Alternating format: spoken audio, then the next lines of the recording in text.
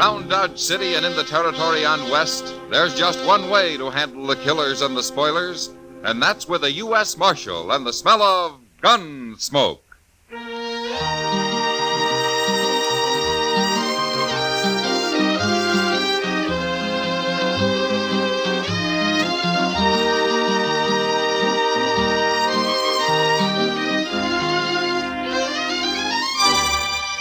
Gunsmoke, starring William Conrad. The story of the violence that moved west with young America.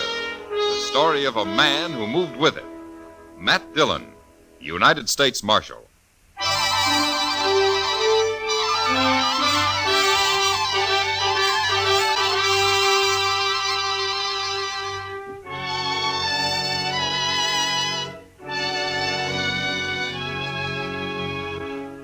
The first time I saw Lena wave, I should have resigned my job and gone to Texas on the fastest horse I could find.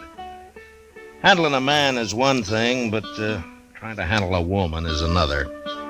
Especially when she weighs some 200 pounds and is muscled like a mule and twice as ornery. Lena came to Dodge on a great draft horse with dark circles around its eyes. And she was leading an old jack mule that carried her boyfriend, Emmett Fitzgerald. And Emmett was a tired, pigeon-breasted little fellow with a green look in his face. They weren't a very handsome pair, but we were mightily impressed by them the day they rode up Front Street. I swear, Mr. Dillon, that woman must wear leather underwear. I don't know why she's leading his mule. The man doesn't look stout enough to run away if he wanted to. My, I'd sure hate to have her on my tail. Well, she's wearing a 6-gun and built like a buffalo. Well, she sure isn't the gentlest looking woman I ever saw. Oh, that poor little man, Mr. Dillon. He somehow gives me the feeling he's being carried around in a bird cage. Now, quiet, Chester. They'll hear you. Yes, sir. Oh, I never thought we'd make it, Lena. You mean you never thought you'd make it? Get off that mule. Sure, Lena. Here. I'll help you tie him up, Lena. Ow! You stepped on my foot. I'm sorry. Lena. That'll learn you to be a gentleman. You up there. Stop that.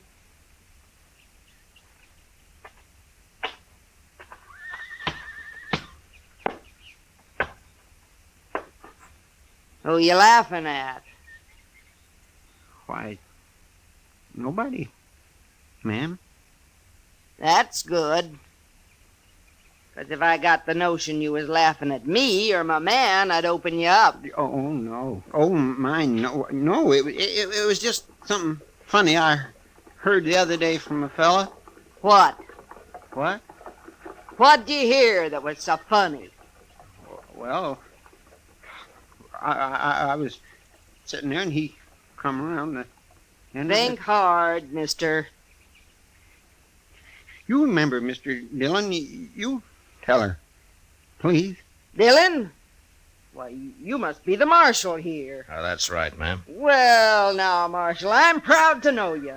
My name's Lena Wave. Shake! Well, how do you do? Over here, Emmett. Sure, Lena.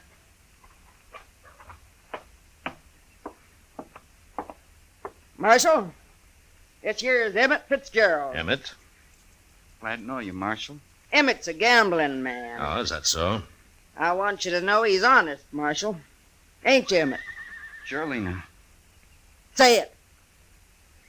I'm honest. I only caught him cheating once, Marshal. Ain't that right, Emmett? I was in bed 2 weeks. She liked to kill me. Well, I'm glad to know that. About your being honest, I mean. Emmett'll be running a game tonight. Right over there's as good a place as any. The Texas Trail. Sure. Glad to have you sit in, Marshal. And you can come, too, if you watch your manners. Yes, ma'am. Thank you. Emmett, I'd better feed you so you can get enough strength back to nail them cards. Come on. Sure, Lena.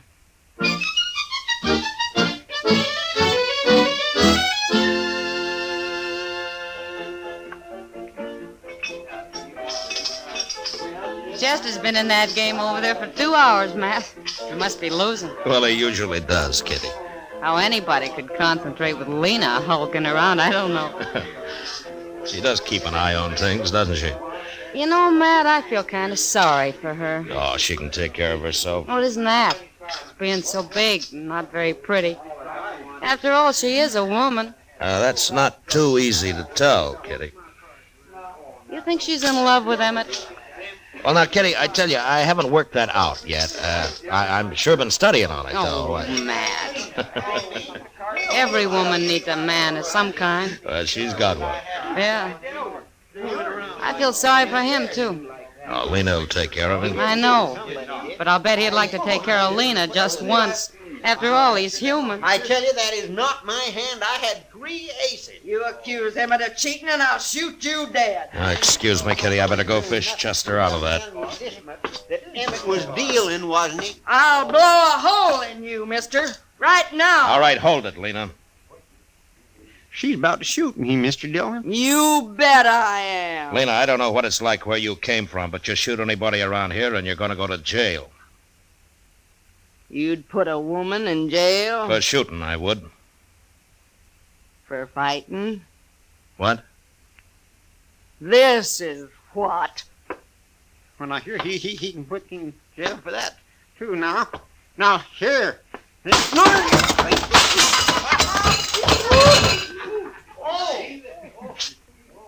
The game's closed, gentlemen, for half an hour. I need some beer, Emmett. Come on. Sure, Lena.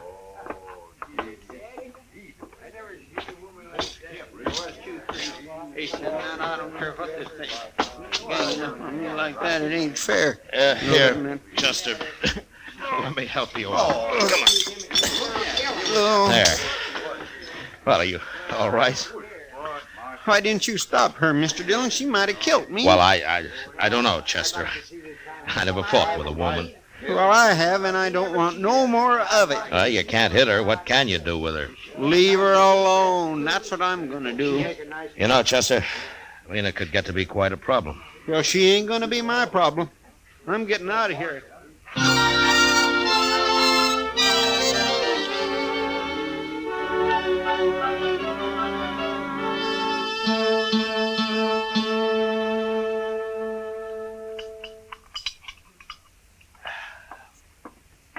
Good morning, Matt. Oh, hello, Doc. Hey, you gonna have some breakfast? Oh, no, I've already eaten. We'll have some coffee, though. Oh, good. They had me up real early this morning. No? Who did? A couple of men Lena Wave got mad at. Huh? She used a bottle on them. Oh, were they hurt bad? Oh, she bloodied them up some. It wasn't real serious, though. All they did was try to protect themselves. After all, what man's going to fight a woman? Yeah, that's true. But one of these days, some drunk's not going to realize she is a woman, and he'll shoot her. The one that hasn't happened already. Oh, say, I hear Chester caught it all right when he accused Emmett of trying to cheat him. Well, he found out later that it wasn't true, Doc. The other boys were just playing a joke on him. They switched his cards while he was under the table looking for some chips that he'd dropped. If you ask me, a man that'll leave his hand while he crawls around on the floor deserves anything that happens to him. Well, just about everything did. Mr. Dillon? Oh, here he is. He'll tell you. Mr. Dillon? Oh, say, you better come too, Doc. Huh? What's the trouble, Chester? Lena Wave, she just shot a man over at the Dodge House. What? We better get... Is the man dead, Chester? He sure is, Doc. Where's Lena? She's still there. Claims it was self-defense. Did you see it? Yes, sir. I was right there. Lena was getting her room key at the desk, and this buffalo hunter come in and grabbed her. Well, he was pretty drunk. Drunk?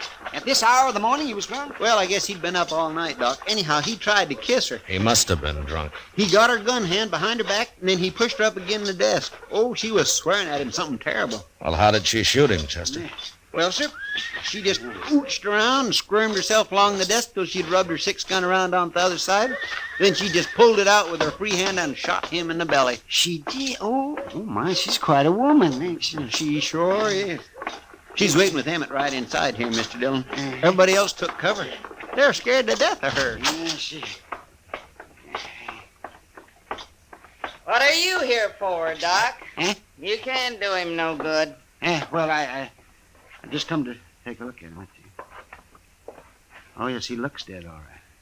He's dead. Why did you kill him, Lena?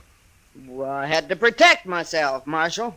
Nobody else would, including Emmett here. I figured you'd take care of him yourself, Lena. You always do. Sure. But if you was a man, you'd do it for me. Now, Lena, look how big he is. He ain't very big anymore. All it takes is a gun, Emmett. Sure, Lena. There are too many people carrying guns around here already. I'm going to take yours, Lena. What for? I killed him in self-defense. He wasn't even armed, except for that Bowie knife. You're forgetting something, Marshal. What? I'm a woman. So? So? You mean to tell me a woman ain't got the right to protect her virtue in this town? What do you men come to, anyway? Well, yes, she's got a point there. Ain't no judge in the world that wouldn't call it self-defense. No, you're right, Lena. I keep forgetting. You know I'm right. Emmett, we ain't had breakfast yet, and I'm hungry. Come on. Sure, Lena.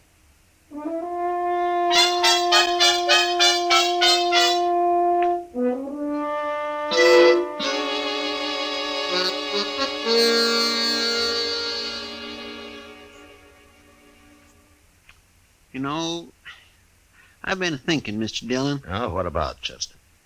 Well, old Lena could have let that fella kiss her this morning. Just a little peck, anyway. Then she wouldn't have had to shoot him. Yeah, she could have. But she didn't. I declare. She's enough to curdle cream. Well, I hope everybody leaves her alone from now on. Marshal Dillon, Yeah. I'm Nate Bannister. Well, I'm glad to know you. You won't be, if what I hear is true. Oh? Jim Henry was my friend, Marshal. Is that so? Nobody's going to shoot a friend of mine and get by with it. Not even a woman. He was drunk, Nate, and he was treating her bad. And it's no call to kill him. In this country, a woman's free to protect herself any way she can. Yeah. That's what everybody I've talked to say. Well? Don't sit with me. You going to arrest her? No. Okay, then. Oh, wait a minute. What? Where you going? I'm Marshal. I'm going to kill me a woman.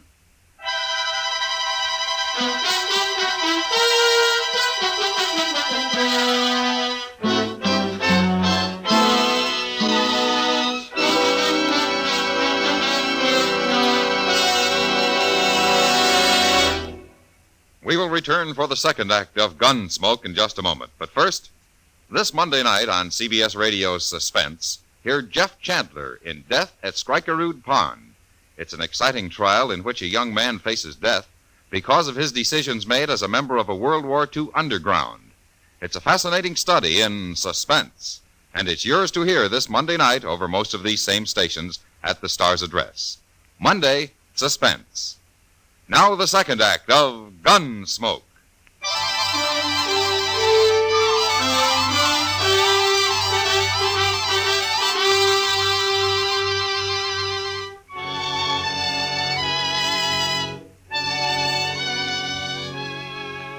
Nate Bannister was obviously a buffalo hunter, same as his friend who had been shot that morning. He was a huge man with a heavy black beard and eyebrows so thick it was hard to tell if he was looking at you or not. I watched him as he stood in the doorway, having just said that he was going to kill Lena Wave. And I realized that a man that primitive was capable of doing anything, even shooting a woman. And I wasn't sure how to stop it, unless I shot him first. The way I was brought up, Marshal, that's what friends is for. If somebody kill you, and they gotta kill them. You do any killing around here, Nate, and you'll be tried for it. Maybe. If you catch me. I'll catch you.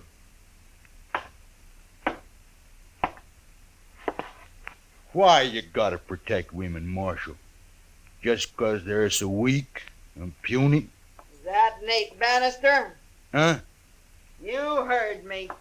Why, yes, ma'am. I'm Nate Bannister. Well, they didn't tell me you was so big. Who didn't tell you? How'd you know my name? You've been spreading it around that if the marshal don't arrest me, you'll shoot me. That true? Are you Lena Wade? I am. And if there's gonna be any shooting, I want in on it. Now, wait a minute, Lena. I ain't gonna get bushwhacked by no dirty buffalo hunter, Marshal. Bushwhack? I wouldn't do that to nobody. Especially the lady. Lady? Yes, ma'am. He called me a lady, Marshal. Well, you are, ain't you? Of course I am. Yeah, what's the matter with calling you one? Nothing. I kinda like it. Just 'cause you ain't pale and skinny like an ordinary woman. No. Of course I ain't. Why, I never seen a woman like you nowhere. You're kinda admirable. Listen to him, Marshal. Ain't he a one? Oh, I mean it. I sure do. Oh. I sure do. No, you don't. I'm too big. Too big? Why, you want to be like all them little scrawny women? They can't do nothing. They're no good. They ain't. Oh, no. A real man needs someone, better than that. He does? Of course he does. Like me? Yeah. Like you. What? What? You was gonna shoot me a minute ago. Oh, no. I didn't mean nothing by that. Hey, come on. I'll buy you beer. We'll talk about it. Well, okay. So long, Marshal. Yeah. Don't you worry about nothing, Marshal.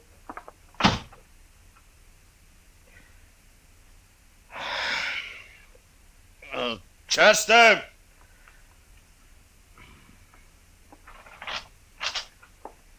Yes, sir. That jug of corn whiskey's still out back. Yes, sir. It was last time I looked. Go and get it.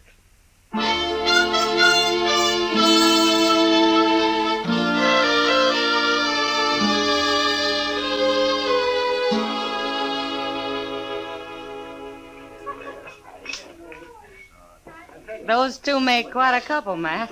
Look at them. They've been sitting there most all day. Yeah, a pretty shaggy pair of lovebirds, if you ask me. How's Emmett taking all this? Well, he didn't find him till a couple of hours ago. No, what happened? Oh, where is he? Nate ran him off.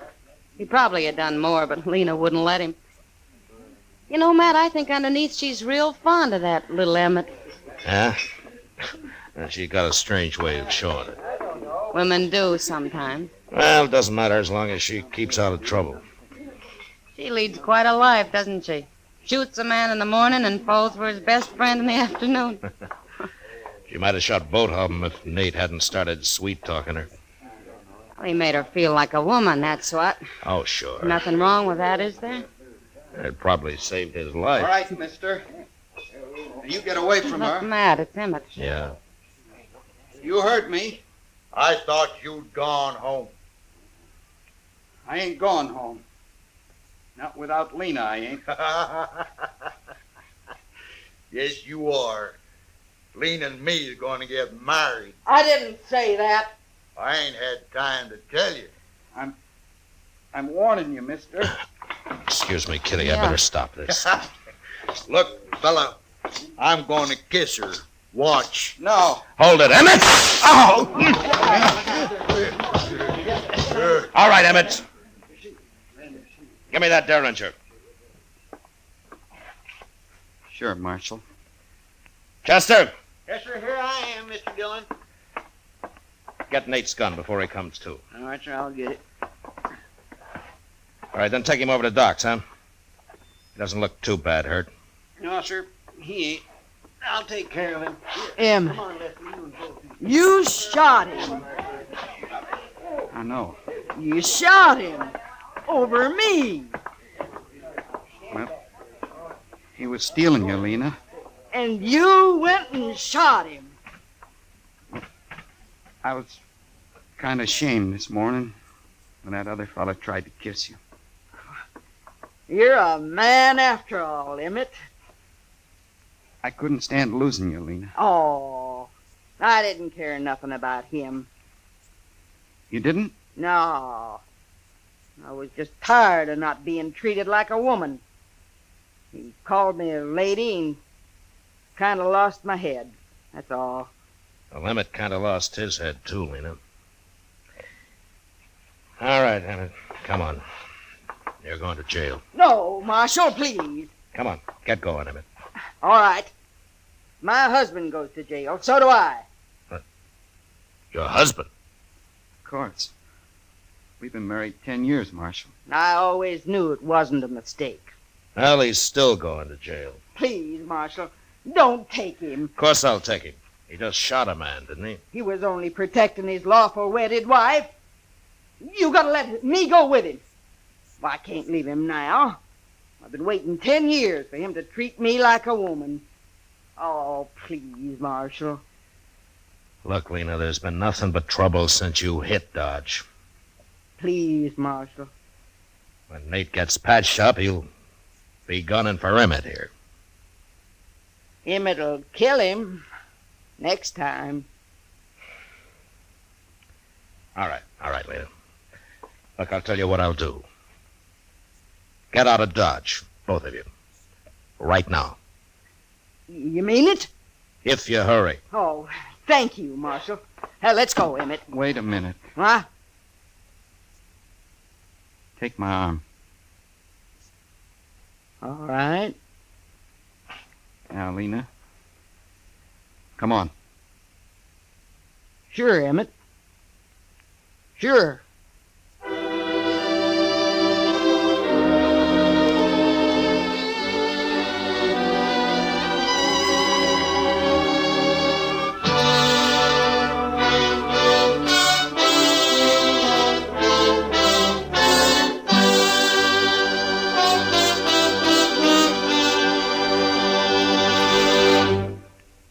Gunsmoke, under the direction of Norman MacDonald, stars William Conrad as Matt Dillon, U.S. Marshal.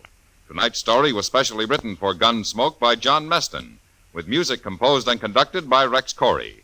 Featured in the cast were Virginia Gregg with Vic Perrin and John Daner. Parley Bear as Chester, Howard McNear as Doc, and Georgia Ellis as Kitty. Gunsmoke has been selected by the Armed Forces Radio Service to be heard by our troops overseas.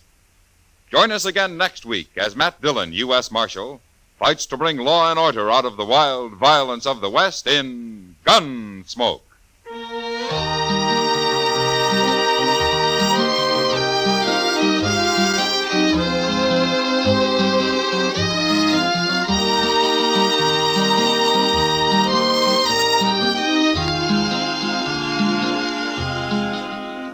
Mr. and Mrs. North of CBS Radio get into an arty crowd, an artful crowd, too, when mixed paints and mixed emotions make murder.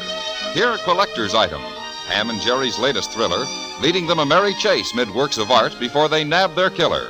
It's on most of these same stations Tuesday night. On the same evening, you have a date for thrills with John Lund as yours truly, Johnny Dollar. Don't forget. George Walsh speaking. Eve Arden as our Miss Brooks teaches you how to laugh Sundays on the CBS Radio Network.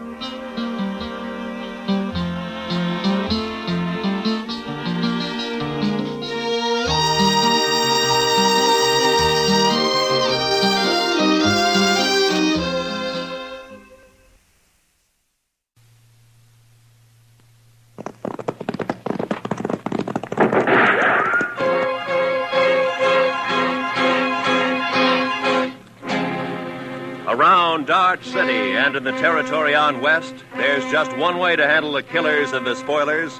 And that's with the U.S. Marshal and the smell of Gunsmoke.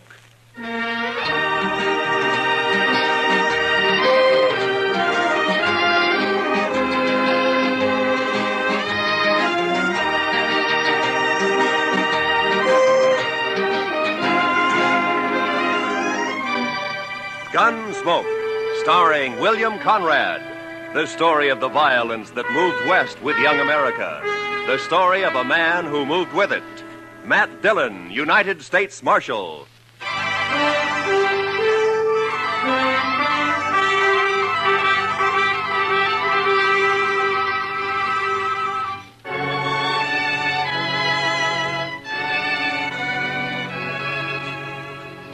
Everything was all right until about a mile north of the Cimarron. That's when my horse got a hoof caught in a frozen dog hole and broke his leg. So I had to shoot him. It made me feel awful bad. I didn't feel any better thinking about the walk ahead of me. Close to 40 miles to Dodge and carrying my saddle all the way. Guess I'd been on the trail about an hour, near as I could figure it was around 3 in the afternoon. And I'd ease the saddle off my shoulders for a rest and a smoke. And that's when I saw the stranger riding up from the way I'd come. He was tall and thin, and his horse was taller and even thinner. And they made quite a pair.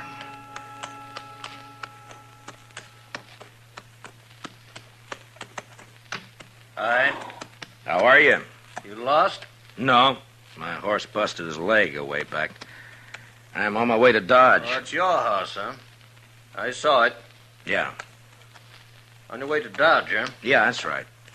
You got any more of that tobacco? Yeah, sure. Here you are. Thanks. Thanks a lot. That's okay. Kind of a big walk you've got ahead, ain't it? Kinda. It's going to be dark soon. You figure making camp? That's the idea. Well, it's too bad. Yeah. Do you need any food? No, thanks. I got enough. Well, I thank you for the tobacco. Sure. Anytime.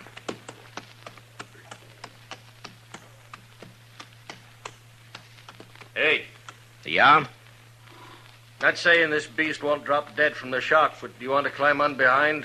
Save you a piece of boot leather for a while, anyway. Well, I'd be much obliged if you think that animal of yours can carry us. Well, she won't mind.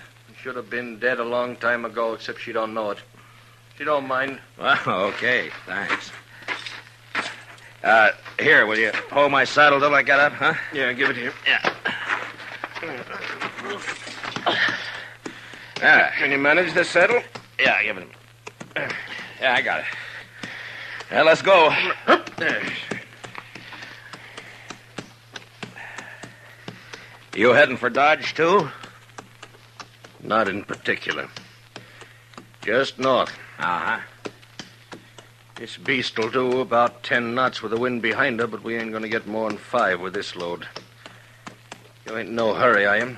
Well, I was kind of hoping to get back tonight. It's Christmas Eve, you know. Oh, yeah, that's right, ain't it? Yeah. That backbone of hers sticking into you? Oh, no, it's okay. Thanks. Notice that tin do-jigger tied to you. You with the law? Yeah, I'm a U.S. Marshal. My name's Matt Dillon. That's so. I never seen a marshal on foot. Well, it happens sometimes. How is it you're down this way? Ain't it a mite off your course? Hmm? So you marshal down here as well as Dodge? No, I just took a prisoner across the Cimarron into Oklahoma territory. Turned him over to the Army there. Did,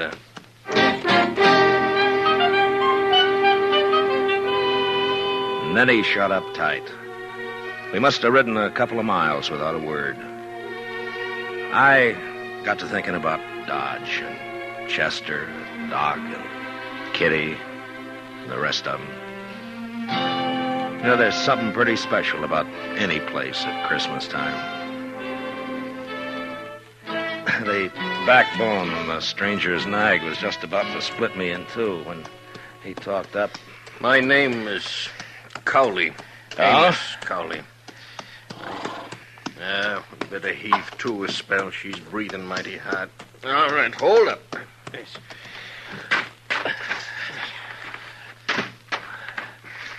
Yeah, it's getting a little chilly, isn't it? Yeah. Could I trouble you for another smoke? Oh, sure. Here you are. I thank you. Say, what's it like in Dodge?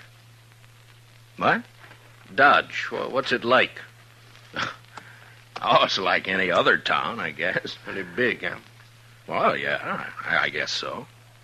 Not so big as New York, though. Oh, no, not as big as that. You know, I haven't been in a big town now for more than 10 years. Oh, is that so? No. Been down the territories, drifting.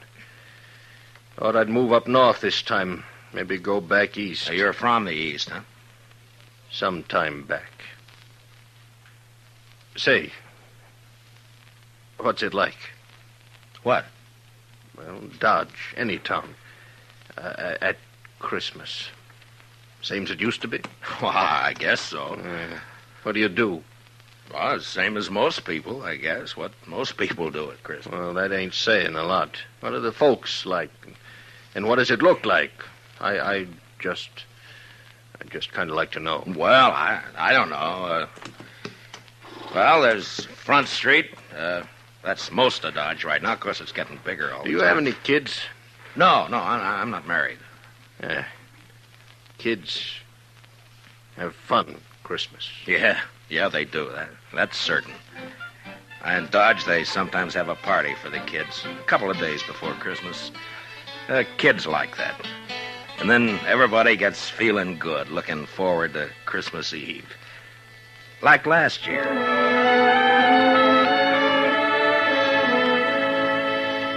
There was snow on the ground, but the sky was clear. You could even see the stars. I was going down the street to the Texas Trail to meet Doc and Chester. Chester, he's my deputy. Doc's a doctor in town. We had some work to do later on in the evening.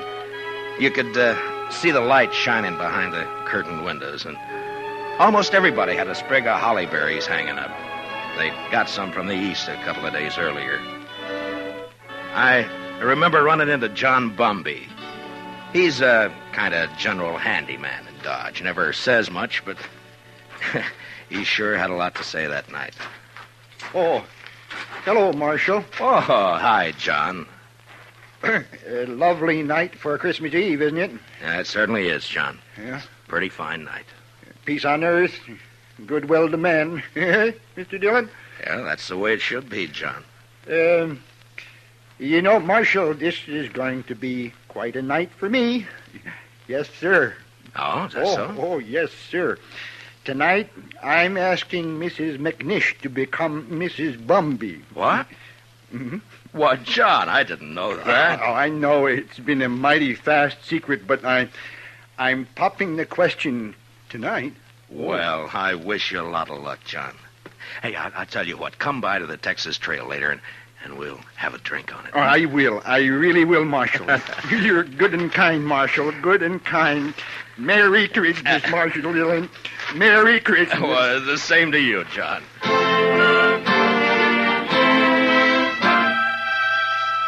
That may sound kind of funny to you, but John Bumby's a good man.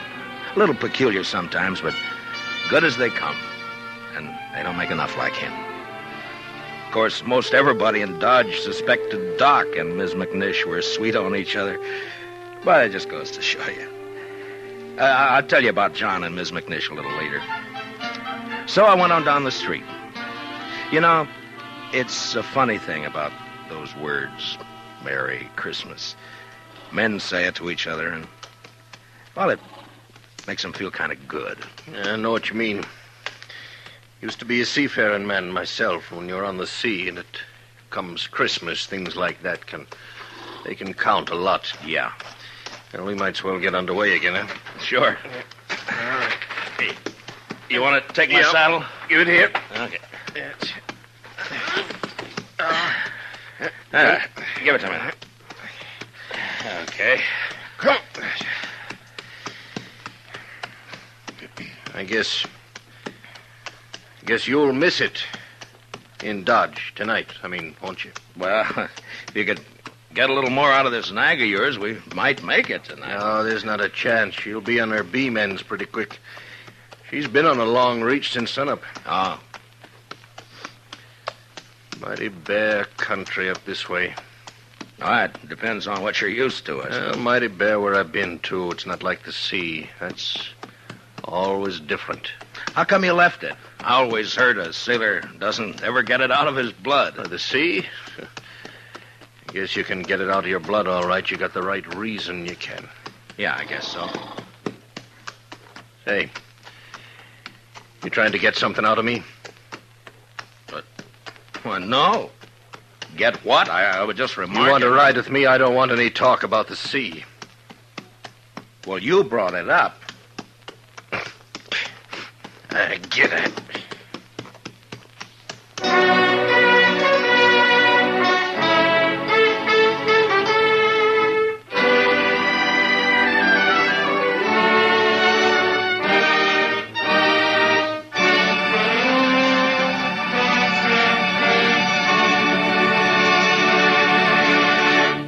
We will return for the second act of Gunsmoke in just a moment. But first, tomorrow night, Jack Benny and his whole fun-making gang make a personal appearance at a Long Beach, California Veterans Hospital. It's going to be a Christmas they'll never forget, as Benny and the bunch cut loose while they assist the folks at the hospital in trimming their Christmas tree. Be sure to join the fun tomorrow night on CBS Radio, when it's Jack Benny time all across America. Now for the second act of Gunsmoke.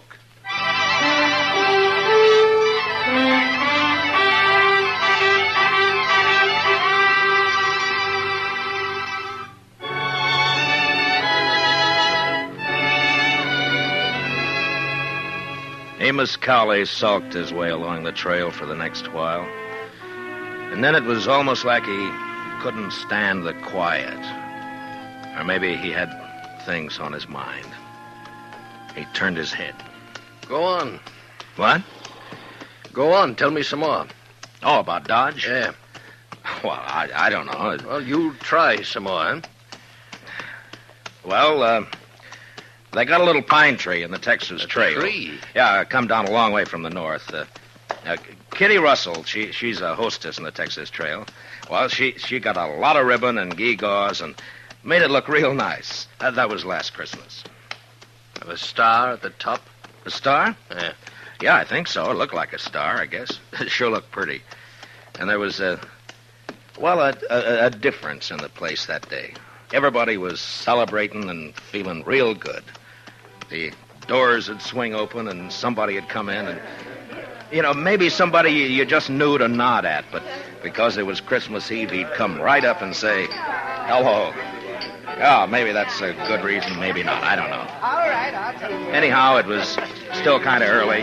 Just wait your turn. Kitty and Chester were standing off looking at the tree. Hi, Matt. Good evening, Mr. Dillon. Hi, Kitty. Chester. How do you like it, Matt?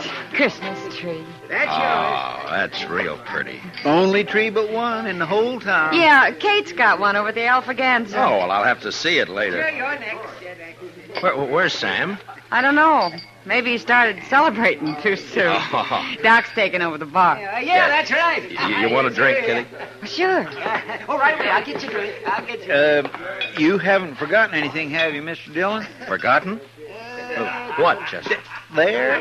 What did I tell you, Miss Kitty? I knew just as sure as my nose that Oh, you forgot. that. No. I hadn't forgotten. Oh, well, I thought as soon as I get Sam sober enough to take care of the customers, we could go on over to Doc's like we planned. Sure, we'll do that, Chester. Here you are, Matt. Thanks, Doc. Oh. Yeah, well, it's still snowing out. No, it's not. Where are you going, Kitty? All right. Just want to look outside.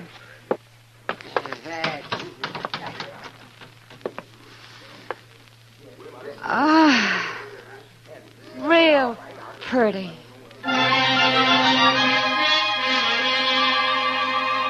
Man thinks of a lot of funny things that don't mean much. Kitty standing at the door, sniffing the cold air, and the warmth inside, and the whiskey in me. It was a good feeling. And then Chester and I decided to take a bottle over to Mr. Hightower. He's the telegraph operator over at the depot. He runs a printing shop on the side. Say, Mr. Dillon? Yeah, Chester. Do you mind if I stop by the church for a minute? No, I don't mind. I just feel kind of right tonight, Mr. Dillon. Figure I ought to thank somebody for it. Sure.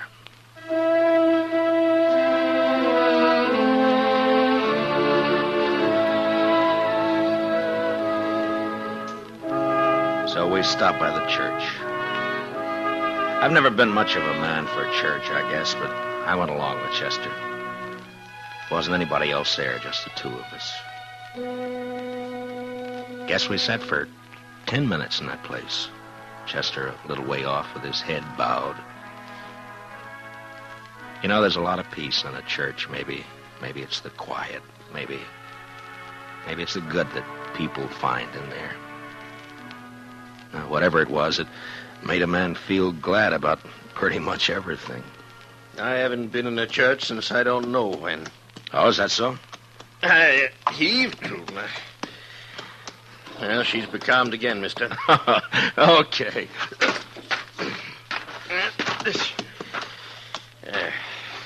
She sure wasn't built for it, I'll tell you. You ever see anything like that? She is kind of old, isn't she? I've had her going on 8 years. She hasn't changed a mite. Eats like a pig and looks like a four-legged mizzenmast.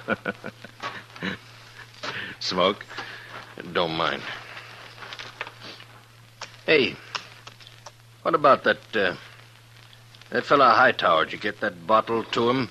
Oh, sure. Yeah, I guess it was lonely over in the depot all alone. He was glad for the company. There was a wood fire burning in the stove, but it didn't keep out the cold much.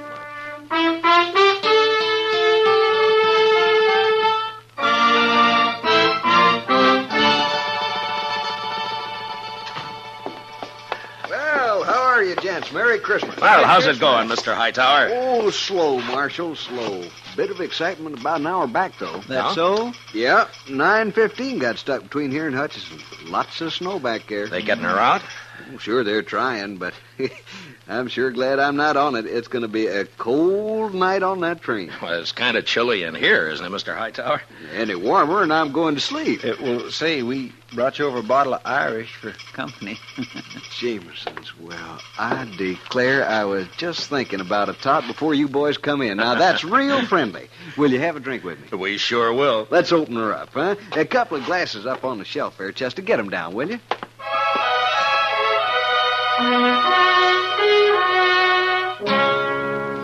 I don't know if you get an idea about the folks in Dodge or not. They're not any different than any other people, nor the town either. I guess maybe it's a pretty small place at that. The depot, the hall, a few stores, a church, Doc's office, a Texas Trail, Alafraganza, my office. Well, not much, but it's where you live, you know? Sounds all right.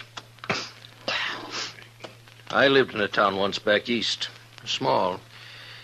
I know what you mean. Well, maybe you'll be going back. Maybe. Say, kids, they still believe in St. Nick? Oh, sure, I Mighty suppose. few kids down where I've been. Indian kids, they don't believe in St. Nick. No reason they should, I guess. I used to believe in it, you know that? Well, I guess most people did one time or another. Hey, you figure we come maybe 10 miles? Maybe. Yeah, it's getting dark. Yeah. Well, come on. You want to ride the saddle for a bit? Oh, no. That's okay. Well, then, okay. We rode on, and I thought about last year, about Kitty, Doc, and Chester and me going over to Doc's place after Doc got tired at tending bar at the Texas Trail. It was about a quarter to midnight, and we stood around and sang Christmas carols. And I remember how it sounded that night, how it looked.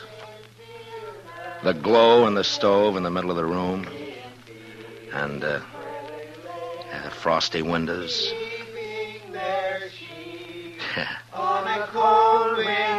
Yeah, it was Christmas Eve, all right. It was so deep. Noel, Noel, Noel, Noel. Born is the King of Israel. Say, that was fine. That was just fine. Yes, it was. Oh, gee. Say, now, what do you say if we... Listen. Huh? Oh. Merry Christmas. Merry Christmas. Merry Christmas. Merry Christmas. You know, I feel sentimental. That's exactly what I feel. I feel sentimental. I know what you mean, Doc. I surely know. Okay, Doc. Bring 'em out.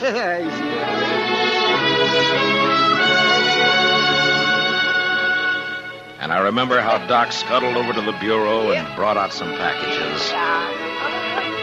The presents weren't much, but it didn't matter what they were. And when we'd finished opening them, it was Chester who said what we were all thinking. I just want to say, Miss Kitty, Doc, you, Mr. Dillon, I just want to say that this is the best doggone Christmas I ever had. And that's what I want to say.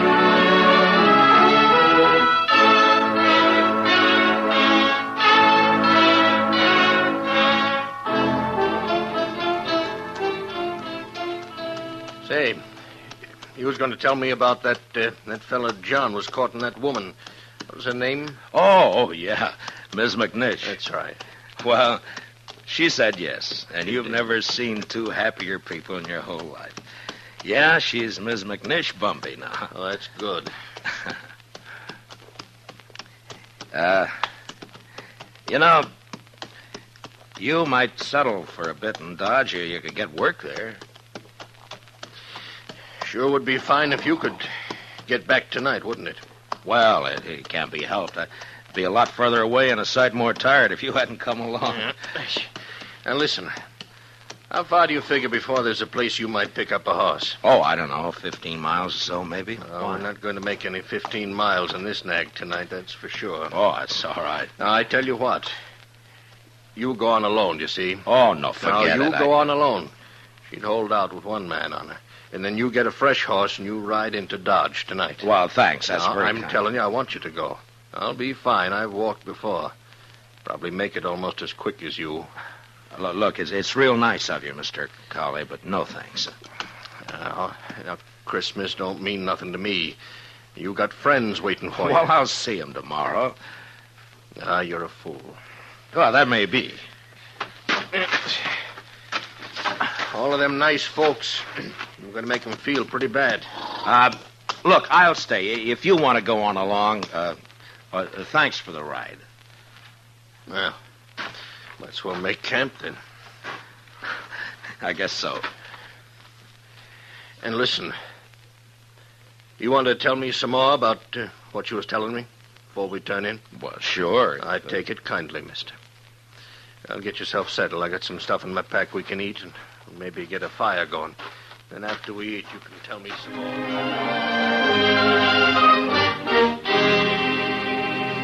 We made a fire and then shared what we had for supper.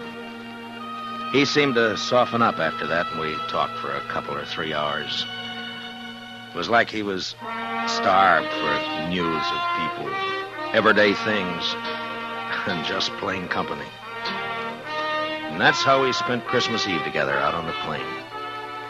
And then when the fire was dying down and I was about ready for sleep, he said, Marshal. Yeah? I want to tell you something. I've been needing to tell it for a long time. Do you mind? Why, of course I don't mind. Well, then I'll tell you. A few years ago, I was skipper of a little schooner. It used to sail up and down the East Coast, you know, Boston, New York. Yeah. Well, one night, we hit dirty weather off New Jersey. Real dirty. Blew us off course, and we piled up on the rocks and knocked the bottom out. That's too bad. There was 18 passengers aboard, Marshal. 4 of them was kids. We never saw them again. No. And my own wife and my kid went down, too. I'm sorry. Well, now, something must have happened to me after that. I didn't want nothing to do with ships or the sea, and I started to drift out this way. I couldn't forget, though, do you know? And I didn't want to be near folks, especially kids, to remind me, do you know? Yeah. And that's how come I've been slewing around ever since. Sure, I understand. Just kind of wanted to get it off my chest. Sure. Marshal, I'd like to ride into Dodge with you tomorrow. You think I might meet some of them folks you was telling about? Why? I don't see why not. That'd be all right. Maybe I wouldn't need to drift no more. Maybe I could, drop anchor, do you know? Yeah, you might at that. Yes. Well, good night. Good night. Merry Christmas, Marshal. Merry Christmas, Mr. Cowley.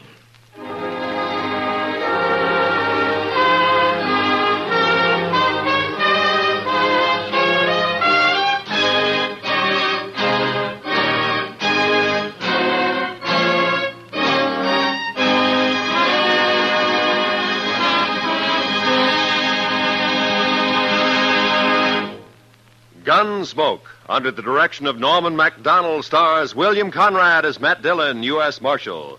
Tonight's story was specially written for Gunsmoke by Anthony Ellis, with music composed and conducted by Rex Corey. Featured in the cast were Lawrence Dobkin, with Harry Bartell and John Daner, Parley Bear as Chester, Howard McNear as Doc, and Georgia Ellis as Kitty. Gunsmoke is heard by our troops overseas through the worldwide facilities of the Armed Forces Radio Service. Join us again next week as Matt Dillon, U.S. Marshal, fights to bring law and order out of the wild violence of the West in Gunsmoke.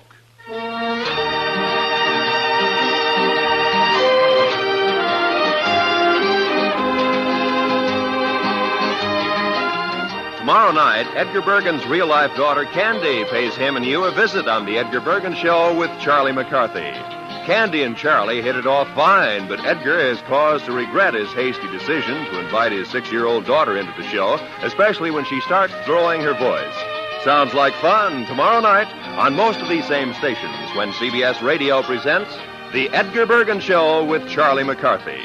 This is Roy Rowan speaking. And remember, Eve Arden, as our Miss Brooks, teaches you how to laugh every Sunday on the CBS Radio Network.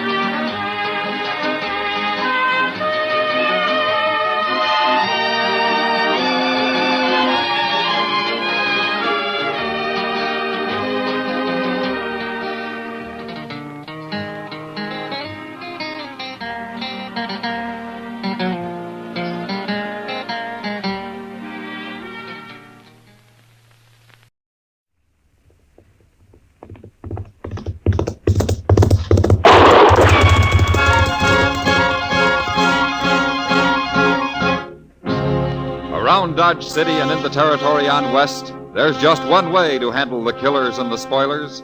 And that's with a U.S. Marshal and the smell of Gunsmoke.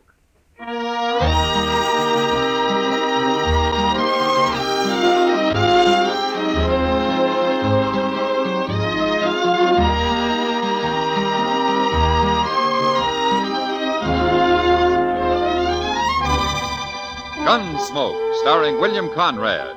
The story of the violence that moved west with young America. The story of a man who moved with it. Matt Dillon, United States Marshal.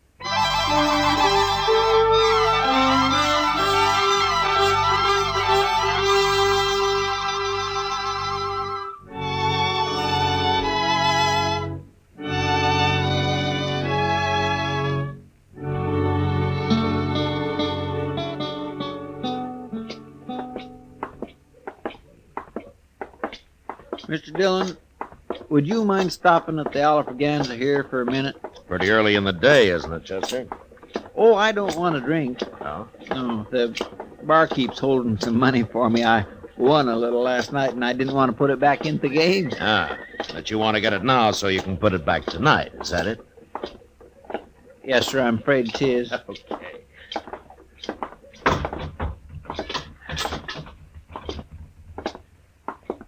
Mike? Come for your money, Chester? Yep. Hello there, Marshal Dillon. How are you, Mike? Well, here you are, Chester. 3, 4, 5, 6. Thanks, Mike. Here. Buy yourself a drink. Yeah, I sure will. See you tonight, Chester. Sure. Excuse me. Yeah. I heard the bartender call you Marshal Dillon. Well, that's right. I got something to tell you, Marshal. Go ahead. It's important. Okay. You're going to die, Marshal. Who are you, mister? Wilbur Hawkins. I'm a whiskey drummer. First time I've been to Dodge, though. I've worked around St. Louis till they sent me out here. Liked it better in St. Louis. There are lots of important people there. Wait a minute. What are you talking about? You're going to die, Marshal. I heard them saying so. You heard who saying so? Well, I don't know their names. It was dark, and they weren't there long. I didn't dare say anything, or they'd have known I was listening. And then, of course, I'd never heard of you till just now, that is. You're not making much sense, mister. Oh, it makes sense, all right. You see, I rode the Santa Fe out here from St. Louis, and one night I was all wrapped up trying to sleep, and these two men came by and stood there in the aisle. One gave the other $300. He said it was to kill Marshal Dillon, but he didn't say where. So, of course, I didn't know till just now. Is that all you know about it, Mr. Hawkins? Yeah, that's all, Marshal. I've done my duty now. I'll be going. Goodbye. Well, what do you make of that, Mr. Dillon? I don't know, Chester. He acts so crazy like I don't know whether to believe him or not. No. But I suppose we'll find out soon enough.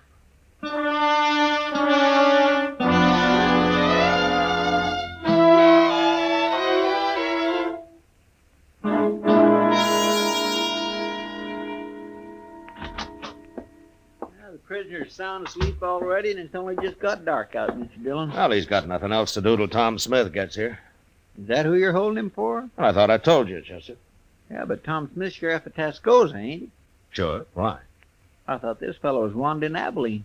No, they never heard of him in Abilene. That's why I wired Tom. Well, I'm going out back for a minute, Chester. I think I left my new bridle on the hitching rail out there. Yes, sir. Well, I better get this place swept up a little, Mr. Dillon. That's a good idea.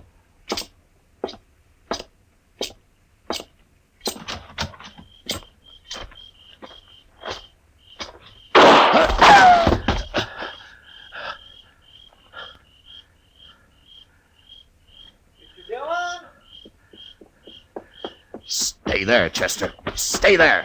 Mr. Dillon, you've been shot. Well, I was trying to play possum, Chester. I wanted to get him to come up where I could see him. Oh. But he's gone now. You scared him away. You're out down the alley there. Oh, he'll be lost in the crowd, but now... Oh, I'm sorry. Well, it doesn't matter, Chester. What? He probably thinks I'm dead. So I'll just go on playing possum. How do you mean? Come on, let's go up to Doc's office. I'll tell you there.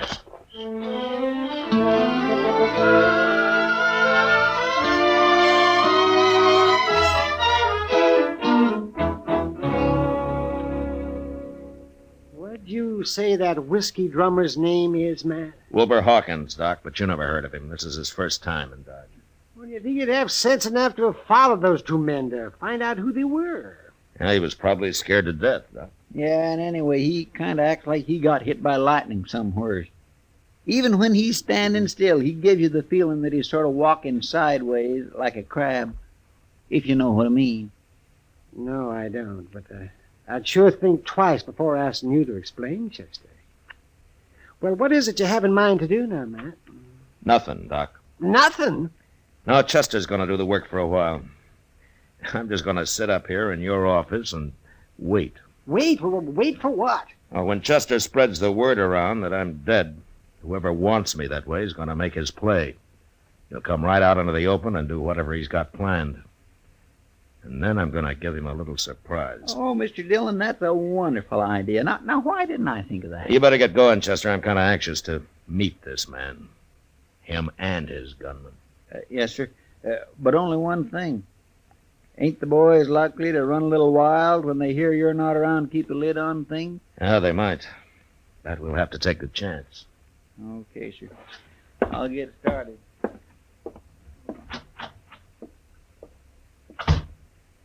Well, I kind of think Chester's right, Matt. There's a lot of men in Dodge who are just waiting for an excuse like this. If it gets too bad, I'll just have to come to life again. Tell me something, Doc. What are you going to do to entertain me while I'm waiting up here, huh? Say, I never thought about that. Oh, I suppose I got to feed you, too. You'd be a mighty poor host if you didn't. Well, how long do you figure on staying here, anyway? I don't know, Doc, but I don't think it'll be very long. Well, you want to play a little cribbage, or would you rather fix supper first? Well, you're the first dead man I ever saw with an appetite. Well, I'll go get the cribbage board, but I'm making no promises about supper.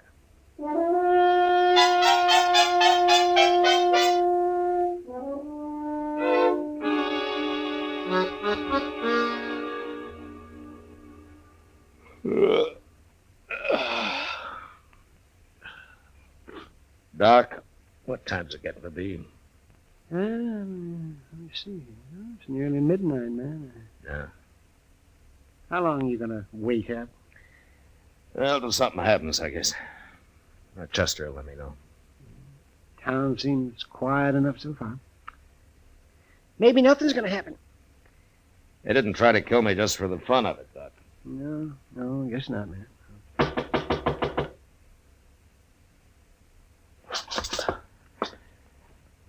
All right, answer it, Doc.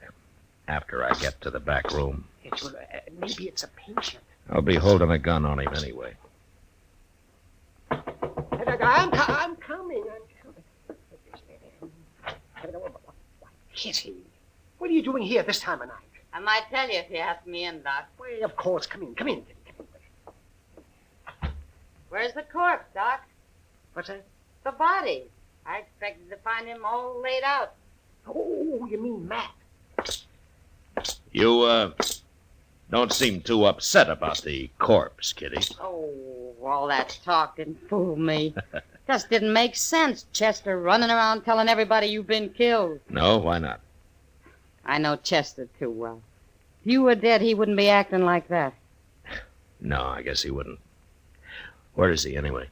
I haven't seen him for a couple of hours, but most everybody else believes it, Matt. Now they do, huh? Mm-hmm. Good. I don't know what you're up to, but I figure someone's been trying to kill you. Is that right? Yeah? Ambush, Kitty. That's not the way he's telling it, Matt. Not the way who's telling it. I never saw him before, but there's a man standing at the bar of the Texas Trail bragging about outdrawing you. You mean he's admitting he killed me? I kind of thought you'd like to know. That's him, Matt. This is what you've been waiting for. Is there anybody with him, Kitty? No. He's alone as far as I know. Anyway, you better come to life again, Matt. There's going to be trouble if you don't. There hasn't been any trouble yet, has there? No, but they're working themselves up to it. Yeah.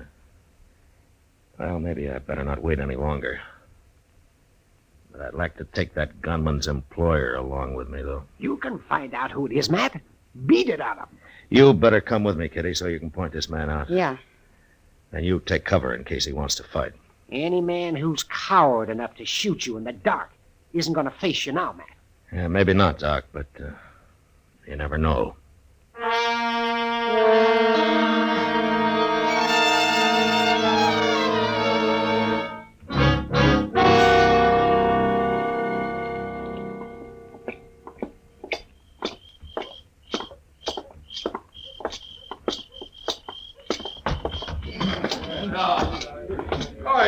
Like I said. There he is, Matt. Tall fellow in the black hat. He's kind of drunk. Okay, Kitty. I was just waiting. You wait outside while I see how he's going to behave. Okay, Matt. Good luck. Thanks.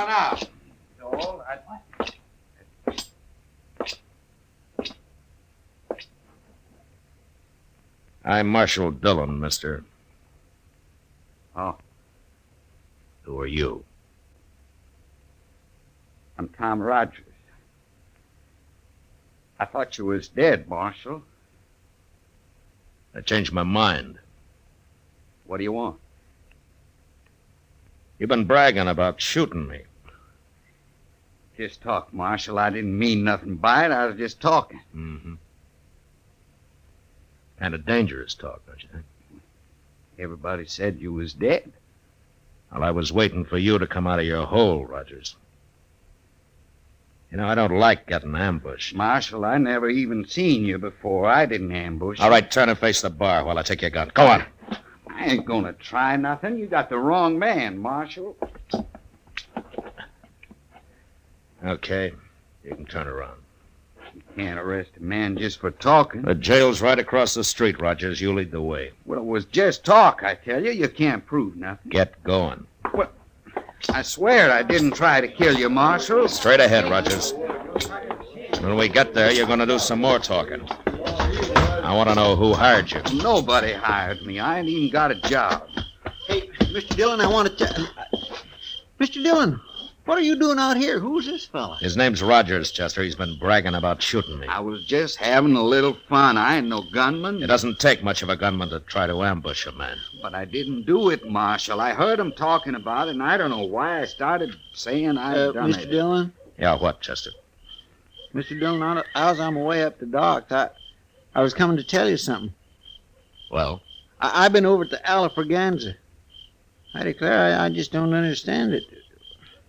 Well, say it, Chester. Yes, sir. Well, there's a fellow over there, and he's been bragging about shooting you, too. What? Yes, sir, that's right. He's saying he outdrawed you and killed you. Of course, he's a little drunk. Yeah, of course he is.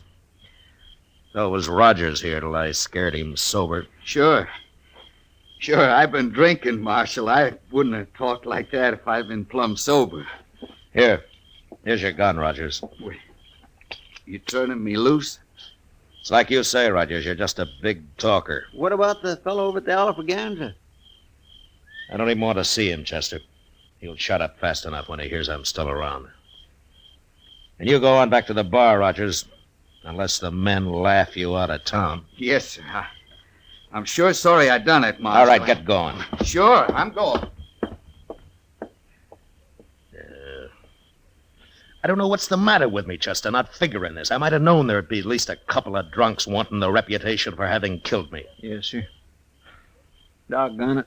Now we're right back where we started from. Yeah. Hey, maybe that whiskey drummer was lying, too. No, you're forgetting I got shot at, Chester. And there's a man somewhere in Dodge still waiting to kill me.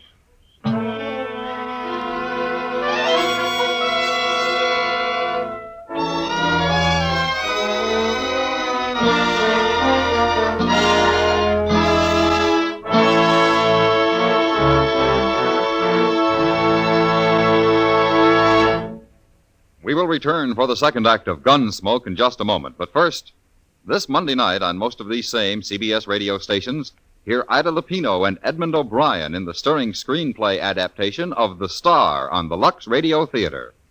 It's a hard-hitting drama about a has-been who attempts a comeback in a juvenile role. This will be Lux Radio Theater, drama at its best. Monday night at the Star's address.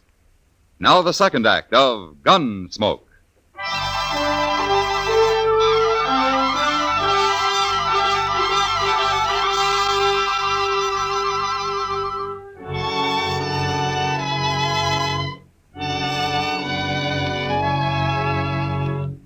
It wears a man down, living from day to day, waiting for a bullet in the back, and not knowing who to expect it from or when. Makes you feel kind of helpless. And before long, in spite of everything you try to do to stop it, you get kind of spooky. And you start shying at the most ordinary noise, especially if it comes from behind you. No way to stay alive, because this is the one time you need to be as calm and clear as you've ever been in your life.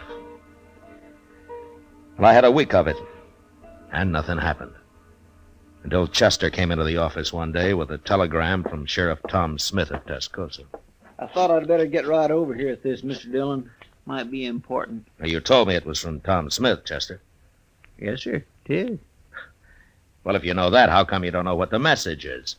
Oh, well, I didn't read it too close, Mr. Dillon. Here. Thanks. He's coming for his prisoner. He'll be here on the stage. Day after tomorrow, the way I figure it. Now, anything else? What? Well, is that all it says here? Yes, sir, that's all. Now, there's just one thing you missed, Chester. What's that? The date it was sent. It got delayed somewhere along the line. Tom's due in today. He is? Yeah, what time is it? About noon, I guess. Well, that stage ought to be here right now. Come on, let's go see. All right, sir.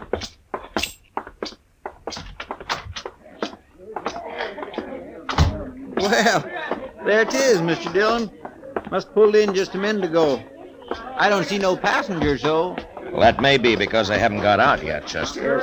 Here they come. Ain't that Tom Smith? Yeah, that's him. Who's that other fella? He looks kind of familiar. Now, that's Wilbur Hawkins, Chester, that little whiskey drummer. Oh, yes. Well, now, I've been wondering where he's been. Matt Dillon. Hello, Tom. Hey, how are you, Matt? Hello, Chester. Hello, Mr. Smith.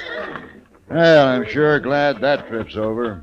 Next time I'll come horseback. The stage is easier when you're taking a prisoner back, though. Yeah, I guess you're right at that, Matt. And I hope you still got him. I'd hate to make this trip for nothing. Oh, he's there. Anytime you want him. Hey, where's Wilbur Hawkins going? Ain't he even going to say hello? You know that little fellow? Oh, yeah, we know him. He told me he's staying at the Dodge House. Crazy talkingest man I ever run into. I told him, Hawkins, if you tried thinking a little first, you might make a whole lot more sense a whole lot faster. Well, he means well, Tom. Maybe. But he tells some mighty strange stories. Oh, what do you mean? Well, of course, it could be true, but he told me he heard a couple of men in a bar talking about me.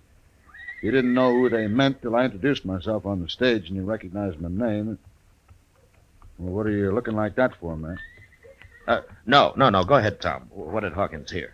Well, he said this one fellow was going to give the other fellow $300 to shoot me. Ain't that the darndest thing? Yeah, that sure is. I don't know, Matt. There's a lot of men who'd like to kill me, but I don't believe they'd be standing around talking about it that way. I kind of think he made it all up. No, he didn't make it up, Tom. Not quite. Huh? You know something about this? You mean someone is out to shoot me? Yeah. Who?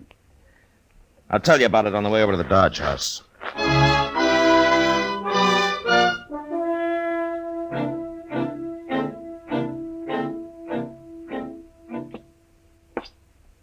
You wait here, Chester, just in case he gets past us. All right, sir. He ain't gonna get past us. But I can't figure, Matt. Why Hawkins would want to kill you and me. Now, that doesn't make much sense, Tom. Now, here it is.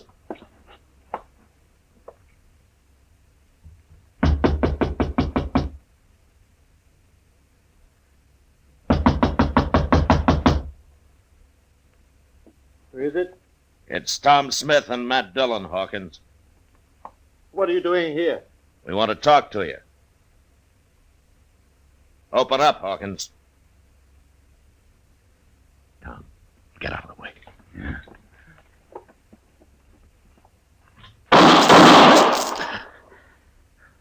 How'd you know he was going to shoot, Matt? And I just sensed it, I guess. Look, I can kick that door open with one foot. Then you cover me. All right, you ready? I'm ready. Okay. I'll kill you! You kill him, Matt? Well, I tried not to.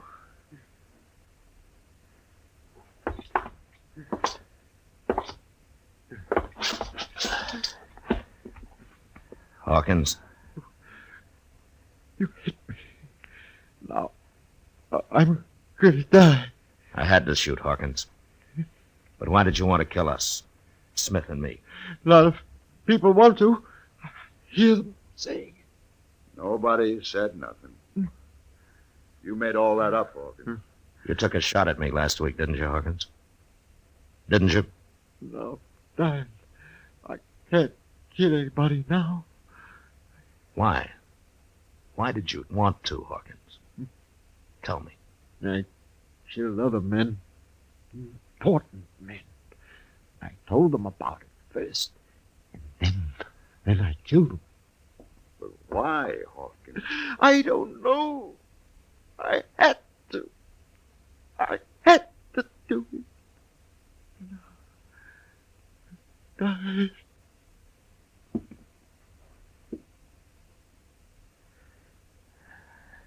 He's dead, Tom. Matt, what the devil was he talking about? I don't know. But it doesn't matter much. I don't understand it. I never saw him before yesterday. Now, Hawkins was a murderer, Tom. The kind that doesn't need any particular reason. Nobody will ever know why he did what he did. Yeah, he was crazy, if you like. Sure was crazy. You think he's done a lot of killing, Matt? Yeah, probably. That's the most dangerous kind of man there is, Tom. A murderer with no reason at all.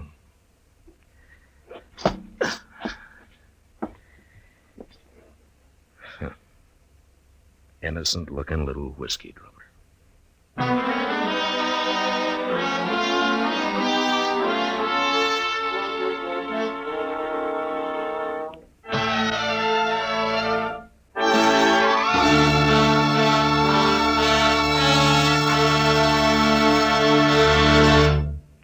Gunsmoke, under the direction of Norman MacDonald, stars William Conrad as Matt Dillon, U.S. Marshal. Tonight's story was specially written for Gunsmoke by John Meston, with music composed and conducted by Rex Corey. Featured in the cast were Edgar Barrier, John Daner, and Vic Perrin. Parley Bear as Chester, Howard McNear as Doc, and Georgia Ellis as Kitty. Join us again next week as Matt Dillon, U.S. Marshal, fights to bring law and order out of the wild violence of the West in Gunsmoke. You've heard fictional crime cases many times, but there's nothing like the real thing. We're talking about Night Watch. This Monday night, following the Bob Trout news, you'll be on the scene when a burglar is caught in the act. You'll hear him break a glass window in trying to get away. You'll hear the officers handcuff him and take him off to jail. You'll hear this authentic case unfold from beginning to end on Night Watch Monday night. George Wolf speaking. John Lund, as yours truly, Johnny Dollar, brings you Colorful Mystery Tuesdays on the CBS Radio Network.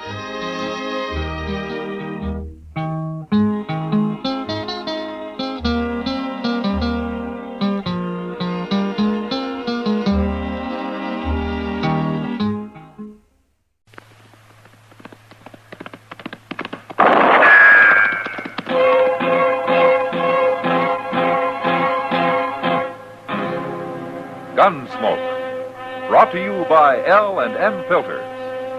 This is it. L&M is best, stands out from all the rest.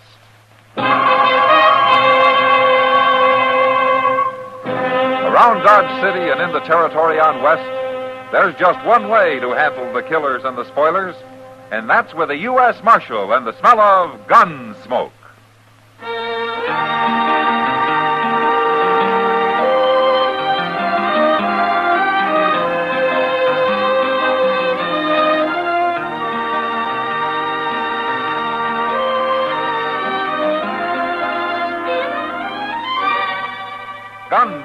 starring William Conrad. The transcribed story of the violence that moved west with young America. And the story of a man who moved with it. I'm that man, Matt Dillon, United States Marshal. The first man they look for and the last they want to meet. It's a chancy job, and it makes a man watchful and a little lonely.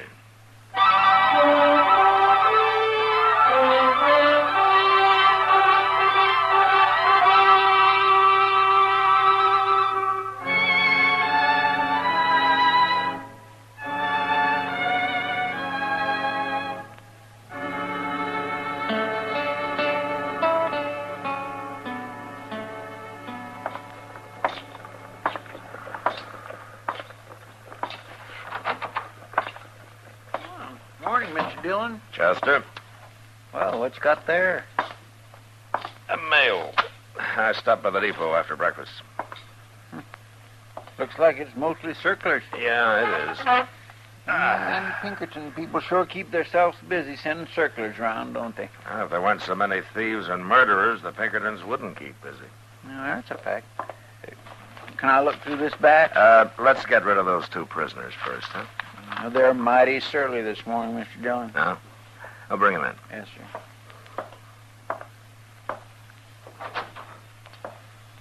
All right, you boys have repented and saw the evil of your ways. The law's ready to forgive you. Don't be smart. You still got some fight left, huh? You'll find out. Well, go on in the office and fight the marshal. I didn't throw you in jail.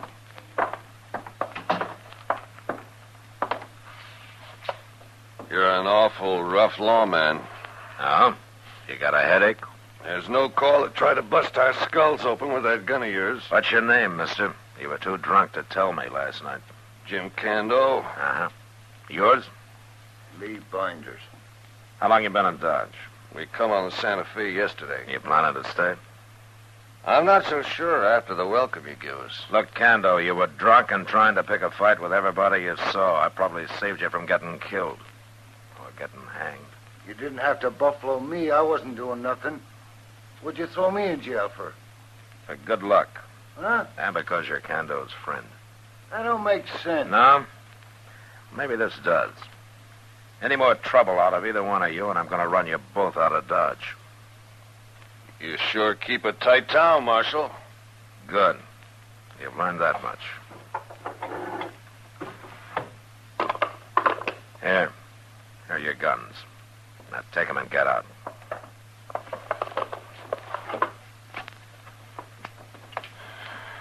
You're pretty sure of yourself, Marshal.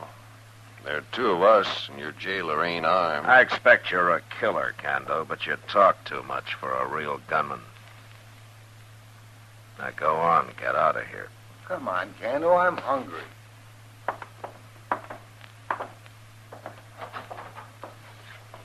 You're gonna get killed someday, Marshal. I'll be real glad about it. Mean, ain't he? He isn't an ordinary drunk, Chester. There's something worse than that about him. Oh, he's kind of shifty, all right. He don't look a man in the eye. He was staring at them circulars on your desk more than he was looking at you. Well, there'll be a circular on him before he's through. One thing, Cando's the boss of that pair. That doggone Binders don't seem very bright to me. You know, if it took brains to start trouble, Dodge would be as peaceful a town as Boston. I never been to Boston. No? Now, where did you go? That's too long a ride for me. A lazy man like you'll never see the world, Chester. Well, you're forgetting I'm also poor. Well, I keep telling you to save your money. You know, I just don't seem to hang on to it long enough to save any, Mr. Dillon. Don't worry about it, Chester. I'll see that you get a decent burying when the time comes. Here, you can look through these wanted circulars now. I got a letter to write. Thank you.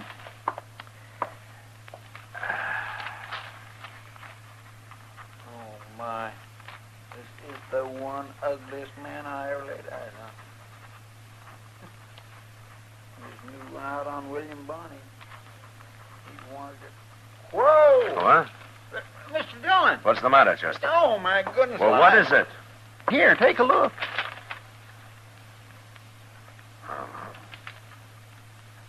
Jim Cando. Kando. It's him for sure, ain't it? Yeah, and he didn't even bother to change his name. I didn't read what he's wanted for. Name, James Kando. Alias, none. Nativity, United States. Occupation, highwayman and murderer. Charged with stage robbery and murder near Denver. Took driver, prisoner, and cut his throat. Act committed with help of unknown accomplice. Send information to William A. Pinkerton, Chicago. No wonder he was staring at them circlers. I must have known there'd be one on him. Yeah. And I had him right here in jail. Well, if he's smart, he's probably on his way out of town already. Well, let's go find out, Chester.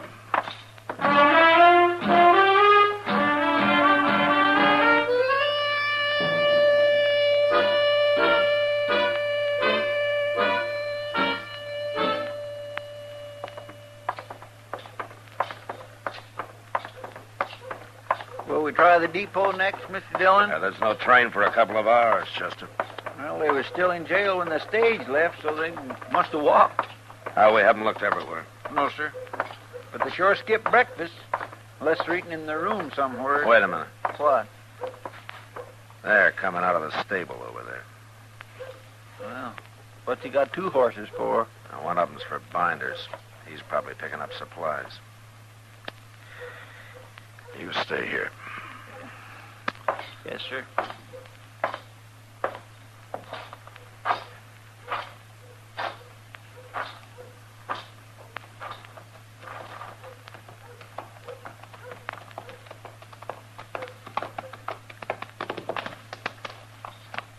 Now, what do you want, Marshal? You won't get very far on that horse, Kando. He's spavined. It don't matter none. I'm renting him cheap. Oh, you didn't buy him? Why should I buy him? You ride off on a rented horse, and I'll be after you for horse thieving, too. I don't steal horses, Marshal. But what do you mean, too? Murder. You gone crazy? Was Binders your partner? Somebody's been putting ideas in your head, Marshal. Yeah, William Pinkerton. Maybe I better get off this horse.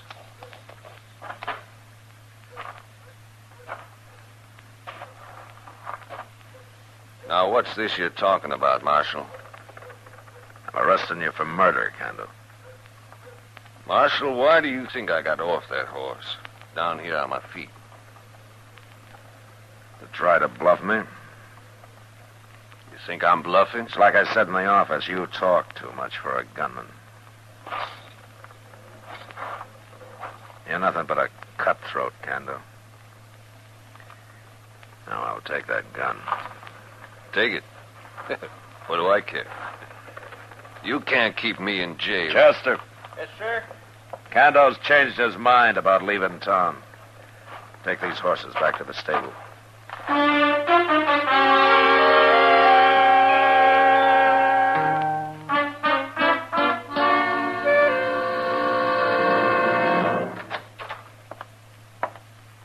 Did you get him locked up, Mr. Dillon? Yeah, he's not very happy about it. I just run into Lee Binder. She's coming to see Kando in a minute. I wish I could lock him up, too. Sure is a good thing I looked through them wanted circulars, ain't it? Huh? Yeah, you get the credit, Chester. Yes, sir. Well, I try to keep my eyes open. I don't let very much slip past me. At least I try not. Marshal, Yeah. I gotta talk to him, Marshal. Okay, Binders. I'll go with you. Yes, sir. I sure don't miss much in them circles. I watch the close. You got a visitor, Kando. How'd you know I was here, Binders? Chester told me. Did he tell you why? They got a circler on you. That circular's lying. I ain't been near Denver. How'd you know it said Denver, Kando? You didn't see it. Well, wherever it was supposed to be. What happened? Did Binders hold the driver while you cut his throat, or was it the other way around? It didn't say nothing about me. It said Kando had a partner. They can't prove it was me. No, I guess they can't. Binders, Yeah? I want out of here. Well, sure, Kando. But what can I do? I ain't gonna stay here. You understand what I mean? Sure, I understand. Then do something about it. Well, give me time, Candle. You've had enough time, Binders. Oh, sure, Marshal, sure. I'll be back, Candle. You better be. So long. Well, thanks, Marshal. So long.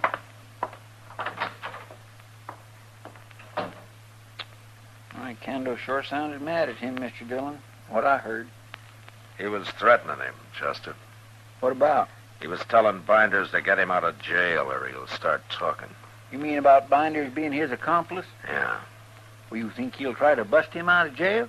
Well, he's got to. Or he'll end up in jail himself. Yeah. And all because of me. Huh.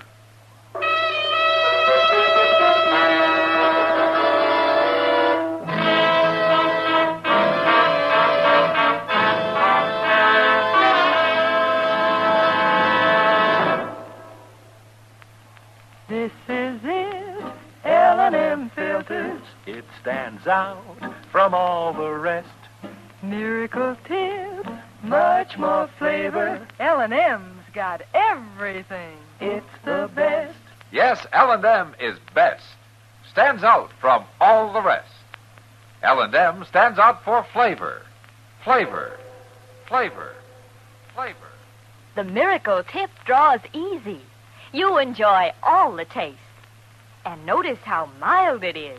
L&M stands out for effective filtration. Filtration. Filtration. Filtration. No filter compares with L&M's pure white Miracle Tip. L&M's got everything. L&M, light and mild. America's best filter tip cigarette.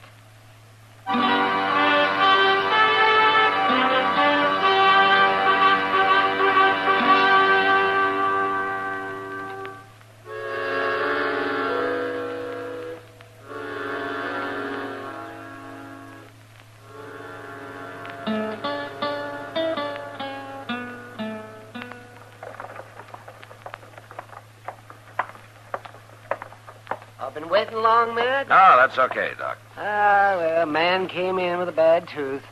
I didn't have the heart to make him wait until after we'd had dinner. How'd you pull it? I pulled 3 of them.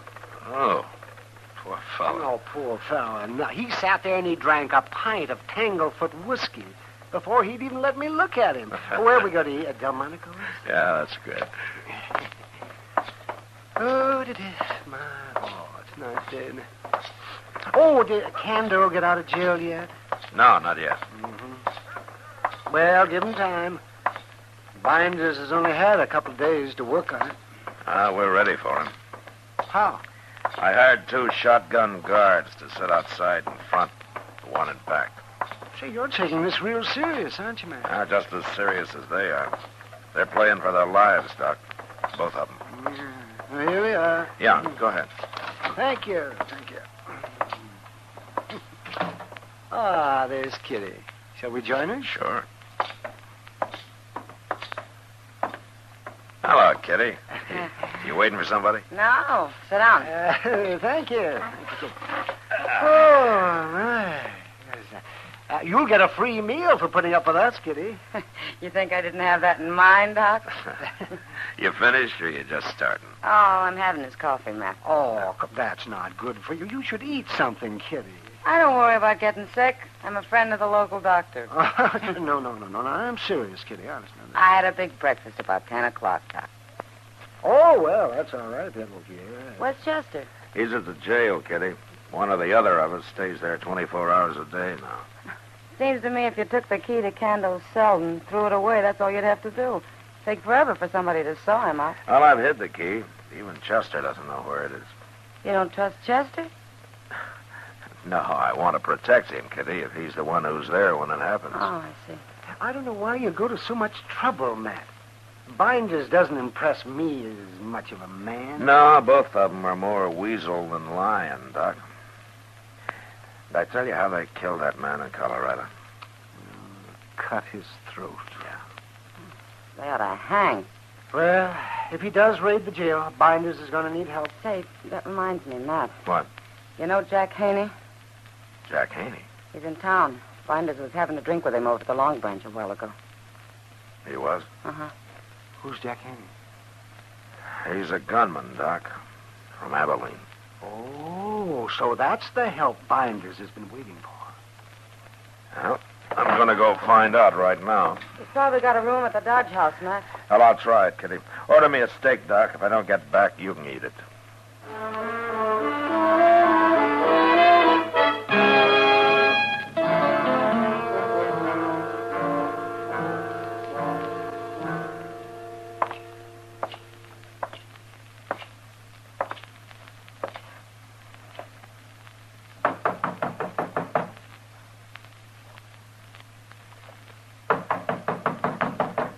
Who is it?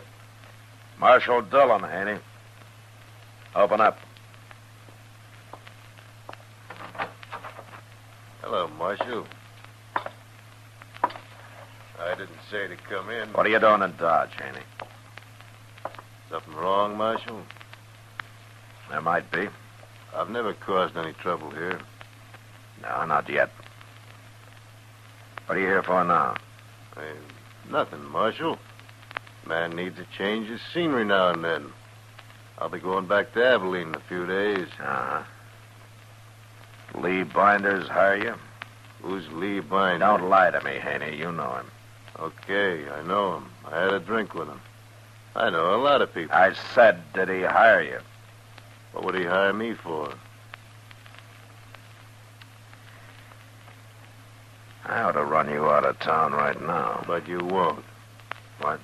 I know you, Marshal. You don't like being high-handed. Man's got to do something before you'll jump him. And I ain't done a thing. You're smart, Haney. But you just remember something. What's that? Jim Cando's going to stay in jail.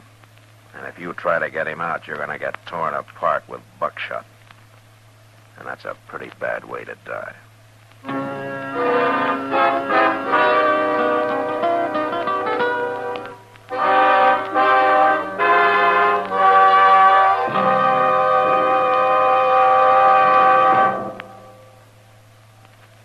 L&M is best. Stands out from all the rest. L&M's got everything. Everything? Everything. Best flavor? L&M stands out for flavor. The miracle tip draws easy. Lets you enjoy all the taste. Best filter? L&M stands out for effective filtration. No filter compares with L&M's pure white miracle tip for quality or effectiveness. Best tobacco? Highest quality tobaccos, low nicotine tobaccos, L&M tobaccos, light and mild. Every way, L&M is best. Stands out from all the rest. How easy they draw. How mild they are. L&M's got everything. King size or regular, L&M is America's best filter tip cigarette.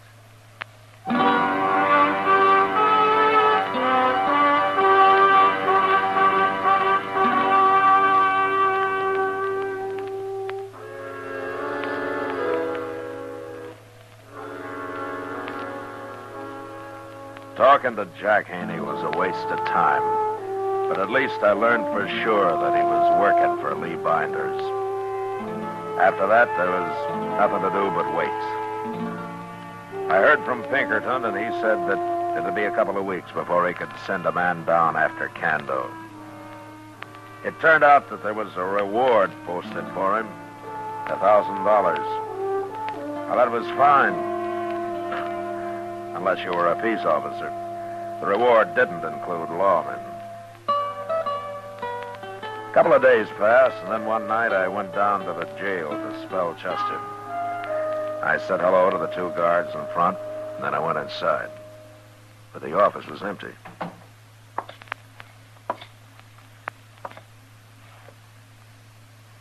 Chester. Mr. Dillon?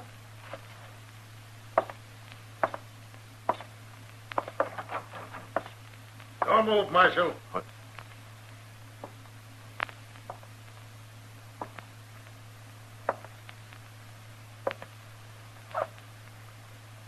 You have chance. I'll take your gun.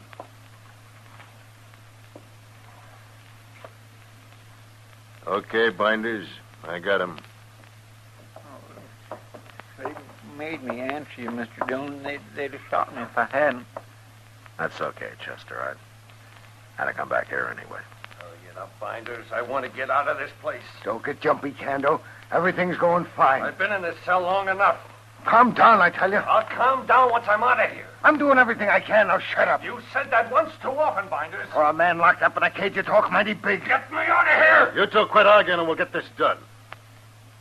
Did you kill the guard out back, Haney? Hit him on the head. Might have killed him. They had Kando yell for me, Mr. Dillon. I walked right into him. Kando's still locked up, Chester. Don't worry about it. Where's the key to that cell, Marshal? Chester claims he don't know where it's hid. He doesn't know, Binders. Well, it's a good thing you come along. No? Is it? Quit fooling around and find that key, Marshal. You men are no closer to getting Kando out of this jail than if you were over at the Long Branch having a drink. Where's that key? You'll never find it. Tell me, Marshal. Go on. Tell me. No. Shoot him, Haney. What do you think the guards out front will do when they hear a shot? Cut his throat, Binders. They can't hear that. Go ahead, Binders. Get it over with.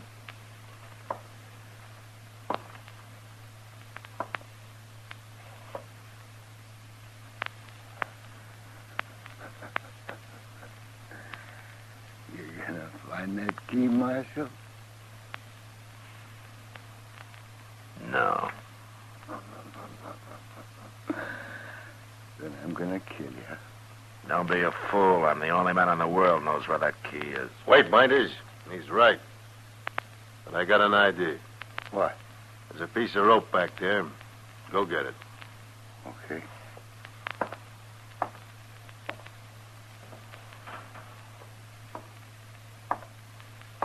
What are you gonna do with it, Haney? Chester, get over by them bars on Kando's cell. Go on. Now turn around. Face this way. Give me the rope, Binders. Here.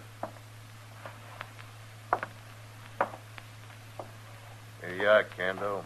What'll I do with this? Hang him. Well, I... Hang him? Put the rope around his neck and over that crossbar. Go ahead.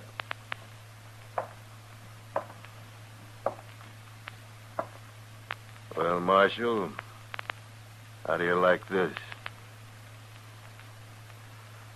Staring at him ain't gonna save his life. Want to find that key? Mr. Dillon, Yeah. What, Chester? I'm okay. I ain't scared.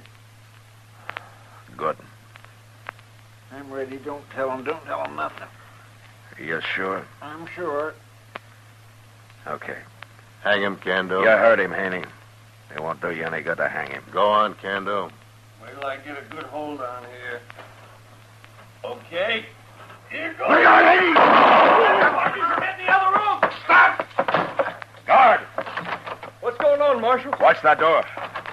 I'll kill you, Marshal. Shut up and do it!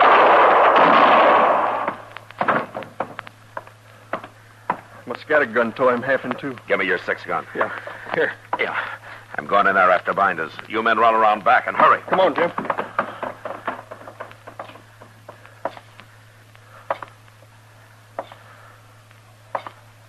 All right, throw your gun out, Binders. You're trapped. Throw it out now. I give up, Marshal. There's my gun.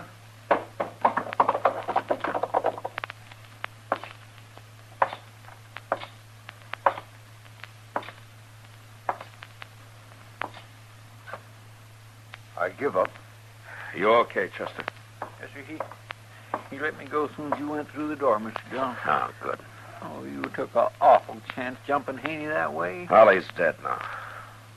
And these two soon will be. What are you saying, Marshal?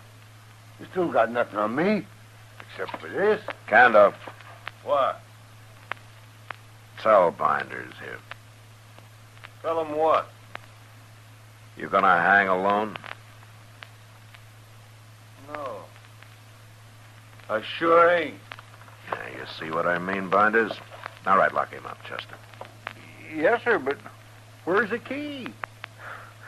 It's hanging on the wall right there by Cando's cell.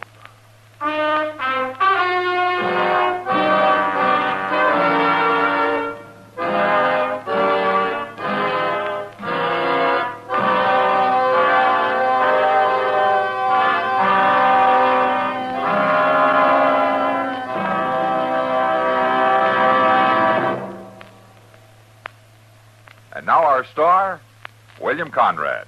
Thank you, George. If you're a filter tip smoker, you should be smoking L&M's. When you try L&M's, the first thing you'll notice is how mild they are, how easy they draw. With L&M's pure white miracle tip, you enjoy all the taste. Try L&M's today. You'll like them.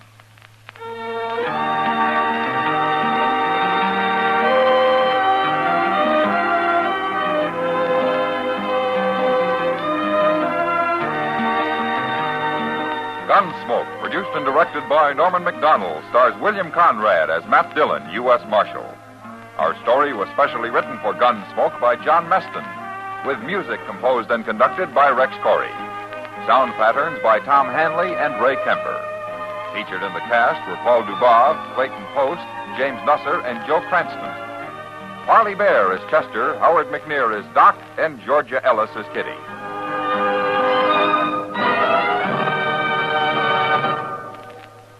Stop.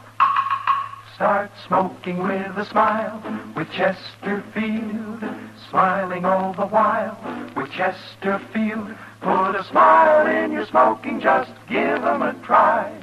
Light up a Chesterfield, they satisfy. Put a smile in your smoking. Buy Chesterfield. So smooth, so satisfying. Chesterfield. You'll also enjoy Chesterfield's great radio show. Harry Como sings all the top tunes on CBS Radio every Monday, Wednesday, and Friday. Jack Webb stars in Dragnet on Tuesday nights. Check your local listing.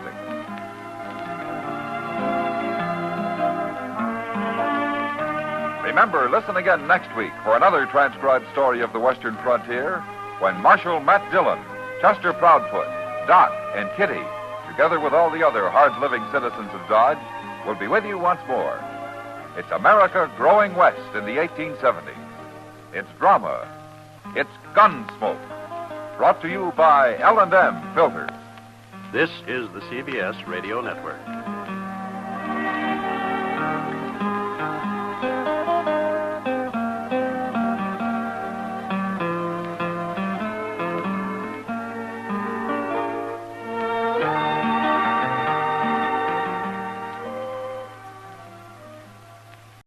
Gunsmoke, transcribed earlier today from CBS.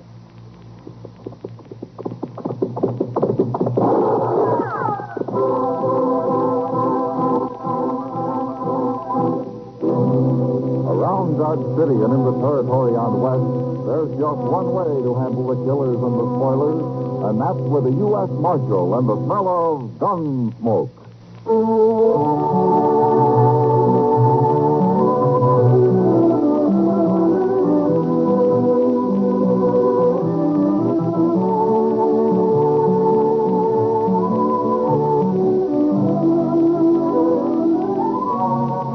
Gunsmoke, starring William Conrad, the transcribed story of the violence that moved west with young America.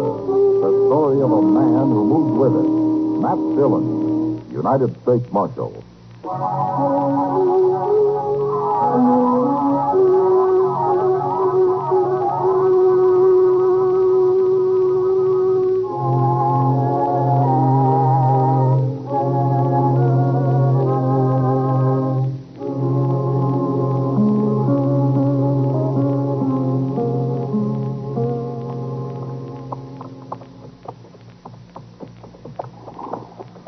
up ahead there, Mr. Dillon. Somebody's gone and left his wagon right out on the prairie.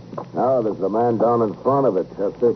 But it sure looks like his team went off and left him. What would he be doing out here with a busted wagon and no team? And I expect he'll be glad to tell us. Come on, get up.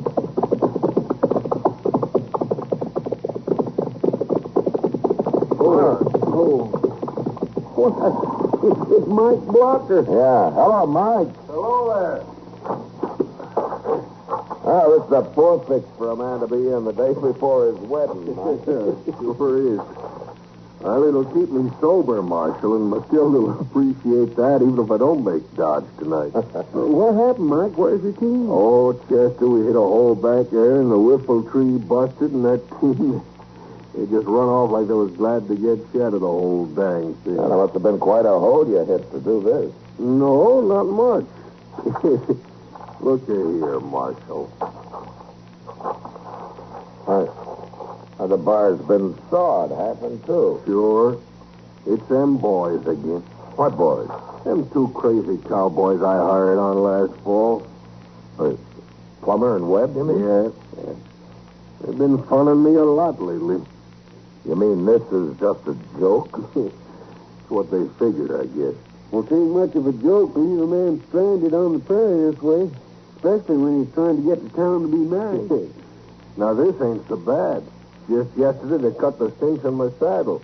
Good thing the bronc got loose and bucked off before I could get mounted. I wish I were as even-tempered as you are, Mike. Well, Marshal, it don't pay to get mad. No, but it seems to me Plummer and Webb are going a little far with their joke.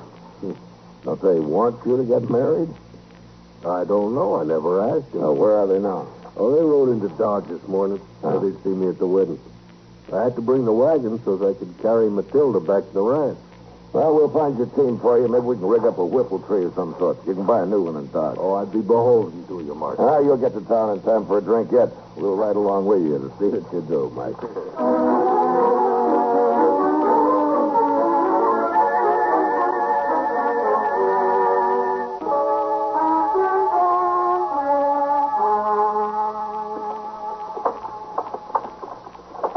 You want a beer, Chester? Oh, no, sir. If you don't mind, Mr. Dillon, I think I'll go on down to the depot. The Santa Fe's about due, and I like to watch it come in. Oh, yeah. Well, I'll leave you here then. Sure do thank you, though, all the same. Well, I didn't say that I was buying. You'd have had to. I'm broke. Man has to be mighty careful of what he says around you. I'll see you later. Okay, sir.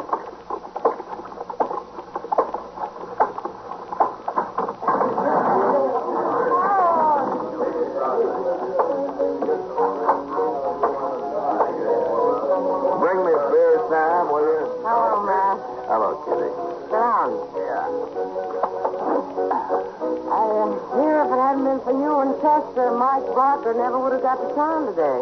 Oh, he rode in an hour ago and you already heard about it?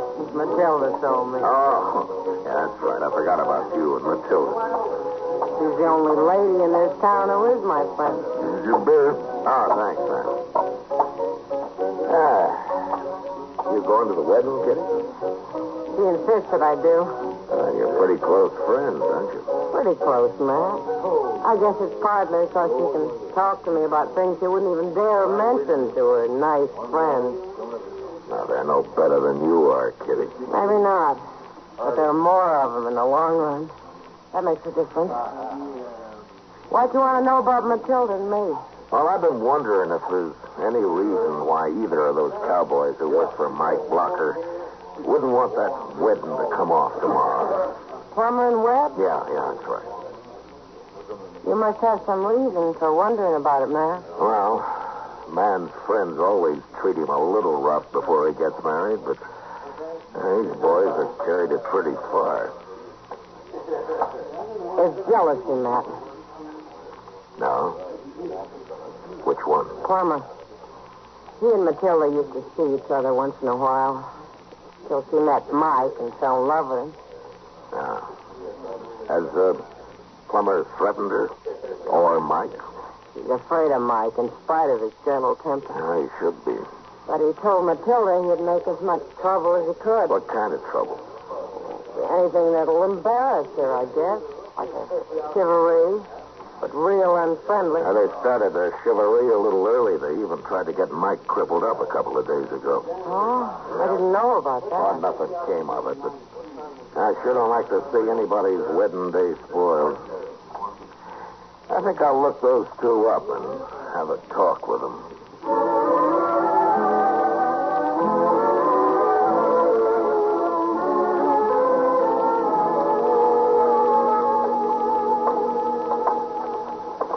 I swear I've been in every saloon in Dodge, Mr. Dillon. Maybe they ain't in town after all. Well, we'll try the hotel, Chester. Why don't you just throw them in jail till the wedding's over? I'd like to. Now, wait a minute. There they are. Yep. It's them, all right. I saw Mike over at the Longhorn taking on a few. Well, even marrying a good woman makes a man nervous, Chester. Oh, it sure does. Why, just the thought of it, and I want to go live with the Comanche. Well, you can't let other men do all the marrying. Why not? I don't know, Chester, but it's what they say.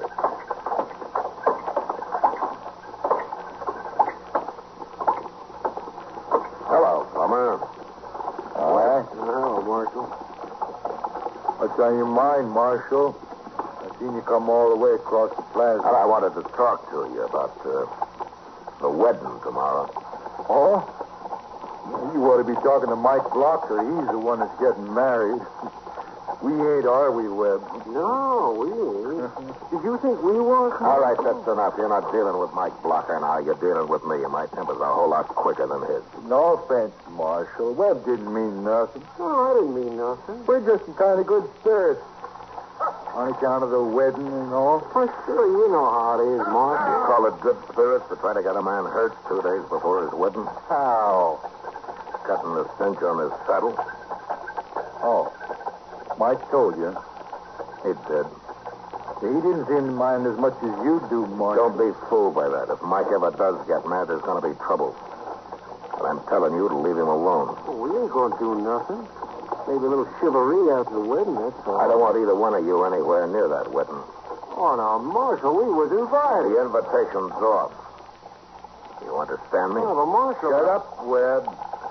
He's the law. We won't go near the wedding if he says so. Oh, sir, we won't go nowhere near it. That satisfy you, Marshal?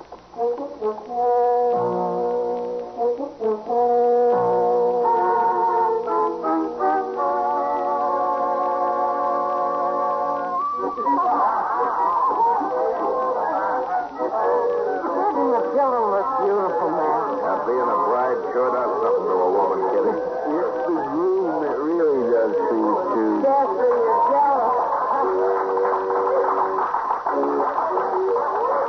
If you'll excuse me now, I promised her I'd rush to her room and help her get packed. You should see all the lovely new clothes she has. She's been saving for years. Yeah, I know. Mike told me. He's real proud. You're going to wait around to see him off, aren't you? Yeah, we'll be here. I couldn't get Chester away from that free liquor anyway. This liquor may be free, but it ain't too stout. I'm on my third glass, and I don't feel a thing. You don't have enough blood in you to move it around, Chester. That's your trouble. Well, I'd have plenty of blood if it wasn't for old quacks like you bleeding me every time I get cold. I never bled a man in my life, and you know it. Well, maybe you didn't, but I sure have been bled by other doctors. Don't blame me if you're fool enough to let him do it. See, you know, Matt, I've always said if people would just stand up to their doctors once in a while, it'll improve the whole medical profession. Well, you may be right, Doc. Of course I might. I'm going to go see if that jug is empty. Yeah, I think Mike's drunk half of it himself. Take a look around outside while you're at it, huh, Chester? For Plummer and Webb? Well, they haven't showed up yet, but they might be waiting. All right, sir, I'll do it. Oh, it's a nice wedding. Wasn't it, Matt? Yeah, fine. I brought some ammonia along in case Mike got too weak to go through it. His entrance was a little shaky, but he got his color back about the halfway mark. Matt. Huh? Oh, what's the matter, Kitty? Matt, it's terrible. That poor girl. What's happened? It's her clothes. All her new clothes. Matt, we went to a room to get a pass, and everything's been torn to shreds. What? It's a mess. And Matilda's up there crying her heart out. A plumber, I suppose. Of course we get it. Who else would? Poor girl. You better go back to her, Kitty. And don't tell anybody about it yet. All right, Matt. Hey, well, what are you going to do, man? Find Plummer and Webb and lock them up. Mike's pretty drunk, and I got an idea he won't take this joke as easy as he did the other.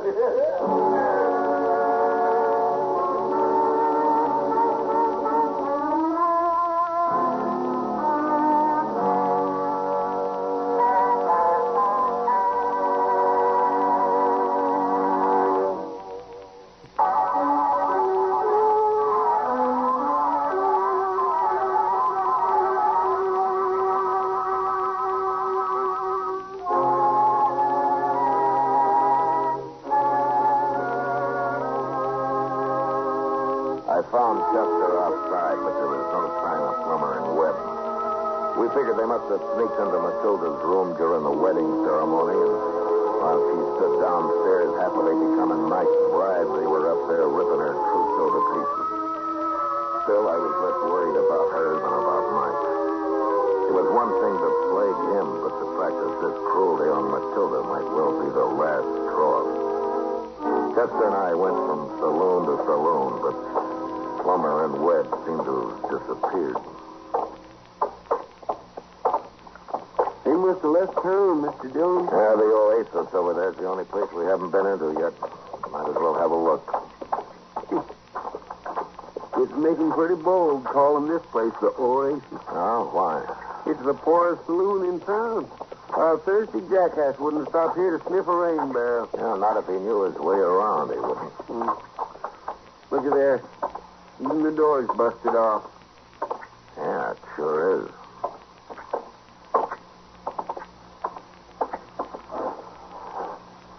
Mr. Dillon, this place is a wreck. Where is everybody? There's been a fight here, Chester. Oh, there's somebody. Look at his head. He's laying funny. What?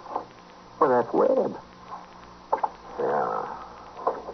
He got his neck broke, Chester. Where'd that come from? They're behind the bar there. Maybe it's Plummer. No, that's not Plummer. Hey, get the beer off the bar and throw it on him, Chester. Yes. Don't hit me. Don't hit me. I'm the marshal. Nobody's going to hit you. Now, who are you, mister? Joe. I'm the bartender. Well, what happened here, Joe? Why, that was crazy. He's still here, Marshal? No, he's gone. Who was he, Joe? The fellow that Plummer and Webb worked for. Mike something.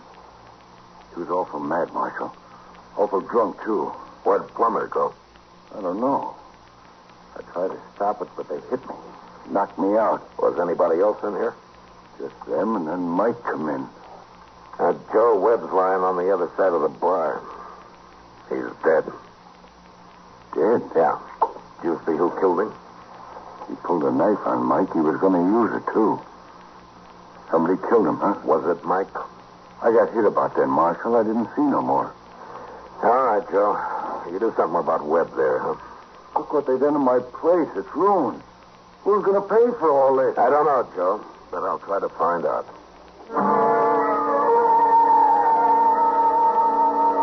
I didn't find out, not that night anyway. We looked around the Oasis inside and out, and then I sent Chester down to wait for Mike in case he showed up at Matilda's place. So I scouted the town again. But shortly after daybreak, we both gave up and met back at the office. Miss Kitty was down here, Mr. Dillon. She stayed with Matilda all night. Oh, good. How's Matilda taking it? Well, I don't think she cares about her clothes anymore. She's so worried about Mike. Yeah. You didn't tell her about Webb being killed, did you? Oh, my goodness, no, sir. I wouldn't do that. She'll find out soon enough, poor thing. What's Mike? Yeah, it's Mike. I've come to turn myself in, Marshal. Where you been, Mike? Asleep? Oh, it's Plummer. Oh, I don't know. I was so drunk and so mad, I don't remember much of anything. Think he knocked me on the head while I was finishing off Webb. I know I ain't seen Plummer since. I just been down to the Oasis. Joe ain't seen him neither. Well, nobody has, I know of, but where were you? Oh, I was awful drunk, Marshal.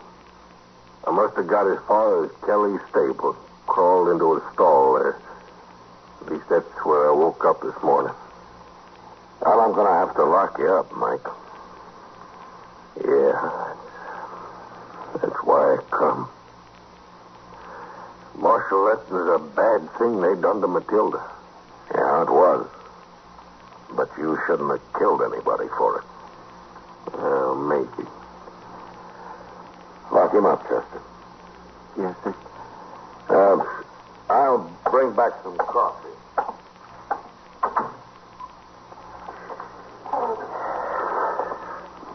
This way, Mike.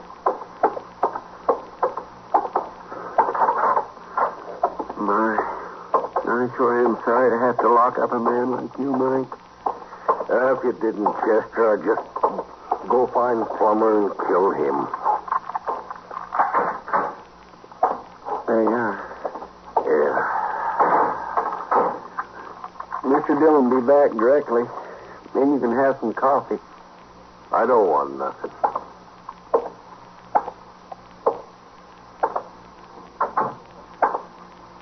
Don't move, Chester. Plummer. I'll take your gun. Well, we've been looking everywhere for you. Are you glad you found me?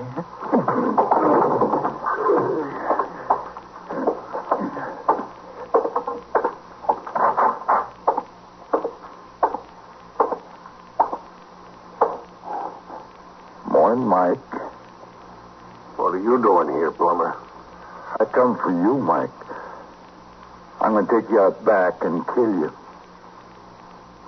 It's a good thing you got a gun. I didn't have a gun last night. What'd you hit me with then? Table leg? Yeah. I should have killed you, too. You didn't kill Webb. What? You knocked him out, that's all. What are you talking about? He's dead, ain't he? Sure, he's dead. After I hit you with that table leg, I busted his neck with it. What for? So they'd hang you for it. Well, then what are you doing here now? I've already admitted to killing him. I got to thinking, that's why. Thinking what? Well, when Doc gets a look at Webb, he'll know you couldn't have hit him that hard. Anyway, I figured you'd remember about it all. They'll hang you, Plummer. Not me. I'm going to kill you, and then I'm going to be gone to Texas. You shoot me, or I'll hear you. I ain't going to shoot you. Less than I have to. I'm going to cut you, Mike. And you won't look very good when Matilda sees you. Matilda? We was friends once, Mike. Real good friends. You know the kind. You and Matilda. I'll tell you what it was like while I'm cutting your throat. Get out of that cell now.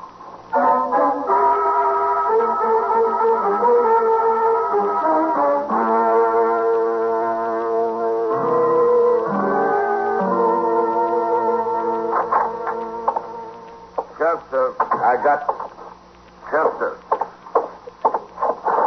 You all right? It was Plummer, Mr. Dillon. He hit me. I'm okay now. Come on, then. Come on.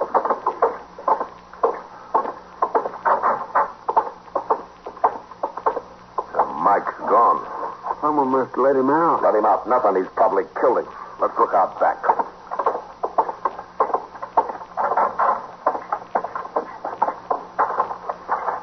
Look, Mr. Dillon. Yeah. It's Plummer. He's been beat to death. He sure has. As gun's missing, but he got that knife into Mike first. He's leaving an easy trail to follow. Come on. He headed for the alley. It's a wonder you didn't run into him out on the street. If he got that far. All right, stay back, Chester. I'll go around the corner first. Yes, sir.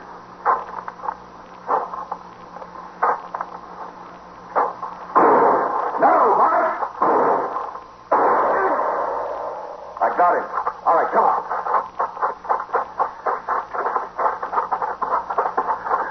Mike, what did you shoot for? Well, I didn't know it was you, Marshal. Thought maybe Plummer'd come to. Now, Plummer's dead. You're not in very good shape yourself. He cut me a little before I got to him. Ain't bad, but I might have killed you. Thank you for not trying, Marshal. Well, we better get you up to Doc. He'll dig that bullet out of your arm. Sure. By the way, Mike, I saw Doc a few minutes ago. He'd been down looking at Webb. What did you hit him with? Oh, Plummer killed him. Told me so. He had a table leg, Marshal. Oh, Doc figured something like that.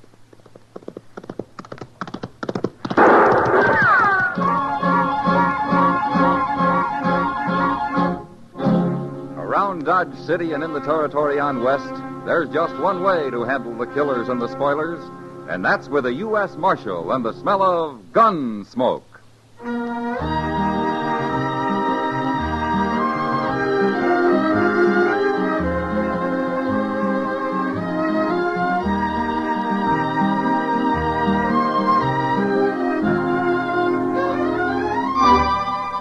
Gunsmoke, starring William Conrad. The story of the violence that moved west with young America. The story of a man who moved with it. Matt Dillon, United States Marshal.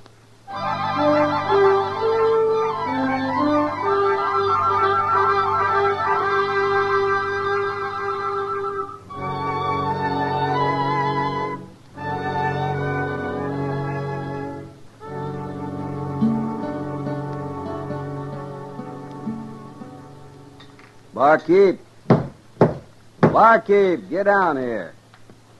His name's Sam, mister. That's so. What's your name?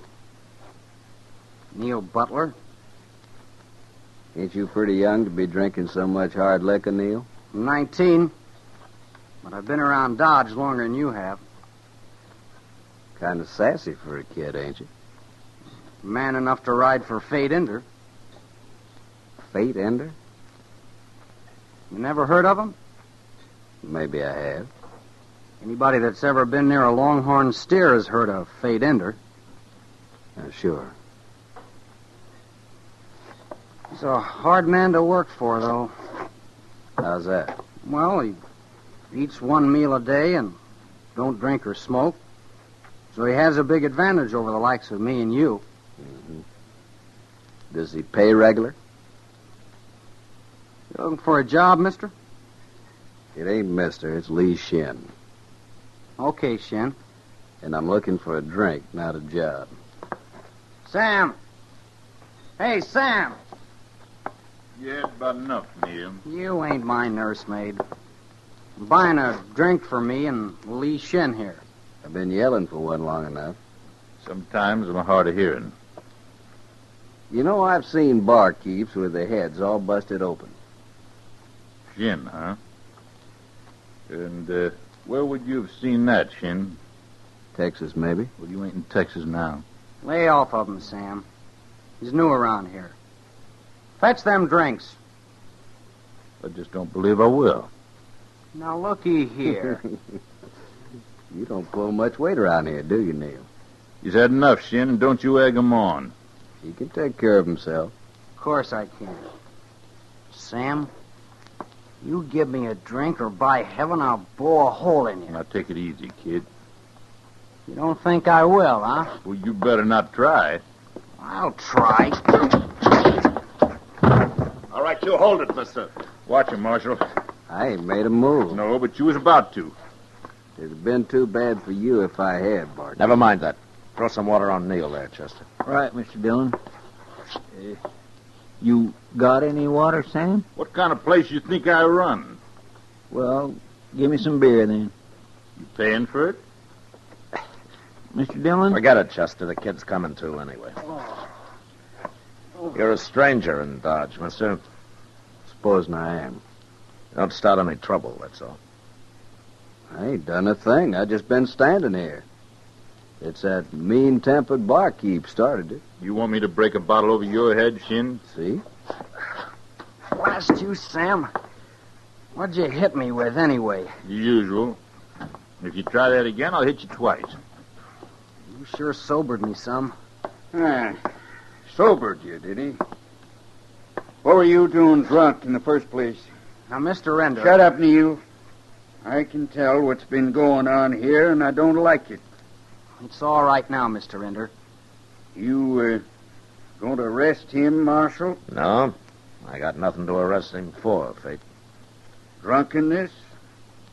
He won't cause any more trouble. You're trying to protect him, huh?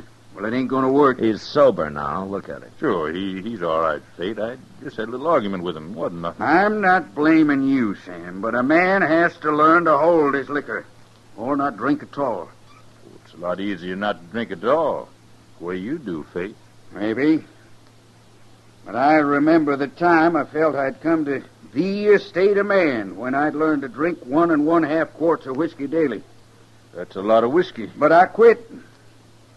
15 years ago, I quit. You ain't had a drop since?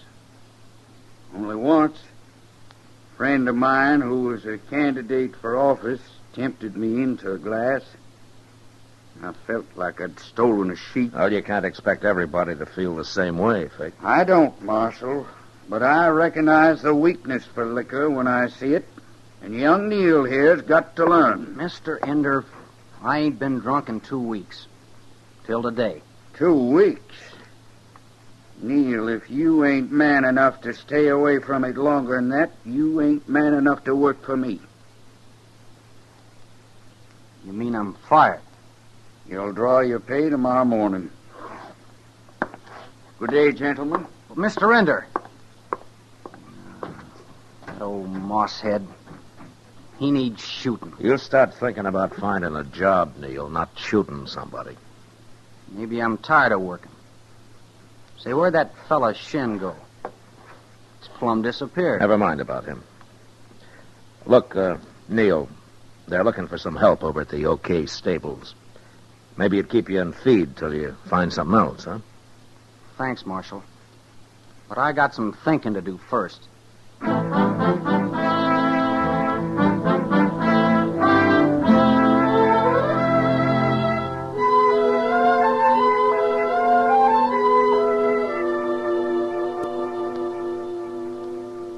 That Fate Ender sure is a hard man, Mr. Dillon. Hard enough to cure himself of drinking, anyway.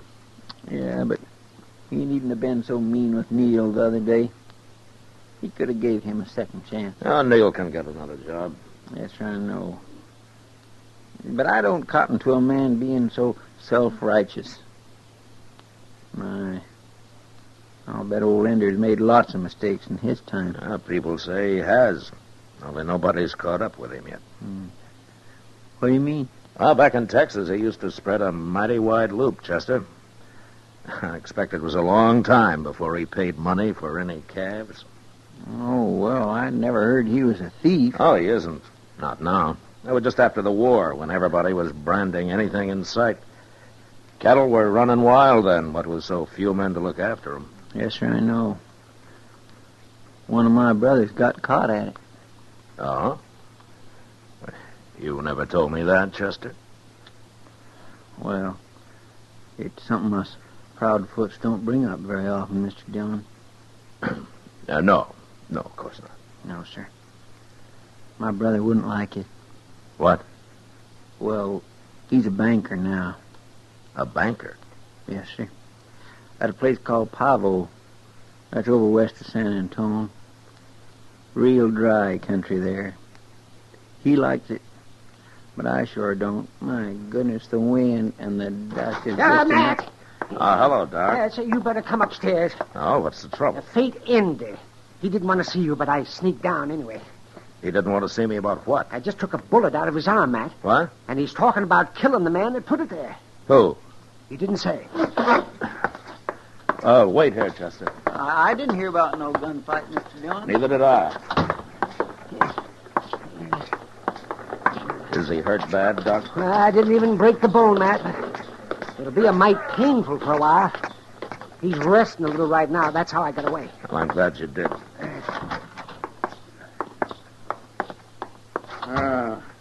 I might have known that's where you went, Doc. No man comes in here carrying a bullet without my telling the marshal, Fate. How'd this happen, Fate? I'll skin my own snakes, Marshal. Not around here, you won't.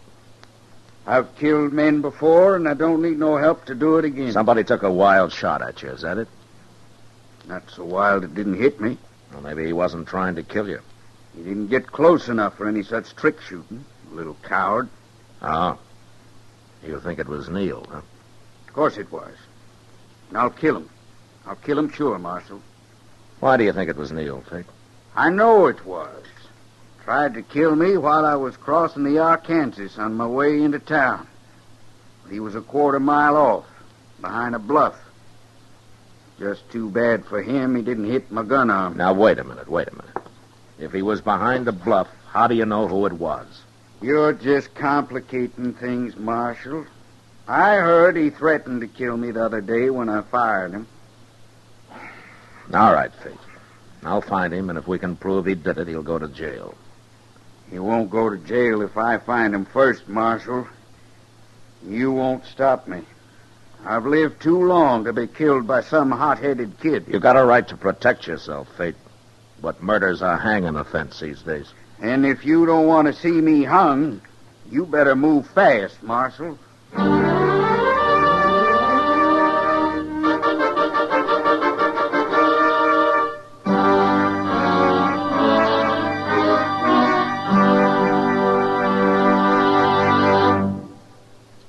We will return for the second act of Gunsmoke in just a moment. But first, Barbara Stanwyck and Barry Sullivan play their original screen roles again in the Lux Radio Theater adaptation of Jeopardy! It's the story of a wife who encounters a killer during her frantic race to save her husband from death. Remember, Jeopardy! On the Lux Radio Theater Monday night over most of these same stations.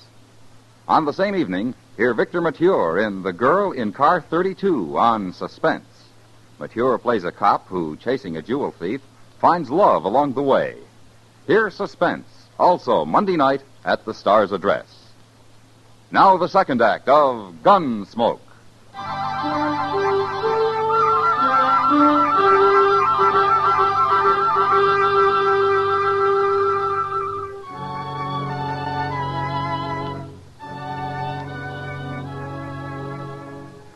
For all his hard-headedness, Fate Ender was as good a citizen as any around Dodge.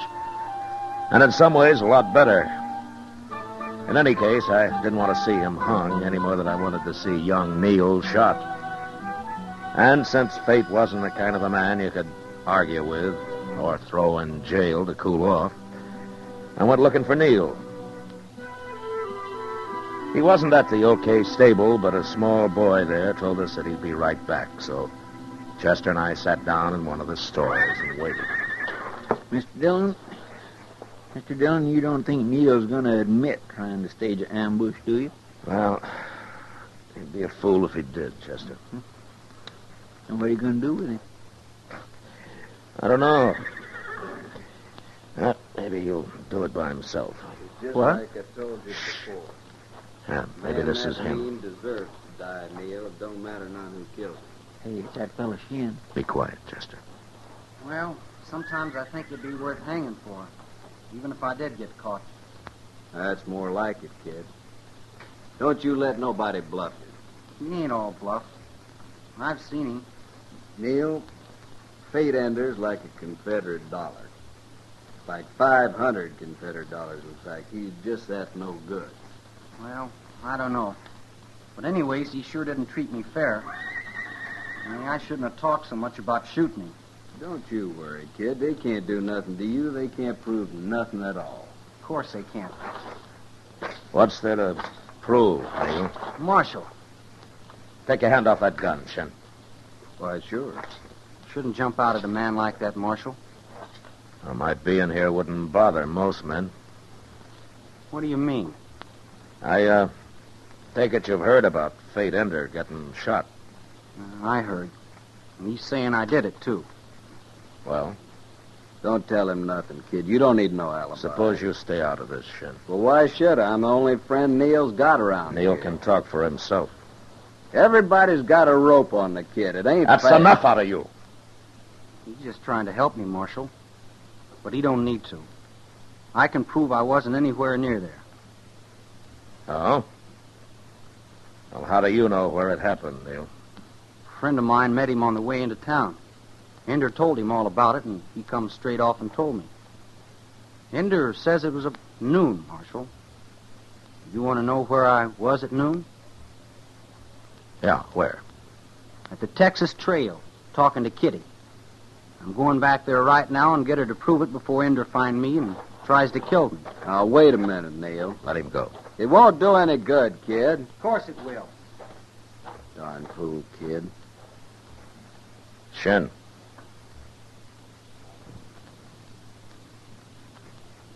Why won't it do any good? There's nobody'll believe either of them. You'll say they're both lying. He's paid off Kitty or something. Stop right there, Neil. No. Hey, that was Fate Ender, Mr. Dillon. Yeah. All right, drop that gun, Fate. Drop it. Don't let him shoot me again. I ain't going to shoot you again. Not this time, anyway. Here. Take my gun, Marshal. You know, you don't have to kill a man to go to jail, Fate. All right, Chester, keep an eye on him. Yes, sir. How are you, Neil? He busted my shoulder, Marshal. You're lucky. I seen him coming and I got scared. But I wasn't fast enough. You weren't fast enough? I know him. He'd never bother saying so. But I drew first, Marshal. I gotta admit it. Now, Chester. Yes, sir. Give Neil a hand here, huh? Taking up the docks. Okay, Mr. Dillon. Shin can help you, Chester. He's run off, Neil. Seems like he's kind of gun shy. All right, now, come on. Put your arm around me here. Be careful. Put it under. There we are. Walk some, Neil. It's your shoulder hurting.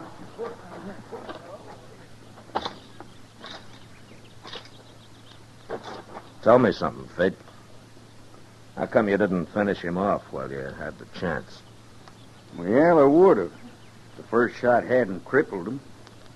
I ain't no murderer, Marshal. But you'll kill him when he gets well. Is that it? I'll kill him. Of course I will.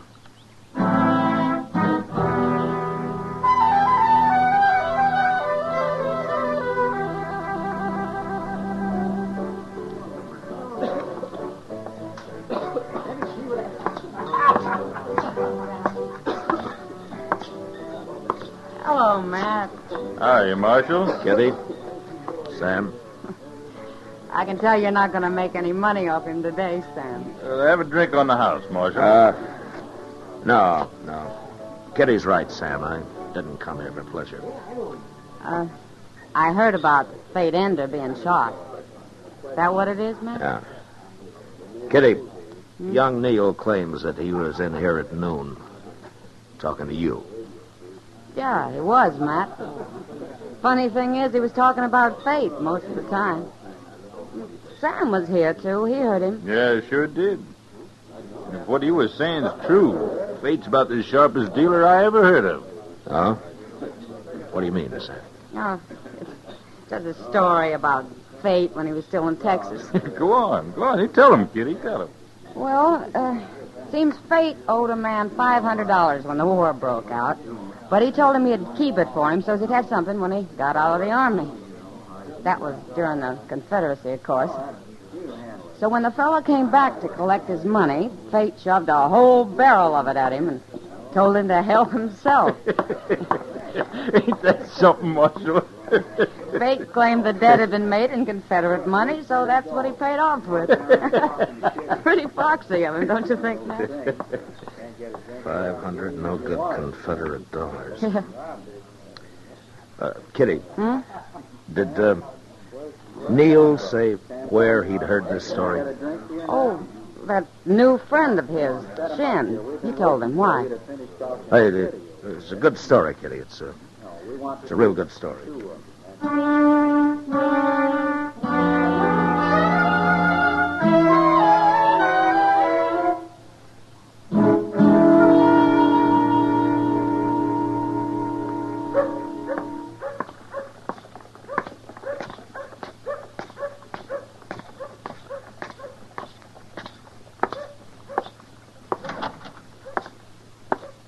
Neil's fine, Mr. Dillon. Doc's got the bullet out and everything. Yeah, there's nothing more I can do now. You're a mighty lucky young fella, Neil. I don't call getting shot so lucky. I ain't talking to you, mister. When you come back tomorrow, Neil, I'll have to change that dressing. Sure, Doc. Let's get out of here, Shin. Okay. Shin. Yeah? Where'd you go after the shooting at the stable? Nothing I could do for him there, Marshal. Come on, kid. Now, you wait here a minute, Neil. I would like to talk to you. What for? Well, I ain't waiting. You might be interested in this, too, Shin. I'll wait for you at the stable, Neil. That's far enough, Shin. I've heard all your talk I need, Marshal. Shin, maybe Fate Ender outsmarted you, but $500 isn't enough to try to kill a man over. Now, wait! Get up over the window, Chester, in case he makes the street. I'm going after him. Yes, sir.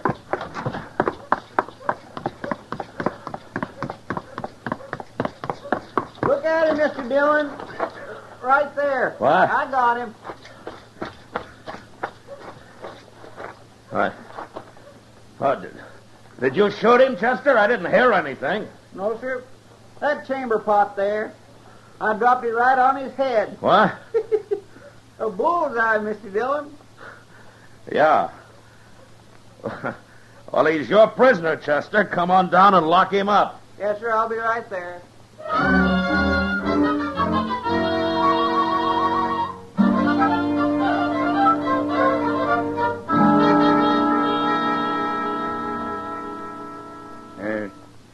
Neil?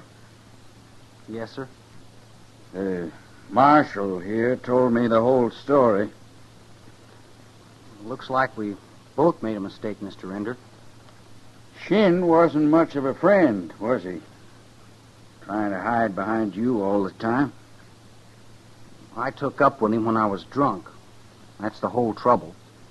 Neil, I'm kind of old. Sometimes I guess I forget what it's like to be young. Yes, sir. And I...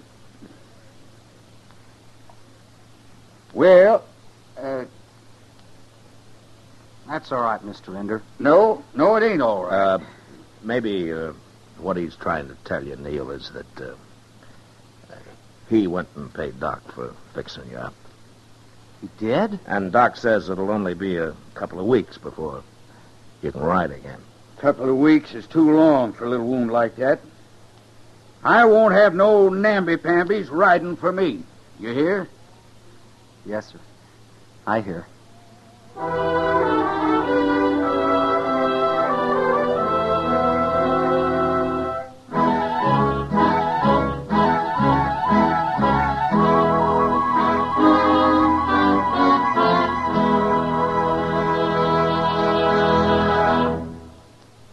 Gunsmoke, under the direction of Norman MacDonald, stars William Conrad as Matt Dillon, U.S. Marshal.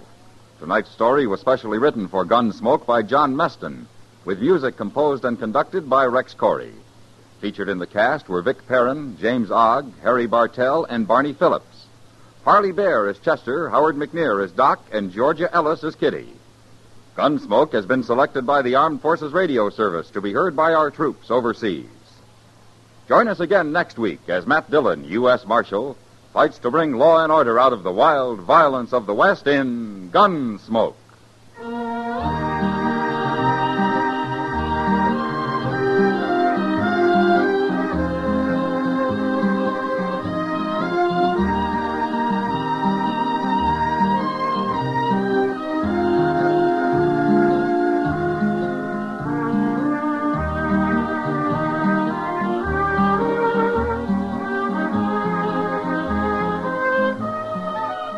Kids love him, grown-ups love him. Now, who could be so universally admired? Why, no one else but that singing cowboy, Gene Autry. Tomorrow night, Gene Autry invites all his friends to visit him at Melody Ranch for a half hour of songs and stories about the Old West. You don't need any road maps to get to Melody Ranch. Just turn on your radio and tune in the Gene Autry Show, Sunday nights over most of these same CBS radio stations.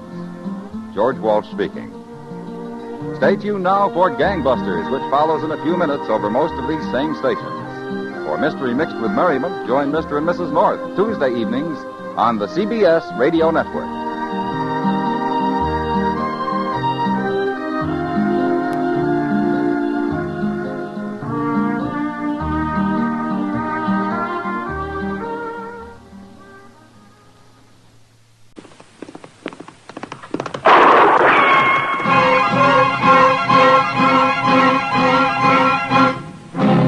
Around Dodge City and in the territory on West, there's just one way to handle the killers and the spoilers, and that's with a U.S. Marshal and the smell of Gunsmoke.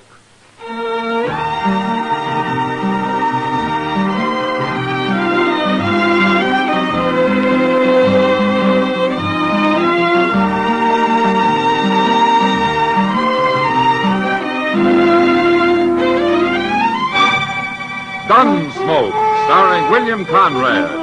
The transcribed story of the violence that moved west with young America. The story of a man who moved with it. Matt Dillon, United States Marshal.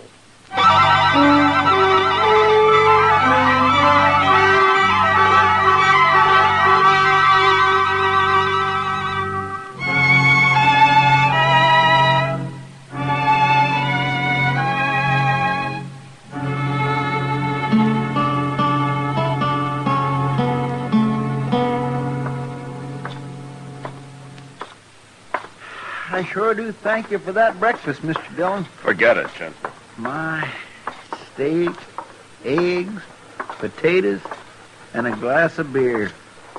Why, that could last a man clean to noon dinner. I guess it could. Mr. Dillon, you figure Emil will have your horse shod by the time we get there? Oh, he should. You think he's done him any good? He's a good blacksmith, Chester. If he trimmed up his feet right before he reset those shoes, he ought to be fine. Funny the way he took throwing his foreleg. Yeah. Looks like there's somebody else waiting. Yeah. Gil Tolman, ain't it? Yeah, I think it is. I'm telling you something else, Dutchman. You can whistle for your money. You won't get it from me. All right. I don't make you pay. The morning after I got him home, he was so lame he couldn't walk. I'd have break your head. Please, if it was my fault, something I did wrong, don't pay me anything. That seems fair enough, Tolman. Oh. Well, Marshal, this fool Dutchman messed up my pony, and then he wants to get paid on top of it. Well, maybe it's a stone bruise. It ain't no stone bruise, Marshal. It's pinched feet, that's what. Is that the horse you're talking about? Why, no, he's back at the place. This is another one. How about my horse, Emil? You finished with him? All finished. Now he walks good. Ah, fine. Well, how much I owe you? $2 all right, Marshal? Sure. Here you are. Oh, thank you. Yeah. Chester, you get up behind. I'll ride you back to the office. Come on. There we go. Marshal. Yeah. Mr. Tolman told lie. Oh? Yeah, the horse he ride just now is the one I shoot 2 days ago. You can see he's not lame. He didn't seem to be. There's sure nothing wrong the way he traveled. Emil, why's Tolman hoorahing you, huh? Do you know? Maybe because I'm German. Maybe something else. Who knows? Well, I'll ask him to settle his bill with you if you like. No, Marshal. Well, you won't get rich if you aren't paid, Emil. Money is good, yeah, but better to have no enemies. All right, Emil. Well, Chester, hang on. Mercy on us!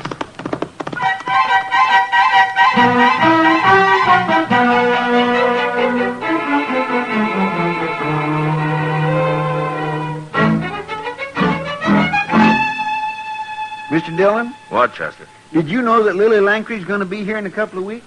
Oh, how did you know?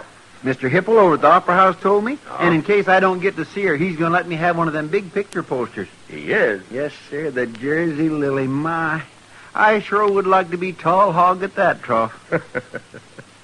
Oh, hello, Matt and Chester. Hello, Doc. Hello, Doc. Hey, did you know Lily Langtry's going to be here, Doc? Oh, of course, Chester. I already paid Hipple for a chair. Oh. Oh, is this all you two got to do? Just sit around and talk? Well, things are quiet, Doc. We can't always have a few shot-up cowboys just to keep you busy. Besides, we're waiting for the evening stage. Wish I had the loan of a dollar. Maybe I'd get to see the Lily, too. Chester, here. Oh, no. Here's the dollar. Now, will you be quiet? Well, sir, I sure do thank you, Mr. Dillon. Marshal Dillon? Oh, Emil, come in. I just come by to see how your horse is. Oh, fine, Emil, fine. I think that shoe and fixed him up. Good. Hey, you're all dressed up, Emil. You got your Sunday clothes on. Yeah. I'm meeting stage 5 o'clock. Oh, is that so? Yeah. Got new wife coming. Oh. You got what? It's right. Well, I didn't know you were married, Emil. Oh, not yet married. I will get married after she arrives. Well, forevermore. Who is it, Emil? Well, I am doing good now and want to have wife and children.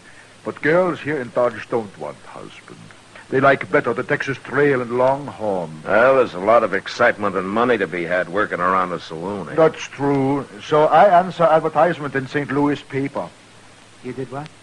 Advertisement says the young German woman wants husband. So I write to the paper and say, come to Dodge City, be wife of Emil Volheta. And she's coming in on this evening stage. Yeah, that's right. Oh, well, that's just fine, Emil. You got a place for her to stay? Yeah, I talked to Mr. Green at the Dodge House. Oh. She'll stay there until I get the place ready behind my smithy. It's here. The stage just pulled up the other side of the plaza. Oh. Well, good luck, Emil. Oh. Marshal, you and Doc and Chester come too. I want you to meet Gretchen. We'll be proud, Emil. Yeah. You know, funny thing, I'm not afraid of anything, but now my stomach is sick. Yeah, there's only one woman getting off the stage. That must be her. Yeah? She's a pretty little thing, ain't she? Well, go on, Emil. She's standing there waiting. Oh, we'll stay here. Go on. Well, Well, go on, man. Go on. There's plenty of time to be nervous later. Oh, well.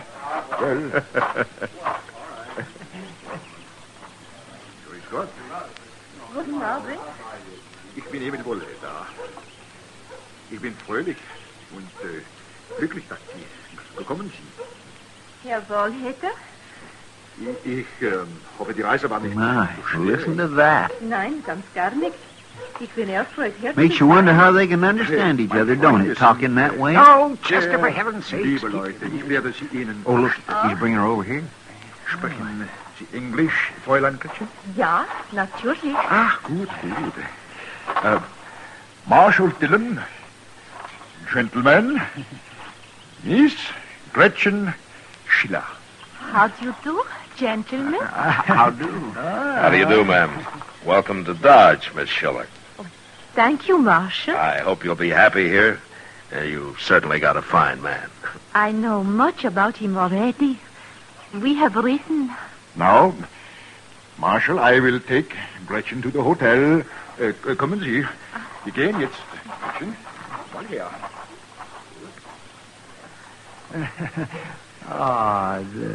She seems a little scared, doesn't she, Matt?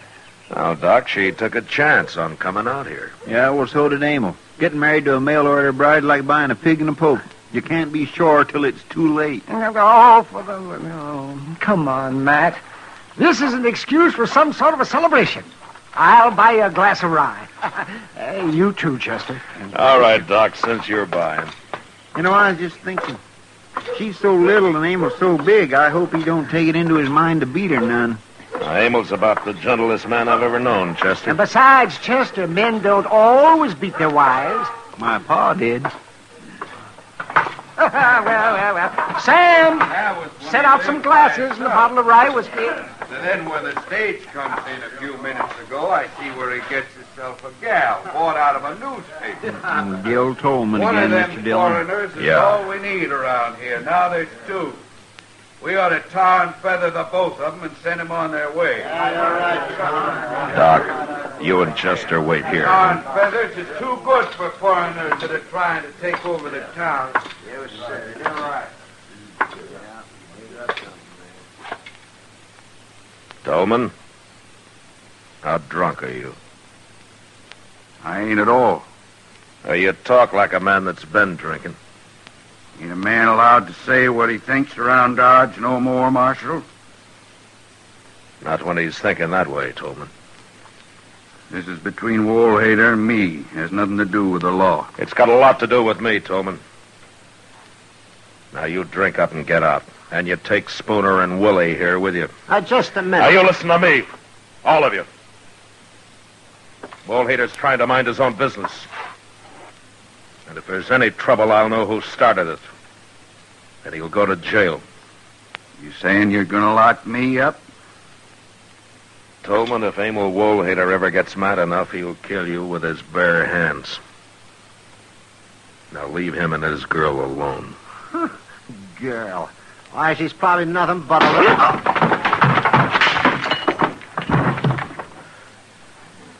All right, Tolman. You and Spooner carry Willie out of here. Okay, Marshal. We'll go. Just remember, I got a score to settle with that blacksmith.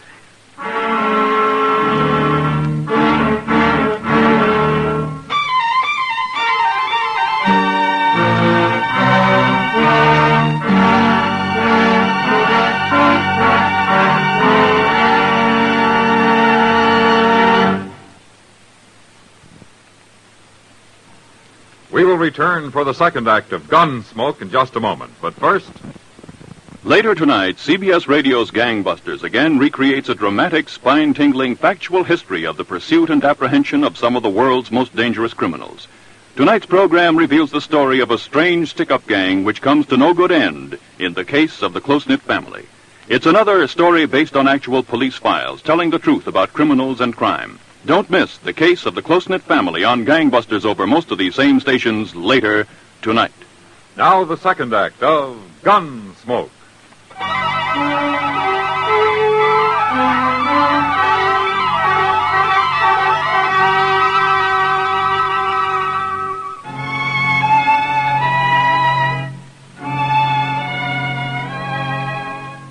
By the end of the next week, Emil Woolhader had finished fixing up the little room out behind his smithy. And the week after that, he married Gretchen Schiller. On their wedding night, they made quite a picture, standing there by the fire out behind the smithy. The great giant of a man and his tiny little bride, smiling and happy. Doc had come along, too, and he was busy with his fiddle. People were laughing and eating and drinking. Somebody had brought along a barrel of beer, and there were hard-boiled eggs and pickled pig's feet, roast chicken, and smoked beef. Some of the women had brought sugar cakes and dried apple pie, and some of the men, whiskey. It was good fun, until Tolman and his sidekicks arrived. Well, I didn't think he'd show up here, Mr. Dillon. No, neither did I. Where's the dancing? He's kind of drunk. Yeah, so are Willie and Spooner. Willie, go find yourself a gal. You too, Spooner. Me, I got one waiting. I'm gonna dance with this little old gal. How about it, Mrs. Woolhader? Emil? Come on, gal, dance. He don't care. Emil? We are all friends here. But Nobody's dancing right now, Tolman. Why don't you forget it, huh? Well, if it ain't the Marshal. You are welcome here, Mr. Tolman. There's food on the table and drink. I don't want nothing to drink. I want to dance. Doc, Start that fiddle playing. Come on, you. We're gonna dance. Maybe you drink too much to dance. Don't you lay a hand on me. Why don't you just go home, Tolman, and sleep it off? Me and Gretchen's gonna dance, that's why. Come on. I'm sorry to do this, Mr. Tolman. Put me down. But now we put you in the water trough. Put me down. Pull you off. You stupid ox. Put me down. All right. There you go.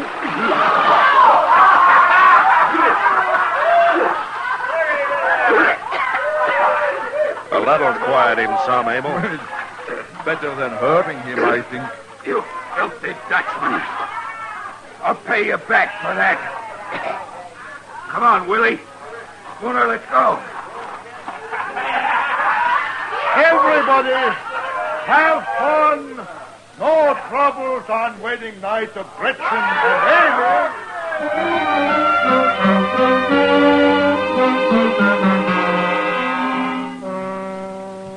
And there wasn't any more trouble that night, or in the week that followed. I kept my eyes open, but there was no sign of Tolman or his two wranglers, and Dodge was pretty peaceful.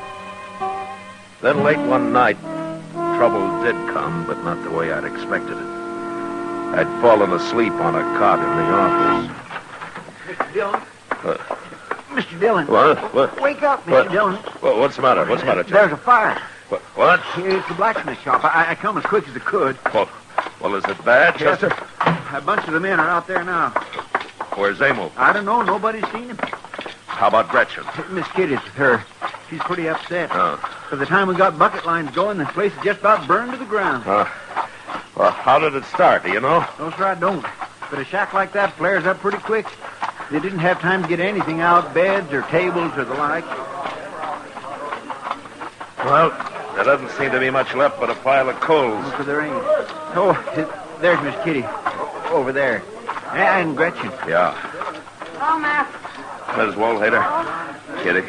Oh, Marshal. He's gone, all gone. And Emil worked so hard. Now, it's going to be all right, Miss Woolhater. Kitty, why don't you take her on over to your place, huh? Oh, that's a good idea. Come on, honey. Oh, no, I can't. Emil will be back. He'll worry. Well, the marshal can tell him where you are. Where is your husband, Gretchen? He was called away. Oh? When? A few hours ago. A man came for him. Said he was needed. Well, who was it? He was one of the men who came our wedding night. Oh, she means the night of the chivalry, Matt. Yeah. It must have been Willie or Spooner. Yeah, that's right. Gretchen! Gretchen, Liebchen, bist du beletzt? Oh, Emil, der Gott. Ich war so bang Emil, it burned too fast. The men couldn't get water to it. Yeah, I know, Marshal. I've heard, but Gretchen is safe.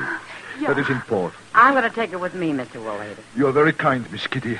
Right now, she needs a woman. Yeah. Come on, Gretchen. Let's go. Yeah, all right. Marshal, I think somebody set that fire. Oh, why do you think so, Emil? Somebody wanted me away from my place. So he told me I was needed down the trail towards Willow Bend. But there was no team of horses with thrown shoes. Well, maybe you just missed him in the dark. Well, didn't the man who came for you wait to lead you back? No, he rode on. By the time I dressed, he was gone. Did you know him, Emil? Yeah. It was the man Spooner. He works with Tolman.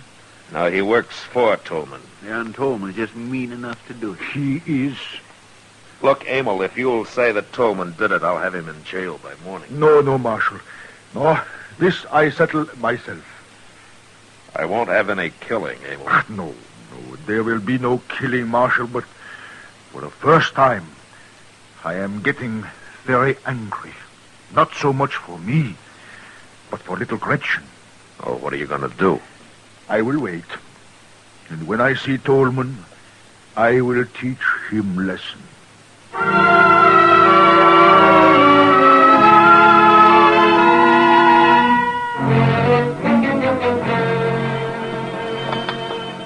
You want more coffee, Mr. Dillon? No, thanks, Chester. Did you know Emil Woolhater's been just standing across the plaza there all morning? He's waiting, Chester. Waiting? Yeah, it's Saturday, and Tolman always comes to town Saturday for his week's supplies. He probably figures if he didn't come in this morning, people would suspect he was afraid to. Yep. By golly, Emil's still there. Just standing. You think Tolman knows Emil's after him? I don't know, Chester. Mr. Dillon? Yeah? He's coming. Tolman's coming. And he's got Willie Sachs and Spooner with him. Come on, Chester, let's step out onto the porch, huh? I think we need a little air. Yes, sir. Hey, look. Look at the three of them. Walking right down the middle of the plaza. Yeah. Oh, Tolman, come over here a minute, huh? Why, sure, Marshal.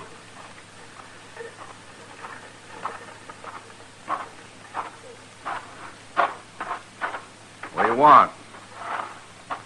Tolman! That crazy Dutch. All right, Tolman, you and your men drop your guns. Well, now, wait a minute, Marshal. Drop them, I said.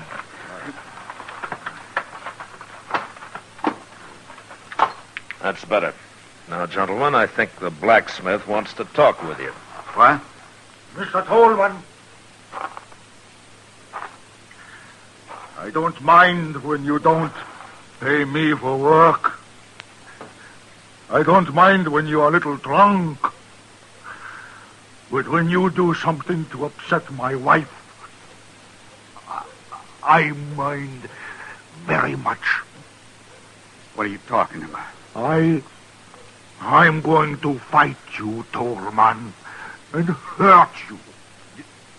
You lay a hand on me, and Spooner and Willie here will tear you to pieces. I don't want to fight other men, but if they try to stop me, it's too bad. You are crazy. No, just very mad. I'll see that they come at you only one at a time, Abel. Please, Marshal, you stay out of it, out. If they want to come at me at the same time, let them.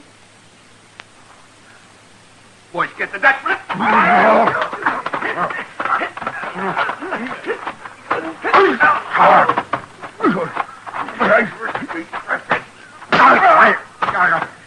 Tolman. Now, wait, old lady, wait. Tolman. Tolman. All right, Abel, that's enough. Abel. Abel, stop it! Stop it! Yeah. Chester, run up and get the doctor. I'm right here, Matt. I saw the whole thing. Oh, my, what a beautiful fight. What a beautiful thing. All right, some of you men there, will you help Doc carry these three men up to his That's place? right, young fella. Get the feet there. Get careful now. Careful. Watch their heads against the stairs. Get that man's face out of the dust. My gracious alive, I never seen nothing like it. Yeah. Well, Emil, you want Doc to have a look at you?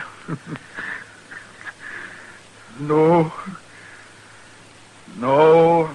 worse than shoeing Missouri mule. No, Marshal. I go to Gretchen. It is time we start building new home.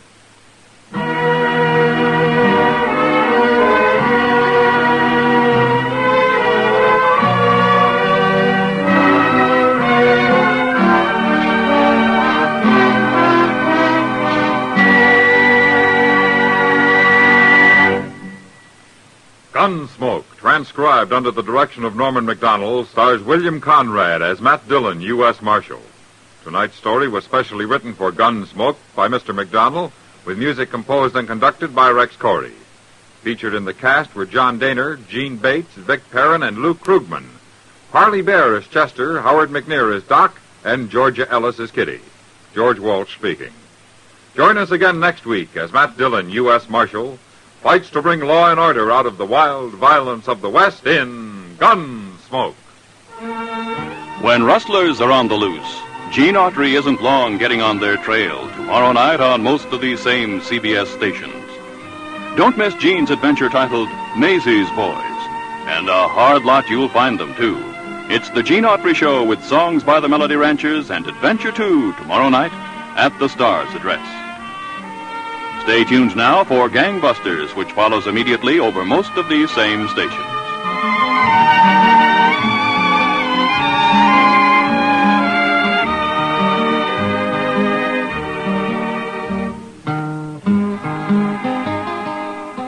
This is the CBS Radio Network.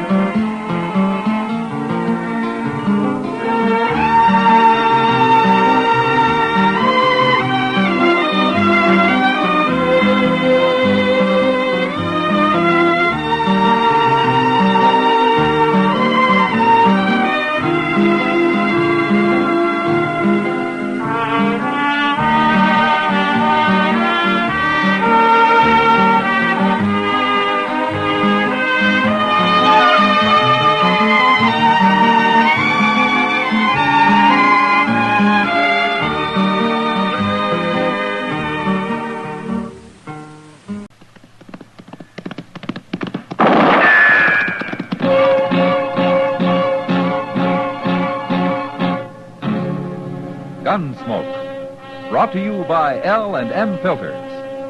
This is it. L&M is best, stands out from all the rest.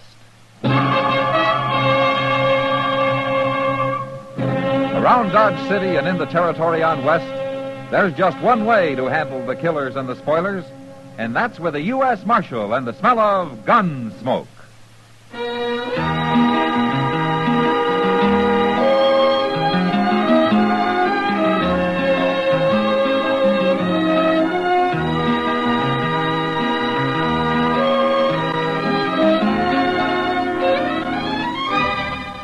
Gunsmoke, starring William Conrad. The transcribed story of the violence that moved west with young America. And the story of a man who moved with it. I'm that man. Matt Dillon, United States Marshal. The first man they look for and the last they want to meet. It's a chancy job, and it makes a man watchful. And a little lonely.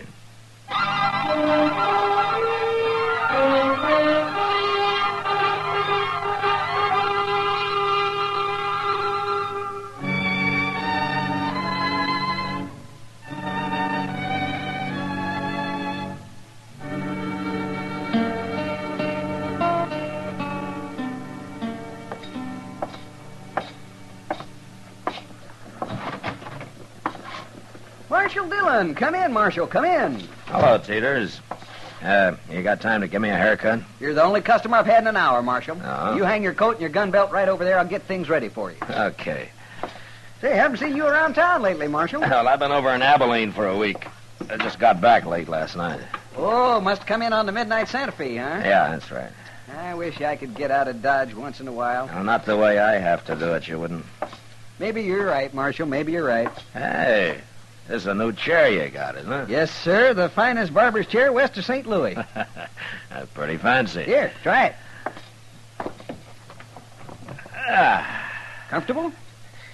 Well, I'll tell you after I find out if you've raised your prices to pay for it. Here, let me get this cloth over you.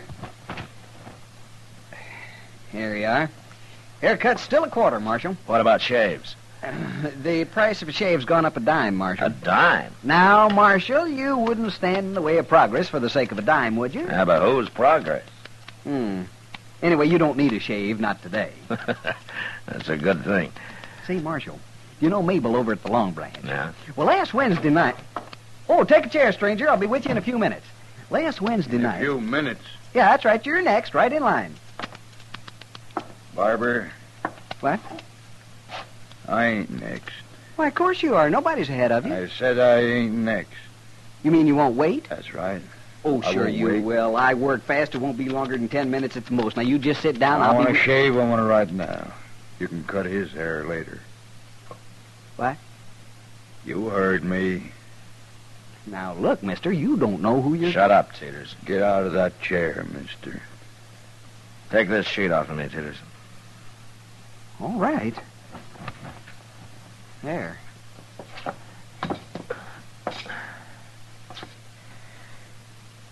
Okay, mister, I'm out.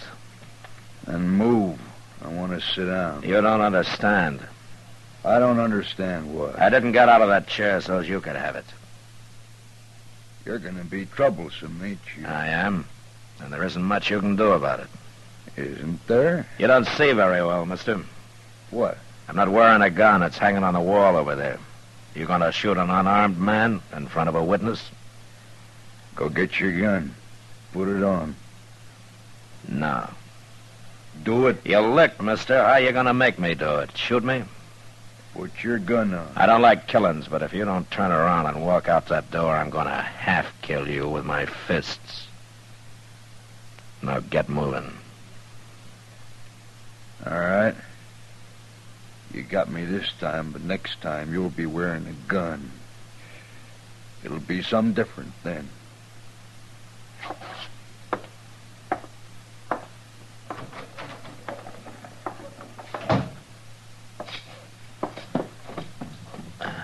Oh, my goodness, Marshal, you took an awful chance. Who was he, Teeters? I never saw him before, but he might have killed you, Marshal. No, that'd have been murder.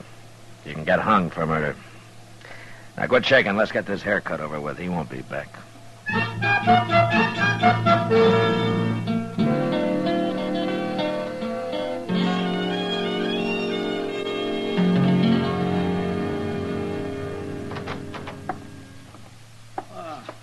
Mr. Dillon. Hello, Chester. I was looking for you. Well, I've been right here in the office the past half hour. Yes, I know. I went past the barber shop. Teeters told me. And he told me how you handle that fellow, too. Oh, did he? Teeters described him to me, Mr. Dillon, and I know who he is. You do? He come here about a week ago, just after you went to Abilene. Oh, what's his name? Springer. Nate Springer. What?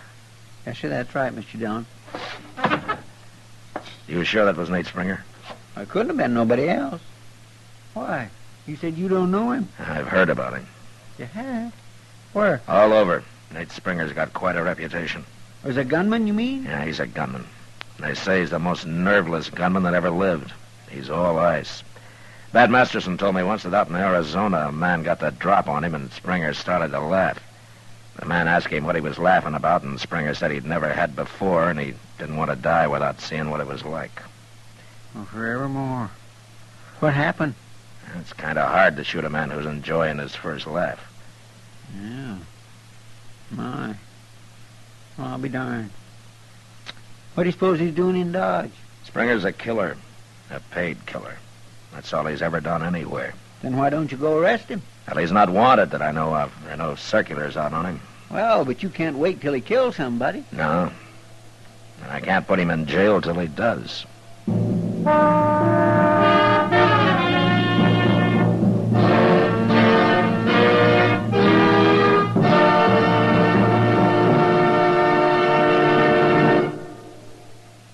This is it, L&M filters. It stands out from all the rest. Miracle tip, much more flavor. L&M's got everything. It's the best. Yes, L&M is best. Stands out from all the rest. L&M stands out for flavor. Flavor. Flavor. Flavor. The Miracle Tip draws easy. You enjoy all the taste. And notice how mild it is. L&M stands out for effective filtration. Filtration. Filtration. Filtration. No filter compares with L&M's pure white Miracle Tip. L&M's got everything. L&M, light and mild. America's best filter tip cigarette.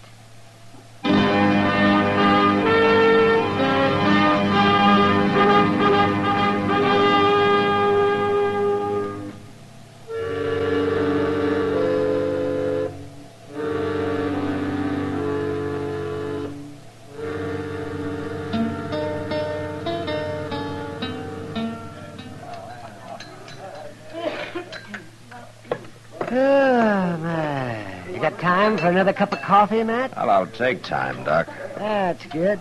Here you are, there. Thank you. Well, things pretty wild up in Abilene? Well, it's still a camp with a hair on, Doc. Worse than Dodge? No, I wouldn't say that. And I'll stay here. Oh, why? You're usually complaining about Dodge. I'm thinking about business, Matt. Business. What's there to do in a peaceful town? Oh, aside from delivering a baby now and then and setting a broken leg. You know, sometimes you sound pretty bloodthirsty, Doc. I don't do the shooting, Matt. It's men like that Nate Springer you were telling me about. He's sitting over there in the corner, Doc. He is? Well, where? There. Alone with his back to the wall. Oh. Oh, yes. Oh, yes. Oh, my, he looks like a killer, all right. He is. Yeah. You see how he keeps turning around? I mean, oh, it's like he thinks everybody in this room's his enemy. Man like that doesn't have friends. Well, he's getting up, man. He's coming this way. Yeah. He hasn't finished his dinner. You better turn around, Doc. Okay. But you keep your eye on him. I don't like that man. Hey, you. Me? What was you staring at me for? I wasn't staring at you. No man stares at me without a reason. I don't like it. I want to know why you was doing it.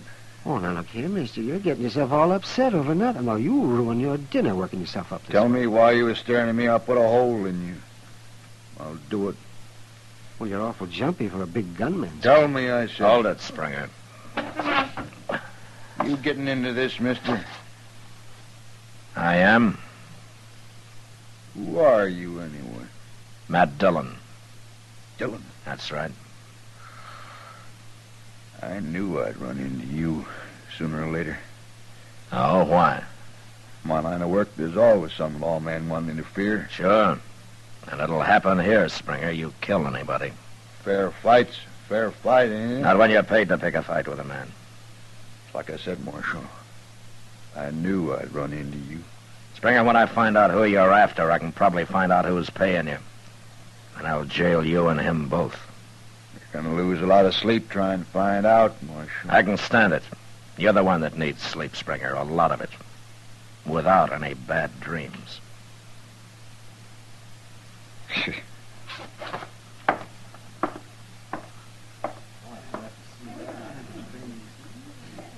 Oh, well. Looks like the man of ice is starting to melt, man. Yeah. You know, something's happening to him, Doc. And whatever it isn't good.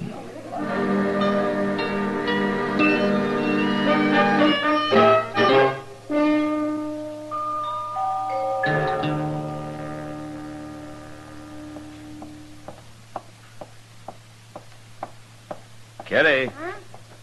Oh, I didn't see you, Matt. Yeah, sit down, if you got time. Oh, I don't have to go to work till after sundown. Good. Guess I might as well sit here and watch Front Street with you as do anything else. Little air is good for you. And a lot of it'd be even better. Well, you ought to buy a horse, Kitty. Take a ride up the river every day or so. I'm too broke, Matt. Well, I'll lend you one. I got a little bay that's pretty gentle. Imagine having more than one horse. That's about all the government gives me, Kitty. A couple of cheap horses. I seen you riding your own. Well, I gotta keep him in shape in case I decide to quit. The day you quit, that horse will be as old as a man. I hope you're right, Kitty. Hey, look, Matt. What? Walking down the middle of the street. Yeah, Springer. Now, who'd expect a man like Springer to have a little yellow dog? I don't know the dog's his, Kitty. Maybe he's just following it. He's right at his heel. I don't think Springer knows it. Oh, he's trying to sniff at him. Matt, he shot him. Poor little dog, he didn't do anything. I'll be back, Kitty.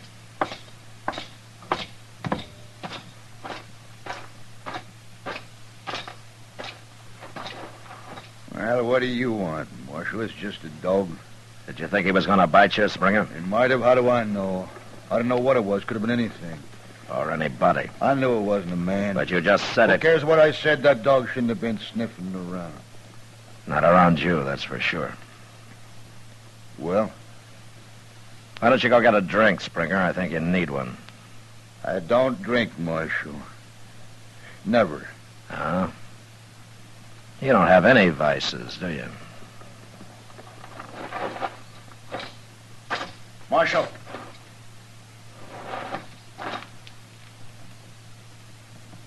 Nothing. Go ahead.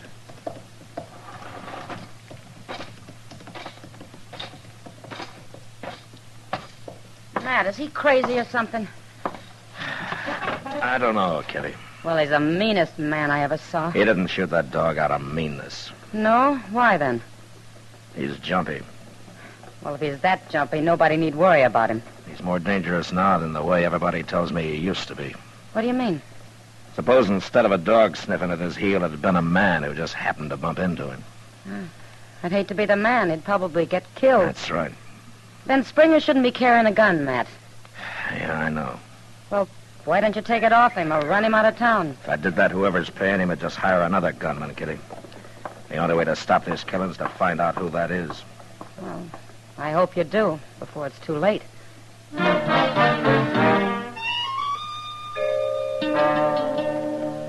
That night, I had Chester follow Springer around, keep an eye on him. But all he did was to buck the faro bank for a few hours and then go to bed earlier than the most respectable citizens. The next day, Chester went back to trailing him while I sat in the office and tried to figure a way to trap him into telling me who'd hired him. By mid-afternoon, I was no further than when I'd started. The only idea I had was to choke it out of him.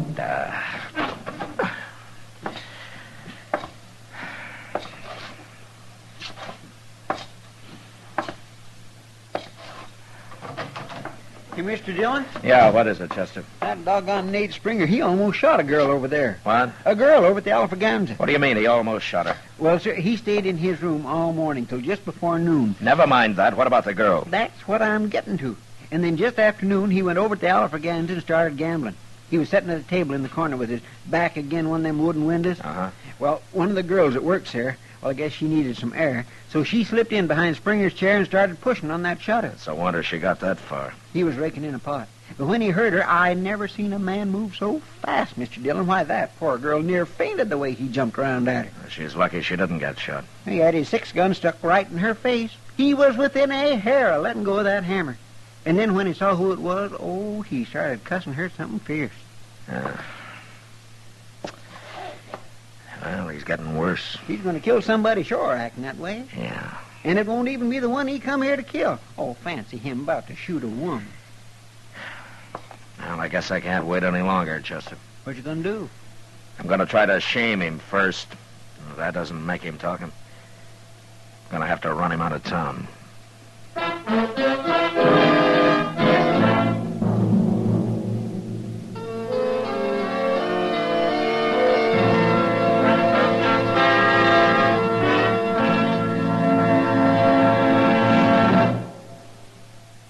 L&M is best. Stands out from all the rest. L&M's got everything. Everything? Everything. Best flavor? L&M stands out for flavor. The miracle tip draws easy. Lets you enjoy all the taste. Best filter? L&M stands out for effective filtration.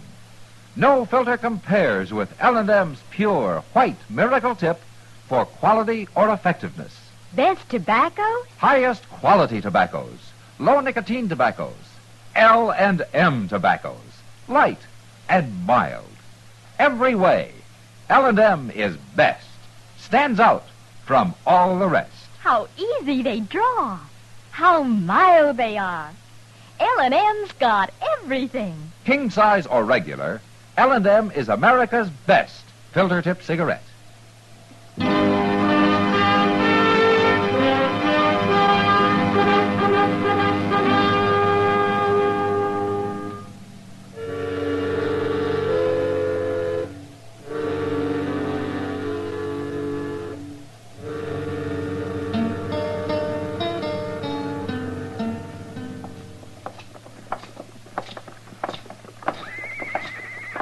Mr. Dillon, I can't help thinking all your friends who told you about Nate Springer was mighty poor judges.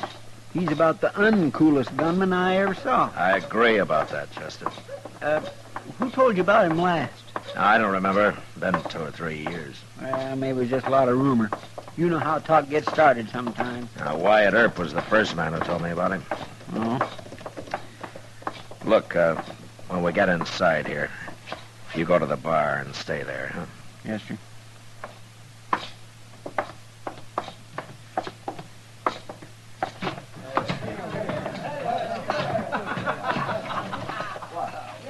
There he is, Mr. Dillon.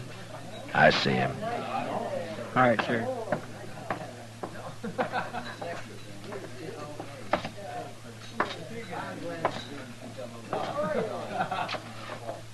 Springer. Springer, come over here.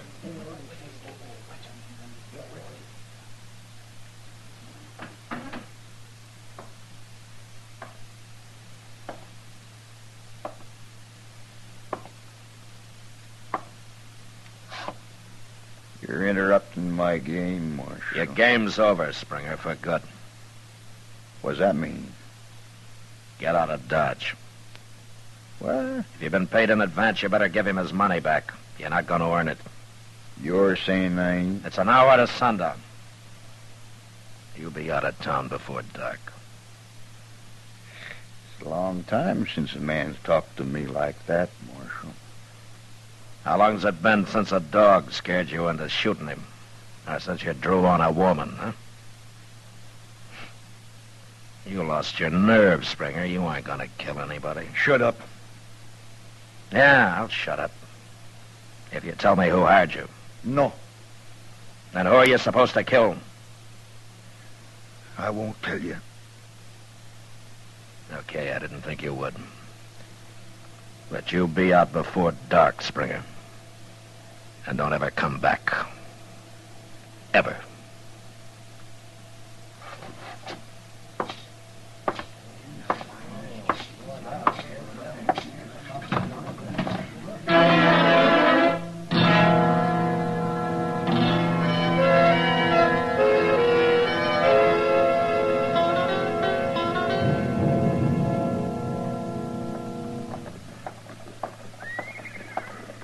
Oh, hello, Matt. Doc? Yeah, what are you standing out here for? Why aren't you inside with your feet on your desk the way you usually are? I'm waiting for somebody, Doc. Oh? Oh, you sound serious. It's Nate Springer. He's got about 20 minutes to leave town. Oh, is that so? Well, you finally had to come around here, huh? He's still in the Alafraganza over there. If he doesn't come out before dark, I'm going in after him. Yeah. Oh, here comes somebody, this. Huh? No, that's Chester. Oh, yes. So it is. Is there going to be a shooting, Matt? I doubt it, Doc. Springer's already backed down. Well, you never know. I'm going to get my things ready just in case. Sure, Doc.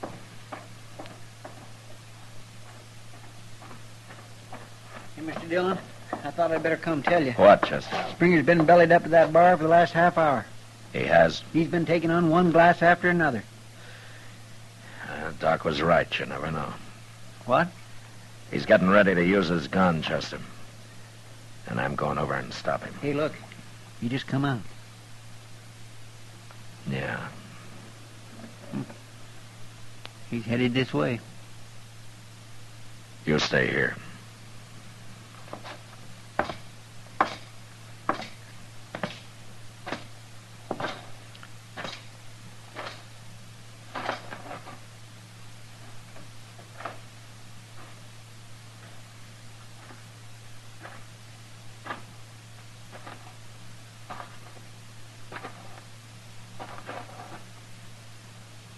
Marshal, I thought you didn't drink, Springer. I never did before. Well, you started too late. You haven't time to find your man. You're leaving town. I've found him. What? You I'm going to kill. Who hired you, Springer? Let's draw, Marshal. I feel like it now. Let's draw. Don't be a fool. You're drunk. Not that drunk. I can kill you. And I'll be all right again. Now. No!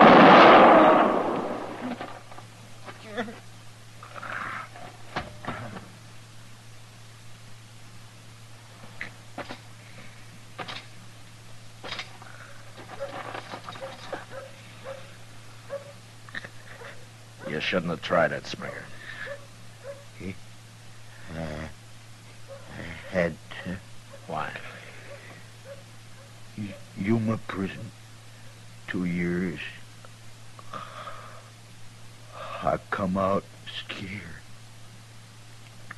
lost my nerve in that prison. Then why did you take this job? I had to. Who hired you, Springer?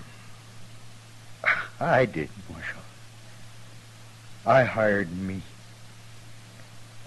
I had to face somebody like you to get my nerve back. Don't you understand? Yeah. Yeah, I understand. It didn't work. No. And I paid everything I had for it. It cost me everything in the world.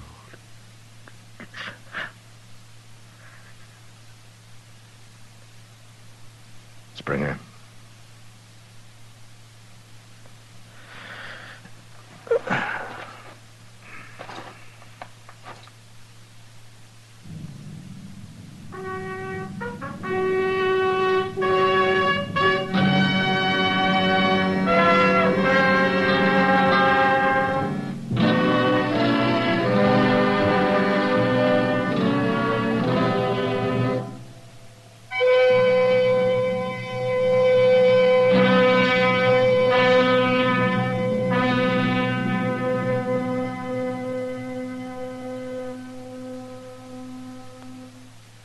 And now our star, William Conrad. Thank you, George. If you're a filter tip smoker, you should be smoking L&M's. When you try L&M's, the first thing you'll notice is how mild they are, how easy they draw. With L&M's pure white miracle tip, you enjoy all the taste. Try L&M's today. You'll like them.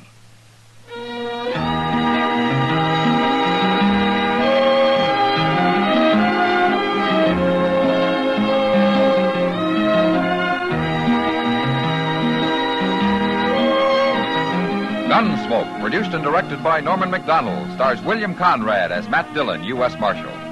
Our story was specially written for Gunsmoke by John Meston, with music composed and conducted by Rex Corey. Sound patterns by Tom Hanley and Ray Kemper. Featured in the cast were John Daner and Harry Bartell. Parley Bear is Chester, Howard McNear is Doc, and Georgia Ellis is Kitty.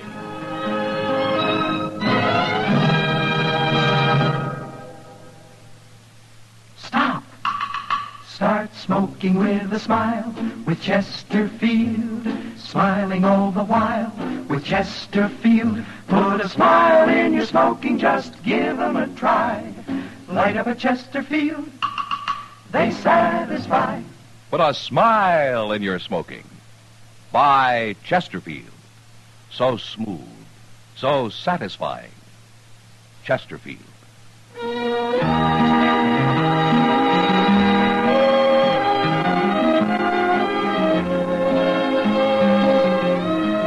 You'll also enjoy Chesterfield's great radio shows.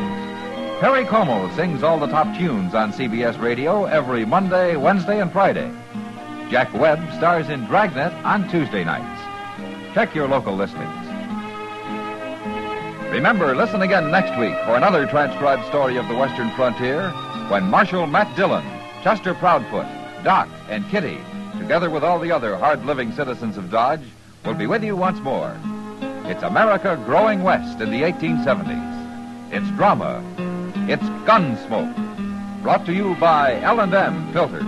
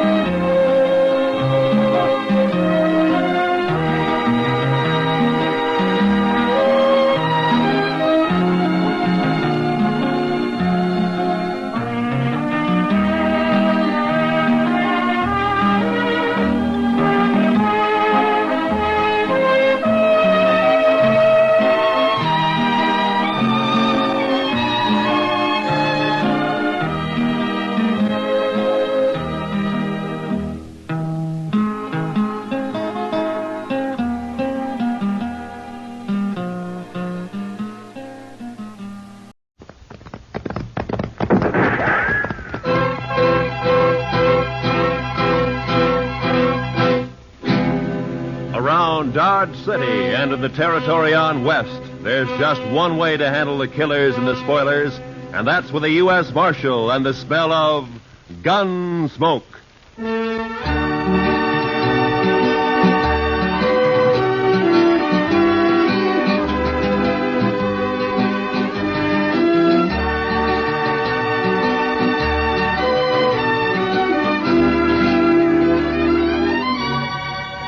Gunsmoke, starring William Conrad. The story of the violence that moved west with young America. The story of a man who moved with it. Matt Dillon, United States Marshal.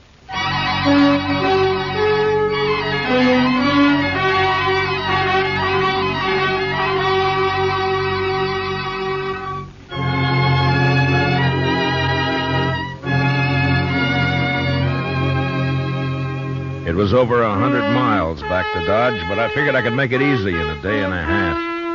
I'd been in Hays City as a government witness in a murder trial, and I was anxious to get back. So I rode out of Hays one morning a couple of hours before light. The ground was clear of snow, but it was midwinter, and it was sharp cold. When the day came, there was no sun, only dark gray sky drilled by a high, cold, searching wind. The air was as thin as I could ever remember it being. And behind me in the north lay a great slab of blackness. When I saw that, I should have turned back, for the wind stood out of the north, too, and sooner or later it would drive that black slab right down on top of me. This was blizzard weather, the kind of weather that kills the land and everything on it. I don't know why I went on, maybe because of the wind. You know, a high wind will distemper a man. Make him drunk like. Anyway, I didn't turn back. And about noon, the sky began to turn white with snow, and I could smell a touch of moisture in the air. And finally it came. The sleet, shrilling in on the wind like small buckshot as the blizzard howled down the prairie. I couldn't look right or left without being stung blind, but as long as I kept the wind on my back, I knew I was headed south.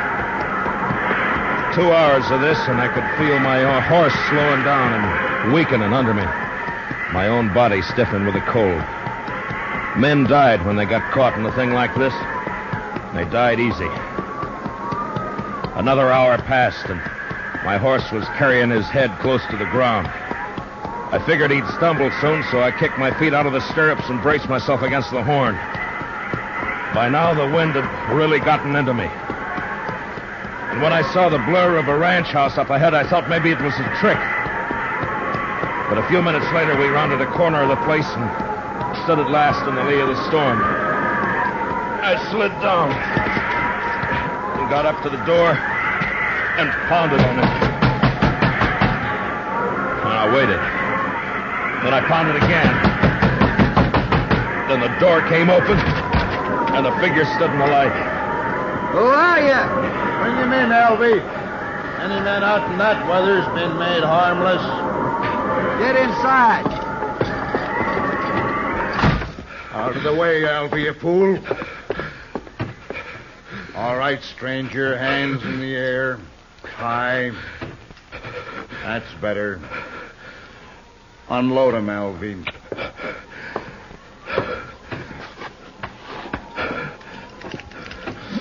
Nice gun, Hack. Real nice gun. Shut up. Now, take him down, stranger. You can come up to the stove now, but don't try nothing. I'll cut you in half with buckshot. He was a burly man with flushed cheeks and a wild red beard and a great shock of red hair. Even his hands and fingers bristled with it. He sat on a stool by the stove, a shotgun across his knees. And his eyes never left me. The other one, Alvy, had a body of an underfed boy, but he was completely bald, and his skin was tight and dry. He looked like a naked skull. And his eyes, well, something had touched Alvy. You look half froze, stranger. You must have wanted something real bad to go out in weather like this. I never saw him around here before, Hack. He's a stranger, Alvy. He don't belong around here. Of course, we don't know anybody, but I seen a few, and I never seen him before. Maybe he's seen you, Alvy, somewhere. Not me. He never saw me nowhere. How do you know that? Maybe he was just looking for some cows and got lost in the storm. You're just a kid, Alvy. I always said you don't know much. Belle! Belle, get on out here. She was a pretty girl, but with a dark, half-wild look that I'd never seen before in a woman. Her eyes jumped from man to man and then came to rest on me, fixed and curious. And then after a moment, she looked away and moved into a chair across the room. Supper ready, Belle? It's awful cold out. You recognize him, Belle? You ever see him before? Nope. You're sure now? Maybe Hayes City. Maybe you saw him up there sometime. I don't know him. You sure? Yes. If you're lying to me, you know what I'll do to you. I never saw him before. He come in here half froze, right out of the blizzard. Must have been looking for some cows and got lost. Shut up, Albie. We don't know what he's doing here, Belle. Why shouldn't a man get out of the storm? Even in here. That's enough. All right, stranger, we never saw you before. We don't know who you are. And as soon as I think you're lying, I'm going to blow a big hole in you. What about my horse? I'd like to put him in the barn if you've got one. Alvy? Oh, now, Hack, I ain't going out there. I'd freeze. And the horse will freeze if you don't. It's his horse. We might need it. Go on, Alvy, before I get cross. All right, I'll go. I don't know why that horse is so important.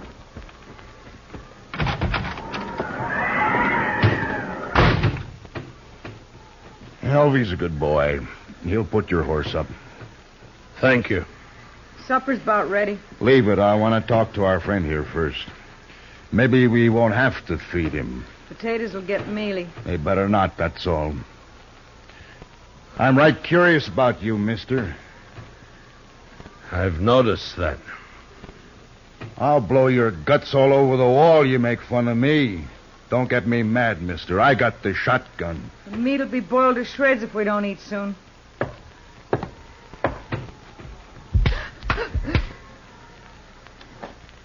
You just won't understand any other way, will you, Belle? What is it you want to know about me? I can tell, mister, I can handle you easy now. What do you mean? All I got to do is wallop the girl and you'll talk. I don't have to do nothing to you. All right, if I take my jacket off. I've warmed up now. I mind. You might have a gun hid out in there. He can raise his hands. I'll unbutton it. Well, now, that's right smart of you, Belle.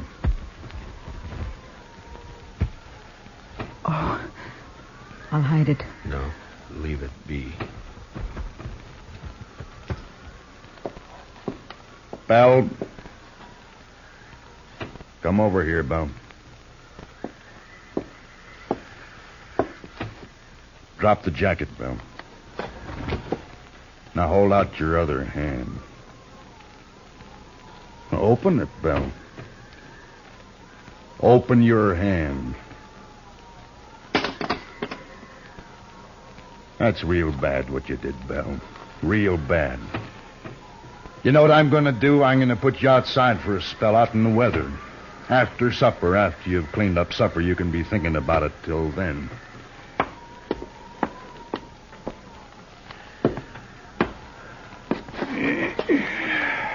United States Marshal.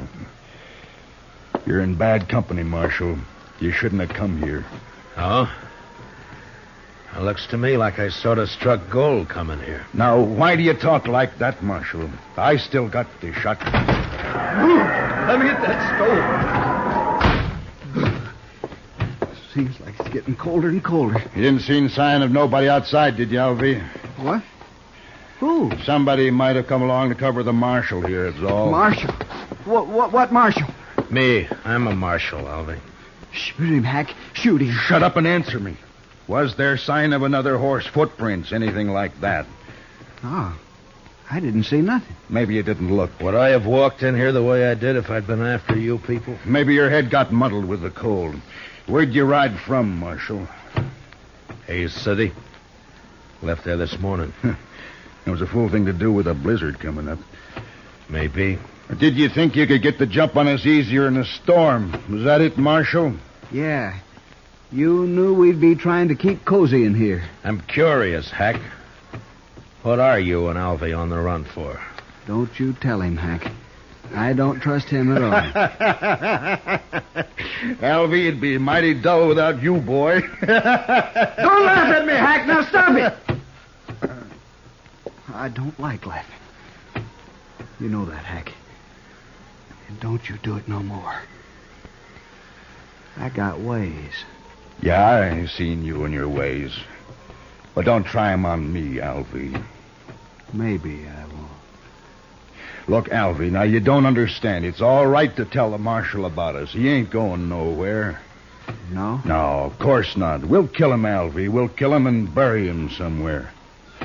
Oh, sure. Now, why didn't I think of that? 'Cause I do the thinking for us, Alvy, that's why. Now, what was it you like to know, Marshal?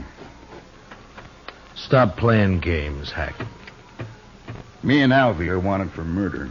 Up in Cheyenne, Wyoming. Seems a mite unfair, though. We didn't aim to kill nobody. It just happened that way. We was robbing a bank. Yeah, and a couple of the people there wouldn't do what we told them, so Alvy used his knife on one, but it just made the man holler. You could hear him all over town. And we had to shoot our way out after that. Must have killed 3 or 4 people.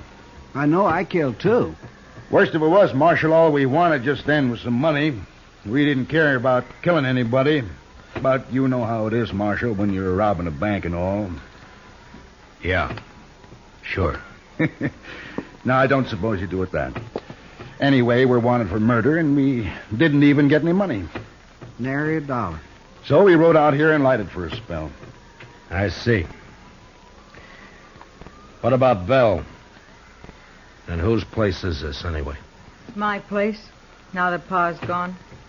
You mean you were living here alone? No. They killed your pa, is that it? Yes. How long ago? I don't know. Maybe a month. Yeah, it's been about a month, hasn't it, Alvy? 35 days. There, you see? Alfie always knows just how long everything's been. Now, that's fine. Tell me what you do with him. Who? The old man. Oh, we buried him out back. Couldn't afford a funeral. Could we, Alvy? Hack, we told him that. Now let's shoot him. No, I've been thinking it over. People in Hayes City know he started for Dodge, and when he don't show up, they might come looking for him. But you said we'd bury him, Hack. That's what you said. Yeah, that's right, but we can't bury his horse, too. Not in this ground. It's froze solid. And if we turn the horse loose and they find it and can't find the marshal's body, then they'll suspect something. You're pretty smart, Hack. Too bad you don't know enough to stop killing people. Too bad for you, anyway. Well, what are we going to do, Hack? I'm getting hungry. That supper won't be fit to eat. Shut up! One more word out of you, Bella, and I'll whoop you good. Come on, Hack. I'm really hungry. No, listen to me, Alvy. Now, my idea is to knock the marshal on the head and throw him outside to freeze. Now, he'll keep real good that way.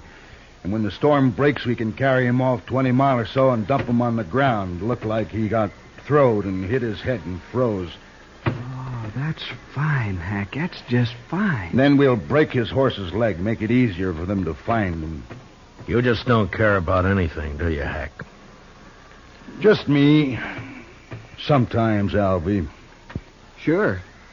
Me and Hack are friends, ain't we, Hack? Of course, if it don't want snowing, we'll have to think of something else. Can't leave tracks for them to follow back there.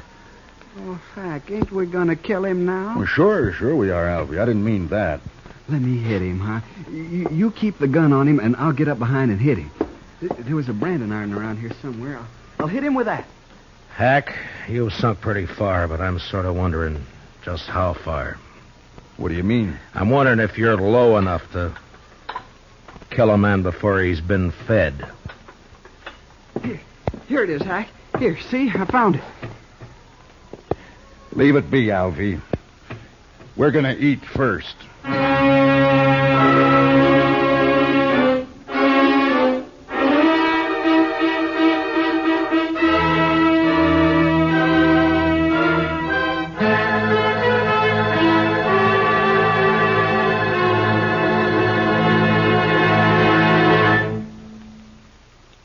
return for the second act of Gunsmoke in just a moment. But first, this Sunday night, Lionel Barrymore is your host and Joseph Cotton the star on Sunday Night Playhouse's gripping historic drama based on the life of Peter Marshall.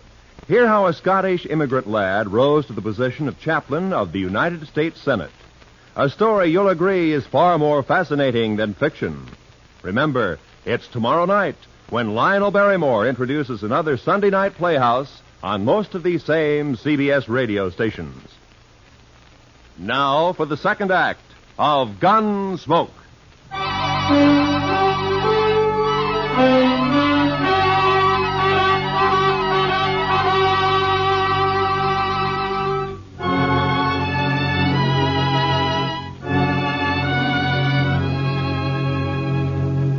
It was only 5 in the afternoon, but the blizzard had darkened the land, and its blackness showed in at the windows. Here and there along the walls of the ranch house, tricklets of snow blew in through the warped timber. In the kitchen, Hank sat directly behind me while I ate. Later changed places with Alvy and fed himself heartily, as though he had nothing at all on his mind. Hank was just a nerveless brute, born with no conscience at all. His intelligence was the instinct of an animal that snapped at or killed whatever got in its way of survival. Every living thing was his enemy. And Alvy? Well, there was no way to figure Alvy. Too much of him was missing. My only chance lay in the girl, Belle, even though Hack had pretty well beaten all resistance out of her. Supper was over soon enough, but Hack seemed in no particular hurry to get on with his plans. I've eaten better food on the trail than that. Can't blame me for it. Get it cleaned up, Belle. You can talk your head off when you're outside alone, and you're going outside. I'll learn you to heal if I have to break your neck. No, don't do that, Hack. Not till we're ready to pull out, anyway. Why? Well, I ain't gonna do the cooking. Well, I hope not. I've eaten your cooking. My sister was a good cook. Yeah, we should have brought her along, Alvy. No. I don't like her.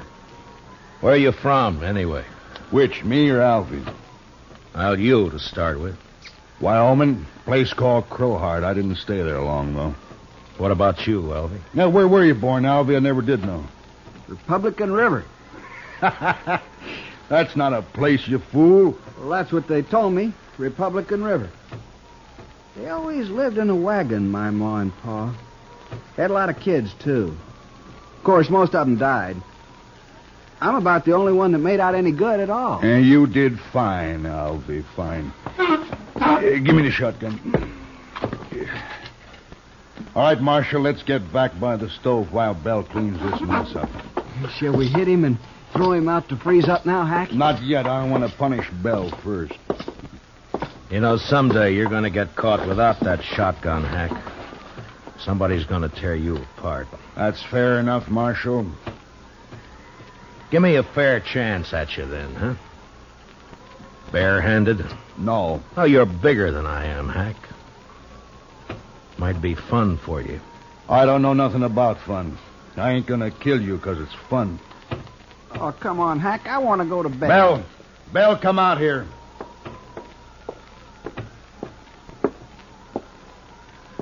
Get outside like I told you. And don't open that door so wide you'll blow the lamp out.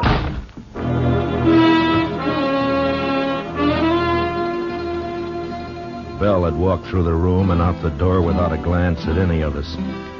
I figured she'd go down to the barn where she'd be all right for a little while anyway. But I knew I'd have to make a move soon. I sure wasn't going to sit there like a fall hog and let Alvy knock me in the head whenever he got ready. But it didn't take much more sense to try to jump Hack in that shotgun and let him blow me all over the place. It was a beggar's choice, and the more I thought about it, the madder I got. Hack, I'm sleepy. I'm going to hit him and go to bed. You can do what you want after, but I ain't staying up all night. Alvy's got his mind made up, Marshal, I can tell. Just what do you call his mind, Hack? I got ways to fix you, Marshal. Nah, never mind, Alvy. Wrap something around that iron, otherwise it won't look like he hit his head on a rock. What difference it makes? Do what I say, Alvy. All right, Hack. Here, I'll use this curtain. Now, keep your eyes on me, Marshal. Alvy moved around behind me and was getting a good grip on his branding iron. I leaned slightly forward in the chair and was tensed and waiting for the split second when my instinct had told me to jump. And then suddenly the door was flung wide open and the wind roared in, almost lifting the room as it came. The lamp flared and then went out as I plunged sideways from the chair. Did you hit him, Alvy? Did you hit him? You bloody fool. Don't you try nothing, Marshal. I got some more shells right here. Don't you move now. I crawled across the room and was out the door before Hack could reload. In the snow outside, I stood up and turned to find Belle waiting by the side of the door, a pitchfork in her hand. I couldn't see her face very well in the dark, but I could tell she was shaking with cold. I reached out and took the fork from her and then flattened myself against the wall and waited. I was afraid it was you he shot. That was a smart trick, Belle, throwing the door open that way. He shot Alvy, didn't he? Yeah. Good. I think he's found out I'm not in there. What are you going to do? Wait. Marshal! Marshal! I'm going to kill you and the girl both now. I waited, praying he'd come through the door before my hands got too cold to hold the pitchfork. And finally, the barrel of the shotgun appeared, waist high, and began to poke its way around in our direction. It was stupid of him, but a man behind a gun often gets a false sense of power. I let him shove it out 3 or 4 inches, and then I slammed down on it. Then I jumped into the room. Hack tried to club me with a gun, but he missed. And I got in under him with a fork and lifted him off his feet. And he struggled for a moment like a speared fish and then went limp. And I let him fall. One of the prongs had reached his heart.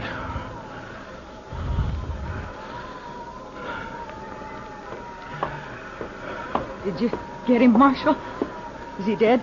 Yeah. Light the lamp.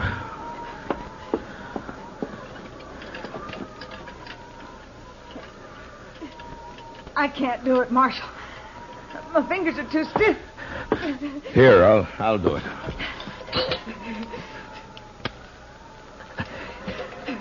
There.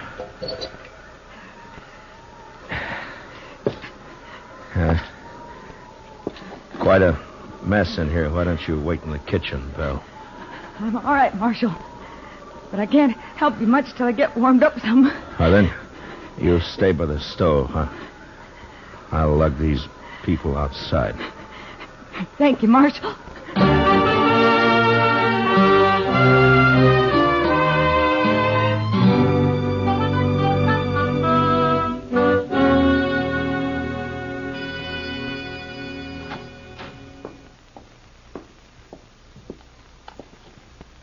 Marshal?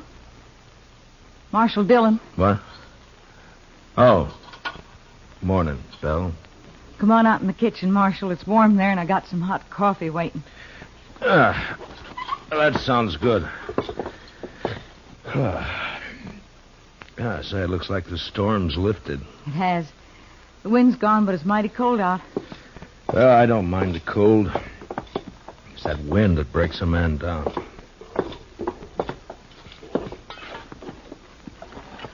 There. Get some of that in you. Well,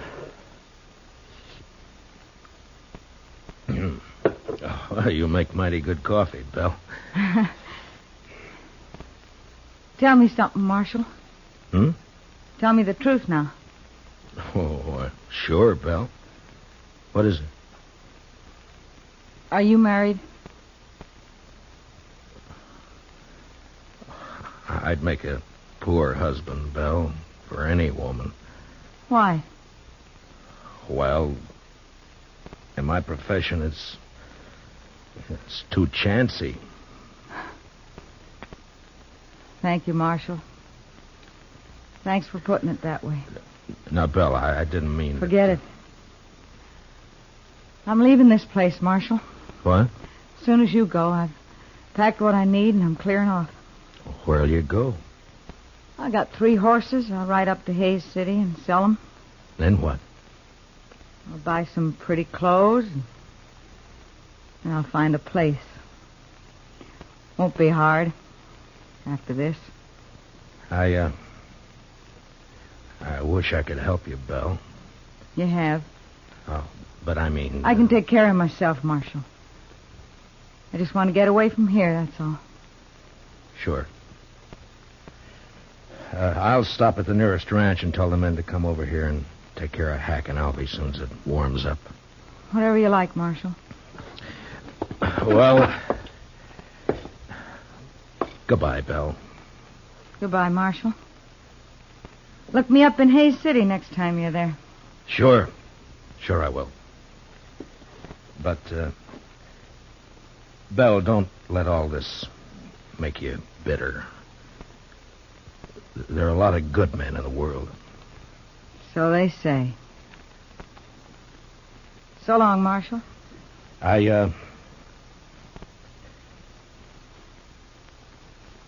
So long, Belle.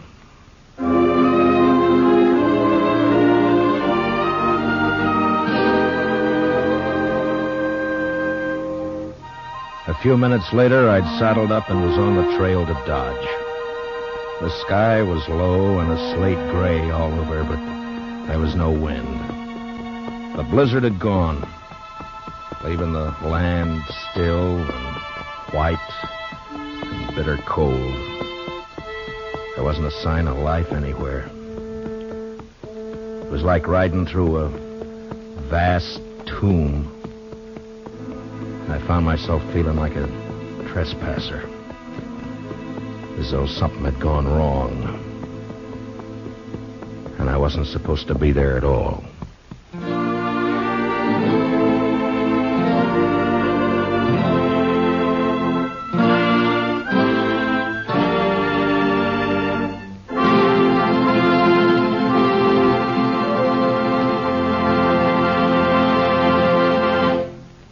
Gunsmoke, under the direction of Norman MacDonald, stars William Conrad as Matt Dillon, U.S. Marshal. Tonight's story was specially written for Gunsmoke by John Meston, with music composed and conducted by Rex Corey. Featured in the cast were John Daner as Hack, Harry Bartell as Alvy, and Vivi Janis as Belle. Gunsmoke is heard by our troops overseas through the facilities of the Armed Forces Radio Service. Join us again next week as Matt Dillon, U.S. Marshal, fights to bring law and order out of the wild violence of the West in Gunsmoke.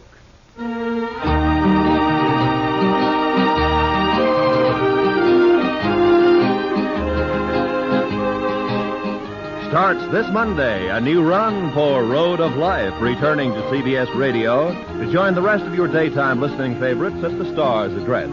Road of Life, telling the day-to-day story of surgeon-scientist Dr. Jim Brent, will keep your interest at a high point every Monday through Friday on most of these same stations. Remember, starting this coming Monday, Road of Life, in its 16th year, will be heard again on CBS Radio. Roy Rowan speaking. America now listens to 105 million radio sets and listens most to the CBS Radio Network.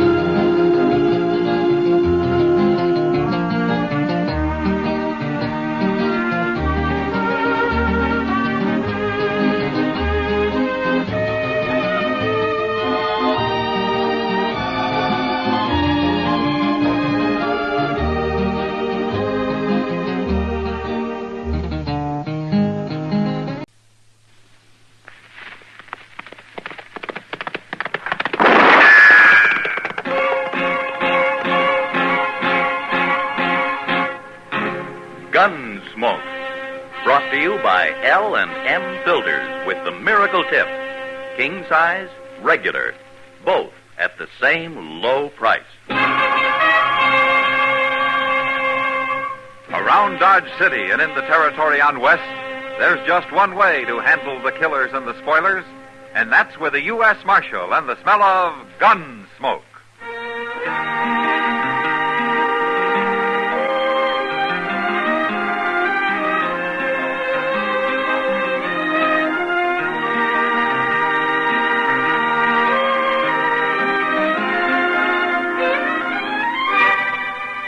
Gunsmoke, starring William Conrad, the transcribed story of the violence that moved west with young America, and the story of a man who moved with it. I'm that man, Matt Dillon, United States Marshal. The first man they look for and the last they want to meet. It's a chancy job, and it makes a man watchful and a little lonely.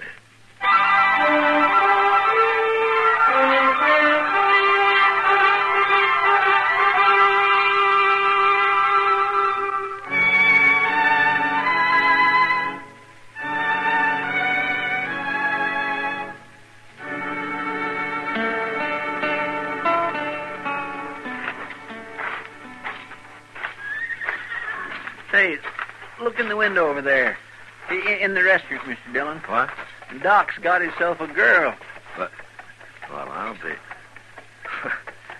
I never saw her before, Chester. He's waving at us. He wants us to come in. Oh, all right. Look, you come in and say hello and then go on out of the telegraph office, huh? Might be important. Okay, sir.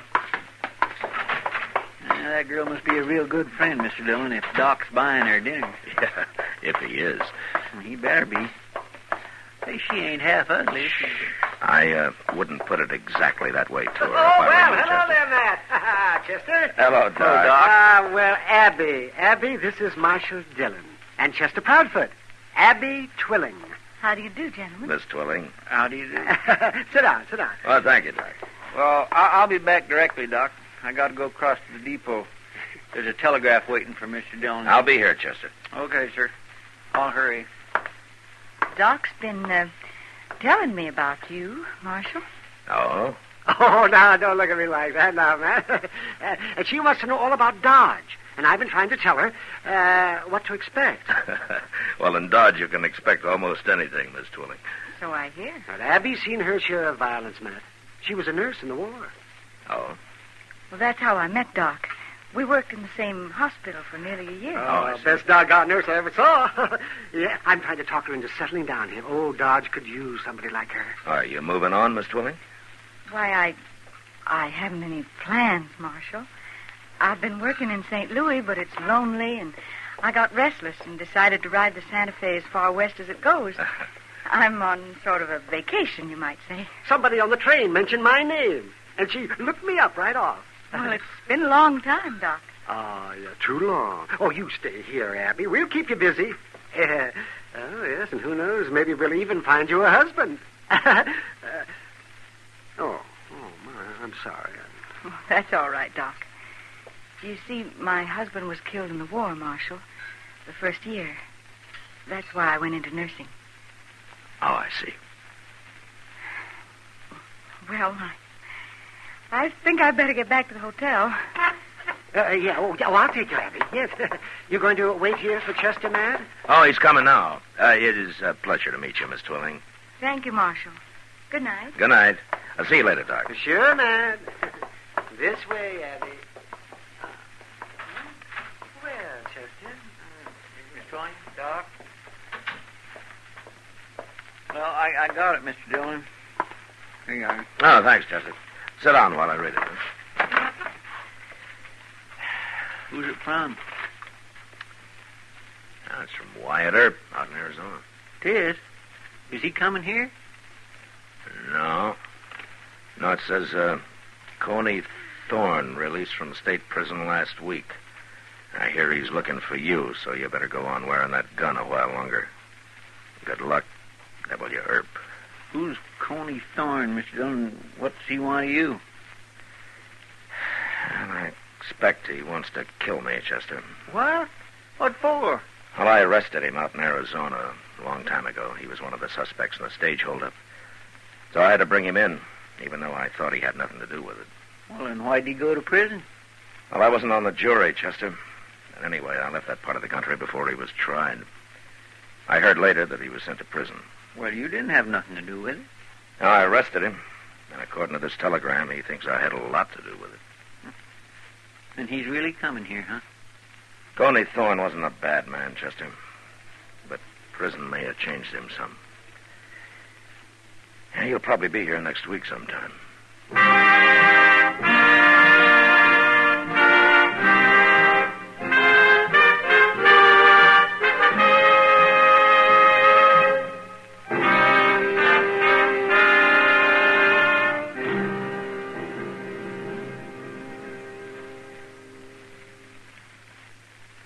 L&M filters are sweeping the country. L&M, the filter-tipped cigarette everyone's talking about. Everyone's changing to. Here's what John Robert Powers told us. I never realized a filter cigarette could taste this good, and at the same time filter so much more effectively.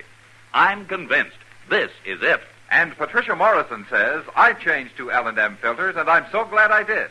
Because here's a filter cigarette that really tastes the way a cigarette should. David Wayne wrote, L&M's have the best filter of them all. Miracle Tip is right. There's nothing like it. Yes, L&M filters are truly sweeping the country, breaking more sales records every day. The reason? It's the filter that counts, and no filter compares with L&M's Miracle Tip.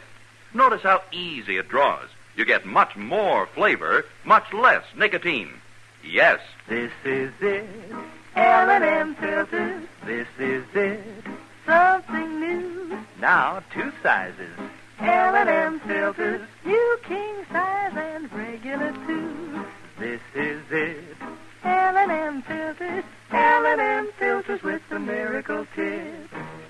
So join the trend to L&M. King size, regular. Both at the same low price.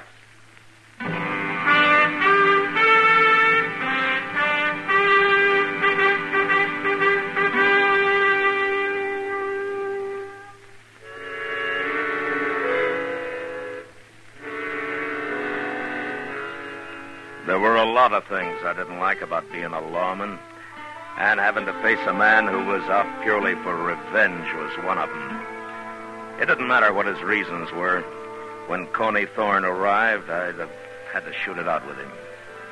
A man who'd traveled all the way to Dodge City from Arizona wasn't going to be put off by argument. However, a week passed, and he didn't show up, and I began to hope that maybe he'd changed his mind. Until one day when I was sitting with Kitty watching the crowd from the porch of the Dodge house.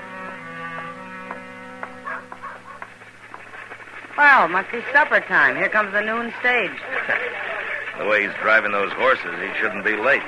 He's never been on time yet unless there was an Indian scare going on. Not many passengers. 3. No, another one getting out. Yeah. All strangers. No, not all of them, Kitty. Not to me. What? That last man I got out. I've been waiting for him. Coney Thorne?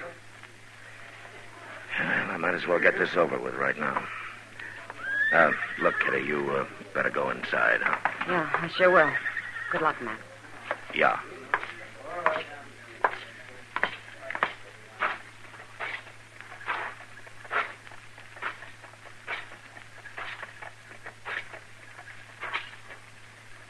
Hello, Coney. Dillon? What took you so long? I was expecting you last week. How'd you know I was coming? You must have told somebody. You got friends everywhere, ain't you, Marshal? I never thought you had anything to do with that holdup, Coney. I told you at the time I was sorry I had to take you in. I've been 5 years in prison, Marshal, no matter what you thought. I'm not apologizing. But you're free now, Coney. Why do you want to die? What makes you think I'm going to die? Well, a man in prison doesn't get much chance to handle a gun. You must be pretty rusty by now. A lot of ways to kill a man, Marshal. In the back? Think about it. Now, you've changed, Coney. You were a man once. 5 years in prison, Marshal. Wasn't any good. Nearly went crazy. I would have till I got to thinking about who put me there. That saved my mind, kind of. Yeah, but you're out now. It's all over. No, not yet. I ain't gonna fight you, Marshal. Not till I'm ready. Not till I figure out how to kill you. I'm gonna make you go crazy waiting the way I done. And I'll sleep all the better knowing you're gonna have to have one eye open every minute from now on. You're not the first man who's wanted to kill me. Maybe not. But I'm gonna be the first to do it.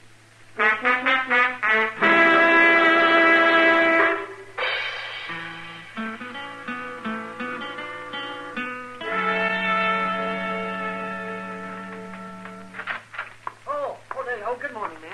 Ah, hello, Doc. Well, how come you're up so early? Well, I got a call last night, Matt, about 3 o'clock. A fellow of the Dodge House was keeping everybody awake. Huh? Well, it sounds more like they should have called me. No, he wasn't drunk, Matt. He was delirious. It was brain fever, most people call it. Oh?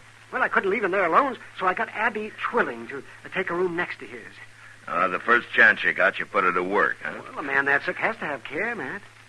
You talk like he's going to die. Not with Abby working on him. No, he isn't. Well, that's fine. Yeah, the man's name is Coney Thorne, Matt. What? Yeah, he won't be up and about for another week, though. Yeah, I thought he looked sick when he got off the stage yesterday. Well, he was. Well, maybe it was the fever that made him talk like he was planning to shoot me in the back. What's that? Yeah, I wasn't like Coney.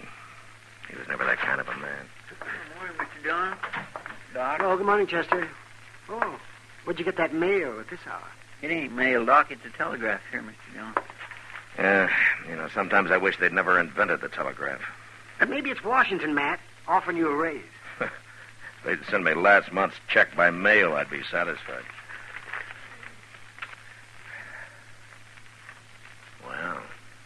Well, what is it, Mr. Dillon?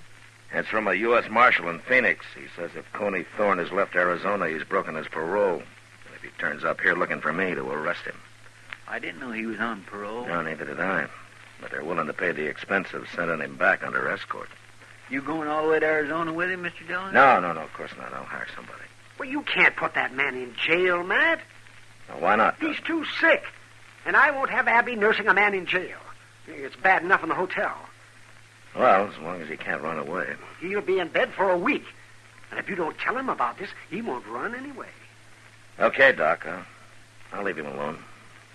For a week.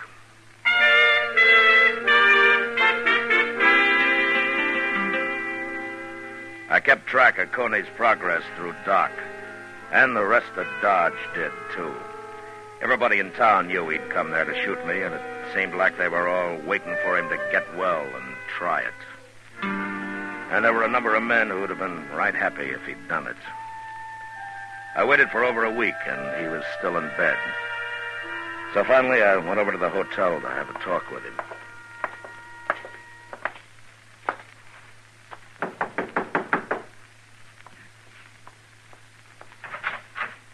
Oh, Marshal Dillon. Hello, Abby. Can we come in? Why, of course. Come in. Thank you. Hello, Chester. Hello, Miss Twilling. Now, where's your patient? Oh, this is my room, Marshal. He's right through there. I have it arranged this way so he won't be disturbed. Now, is he still sick, Abby? He's better. Well, Doc says that he could get up. Please, Marshal, give him a little more time, a couple of days. It's very important. It is? I know what he came here for. It doesn't matter to you if he stays in bed a while longer, does it? No, but if he's well, why are you keeping him in bed? It's good for him. Coney needs a rest like this. You've no idea how much he needs it. Please, Marshal. Abby. Yes? You got to know Coney pretty well, haven't you? Yes, I have. What kind of a man would you say he is? He's a good man, Marshal. But he's suffered a lot being in prison the way he was, and, well, it's like soldiers I've seen who've been through too much. They change for a while, anyway. But if they're given a chance, the right kind of a chance, they find their way back sometimes. That's what you're doing, giving him a chance, huh? I'm trying, Marshal. Well, how does he feel about it? I'm not sure yet. Chester. Yes, sir? I changed my mind about talking to Coney. Come on. Okay, sir. Thank you, Marshal. I guess I'll know how you make out, Abby. One way or the other. I swear I don't understand what you was talking about, Mr. Dillon. Well, I don't understand it either, Chester, but my guess is that Abby's fallen in love with him. What? that don't make sense. That seldom does. But that doesn't keep it from happening. No, sir. My, kind of scary, ain't it? Well, Abby's a little scared. She's not sure about Coney. But anyway, he trusts her enough to have told her about being out on parole. That's why she figured I'd heard about it and had come to arrest him. What you gonna do? Well, Abby asked for a couple of more days, Chester. I think she deserves them.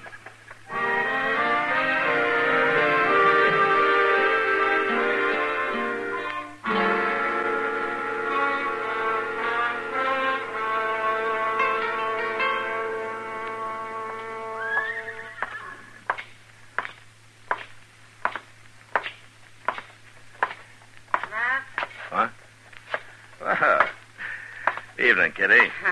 I just coming in to say hello. Oh, the air's better out here, Matt. I never saw that saloon so crowded as it is tonight. Oh, a couple of new herds arrived today. Yeah, I know. I've danced with every cowboy that came with him. I had to get out of there while I could still walk. Well, as long as they're dancing, they're not fighting. Oh? You ever dance with one of them, Matt? Is it that bad? Oh. Mr. Dillon? Oh, Miss Kitty. Evening, Chester. Mr. Dillon, right across the street there. I just seen Coney Thorne. What? Well, where was he headed? He was knocking on the front door of the stage office, and nobody didn't answer, so he went around back. Oh. I'll see you later, Kitty. Sure. Looks like Coney's trying to run off, Mr. Dillon. There's no stage till tomorrow morning, Chester. Besides, he doesn't know I'm going to arrest him. Well, at least he didn't come gunning for you as soon as he got out of bed. Well, maybe he wants to be sure of a seat on the stage first. He said he went around to the back of the office. Yes, sir, right up the alley here. Yeah. Look, you better stay back a little, huh? Hmm? Being in bed so long might have made Coney a little nervous. Well, yes, sir.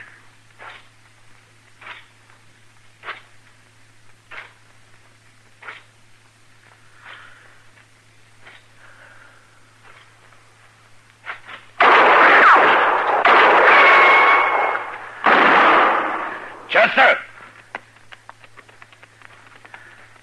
You all right, Mr. Dillon? No, he didn't hit me. But I didn't hit him either. He had a horse waiting out there. Come on, if we hurry, we can still follow him.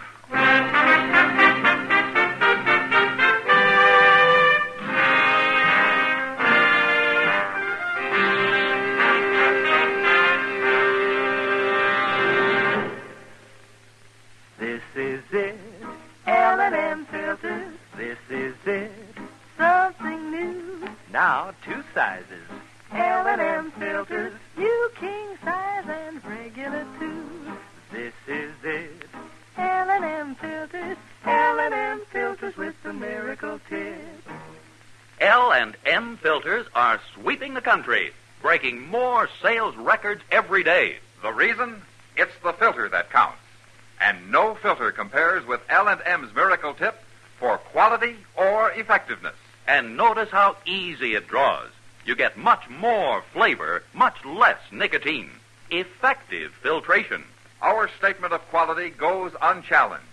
L&M is America's highest quality and best filter tip cigarette. Buy L&M king size. Buy L&M regular. Buy L&M's by the carton.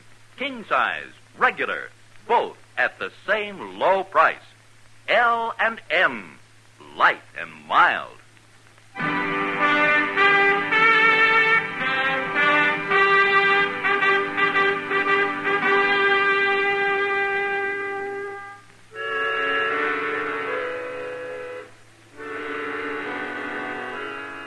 With the full moon to help us, Chester and I didn't have much trouble staying on Coney Thorne's trail once we hit it.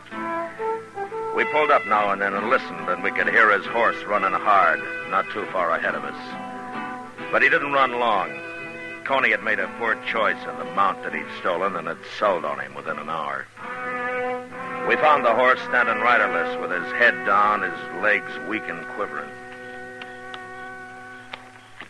That poor horse is plumb bedrock, Mr. Dillon. He ought to be shot. Now, never mind the horse, Chester. Let's find Coney. He can't be very far. There's no place to hide out here. There's something over there, Chester. Off to the left there. It ain't moving. Yeah, well, let's take a look. Look, you ride straight from here, and I'll come in on an angle. Okay, sir.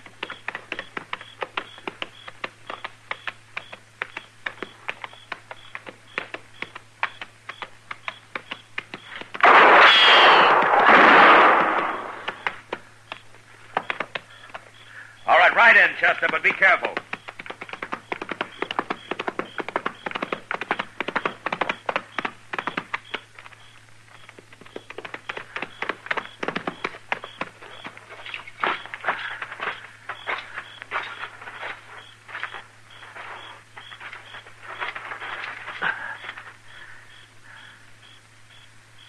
Is he dead, Mr. Dillon? I don't know, Chester, but he's all through shooting.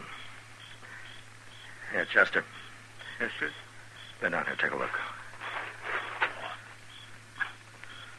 Why, that ain't Coney Thorne. No. You ever see this man before? No, sir, I don't know who it is. He ain't dead. No, but he's bleeding pretty bad. I'm afraid he soon will be. Who are you, fella? Hey, what's your name? Marshal. Yeah, that's right. I'm the marshal.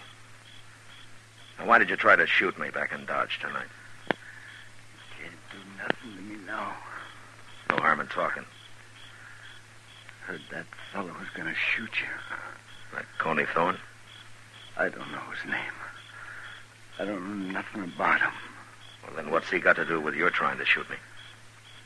Nothing. Only I figured I could do it, and they'd blame him. Oh, why? I never saw you before. Why did you want to shoot me? Kill a marshal? That'd be pretty good, wouldn't it? Kill a marshal? Yeah. Yeah, that'd be pretty good. Didn't work. You kill me.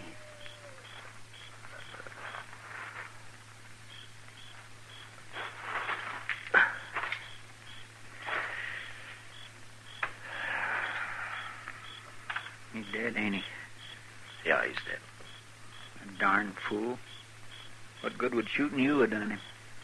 Well, it made him feel better for some reason, Chester. But why? I don't know. Just the idea of shooting a marshal and getting away with it, I guess. He didn't have any more sensible a reason. No, sir. Well, let's get him buried. It'll be daylight before we get back to Dodge, as it is. I still got to find Coney.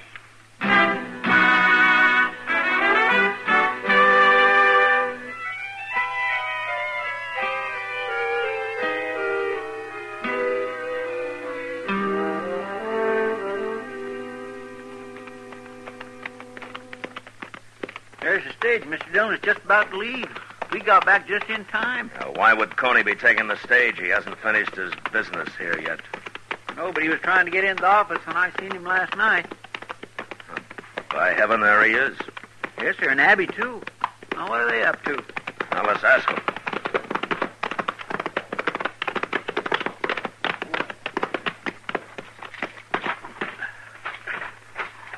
Let him stand, Chester. Yes, sir. Now, don't you do a thing, Coney. It'll be all right, I tell you. Why do you have to come back now? Good morning. Good morning, Marshal. You, going someplace, Coney? Well, I heard about last night, Marshal. But it wasn't me shot at you. You know it wasn't. I found the man that did it. I ain't gonna kill you. That's all over, Marshal. It is? It was like being crazy, Marshal, for a long time. And I got the fever, and Abby was there talking to me all the time, taking care of me. Now, somehow, I ain't mad at nobody. Well, I'm glad to hear that, Coney. Being in prison so long when I was innocent, it was bad, Marshal. Yeah. Look, Coney, you shouldn't have left Arizona. You broke your parole. I'm going to have to send you back. He's going back, Marshal. Right now. With me. What? We're going to be married. And then he's going to turn himself in. Is that true, Coney?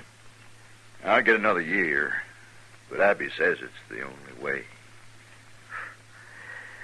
You're going to get married, huh? We'll make out, Marshal. But please don't arrest him here. Let him go alone with me. It isn't much. You can give him that. Chester. Yes, sir? Go over to the telegraph office and write something out and send it to the marshal in Phoenix, huh? Well, what'll I say? Tell him thanks for the warning. And tell him if Coney Thorne did leave Arizona and came here to shoot me, I'd arrest him quick. But knowing Coney, I think he's learned his lesson. He's got more sense. Yes, sir. Now get going. All of you.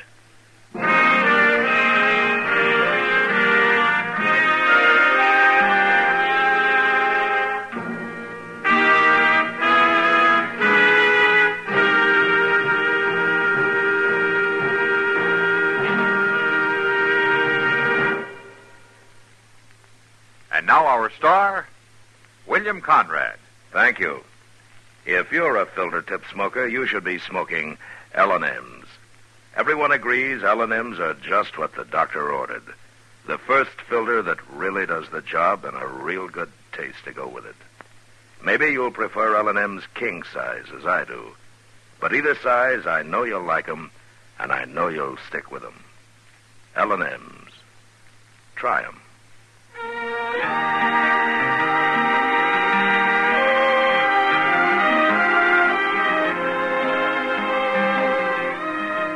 Gunsmoke, transcribed under the direction of Norman MacDonald, stars William Conrad as Matt Dillon, U.S. Marshal.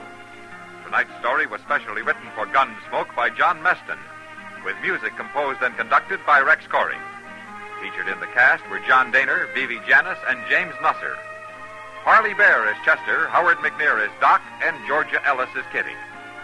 Join us again next week as Matt Dillon, U.S. Marshal, fights to bring law and order out of the wild violence of the West in Gunsmoke. The makers of L&M filters also present for your television pleasure the new Stu Irwin Show. It's a happy half hour with June and Stu Irwin, which begins October 20th in most cities. Please check your local television listings for time and channel for L&M's Stu Irwin Show. Hear Gunsmoke every Saturday, this same time, this same station. Hear the great new Perry Como radio show every Monday, Wednesday, and Friday, 9 p.m. Eastern Standard Time, also on CBS Radio.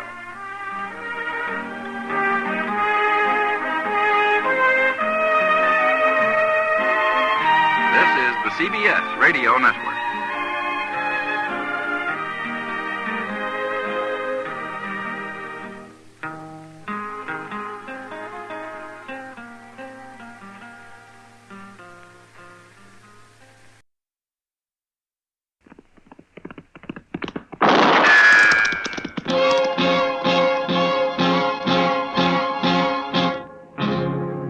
Gunsmoke, brought to you by L&M Filters.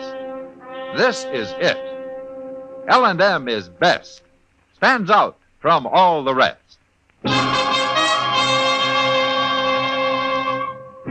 Around Dodge City and in the territory on West, there's just one way to handle the killers and the spoilers, and that's with a U.S. Marshal and the smell of Gunsmoke.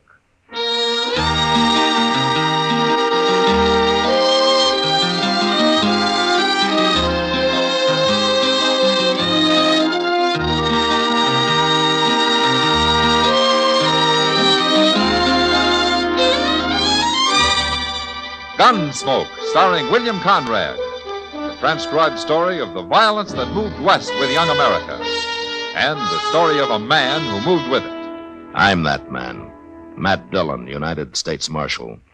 The first man they look for and the last they want to meet. It's a chancy job, and it makes a man watchful and a little lonely.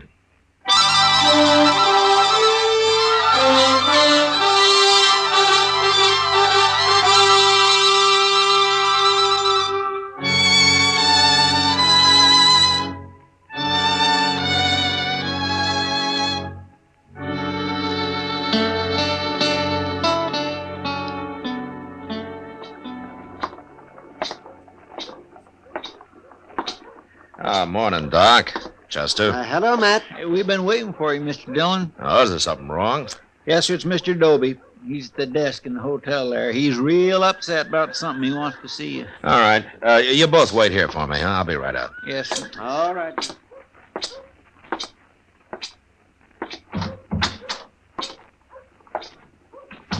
Marshal Dillon, I've sure been wanting to see you. Oh, what's the trouble, Mr. Dobie? You got a riot in here or something? There'll be a riot if you don't get them people out of here, Marshal. What people? The Daggetts, that's who. Well, who are the Daggetts? Big Dan Daggett, he calls himself. And he is big, too, Marshal. I never heard of him. He's only been in Dodge since yesterday. He's one of them mountain men from on west. He's a hunter or something, one of them real hairy fellas. Shouldn't be allowed around other white men. Oh, why not? What's he doing? He's setting in my hotel. I let him in before he told me. Before he told you what? It's better you see for yourself, Marshal. Room's right at the top of the stairs there. Well, okay, Dobie, let's go. It's true, ain't it, Marshal, that I don't have to let nobody stay in my hotel I don't want. I guess so, if you got a good reason. I got plenty of reason. 3 men have moved out already. Well, that sounds to me like he must have a box of rattlesnakes with him or something. Worse than that. This is room here. Now, this is a double room, isn't it? He needs it. Needs a whole doggone prairie. And that's where he's going. Now, you tell him, Marshal.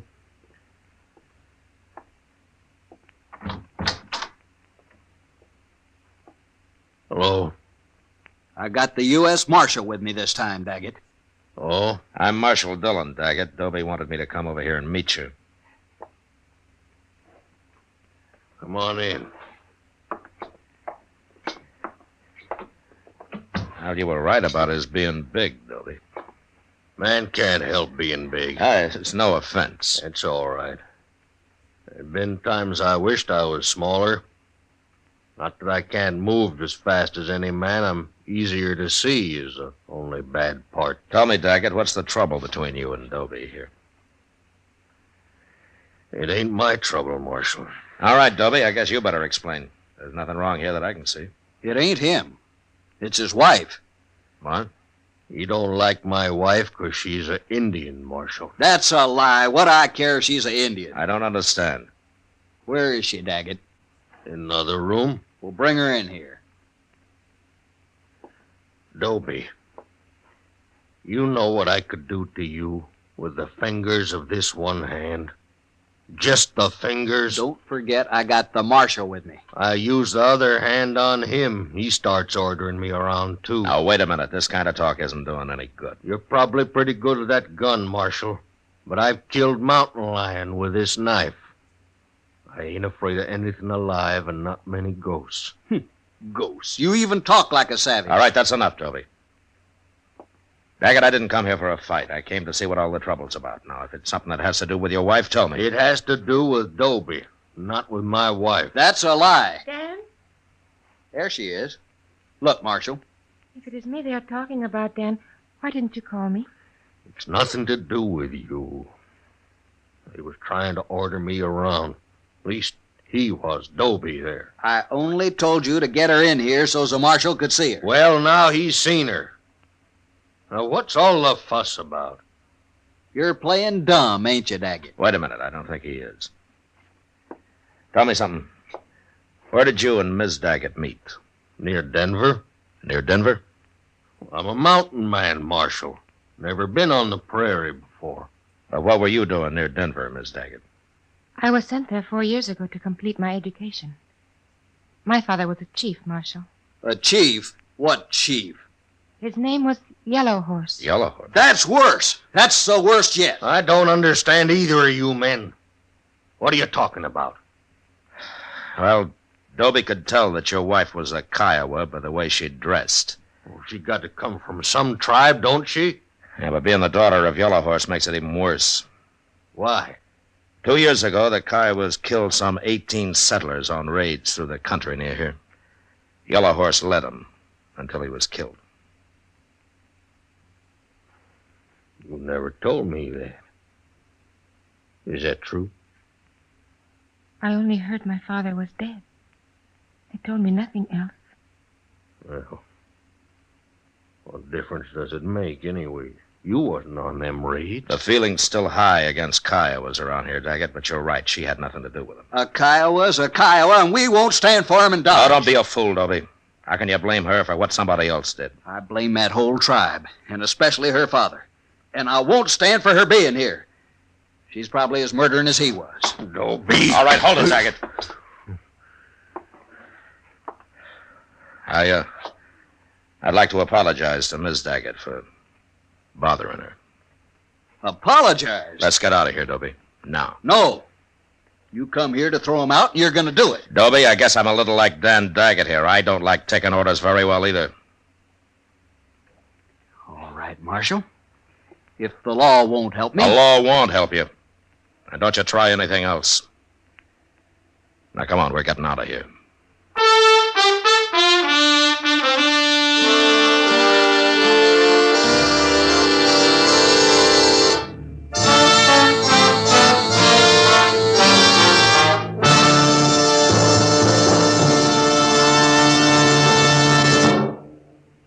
This is it, L&M Filters. It stands out from all the rest.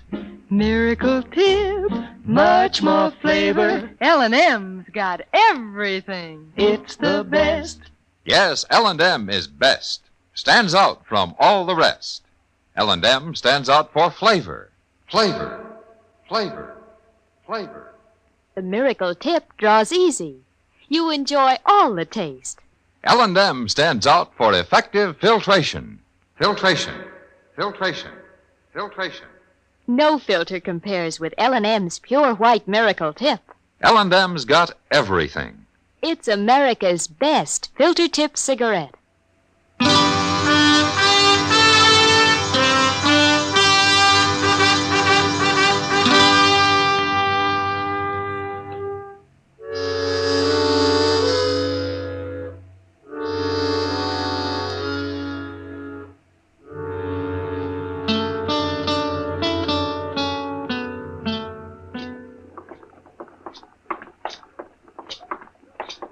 Mr. Dillon? Yeah, what is it, Chester?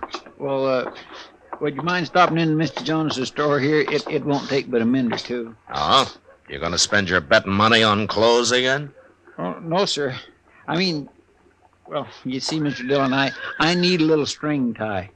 For Sundays, kind of. Oh. They don't cost more than a quarter. All right, in that case, I'll go with you.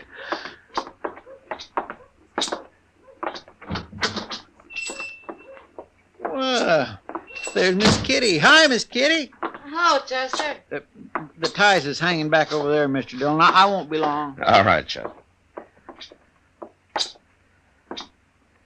Well, you're as bad as Chester, Kitty. Always buying clothes. As Chester? Matt, if Chester's always buying clothes, how come ever since I've known him he's worn that same pair of striped pants? Well, he's careful with them, I guess. He never gets them torn. You'd have to go to bed if he ever did. Where's Mr. Jonas? Out back. He's showing Dan Daggett and his wife something. Oh, are they here? Sure. He introduced me to him. Big Dan Daggett. Like you said last night, Matt, he earned the name. He's a buffalo, that man. Yeah, he sure is. His wife's name's Rose. Said you couldn't pronounce it in Indian, so he made it English. She's a beautiful little thing. Ah, she's prettier than most women around here. Thanks. Oh, no, Kitty. No, you're right. She really is. I guess Dan Daggett can't be all brute, or a girl like that would never have married him. Yeah, it's too bad Dobie over at the Dodge House can't see it your way, Kitty. No, Dobie's just not thinking very straight. Where's Jonas? Oh, he's out back, Roden. Oh, hello, Marshal. I didn't recognize you. Oh, here he comes. How you like it, Rose? Who's that, Matt? His name's Roden. He works over at one of the stables. Oh, That explains why he's too poor ever to come into the Long Branch. Jonas!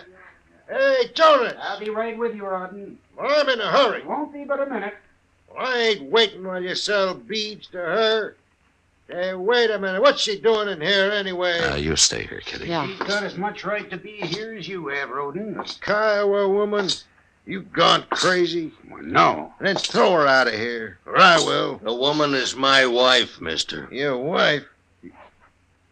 Your wife? You'll have to throw me out, too. What? Now, look here, I didn't mean nothing. If you don't mean nothing, then don't talk. Sure. What do I care? It's your business. I don't care. And even if you do care, you shouldn't say nothing about it out loud. Well, I ain't saying nothing. I gotta go now. I gotta go.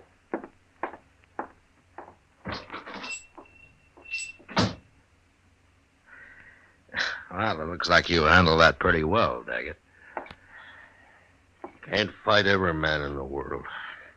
No, I guess you can't. And I don't aim to. Long as they don't push me too far. Is Dobie leaving you alone? Oh, he's doing a lot of talking around. He's trying to stir up trouble. But before it comes, we'll probably be gone. Back to Colorado in the mountains. Oh? But Marshal... Yeah? You come and see us sometime the next day or so. Rose would kind of like that. Well, thank you, Daggett. It'll be a pleasure.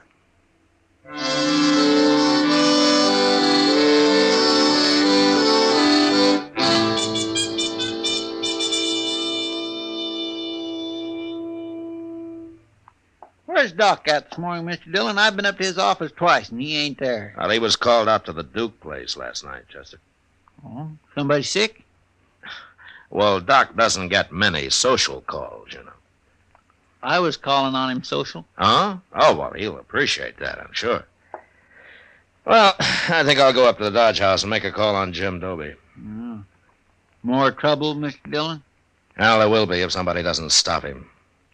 He's been talking to everybody who'll listen about Rose Daggett being Yellow Horse's daughter. How they ought to run her out of town. It's like he's looking for help, ain't it? Yeah. You ought to know better than that, a man like Dobie. Well, that's what I'm going to try to explain to him, Chester. Marshal? Hello, Daggett. Marshal, I'm kind of worried. Why, what's the matter? It's Rose. I can't find her nowhere. You can't find her? No. Well, maybe you and Chester will help look for her. I've been everywhere. Of course we'll help you. Now, where did you see her last? Oh, right in our room. Let me tell you, I woke up real early. Couldn't get back to sleep. I didn't want to bother Rose, so I got dressed. I went out in the street and I walked around. I wasn't gone more than 1 hour, Marshal. Shouldn't never have left her. Well, did you ask him at the hotel? Did anybody see her leave? There wasn't nobody at the hotel. Not when I went out, not when I come back.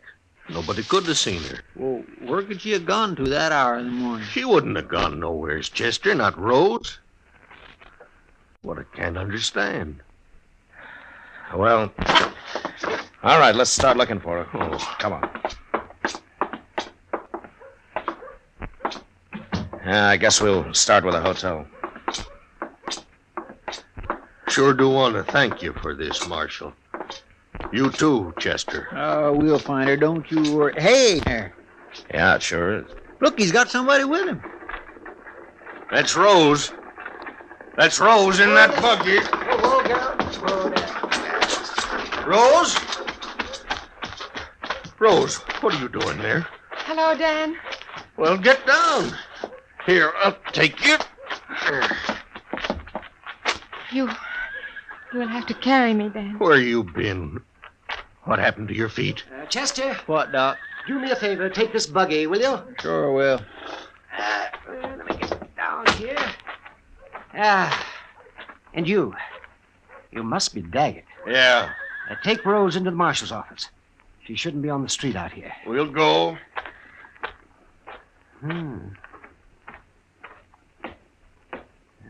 She told me about her husband, Matt, but she didn't tell me that he was that big. Come on, let's follow him. Yeah. Tell me, Doc, what was Rose doing with you? I found her out in the prairie, about 10 miles east of here. Well, what was she doing out there? I'll let her tell you that. Just you stay and sit right there, Rose. I'm all right there. Oh, Doctor, this is my husband, Dan. Well, I kind of gathered that, Rose.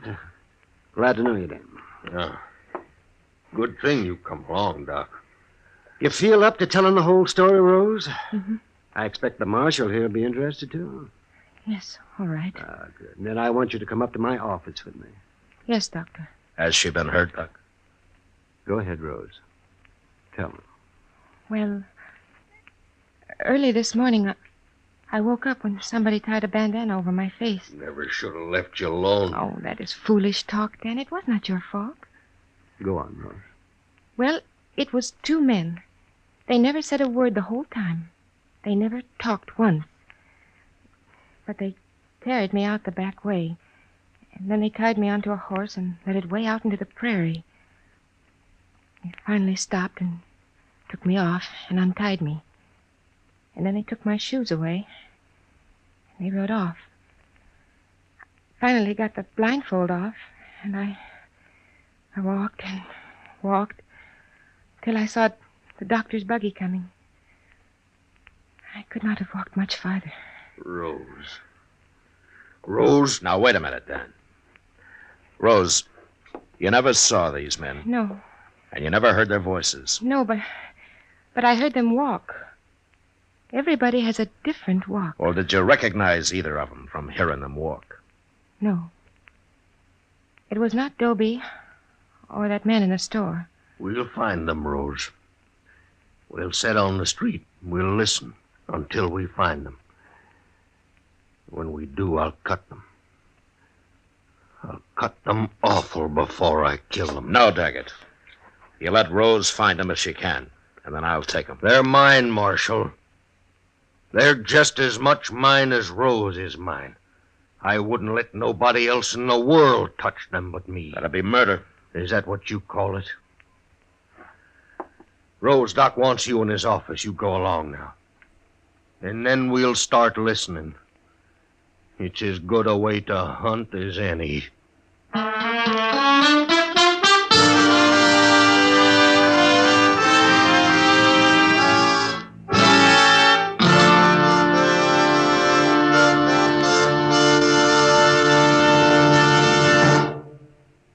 L&M is best. Stands out from all the rest. L&M's got everything. Everything? Everything. Best flavor? L&M stands out for flavor. The Miracle Tip draws easy. Lets you enjoy all the taste. Best filter? L&M stands out for effective filtration. No filter compares with L&M's pure white Miracle Tip for quality or effectiveness. Best tobaccos? Highest quality tobaccos. Low nicotine tobaccos. L&M tobaccos. Light and mild. Every way, L&M is best. Stands out from all the rest. They've got everything. King size or regular, L&M is America's best filter tip cigarette.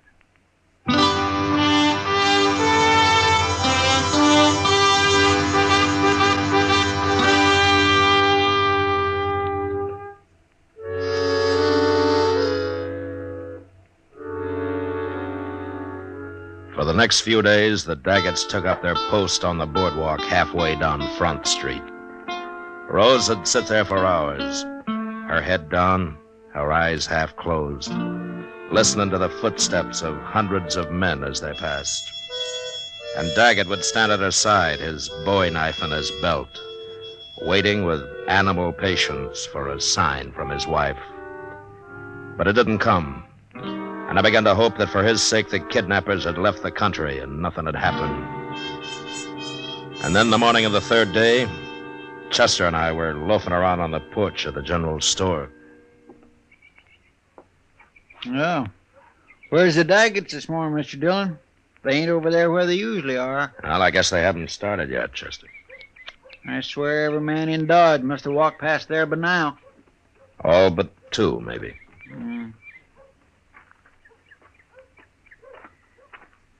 Morning, Marshal. Chester. Hello, Mr. Doby. Doby? I'm looking for the Daggetts, Marshal. You seen them? No, I haven't, Doby. But Dan Daggett isn't taking things as easy as he was. If I were you, I'd stop looking right now. Doc told me what happened, Marshal. Doc did, huh? Well, he knew nobody else would, so he took it on himself. What for? For my own good, the way he put it. Well, did it do you any good? Made me mad. Mad at myself, mostly. Marshal, I've been a fool. Hey, Mr. Dillon, there's Rose now. What? In the street there. She's got a shotgun. Hey, what's she doing? Looks like she's following those two men. Well, she sure is. Come on. She stopped them. She's got them turned around. So she's going to shoot them. Oh, they ain't making any move. How do you know it was us? What if it was?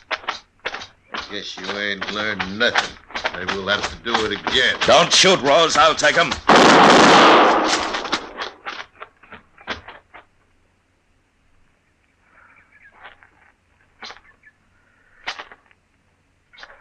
All right. Give me the shotgun, Rose. It is empty, Marshal. Why did you do it? I'd have arrested him. Dan would have found a way to kill them, even if you had. They're dead, Mr. Dillon. Both of them. Who are they, Chester?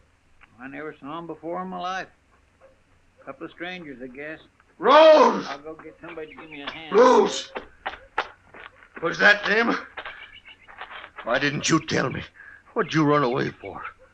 Why'd you kill them? They are the ones, Dan. How'd you know? Where did you spot them? They walked past our table while we were eating breakfast. And you said you was going up to our room.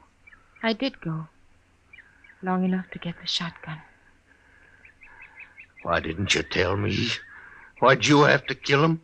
I could not see you hang for what happened to me, Dan. I'd have gladly hung for it. Anything's better than your going to jail. I will not mind, Dan. It'll kill you. I won't let it happen. It ain't right. Don't try to take her, Marshal. Don't you try. I know how you feel, Daggett. But I've got to arrest her. Rose has got to stand trial.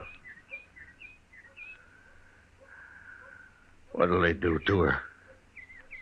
Well, I don't think there's a judge in Kansas who'd convict Rose for what she did under the circumstances. Marshal Dillon. Yes, what, Dobie? I gotta say something, Marshal. All right, say it. Them two men she killed. I just looked at them, and I don't know who they are.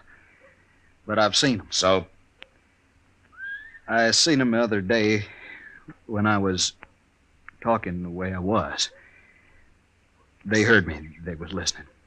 Go ahead. Well, I just had to tell you that. I don't feel very proud. You're the one that ought to go to jail, Dobie. That's what I'm trying to tell you, Marshal. It's mostly my fault. What happened to her and this killing and all. Well, you've learned something now, anyway. Only there's nothing I can do about it. It's too late. I feel like hiding. Mr. Dobie. Yes, ma'am? Would you walk back to the hotel with me and my husband? Thank you. I'd be proud to.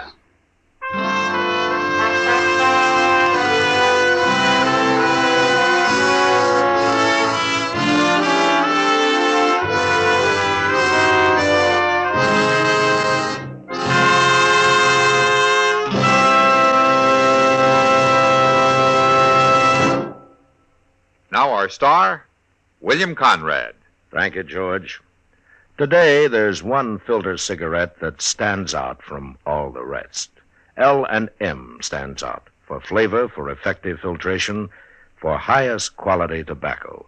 L&M's got everything. That's what makes it America's best filter tip cigarette. Try L&M's king size or regular. I know you'll go for 'em.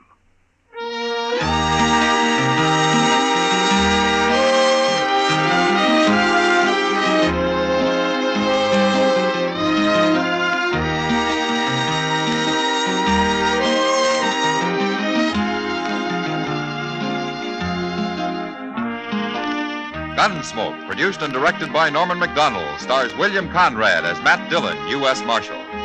Our story was specially written for Gunsmoke by John Meston, with music composed and conducted by Rex Corey.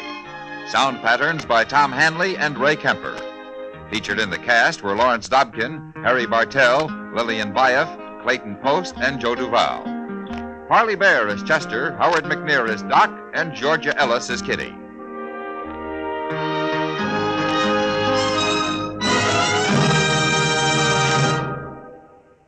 Stop!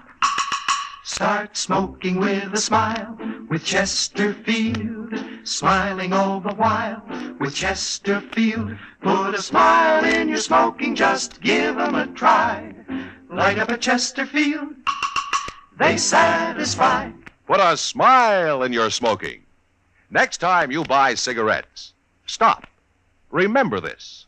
In the whole wide world, no cigarette satisfies like Chesterfield.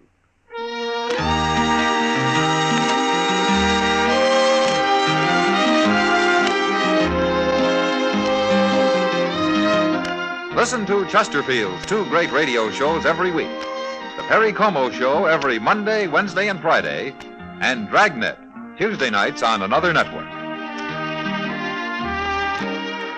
Remember, listen again next week for another transcribed story of the Western frontier when Marshal Matt Dillon, Chester Proudfoot, Doc, and Kitty, together with all the other hard-living citizens of Dodge, will be with you once more.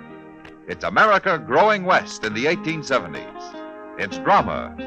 It's Gunsmoke. Brought to you by L&M Filters. This is the CBS Radio Network.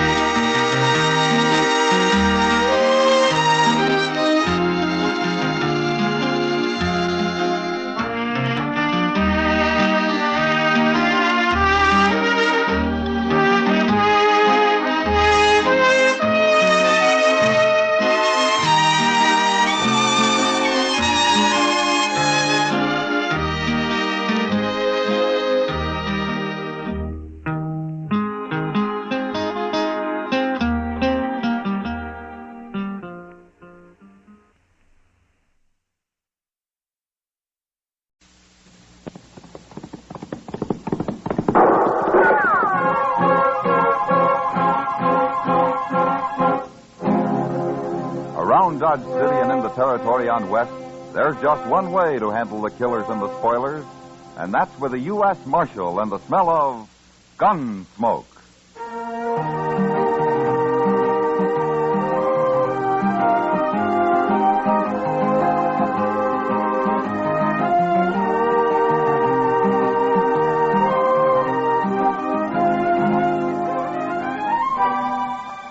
Gunsmoke, starring William Conrad. The story of the violence that moved west with young America.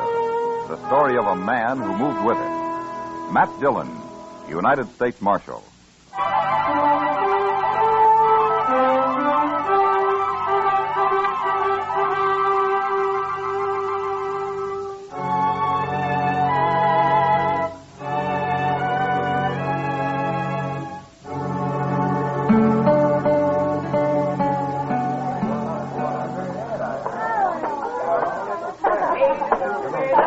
Good evening, Mr. Syberts.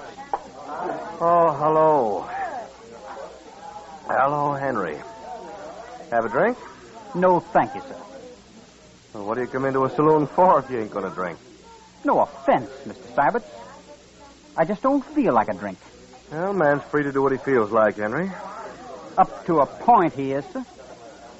You're all alike, you Southerners. We keep our word. To men and to women. Now, is that what you're here for? To see I don't run off? No man's going to shame my sister, sir. Oh, what are you talking about? I'm going to marry her in 2 days. Yes, sir. You are. Now, look, Henry. We postponed the wedding last month because I had to go to Abilene on business. I run a big ranch. It takes a lot of hard work and time. And the ranch comes first. Can you get that through your head? I understand. I just hope for your sake you don't have to go anywhere this time. Polly wasn't proud having to call off the wedding last month. Well, suppose you leave that to me and Polly and keep your puppy nose out of this. I don't care for that remark, Mr. Sybert. Oh, no? Well, then let's see what a young Confederate gentleman does about something he don't care for. Go ahead. You're wearing a gun? You can't bluff me, sir. All right, hold it, you two. Oh. Get this little whippersnap off of my back, Marshal, before I shoot him. That's enough, Syberts. I don't want any fighting here. Especially between prospective brothers-in-law. You two ought to be ashamed of yourselves. Now, Henry, you go on. Get out of here, huh? Go drink someplace else tonight. I'm not drinking, Marshal. You're still ahead. Get out anyway, huh? All right, sir. But don't you forget what I said, Mr. Sybert. Oh, those hot-headed Virginians. I don't know if I ought to marry into a family like that or not. Well, marrying's your problem, Sybert. Just don't kill any of them, that's all. Have a drink, Marshal. I got one at the table over there, thanks. Well, later, maybe. Maybe.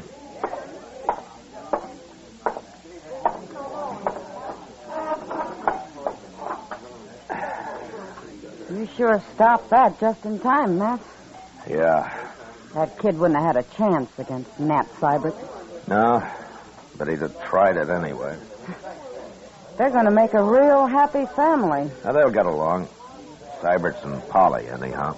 They will if Henry and his father give him a chance. It's too bad Mrs. Troyman isn't still alive. She'd handle it better. They're nervous about the wedding, that's all, Kitty. And about Sybert's money. They need it bad. They used to be rich, Kitty. Back in Virginia. Sure, before the war. What about now? Why do you think they're so happy to be able to marry Polly off to a big rancher like Sybert? You know it as well as I do, Matt. Yeah, except for Polly. I think she's real fond of Sybert. Sure. And he's fond of her, too. After all, she's a woman, isn't she? Yeah, I know. But maybe you'll settle down now and quit running around so much.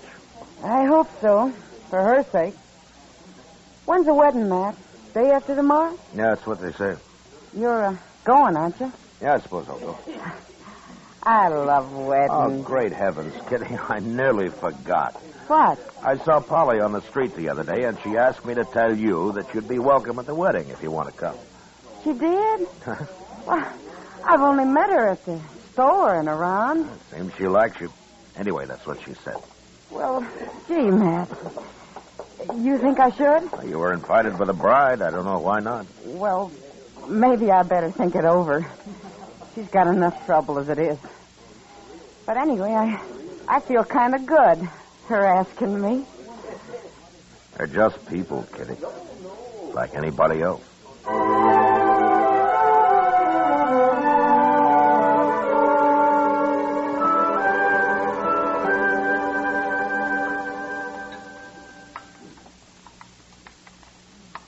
Oh, if there's anything I hate, it's a liar, Matt.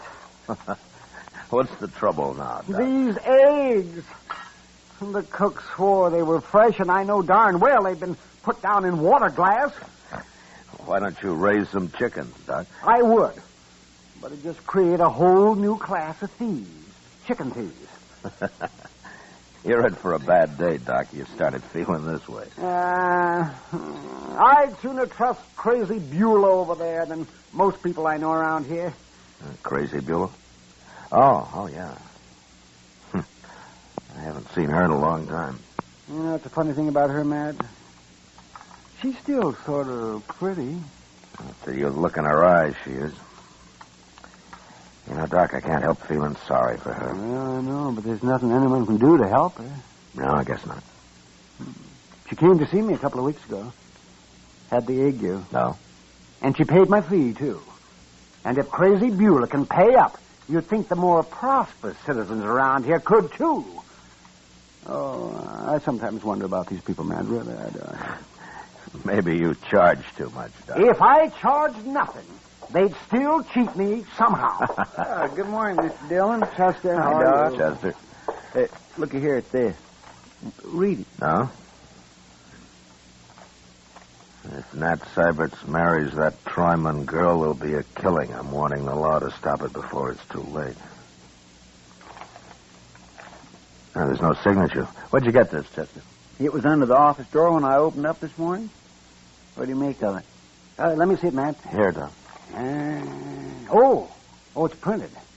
Thought I might recognize the writing. Well, that's why you printed it, I guess. I see. I wouldn't want to be in Nat Sybert's boots. Young Henry is going to shoot him if he doesn't marry Polly. And here somebody is going to shoot him if he does. Well, all in all, it'll make for a lively tomorrow. Chester, I think we better talk to Syberts about this. Yes, sir. He's staying at the Dodge House till after the wedding. Yeah, I know. Well, so long, Doc, and be sure and have a pleasant day, huh? Oh, surely, Matt. So long.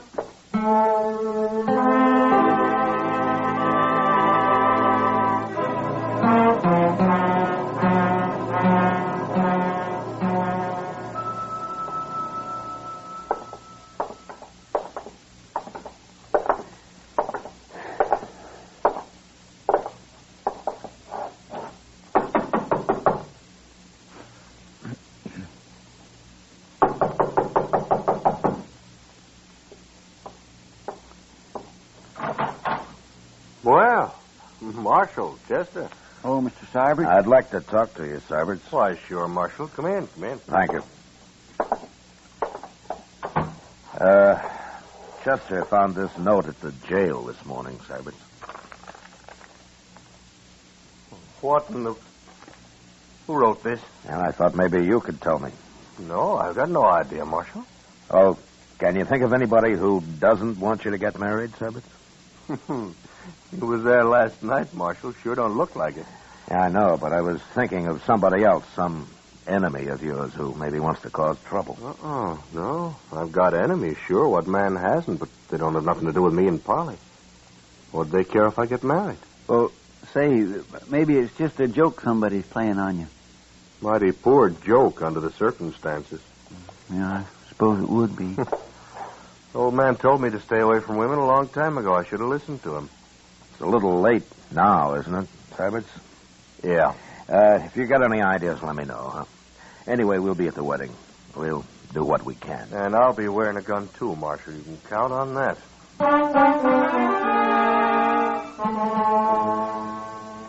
Nat Syberts was a little wild, maybe, and he had a reputation with the women, but at the same time, he'd worked hard, and everybody felt that once he settled down, he'd probably be as steady as the next man.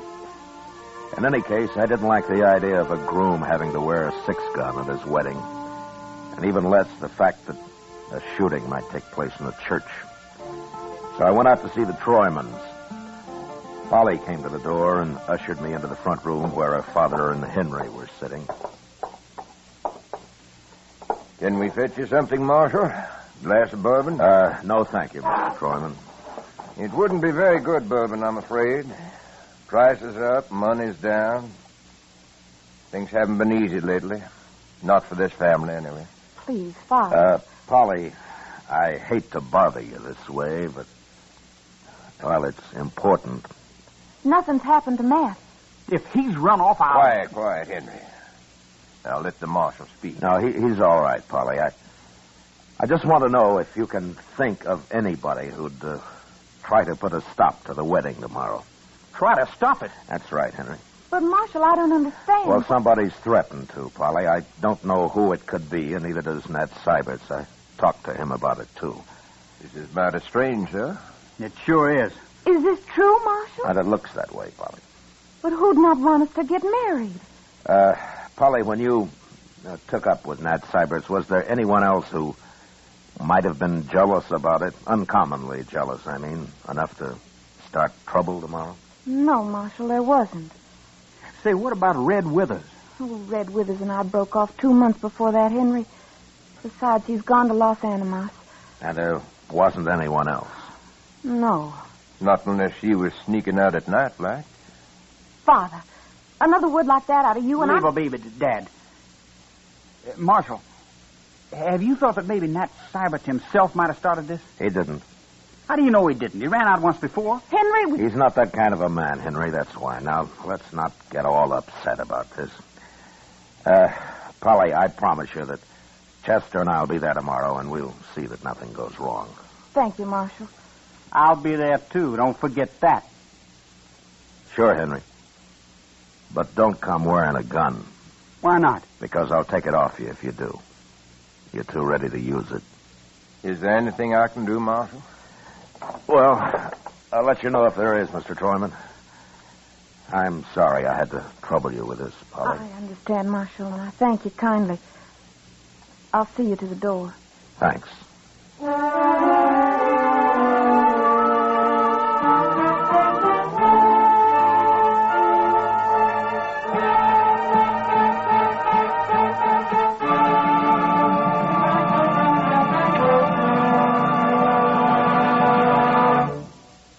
We will return for the second act of Gunsmoke in just a moment. But first, with the arrival of warm weather, people tend to forget their troubles and other people's troubles, too. We go off for the pleasures of the beach, the forests, and the countryside. By all means, let's get the most that life has to give. But let's keep the need of the Red Cross, the continuing need for blood, somewhere in our minds. At least once this summer, give a pint through your local chapter. Don't forget, disaster waits on no season. Give blood during the summer, too. Now the second act of Gunsmoke.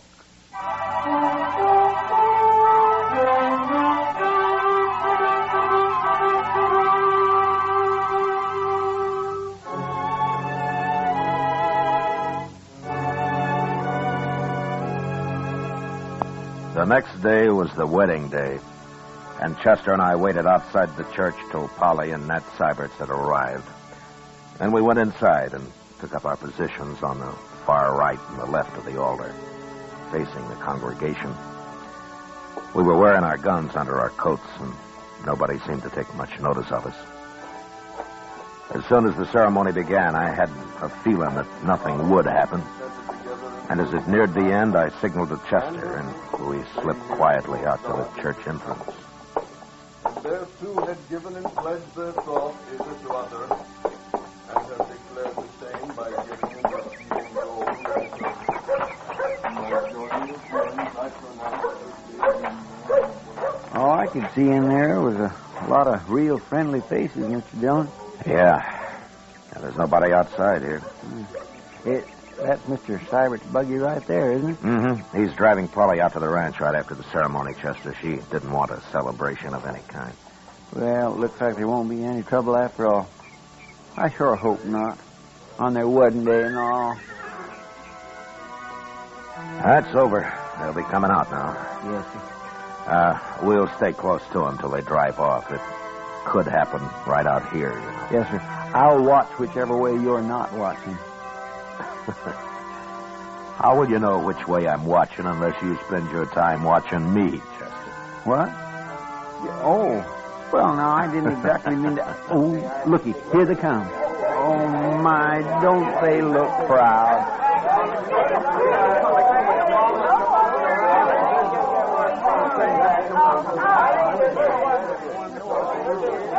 Oh, Marshal. Congratulations, Sybert. Oh, thank you, Marshal. Let's get over here for a minute, huh? Sure.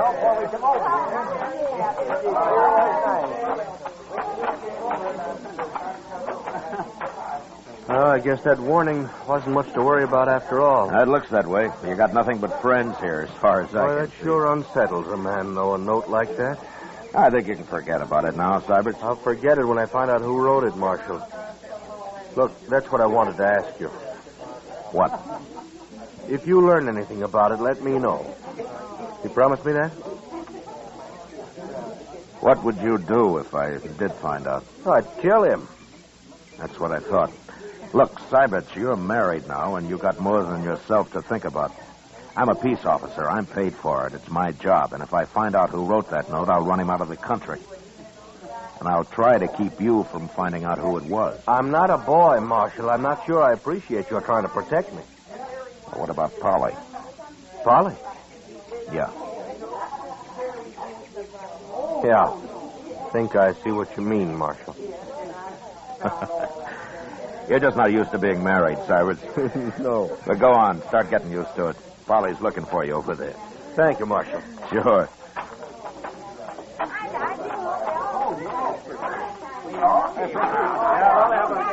Well, are we all set to go? Anything wrong, Mr. Dillon? Not a thing, Chester. Come on, let's see him off. Thank you. All right, Polly. Up you go, honey. That's the way. Bye, Father. Bye, So long, honey. Bye, everybody. You come see us up the ranch. Goodbye. Goodbye.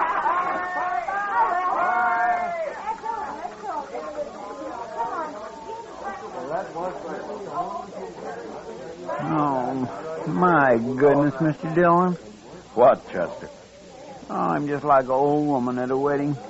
You know, they ought to have more weddings here. Well, if you like him that much, Chester, why don't you do something about it? Well, what could I do? Get married. Huh? Me? Get married? Well, why not? Oh, now, Mr. Dillon, you know I can't do that. Why, I don't make enough money to keep body and soul together just for me, let alone a wife and a lot of kids and in-laws and all that. My goodness. Well, you could start with just a wife. Did you hear that? Yeah. It's down the road Seibert's took. Come on, grab a horse. Anybody's horse, Chester. Pardon me. Come on. Come on.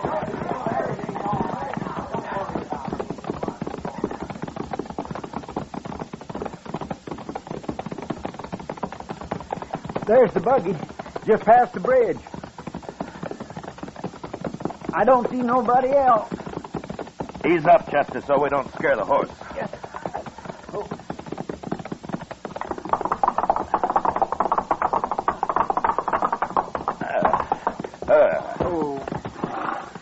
All right, take a look under the bridge, Chester. All right.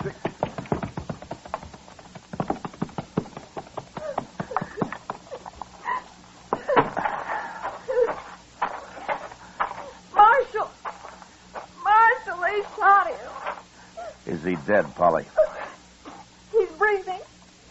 But I couldn't drive the horse back and hold him, too. Oh, Marshal, why did they do it? Who did it, Polly? How many were there? I don't know. I didn't see anybody. We were just driving across the bridge and they shot him. Nobody around, Mr. Dillon. How is he? Oh, please, Marshal, do something. He'll die. Chester, get in the buggy and drive back to docks, quick. Yes, sir. All right, just give me them lines, Polly. And tell everybody to stay in town. I don't want them messing up the tracks out here. Now, hurry. We'll be there before you know it, Polly. Hold him tight now.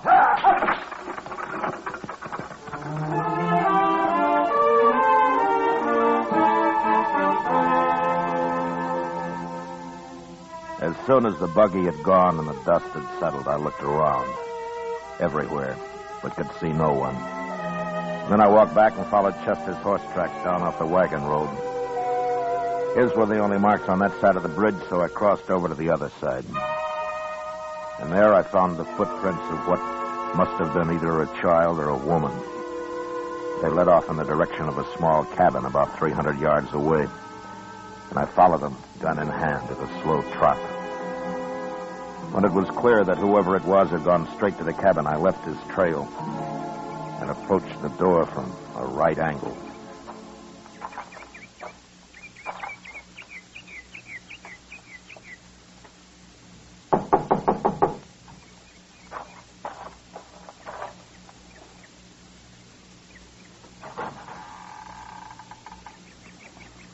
Why, there's nobody here. Hold it. Oh, you, Marshal. Beulah, come on outside, Beulah, quick. Now, who's in there? Tell me. Nobody, Marshal. Nobody now that I'm out here. You're trapped. Come out with your hands up. What are you yelling for, Marshal? There, I got my hands up. See? Get out of the way, Beulah. Get out of the way. Everybody that tells Crazy Beulah to get out of the way. That's what Nat said. Get out of the way, Crazy Beulah. Nat? But he won't say it no more. I fixed him. Beulah, what are you talking about? He wouldn't even look at me on the street after. Then he up and married that Troyman girl. You mean you shot him? I warned you, Marshal. I told you to stop it. I told you what would happen. I told you. Why did you stop it? Why did you stop it? You'll, take it easy now. You believe me, Marshal? What? Take a look in the cabin. By heaven, I will.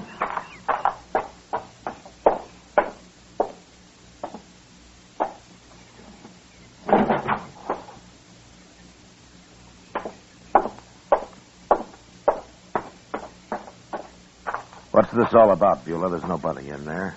Now my rifle. Well, where is it? Right there by the door.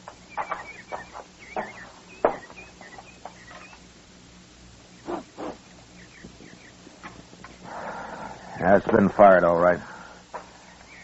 Did you really shoot Nat Syberts, Beulah? I want the truth now. Said I would, didn't I? I hate him. But why? Why did you do it? Tell me. No. I won't tell you. I don't have to. Well, it's clear enough that you did it. All right, Beulah, get your things and let's go into town. I don't need nothing, Marshal. I got all dressed up and everything. See? See? Yeah. Yeah, you look fine. I feel better now, Marshal. Now that it's all over. He's dead. I feel a lot better.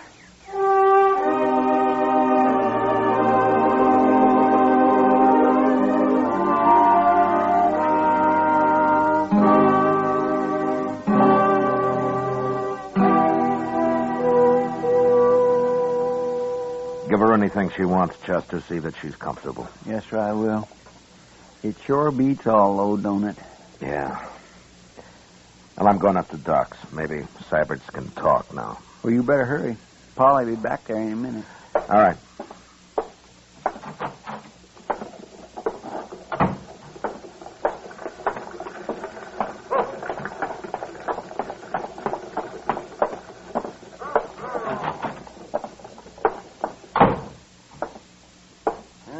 Hello, Matt.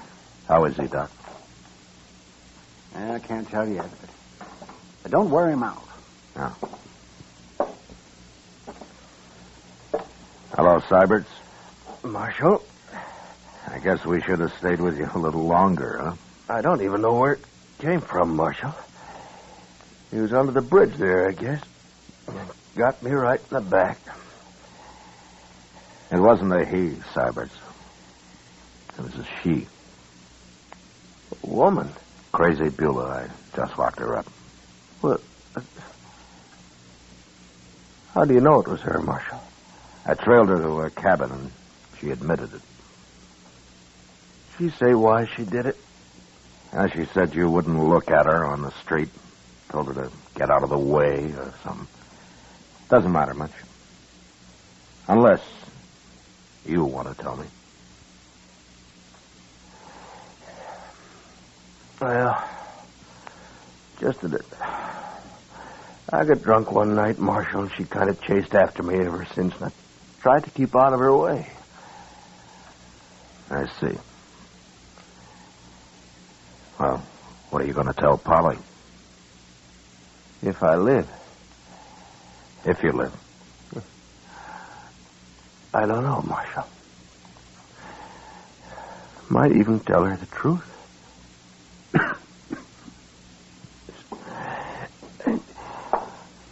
All right, right, Matt. Now, that's enough. Yeah, sure, Doc. So long, Sabbats. Bye, Marshal.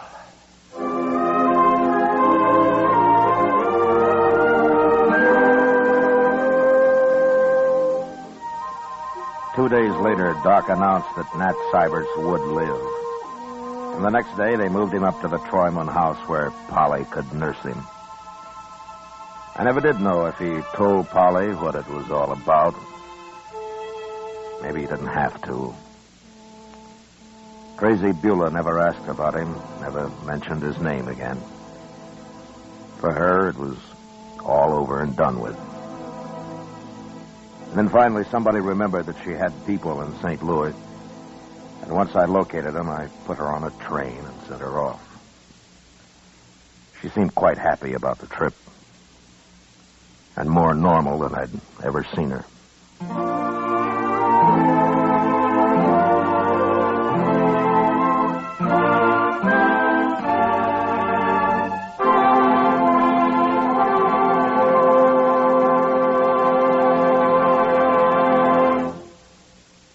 Gunsmoke, under the direction of Norman MacDonald, stars William Conrad as Matt Dillon, U.S. Marshal. Tonight's story was specially written for Gunsmoke by John Meston, with music composed and conducted by Rex Corey. Featured in the cast were Lawrence Dobkin, Sam Edwards, Joyce McCluskey, Joe Cranston, Elaine Williams, and Pat McGeehan. Parley Bear is Chester, Georgia Ellis is Kitty, and Howard McNear is Doc. Gunsmoke has been selected by the Armed Forces Radio Service to be heard by our troops overseas. Join us again next week as Matt Dillon, U.S. Marshal, fights to bring law and order out of the wild violence of the West in Gunsmoke.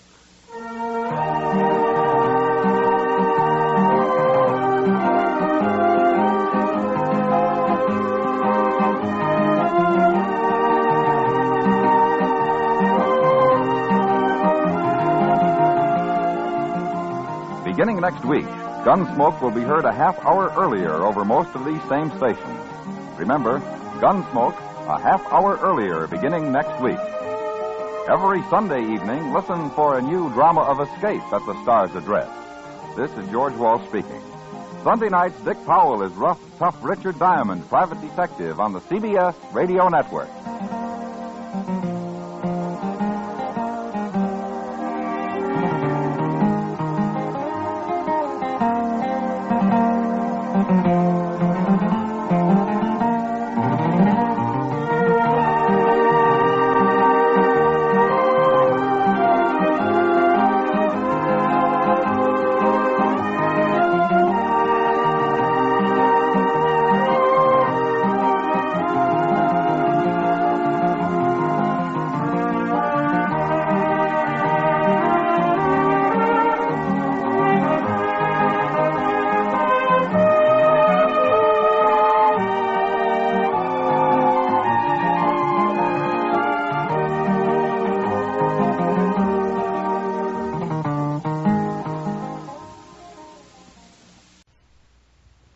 Now, Post Toasties, the heap good cornflakes, is proud to present Gunsmoke.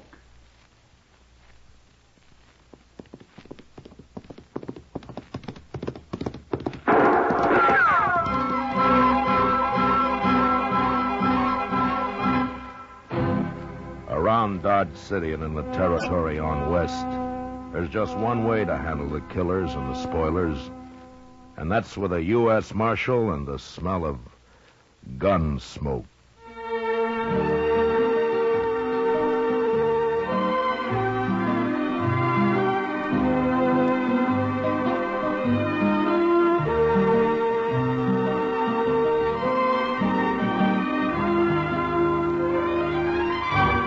Gunsmoke, the story of the violence that moved west with young America. The story of a man who moved with it. Matt Dillon, United States Marshal. It's easy to do your whole tribe a big favor, Mother. Just pour every big and little Indian in your camp a breakfast bowl full of Post Toasties. Post Toasties, you know, are the heap good cornflakes. They're the best thing that's happened to corn since the Indians discovered it. Fresh as fresh can be. Say, Post Toasties are cracklin' crisp.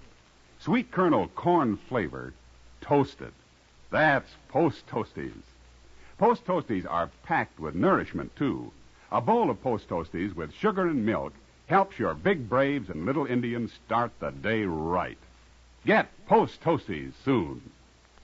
And now, Gunsmoke, starring William Conrad.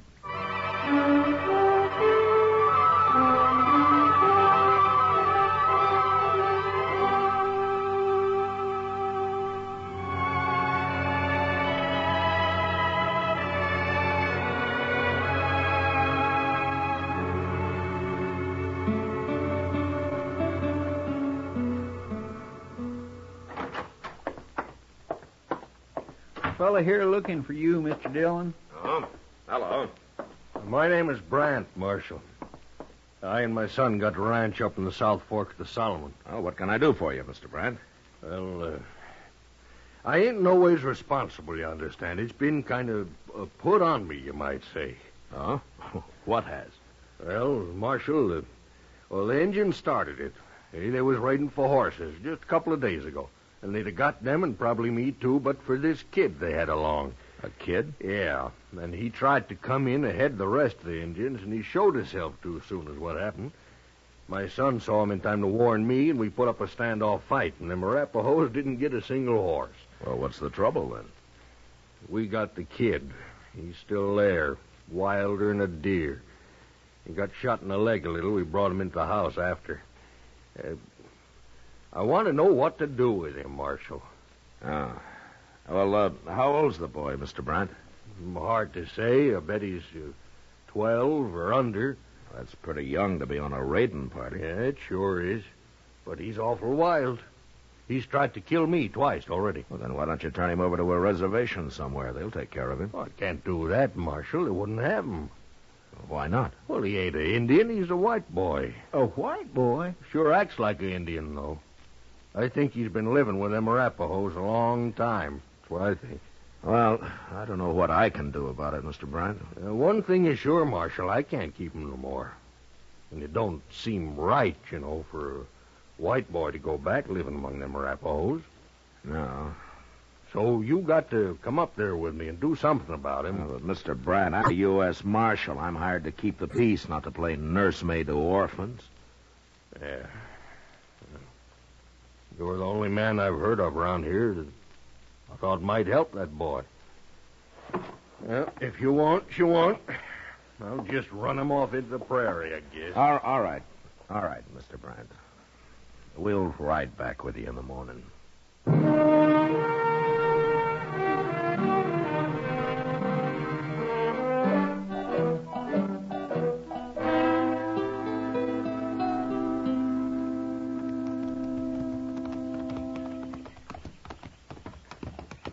I don't see nobody around, Mr. Brandt. No, my son will be out with the cattle this time of day. I told him I locked that kid in the potato cellar when he had to leave the house. Is that it over there? That's it. He'll be in there. Oh, there. Just open the door, Marshal. Maybe he'll come out. All right. Chester, grab him if he runs, huh? Yes, sir. And watch out for him. He'll do anything, that kid. Here, kid. Come on out. Let's stand back now.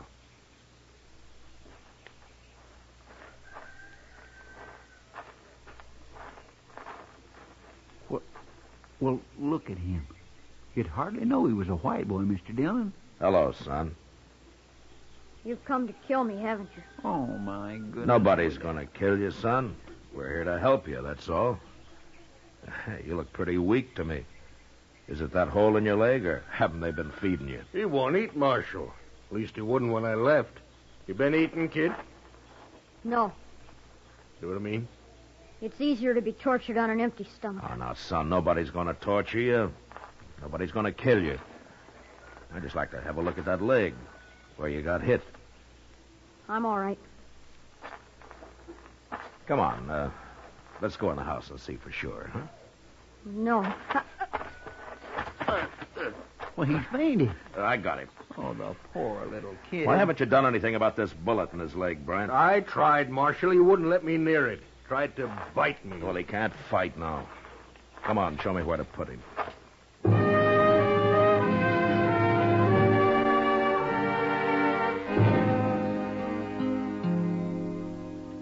I carried the boy into the house, laid him out on a bed, and went to work.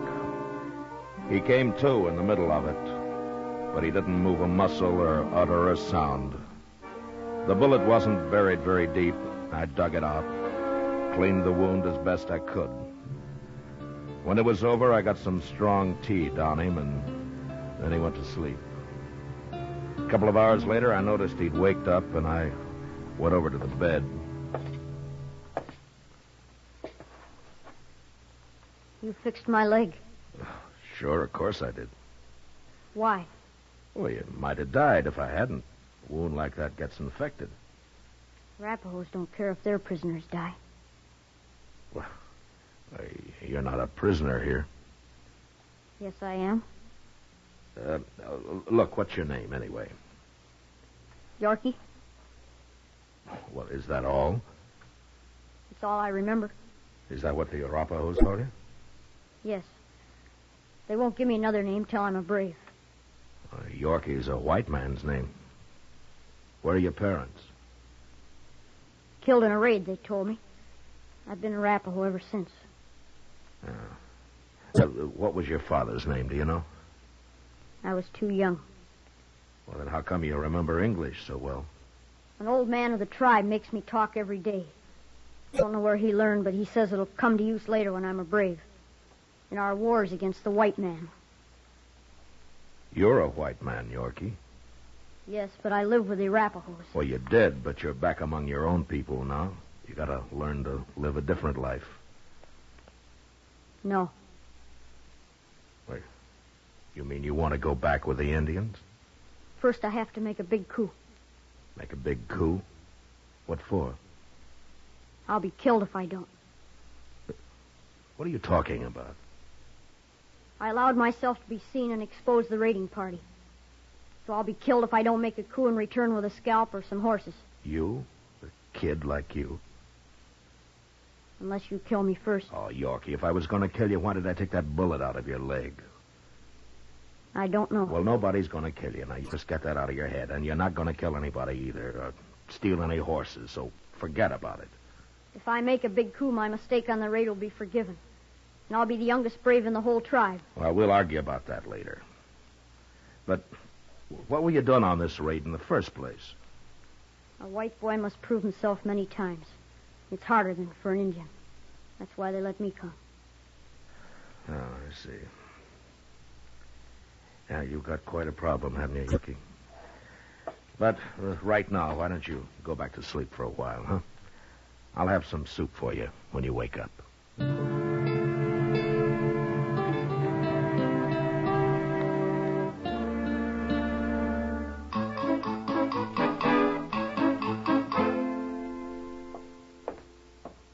Well, good morning, Mr. Bryan. Good morning, Chester. Marshal. Good morning. Your son left a few minutes ago. He said he wouldn't be back till evening. Yeah, and I ought to be out with him. We're all through, but I'll cook you some eggs. Oh, just coffee for me. All right, sir. Well, what are you going to do about that kid, Marshal? Yeah, there's not much I can do, Brant. You can't leave him here.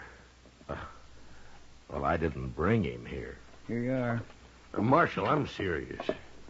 Even if it was an ordinary kid, I got no way to raise him. And this one is bad. I told you, he'd been after me twice already. He needs a scalp to take back. It's a matter of life or death with him. He ain't taking mine. You really think he might kill somebody, Mr. Dillon? Well, left alone, yes. But he's so young.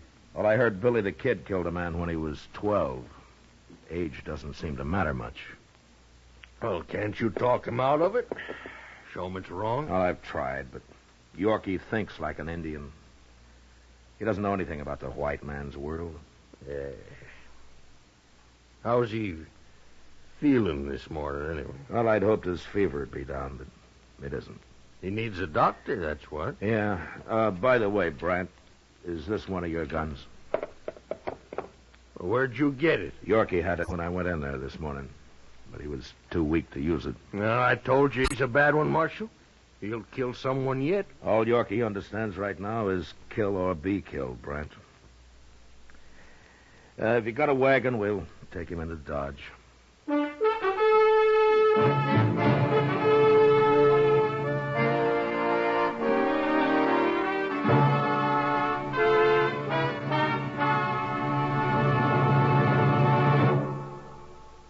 Say, what goes on at your house at breakfast?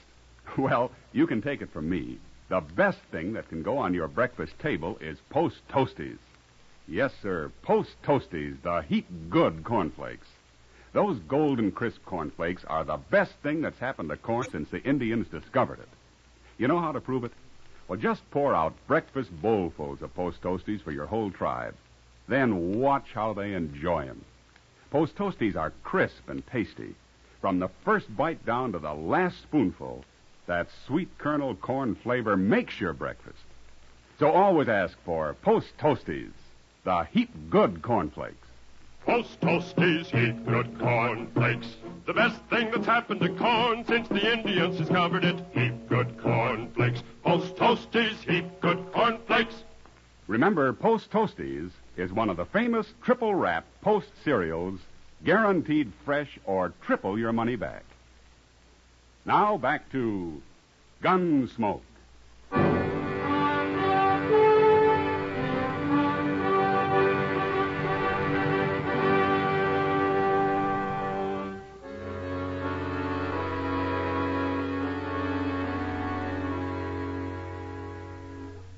On the drive into Dodge, Yorkie never moved or never said a word. I looked back at him from time to time and tried to put myself in his place. Here was a boy whose only experience of life had been with a warlike tribe of Indians, a tribe which he couldn't even go back to without a white man's scalp or some stolen horses.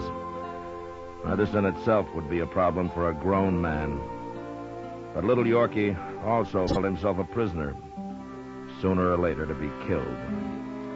It was no wonder that during the next few days, as he lay on the couch in Doc's office, he watched us with wild, restless eyes. In spite of his obvious courage, I think he was a little frightened.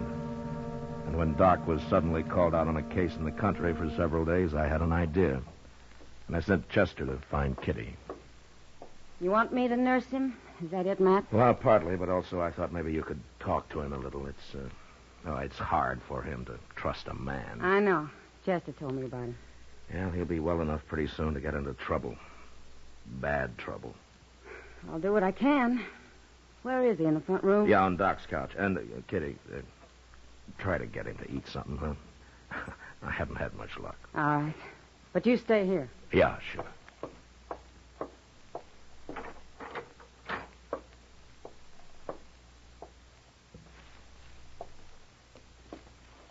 Hello, Yorkie. Who are you? My name's Kitty. I'm going to take care of you. Why? Because you're sick. Wouldn't you take care of somebody who's sick? Not an enemy. We're not enemies, Yorkie. Even if we were, I'd take care of you.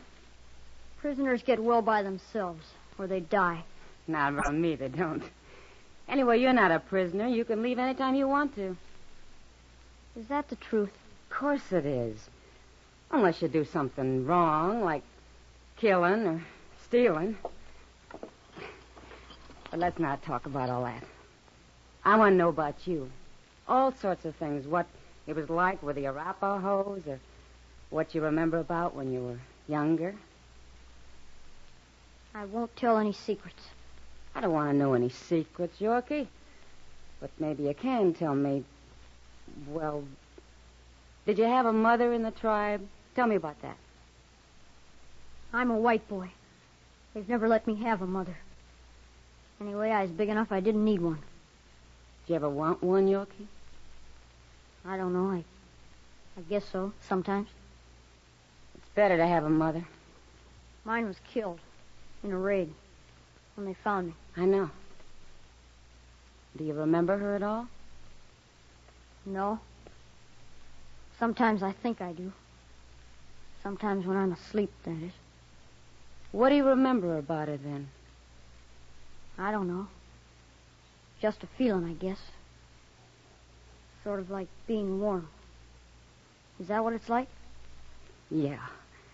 I think that's what it's like, Yorkie. Very much like that. I'm hungry, Kitty. Would you let me have something to eat? Of course I will, Yorkie. Of course I will.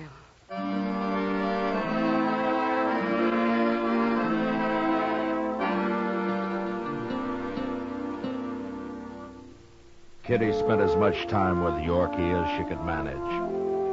And whenever she'd been with him, he always seemed calmer and less frightened. And we began to have hopes that maybe the boy would take to his new life after all. Chester and I were busy, and except for taking some food up now and then, we turned Yorkie's care over to Kitty completely.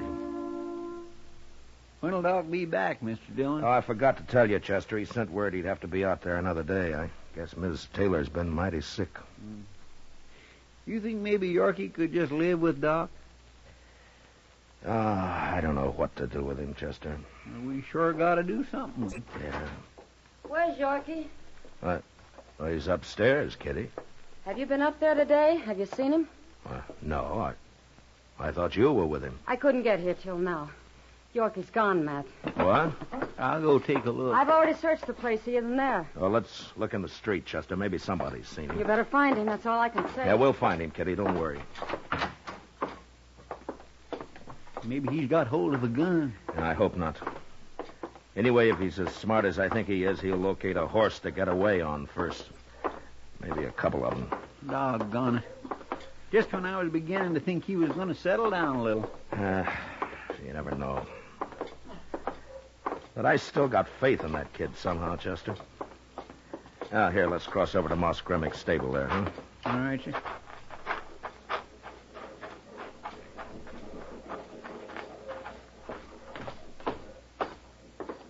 There's Moss now, just inside there. Yeah.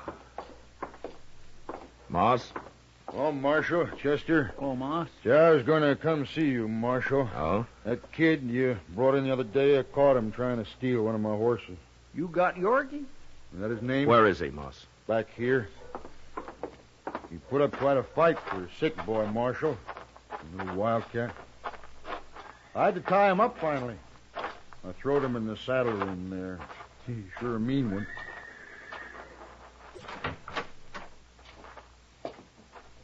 There he is, little devil. He'll hang yet. Give me your knife, Chester. Oh, don't untie him, Marshal. I'll handle him, Moss. Here you are, Mr. Dillon. Yorkie, I'm sorry this happened. I'd have given you a horse if you'd asked me. There. I wasn't going to steal him. And what was you doing riding him out of that stall, young fellow? Wait a minute, Moss. Yorkie, you say you weren't going to steal him? No. What were you doing, then? Kitty didn't come, and I got lonely. I don't know. Well, I think I do, Yorkie. You just wanted to be around something familiar, something you know. Isn't that right? I guess so. And you've lived with horses all your life. You know them pretty well. So you came over here. I wasn't going to steal him. I just wanted to get on him. You know, I half believe the boy, Marshal. He's telling the truth, Moss. Yorkie, I'm sorry I treated you rough. Why didn't you tell me? You were going to kill me. Me? Kill anybody? A kid? Guess you don't know me very well. What are you going to do with me now? Well, Doc will be back tomorrow, Yorkie. If he says it's okay for you to stay up, well, you can.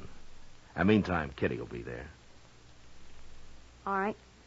Tell you what, Yorkie, you get well, you come over here. I'll give you a horse to ride. You will? Sure, I got lots of horses. You can take your pick. What if I steal them? I've had horses stole before. I don't understand you. He trusts you, Yorkie. We all do. You shouldn't. You shouldn't trust anybody. Oh, maybe not, but we do anyway. Moss, I got an idea. No? I don't suppose you could use a stable boy around here, huh? Some kid who really knows horses and who's used to hard work. Well, I don't have much money, Marshal. If I could feed him a little and maybe fix him in bed in the saddle room here. Of course, a good boy's like a good horse. There's bound to be some hot blood in him. Try to lift my hair, I'll whop him good. That clear, young fella? You're talking about me? Of course they're talking about you, Yorkie. One thing, I can't hire nobody less than he has a whole name. Well, Yorkie don't know his last name. Well, call him anything. Kelly. Kelly, that's a good name. Yorkie Kelly? Grimmick and Kelly. Yeah, sounds all right to me. You people get out of here now. I got work to do. When Doc says you're fitting Yorkie, you come back. I'll be back, Moss.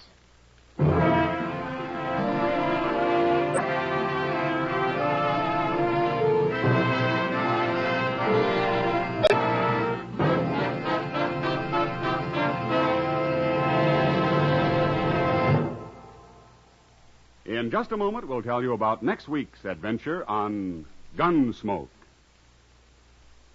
Say, exciting things happen to breakfast when there's sugar crinkles at every place. Sure, new sugar crinkles make breakfast more fun than a circus. You know why? Sugar crinkles is the sugar rice treat that's just right sweet.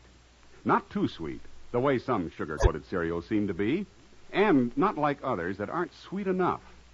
Sugar crinkles, every golden crisp nugget of them, is just right sweet. So try starting your day off just right with new sugar crinkles. And don't forget, when you're listening to the radio or watching television, sugar crinkles make great snacks. From the bowl or from the pack, for your breakfast or a snack. Sugar crinkles are more fun than a circus. Try sugar crinkles soon. They're the sugar rice treat that's just right sweet. So better get several packages.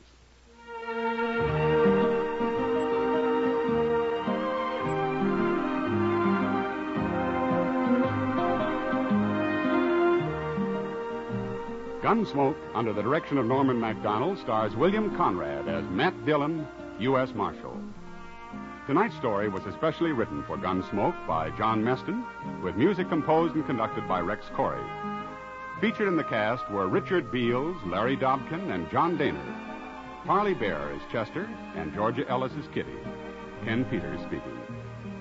Join us again next week as Matt Dillon, U.S. Marshal, spends some time on a road ranch during his fight to bring law and order out of the wild violence of the West in Gunsmoke.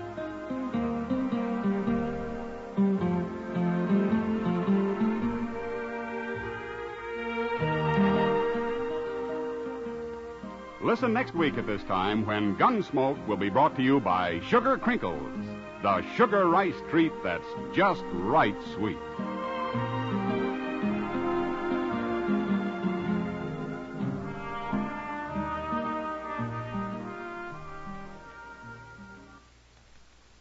Sanka Coffee and Instant Sanka, the two delicious coffees that let you sleep, bring you Sanka Salutes. And this is Win Elliott, transcribed, saluting our people of the week, the everyday people who help make America an even nicer place in which to live.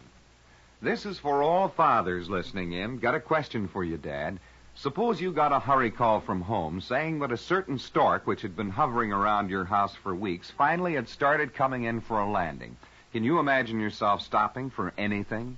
No? Well, then you pull up a chair, Dad, and hear all about a Navy vet named Charles Ewell. You see, this week, Charles was rushing home so he could get his wife to the hospital in time to have their very first child. But on the way, Charles saw a terrible thing. A woman had gone off a bridge. A woman was floundering in the freezing water of a New York City river. Well, Charles Ewell knew a thing or two about the horrors of people fighting death in the water. During the war, he'd rescued 2 drowning shipmates. And just a few years ago, he'd pulled a little girl out of the surf. Of course, now it was different. There was the stork. Charlie wavered, and then he made his decision. Into the water he dived. He reached the woman. He held her, and he saved her life. And then, of course, the hero dashed home. Well, fortunately, the stork had cooperated, and Daddy was able to greet his first son. And so tonight, Charles Yule stands in a hospital corridor and looks proudly through a glass at a little boy. He certainly set him a real example of manhood. And so to Papa Yule, a cooing, gurgling Sanka salute. And now hear the story of the men of the USS George E. Davis and a 9-year-old Italian war orphan named Maria Carmela Lavecchia. The Davis is an American destroyer escort, and about a year ago, the men aboard her decided to adopt Maria. They didn't know her. They'd never seen her. But they knew what kids like Maria were going through, so they filled out the papers and collected money. Enough for schooling, enough for food, even for her very first doll. And then, some time ago, they decided to give her the finest gift of all, a trip to America, a chance to see a decent and happy world, a chance to be just a little girl. Well, she's here now, and she's having the time of her life with her 200 fathers. And so, in her name, to the wonderful young men of the George E. Davis, this very proud Sanka salute. In a moment, a story about a lonely, forgotten hero. But first, say, what is it you look for most in a coffee? Is it a full-bodied flavor, or is it the ease of preparation you get from an instant coffee? Well, you know you get both of those great advantages, plus a third in instant Sanka coffee. That third advantage, Instant Sanka, lets you sleep.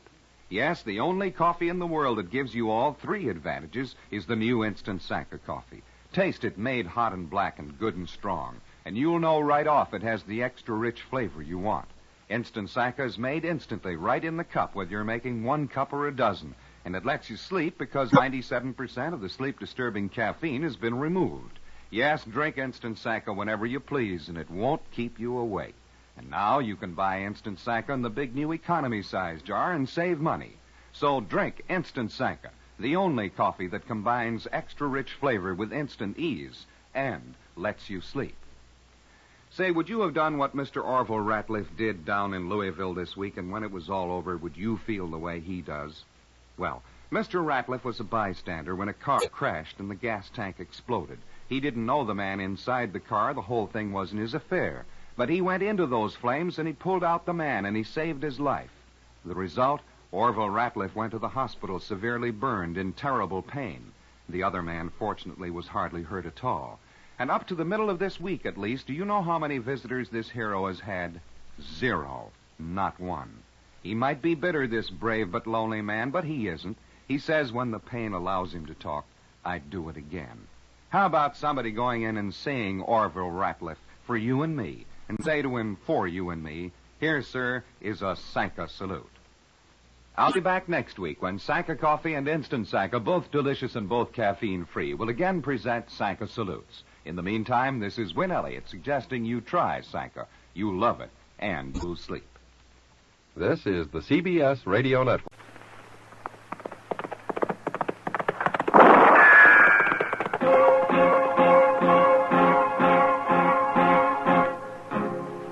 Gunsmoke, brought to you by L&M Filters with the miracle tip.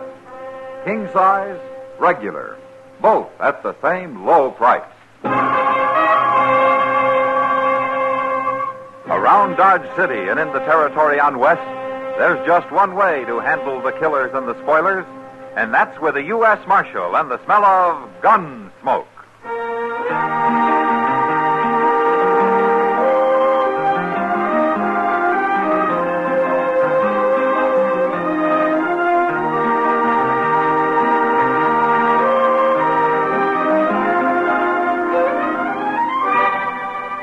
Gunsmoke, starring William Conrad, the transcribed story of the violence that moved west with young America, and the story of a man who moved with it. I'm that man, Matt Dillon, United States Marshal. The first man they look for and the last they want to meet. It's a chancy job, and it makes a man watchful and a little lonely.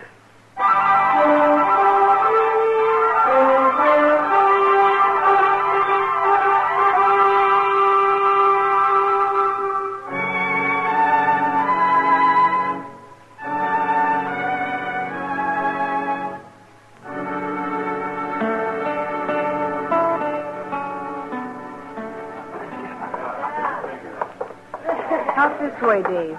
Follow me. You sure nobody cares, Holly? If they did, you'd fight for me, wouldn't you? Sure.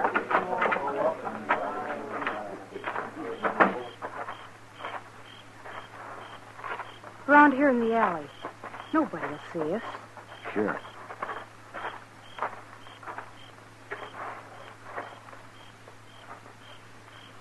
Dave.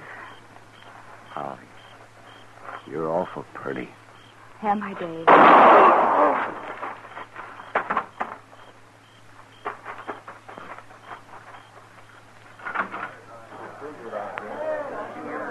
All right, stay back, everybody. There's somebody laying over there, Mr. Dillon. Yeah, come on, Chester.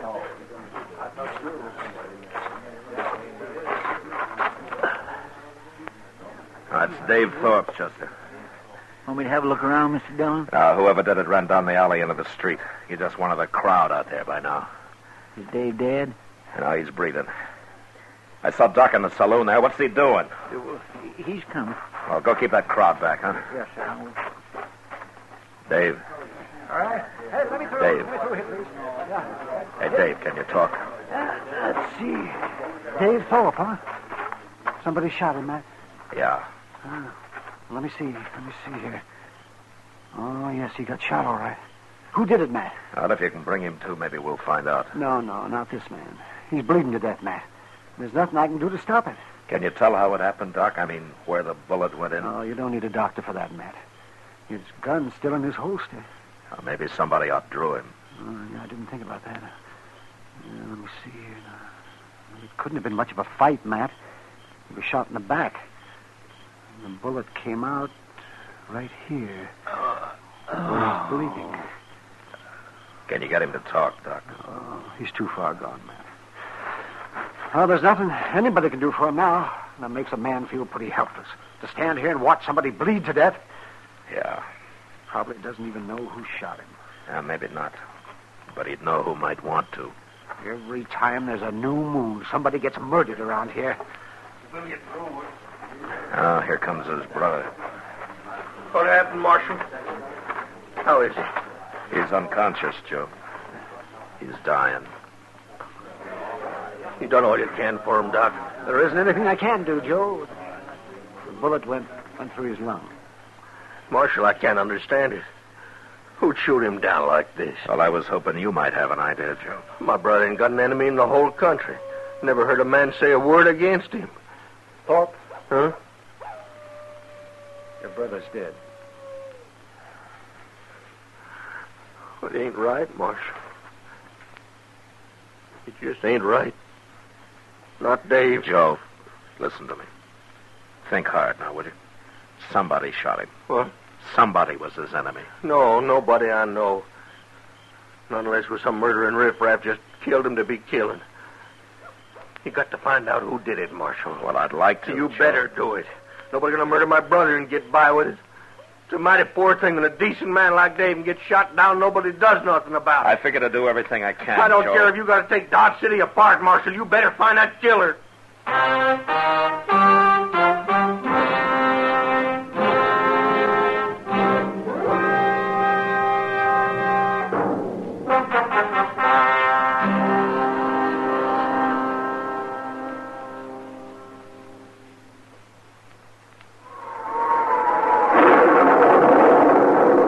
They've taken the country by storm. L&M filters have soared to the highest popularity a cigarette ever achieved in so little time. And still, L&M sales continue to climb at a record pace. L&M's give you much more flavor, much less nicotine. That's because it's the filter that counts. And no filter compares with L&M's Miracle Tip for quality or effectiveness. L&M's smoke light and mild. Only L&M has the Miracle Tip for the effective filtration you need. Smoke L&M's today, and you'll agree. This is it, L&M filters. This is it, something new. Now 2 sizes. L&M filters, new king size and regular too. This is it, L&M filters. L&M filters with the Miracle Tip. Join the trend to L&M. king size or regular. Both at the same low price.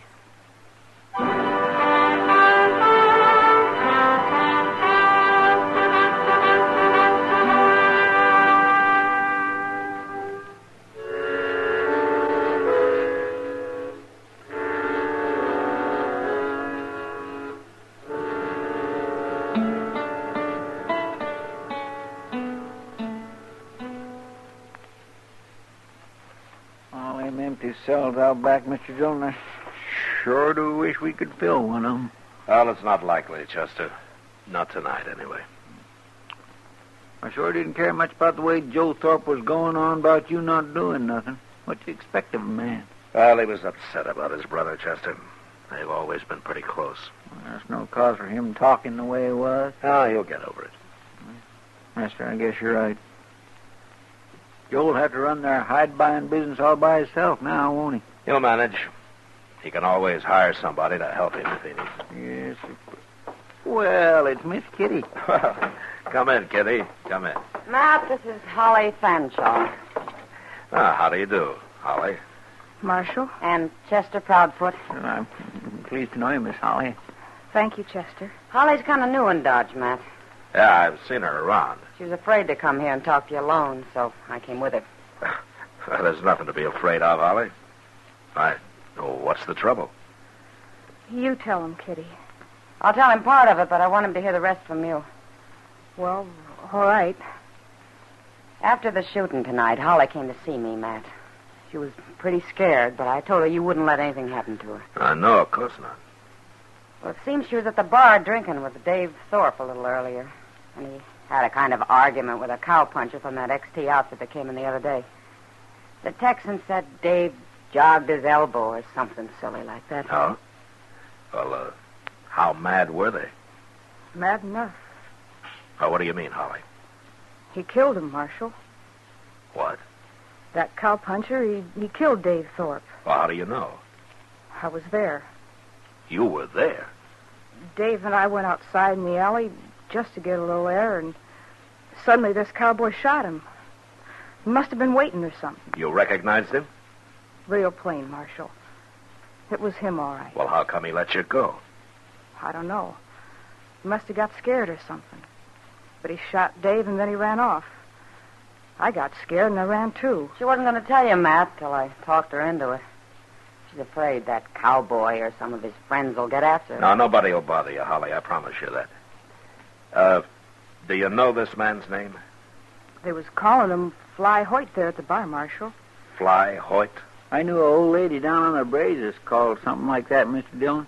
Only her last name was Fly. Her first name was all right, Chester. Holly, are you willing to testify to all this in court? In court?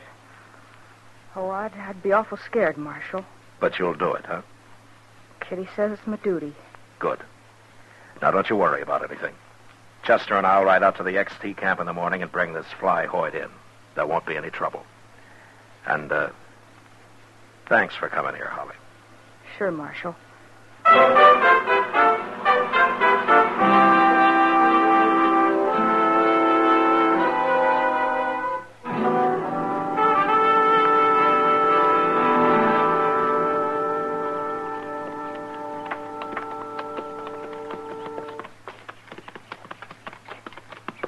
That's XT camp up ahead, Mr. Dillon.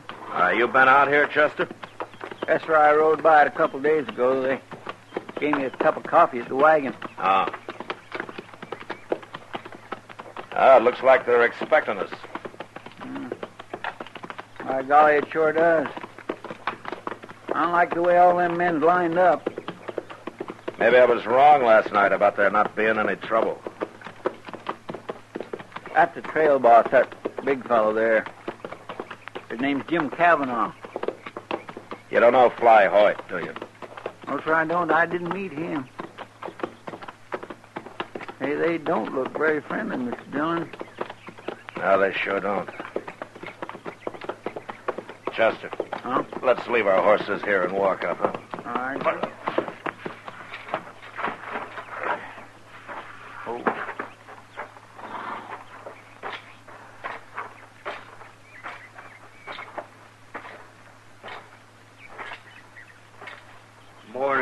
Marshal. You Jim Cavanaugh? Your friend there also tell you I'm boss of this outfit? Yeah.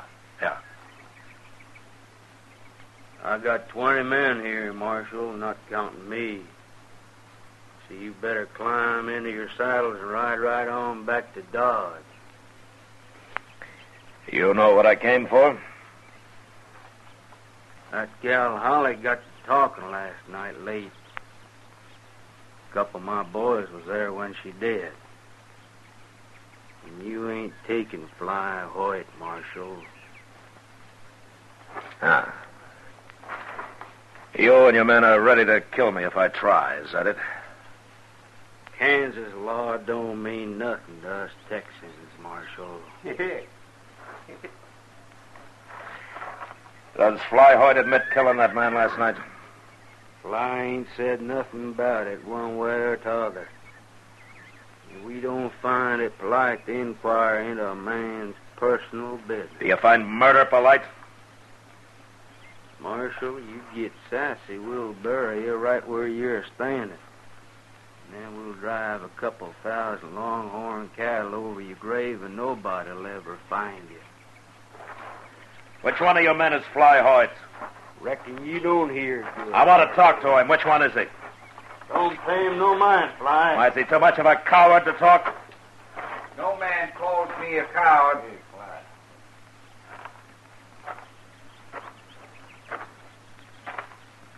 I'm Fly Hoyt, Marshal. You darn fool, Hoyt. I ain't afraid. What was it you want to talk about, Marshal? Well, if it's not inquiring too closely into your personal business, I'd like to know if you admit killing Dave Thorpe last night. I didn't kill him. A girl called Holly Fanshaw says you did. She says she saw you. She's lying. She says you had an argument with Thorpe at the bar earlier. That's true. I remember the girl. Oh, where were you when the shooting took place, then? No place that'd do me any good. Now, Fly, that ain't so. Thanks, Jim. But I have to do this my own way. The boys here'd lie for me, Marshal. They'd swear to anything I wanted them to. But the truth is, I was alone when I heard that shot. I'd left the saloon and I was up the street there all alone. You admit that? I got no alibi. But you say you didn't kill Dave Thorpe. I never killed a man in my life. I don't believe in it. Does Holly Fanshaw have any reason to lie about you? First time I ever saw her was last night, Marshal. But I'm sure curious about her now. Oh? I'm rough in my ways sometimes, Marshal. But I ain't no killer. And I ain't no liar. How are you going to prove it? Well, Marshal, I'd ride into Dodge with you. What for? I'd like to have me a talk with this Holly Fanshaw. Then maybe I can prove it. She was worried you and some of your friends might come after her. I'd sooner blind a horse than lay a hand on a woman, Marshal. And that's the truth. Okay, Fly, let's get going.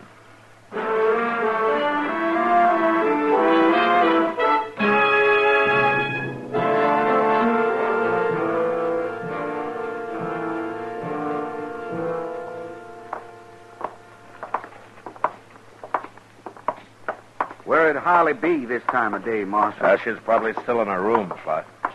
I don't know where that is. Oh, she's in the same room and house as Miss Kitty. She told me so. Oh, good. I'll show you where it is, Fly. I want to talk to Kitty anyway. Hey, Mr. Dillon, look. Here comes Joe Thorpe. Joe Thorpe? Yeah. It's Dave's brother. Oh. Good morning, Marshal. Morning, Joe. Didn't take you very long after all, Marshal. Heard the whole story. Yeah, Holly Fanshaw's quite a talker. Yeah. Well, it's Fly Hoyt, ain't it? Yeah, I remember seeing you, Hoyt. Do you? I was down the bar ways from you and Dave. He was a good man, Hoyt. I'm looking forward to your hanging.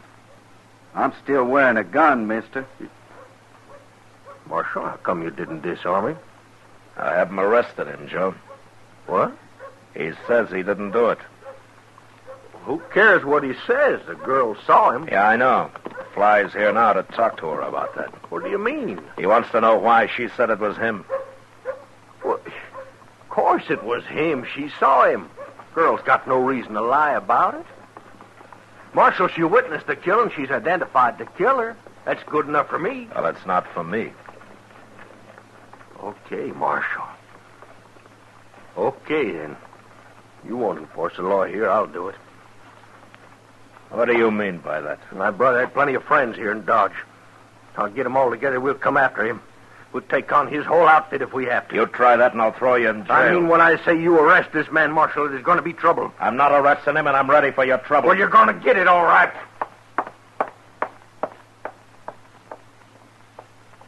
That's a mighty hot-headed man, Marshal. Yeah. And he means it about making trouble, too. Now, Chester, wait for us at the office, will you? Yes, Mr. Dillon. It's down the street a ways here, Fly. Let's go.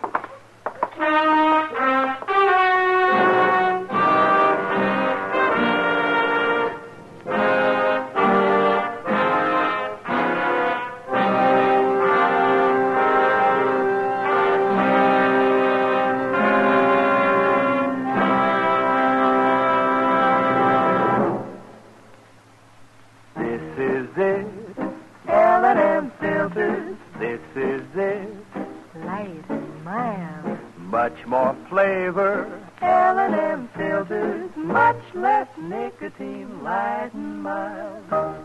No cigarette ever won such overwhelming success in so short a time as L&M.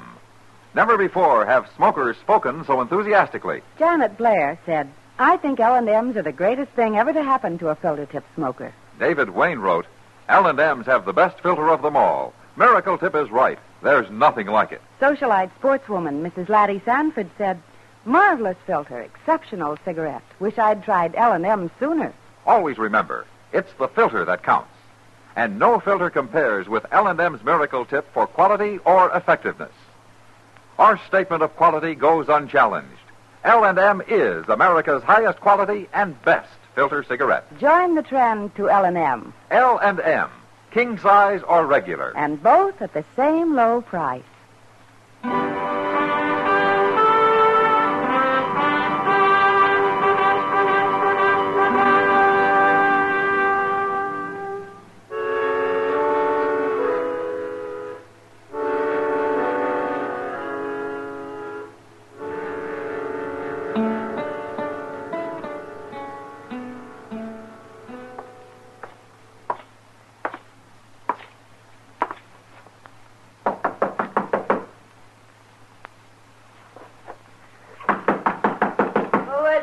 It's Matt, Kitty.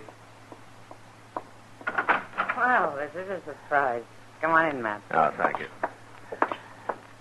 I'm sorry to come in on you this way, Kitty, but, I kind of wanted to talk to you. Sure, Matt. What about? Fly Hoyt just went down the hall to Holly's room. He did? No, it's okay. The landlady told him which one it was. Well, I'm not worried about the landlady. No, Fly's all right, Kitty. He says he didn't do it, and well, I can't tell you why, but I believe him. But Holly saw him, Kitty, Matt. Tell me about Holly, will you? Do you know her very well? No, not very. She keeps pretty much to herself. Does she have any friends, any particular friends, any men? Nobody she ever mentioned, Matt.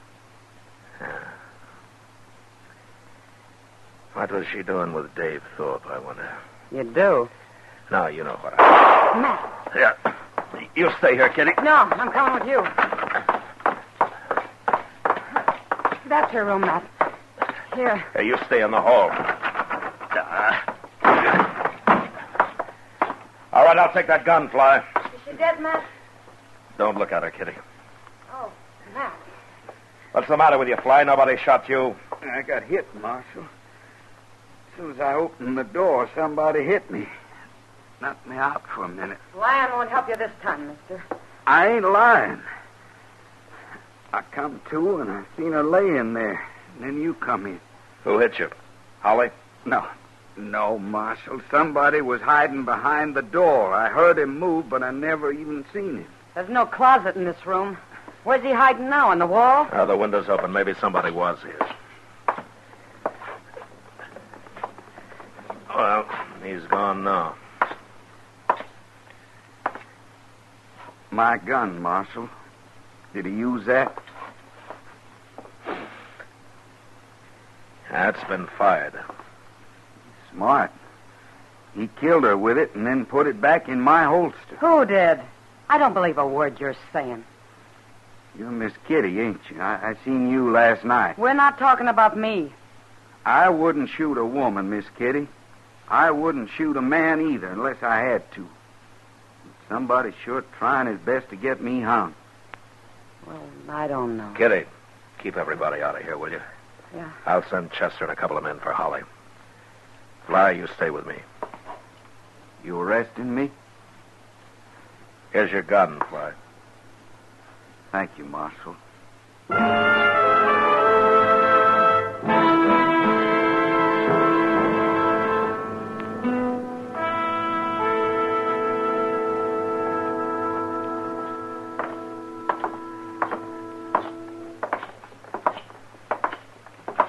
This is my office here, Fly. Let's see if Chester's still around. I'll help him if you want, Marshal. Now you can get somebody else.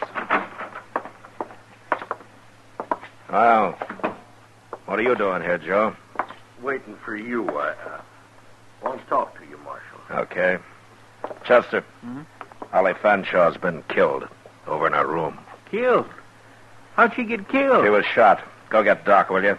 And somebody to help you. Yes, sir. Wait a minute. What happened, Marshal? Somebody slugged Fly when he went into her room. Then he used his gun to shoot her. Who says he did? Fly. You listen to him like he was your father. What was it you wanted to see me about, Thorpe? Well, I was going to tell you I changed my mind about all I was saying out there in the street a while ago. But now, no, sir. You know, maybe I ought to lock you up right now. You can't lock me up. I didn't have nothing to do with it. Nothing to do with what? Well, I mean, I ain't done nothing. You can't lock a man up for talking. Ah, that's not what you meant. Would you arrest Fly, Marshal? He's killed 2 people now. Chester? Yes, sir. How long's Joe been here? Why, he come in just before you did, Mr. What are you Dillon. talking about? What difference it make? I had a talk with Kitty, Joe. She told me about you and Holly. What? Holly didn't keep secrets very well. She told Kitty how you made her lie about who killed Dave and how you set it up for her to get him into the alley. Me? Fly didn't get hit fast enough in Holly's room a while ago, Joe. He saw who did it. No. Tell him who it was, Fly. Now go on, tell him. What? Why, it was him, Joe Thorpe. Oh, what are you You might as well admit it. What were you doing, stealing money out of you and your brother's hide business? You ain't going to put me in jail. I don't care if I did kill him. No, you don't. You okay, Chester? Yes, sir. I held his arm so as he couldn't get his gun up. It went off right on the floor there. Well, you did fine. He might have killed somebody else otherwise. Marshal? What? I don't understand this. I didn't see him in Holly's room. I said I did just because I figured you wanted me to. Well, I did want you to, Fly. Did Holly really tell Kitty about how Joe killed his brother and all? No. Holly didn't talk to anybody about that. That or the fact that she was in thick with Joe. Well, how'd you know then? I didn't. But when he said he didn't have anything to do with it, I got an idea and decided to chance bluffing him. If he hadn't panicked, he probably'd have been okay. You just made it all up, huh? Yeah. But I made it up right. That's what happened. Mighty poor man who'll shoot his own brother, ain't it? His own brother and a woman. He pretty near got by with it, Marshal. Yeah, but when he picked you to blame it on, he picked the wrong man, Fly. You know, there are a lot of men I don't suppose I'd have believed. But that was his big mistake. I believed you. Well, I swear. Marshal, wait till I get home and tell him about a Kansas lawman I met. Nobody'll ever believe me again.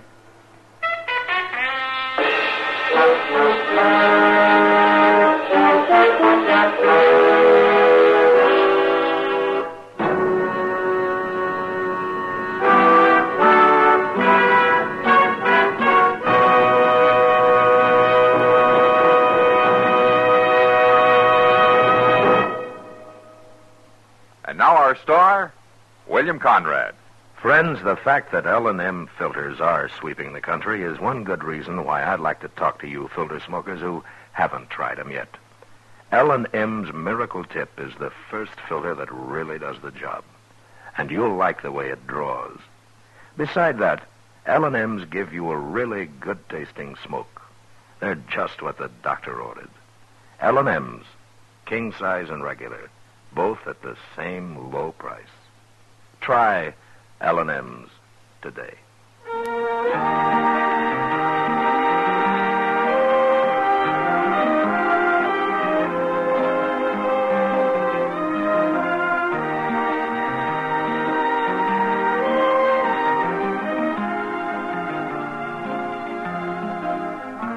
Gunsmoke, transcribed under the direction of Norman MacDonald, stars William Conrad as Matt Dillon, U.S. Marshal. Tonight's story was specially written for Gunsmoke by John Meston, with music composed and conducted by Rex Corey. Featured in the cast were Vic Perrin, Lawrence Dobkin, Jack Crucian, Jill Jarman, and James Nusser. Harley Bear as Chester, Howard McNear as Doc, and Georgia Ellis as Kitty. Join us again next week as Matt Dillon, U.S. Marshal, fights to bring law and order out of the wild violence of the West in Gunsmoke. Hear Gunsmoke every Saturday, this same time, this same station. Hear the great Hugh Perry Como radio show every Monday, Wednesday, and Friday, 9 p.m. Eastern Standard Time, also on CBS Radio.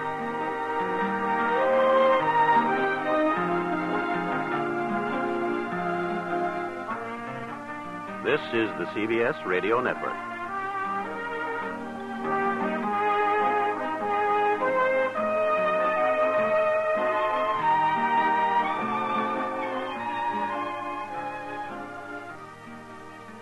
Post Toasties, the heap good cornflakes, is proud to present Gunsmoke.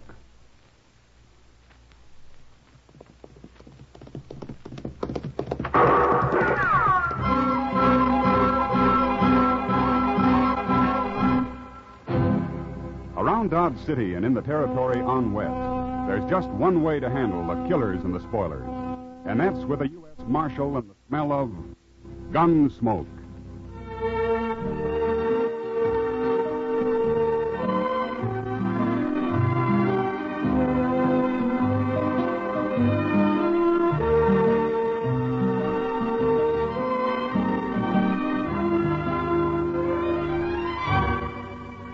Gunsmoke, the story of the violence that moved west with young America. The story of a man who moved with it. Matt Dillon, United States Marshal. Say there, next time you hear a crackling noise in your kitchen, you better get up and investigate. Maybe somebody just couldn't wait for his breakfast of crackling crisp Post Toasties. And that's a treat you shouldn't miss. Post Toasties, you know, are the heap good cornflakes. Why, after one taste, I'll bet anything you'll agree with me. Post Toasties is just the best thing that's happened to corn since the Indians discovered it. There's nothing quite like sweet kernel corn flavor when it's toasted right in. Toasted into crisp, fresh cornflakes. Man, oh man, that's Post Toasties. Heap good cornflakes. Better try 'em. And now, Gunsmoke, starring William Conrad.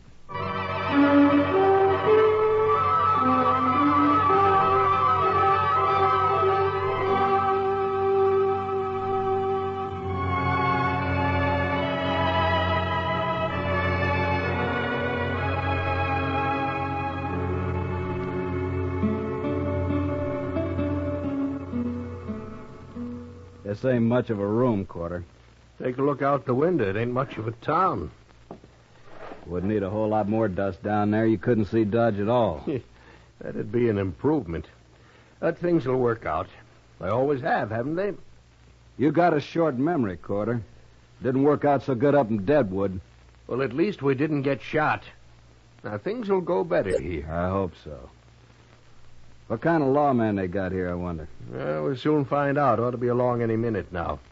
I sent word we'd like to have a talk right away at the hotel here. By the way, Quarter, who's going to do the talking this time? I'll do it. It must be him. You let me handle this now, Duggan. Okay. Come in.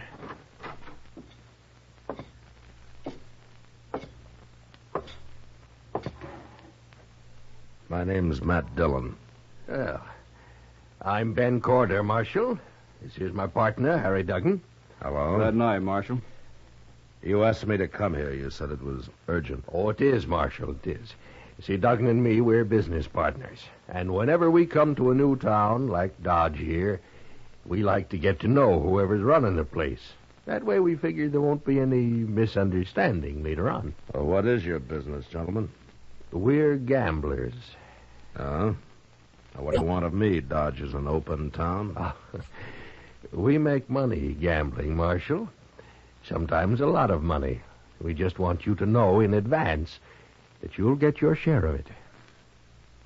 I'm a lawman, Corder, and as long as I am, there won't be any crooked games in Dodge. Oh, no, Marshal, you know how sometimes a player will lose a little money and start a fuss over it, and then maybe even go to the law about it. And when he does, he's usually been cheated. Before he gets to the law, there's another killing. Now, you can run your game, Corder, but you keep it straight or out you go. Both of you. That's not friendly, Marshal. You've made one mistake, trying to bribe me. You make another and you're through in Dodge. One of those hard-nosed marshals, huh? You'll find out soon enough, mister. Good day, gentlemen.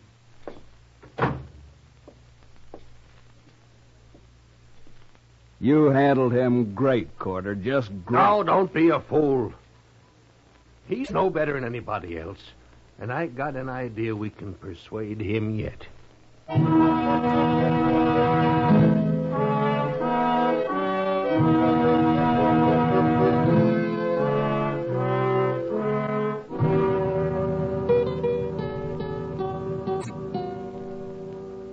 Chester, Yes, sir? how's the prisoner? Oh, he's all right, Mr. Dillon. Just sleeping off his drunk. Well, it's late. I think I'll get out of here and go to bed. Don't forget to put the lamp out before you leave the office, Chester. No, sir, I won't. Get up! You see anybody? You want a rifle? No. Stay where you are. All right, you can crawl over now and put that lamp out, huh? But stay low. Yes, sir.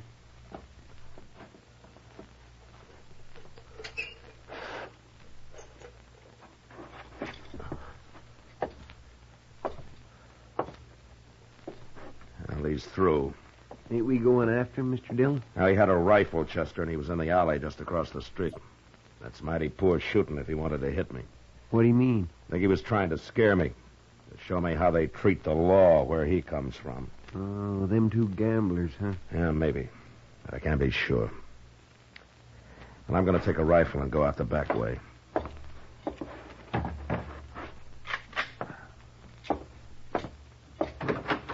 I'll see you tomorrow, Chester. Yes, sir.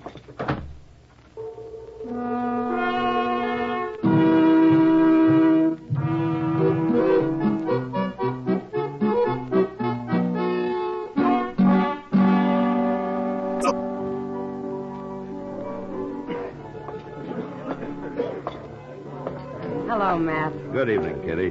Sit down. Thanks. It's crowded in here tonight. I'll get you a drink. No, not now, huh? Chester was in earlier. He told me about your getting shot at last night. Well, I didn't get hit anyway. But you might have, especially a man with a rifle. Well, Kitty, I'll admit I don't like the idea of being ambushed. I prefer to do my fighting in the open. Oh, Matt. Why do you have to fight at all? Why can't you live like other men? Well, somebody has to enforce the law, Kitty. Sure. Forget it, Matt. Any idea who was after you last night? Well, it might have been one of those two men watching us from the bar over there. Maybe both of them. Oh? They look like gamblers to me. Yeah, they are. The one who's headed this way calls himself Ben Corder. If there's going to be trouble... No, there won't be. Just sit still. Evening, Marshal. Hello. Ah, a right pretty girl. Say what you have to say, Corder. Sure do make it hard to be friends, Marshal. I just wanted to say that I heard you got shot at last night. So? Well, I'm sorry it happened, that's all. I sure don't envy a man who has to be a marshal. It's mighty dangerous. And besides, it usually don't pay very good. Well, what do you think I ought to do about it, Corder? Quit? Oh, that isn't necessary, Marshal. Why, if you were smart, you could stay right here and make more money and take less chances, too. I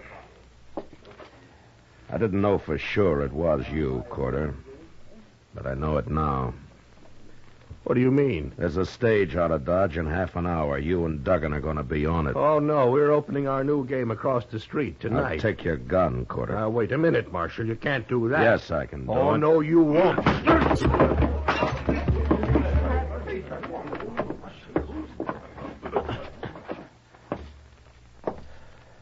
All right, Duggan. I want your gun next. Sure, Marshal. Sure. Turn around and put your hands on the bar.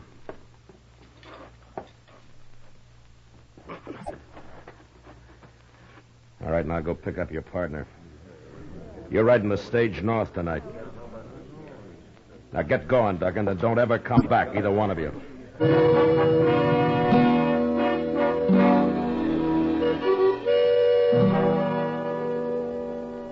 They got on the stage, all right. I was there to see them do it. And just before it pulled out, I unloaded their guns and tossed them into the floor inside. And then they left, and I forgot about them. I figured these two, like so many others I'd run out of Dodge, would keep going and make their trouble somewhere else. But a couple of weeks later, I found out I'd figured wrong. I was walking up Front Street one evening with Doc. That Humboldt woman was in to see me again today, Matt. Well, you're usually complaining about a shortage of patients, Doc. I know, but this woman's not a patient. She's a suicide. Oh, Doc, that might be said of anybody who comes to you. Eh? What?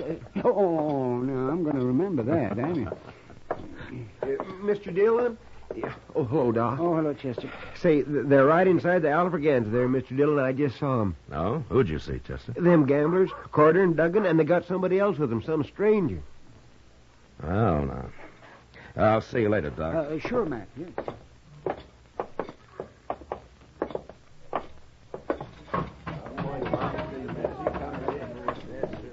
There they are, right down at the end of the bar there. All three of them. Well, I'll be... Here he is. Here he is, Toke. This is him. Wow. We're back, Marshal. And we brought a man with us to sort of look after our interests. You won't buffalo him so easy. Hello, Toke. You really Marshal here? Yeah? Why didn't they tell you? I didn't mention no name. What are you two talking about? What is this? Toke Marlin and I are old friends, Corder. We worked and rode a long time together. We went through quite a lot, didn't we, Toke? Too much. Remember? Yeah, I remember. You've sold your gun to these two. Is that right? That's right. So you're here to kill me? Yeah. I'm here to kill you.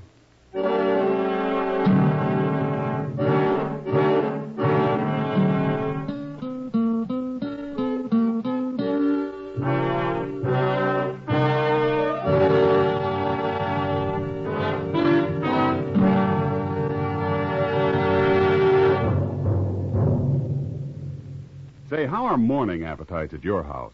If they're pretty drowsy, here's a real good way to wake 'em up. Set a bowl full of Post Toasties, the heap-good cornflakes, at everybody's place. Just watch your folks take notice when they see how crisp Post Toasties are. And wait till they taste that sweet kernel corn flavor toasted in. Bet your whole tribe will agree with you. Post Toasties are the best thing that's happened to corn since the Indians discovered it. And here's a thought if you'd like to make a good thing even better. Try topping Post Toasties with your favorite fruit.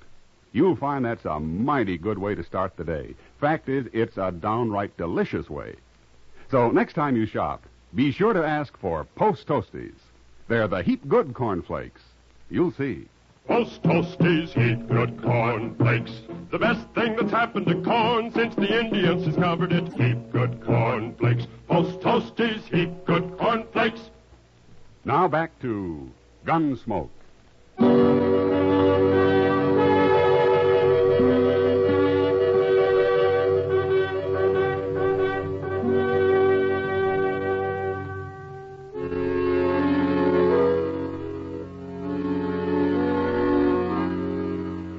It was a bad feeling to meet Toke Moreland again after some 15 years, and to have him standing at the bar of the Alafraganza, hired by a couple of crooked gamblers to kill me.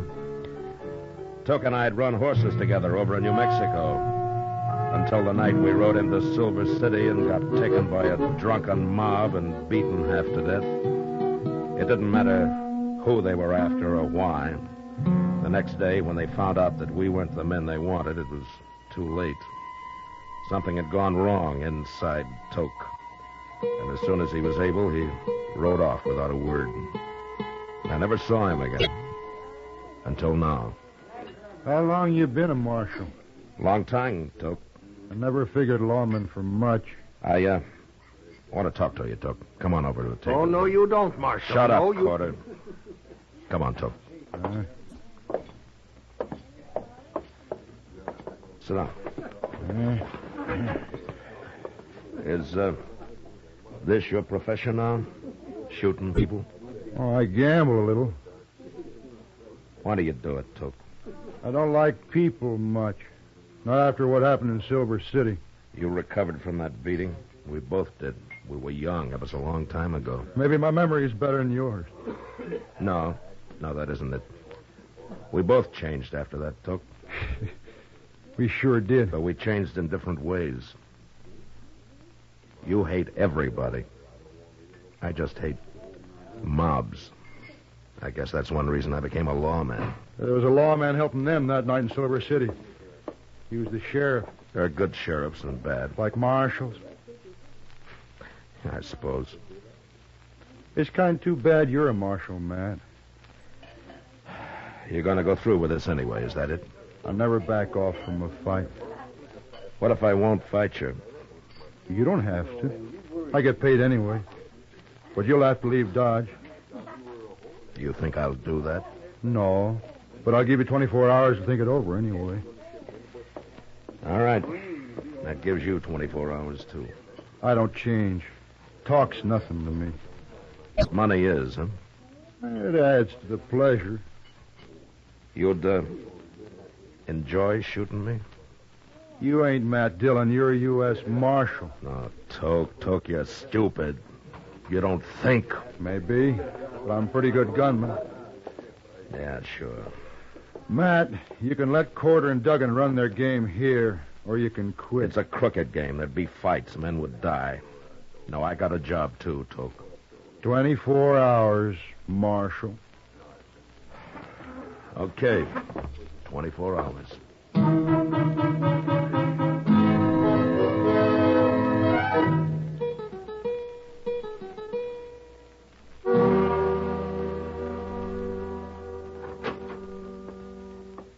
Hello, Matt.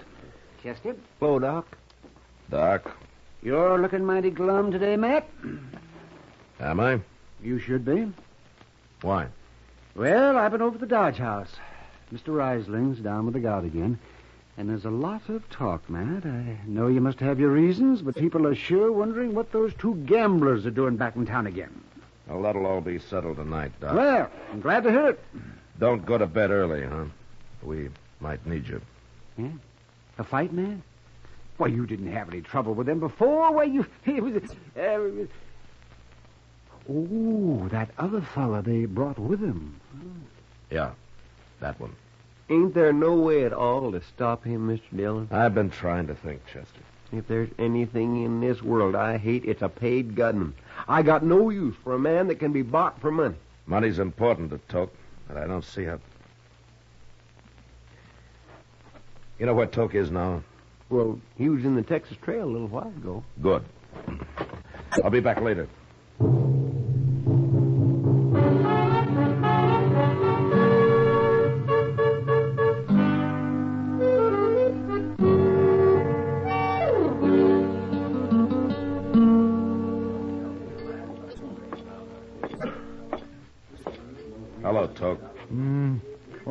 Marshal Dillon. Sit down, Marshal. You know Miss Kitty here. Hello, Matt. Kitty? We've been talking about you and me and Kitty. Been talking about me, too. Well, then I'm not interrupting because I'd like to talk about you. Go right ahead, but don't stay too long. She's an awful pretty girl, Matt. Maybe I better leave. No, you stay right where you are. Anything the Marshal's got to say, we can all hear. You leave, I'll leave. It's up to you, Matt. It's all right, Kitty. Stay. Toke, what are they paying you to get rid of me? $700. What if I give you $700? How'd you shoot them? You don't care who you killed, do you? Don't matter much. No. All right, I'll give you $700 to clear out of here and forget this whole business. You have changed, Matt. You sure never were a coward in the old days. Is that what you think? Well, so does Kitty, don't you, Kitty? Don't tell me what I think, mister. She's full of fire, Matt. She deserves a real man. Ah. No, I think I'll get my money from Corder and Duggan. I don't want to leave Dodge. Not till Kitty and me get a little better acquainted, anyway. Now I am leaving. You're no good, Toke. You're really no good at all anymore. Wait till 8 o'clock, Marshal. We'll see about it then. Sure.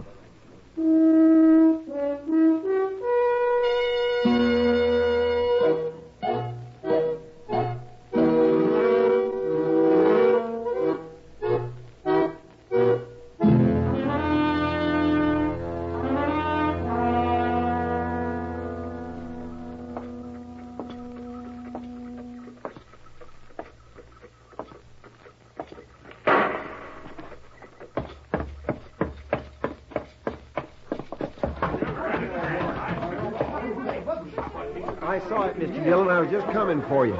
It was Toke Moreland. He just shot a man at the Monte table back there. But the other fellow drawed first. Okay, Chester. Keep an eye on Corder and Duggan. Yes, sir. Toke! Evening, Marshal. You got here just in time.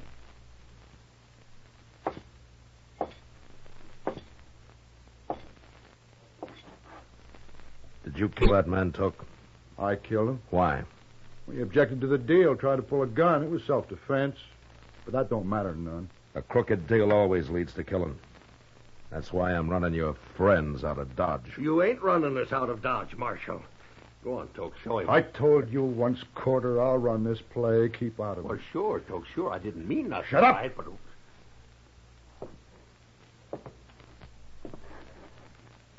I guess you ain't a coward after all, Matt.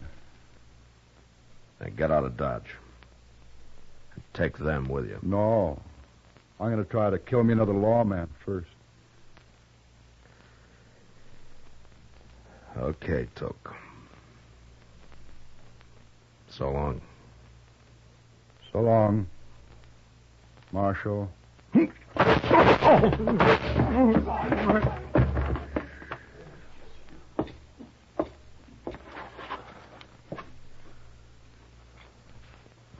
I'm hurt, Matt. Bad. Yeah. You hit me both times. I had to, Toke. It's too late to do anything about it. Yeah. Yeah, it's too late. By heaven, I wish I had last week back again, Matt. Here it is. Huh?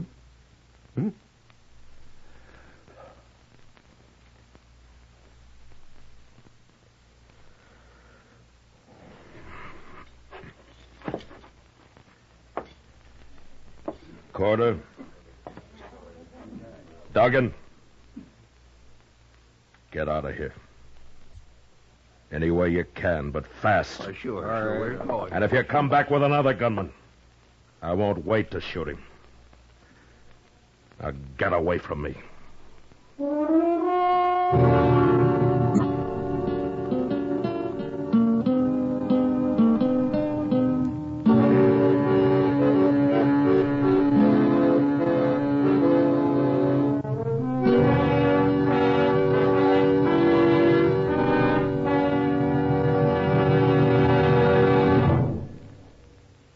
In just a moment, we'll tell you about next week's adventure on Gunsmoke. Say, Mother, want to see your small fry eat a better breakfast than ever? Well, may I suggest that you dish him up some sugar crinkles to start with? Sugar crinkles, you know, make breakfast more fun than a circus. Sugar crinkles is the sugar rice treat that's just right sweet.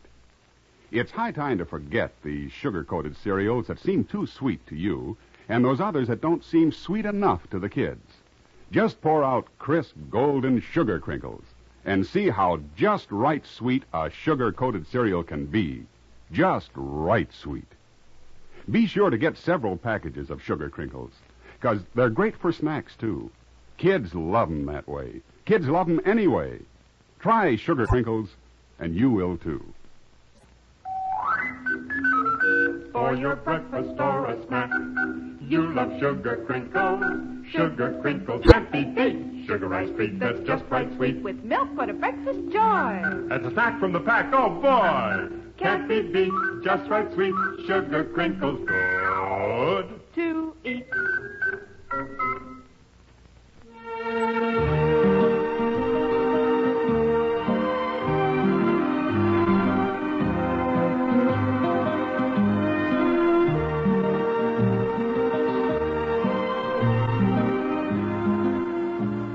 Gunsmoke, under the direction of Norman MacDonald, stars William Conrad as Matt Dillon, U.S. Marshal. Tonight's story was specially written for Gunsmoke by John Meston, with music composed and conducted by Rex Corey. Featured in the cast were John Daner, Harry Bartell, and Lawrence Dobkin. Parley Bear is Chester, Howard McNear is Doc, and Georgia Ellis is Kitty. Ken Peters speaking. Join us again next week as Matt Dillon, U.S. Marshal, meets two brothers who want to stop his fight to bring law and order out of the wild violence of the West in Gunsmoke.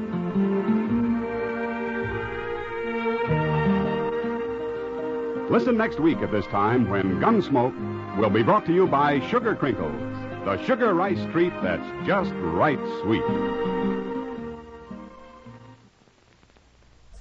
Sanka Coffee and Instant Sanka, the two delicious coffees that let you sleep, bring you Sanka Salutes. And this is Win Elliott transcribed, saluting our people of the week, the everyday people who help make America an even nicer place in which to live. Your name is Private William Alt of Hyde Park, New York. And though you're home now from Korea, a part of you remains there in the heart and soul of a gentle Korean lad whom you knew only as Kim. You, Private Alt, hardly noticed this young war waif who peeled potatoes and sometimes scrubbed pots at your company mess. But then there was something you did notice. Whenever this scullery boy had time, he was poring over a book, an American book on engineering. Kim had a dream. Korea needed rebuilding, the roads, the bridges, the towns, and he wanted to be a part of it. Though he hadn't a penny, he wanted to scrape up enough money to go to school and to become a civil engineer. And not long after that, you, Private Alt, were ready to go home to America, where the schools are free and the bridges have been built. But you had one beautiful goodbye gift for your little friend Kim. You found a school for him, and you paid the tuition. Thank you, Private Alt, for having been in Korea in the first place, for having understood one little boy's yearnings, for having helped. And in his name, we proudly send you, Private William Alt, this Sanka salute. Say, do you have any idea of what an American ambassador looks like? What do you figure? A fellow in striped pants, a top hat, and maybe a Harvard accent? Well, my favorite American ambassador this week is a New York City taxicab driver, and his name is Joe Burns. Ambassador Joseph Burns, that is. And what kind of an ambassador? We'll take it from the State Department. He's a real 14-carat American ambassador of goodwill. You see, last week, Joe Burns had two young tourists from Venezuela in his cab. They left $280 behind them by mistake. But Joe Burns found them, and he returned the money, and figured that was that. But it wasn't. The story became known down in Venezuela, where some people don't like our country, and where we're sometimes accused of being money grabbers who wouldn't give the other fellow a break. And one newspaper down there was so impressed by Joe Burns' kind deed that, well, they made him a page-one story. And the U.S. Embassy was so grateful to Joe Burns that a letter was sent to him, thanking him for putting our country in the good light it deserves. So, fancy hats off to Cabby Joe Burns, the finest ambassador of them all. And to him, with full protocol, this gala Sanka salute. I'll be back in a moment with a story about the latest collegiate style, a brass beanie. But first, folks, if I say to you, here is a coffee with a full, rich-bodied flavor, and here's a coffee that's easy to make, and here's a coffee that lets you sleep, well, you might think I'm talking about 3 different coffees, but I'm not. I'm talking about one coffee, the new Instant Sanka coffee, the only coffee in all the world that gives you all 3 of those advantages. Just taste Instant Sanka, made hot and black and good and strong, and you'll see at once that it's all coffee with the delicious, extra-rich flavor you want. It's a cinch to make Instant Sanka, too, whether you're making 1 cup or a dozen. And, of course, Instant Sanka lets you sleep because 97% of the sleep-disturbing caffeine has been removed. So drink as much as you want, and it won't keep you awake. Oh, and look for Instant Sanka in the new economy size jar, and you'll save money. If your grocer hasn't already got it, he'll have it soon. So drink Instant Sanka, the only coffee that combines extra-rich flavor with instant ease and lets you sleep. Now, here's a memo to the upperclassmen at St. Ambrose College out in Iowa. Go easy on one of the freshmen who's around the campus now wearing one of those beanie caps, fellas. He's a freshman named Vandy Farrell. You see, gentlemen, until freshman Farrell put on a beanie, he wore the hat of a regular Army major. And I don't know how you feel, but I think that 58-year-old freshman Farrell must be quite a guy to begin his Army retirement in this style. So I'll take my hat off to him with this Sanka salute. And I'll be back next week when Sanka Coffee and Instant Sanka, both delicious and both caffeine-free, will again present Sanka salutes. In the meantime, this is Win Elliott suggesting you try Sanka. You'll love it, and you'll sleep. This is the CBS Radio Network.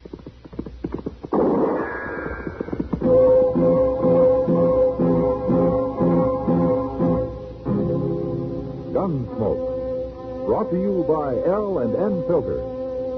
This is it. L&M is best. Stands out from all the rest.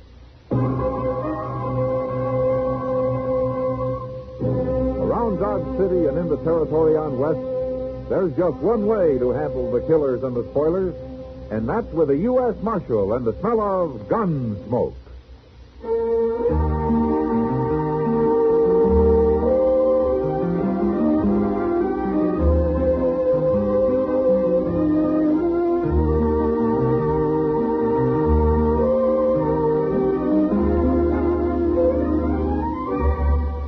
Gunsmoke, starring William Conrad. The transcribed story of the violence that moved west with young America. And the story of a man who moved with it. I'm that man. Matt Dillon, United States Marshal. The first man they look for and the last they want to meet. It's a chancy job, and it makes a man watchful. And a little lonely.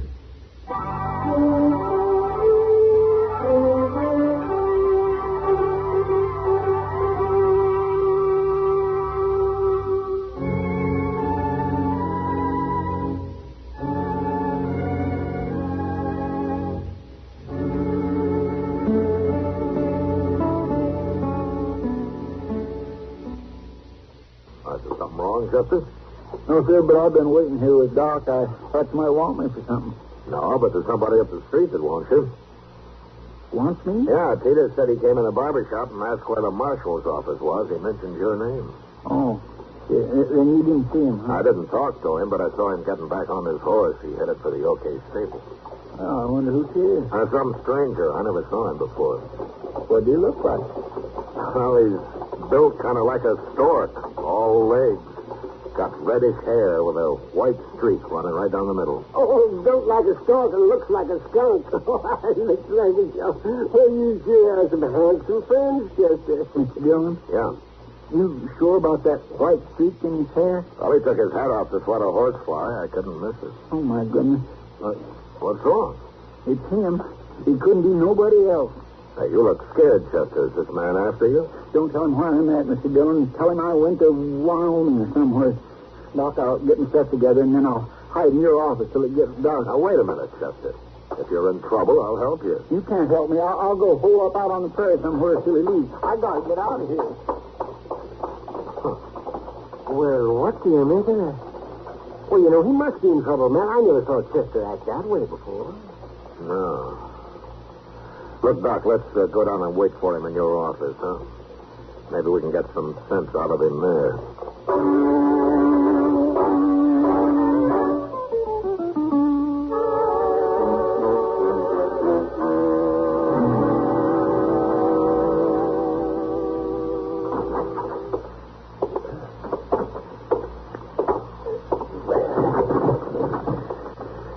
When it gets good and dark, I'll take a rope and lower my stuff out your back window, Doc. Fine, Chester. I'm always happy to help out anybody who's on the run. I ain't running, Doc. I'm just hiding out for a spell. Look, Chester, what if this man decides to outweight you? You're going to spend the rest of your life wandering around the prairie? He won't wait long, Mr. Dillon. He hates town. Well, then maybe you'll come looking for you out there. Well, that's better than finding me here. Why? Magnus just don't belong in a town amongst civilized people. He's too countrified. Chester, who is Magnus? Magnus Proudfoot, Mr. Dillon. Magnus Proudfoot? My baby brother, doggone him. Well, what in the world are you running away from your brother for, Chester? I don't know what he's doing here, that's why. You can't tell what Magnus will do next, Doc. You can't count on him. What do you mean, Chester? Mr. Dillon, when Magnus was 10 years old, he took off from home and went and lived off the land all by himself for 2 years. With a rifle and a knife and a horse. And you know something else? I swear he ain't slept in a bed since then. Well, I don't see anything so wrong with that. Well, how would you like to have a little brother that wouldn't never come in the house except to feed now and then? And sometimes he wouldn't even show up to do that for months at a time. He claims being around people too much dulls a man's senses. Magnus is crazy, Mr. Dillon. He embarrasses me. How long has it been since you've seen Magnus, Chester? Well, I left Waco in 62 to join the war. I ain't never been back. The last I heard a couple of years ago, neither did Magnus. How'd he find out where I'm at, Well, anyway? he's not going to shoot you, Chester. He came to visit his big brother. What's wrong with that? Oh, no. Magnus has got something on his mind. He didn't come here just to say hello, not Magnus. He's got some scheme going. Probably wants me to go live with the Indians or some fool thing like that. I remember one time he tried to get me to go up into the Rocky Mountains with him during the winter. He said if we got cold, we could sleep in caves with bears. Well, now, that sounds like fun. Now, why didn't you go? All right, you can laugh all you want to, Doc. It ain't your brother. No. I'm sorry, Chester, no. But running away won't do any good. Yeah, Doc's right, Chester. Magnus doesn't sound like the kind of a man who'll give up finding you just because you aren't anywhere around. Now, you might as well stay and see what he wants, huh? You think it over for a while. You'll see that we're right.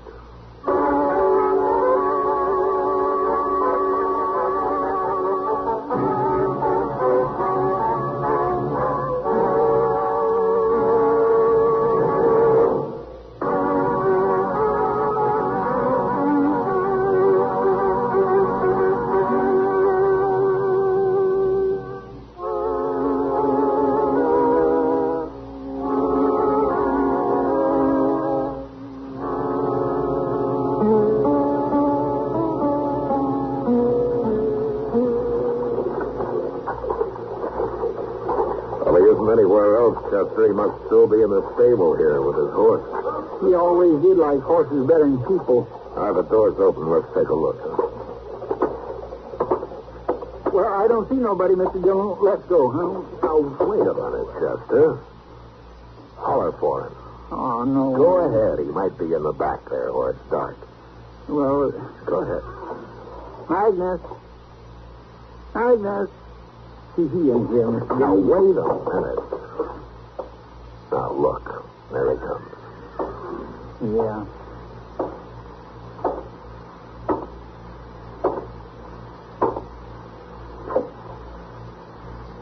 Chester, you have got floppy fat.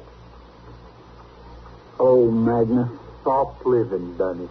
Magnus, what are you doing in Dodge City? I have come looking for you. Why? Why ain't you in Texas where you belong? How come you don't talk like a Texan no more, Chester? I've been away too long, but that don't answer my question. What are you doing here? Why, I have come to help you. To help me? Why, I always could take care of myself better than you, Chester. And when I ran in the mall last summer and she told me about you, I got worried. I figured as how you might need me. Need you for what? Help you run things here, help you be marshal. What? Help me be I ain't no marshal. He's...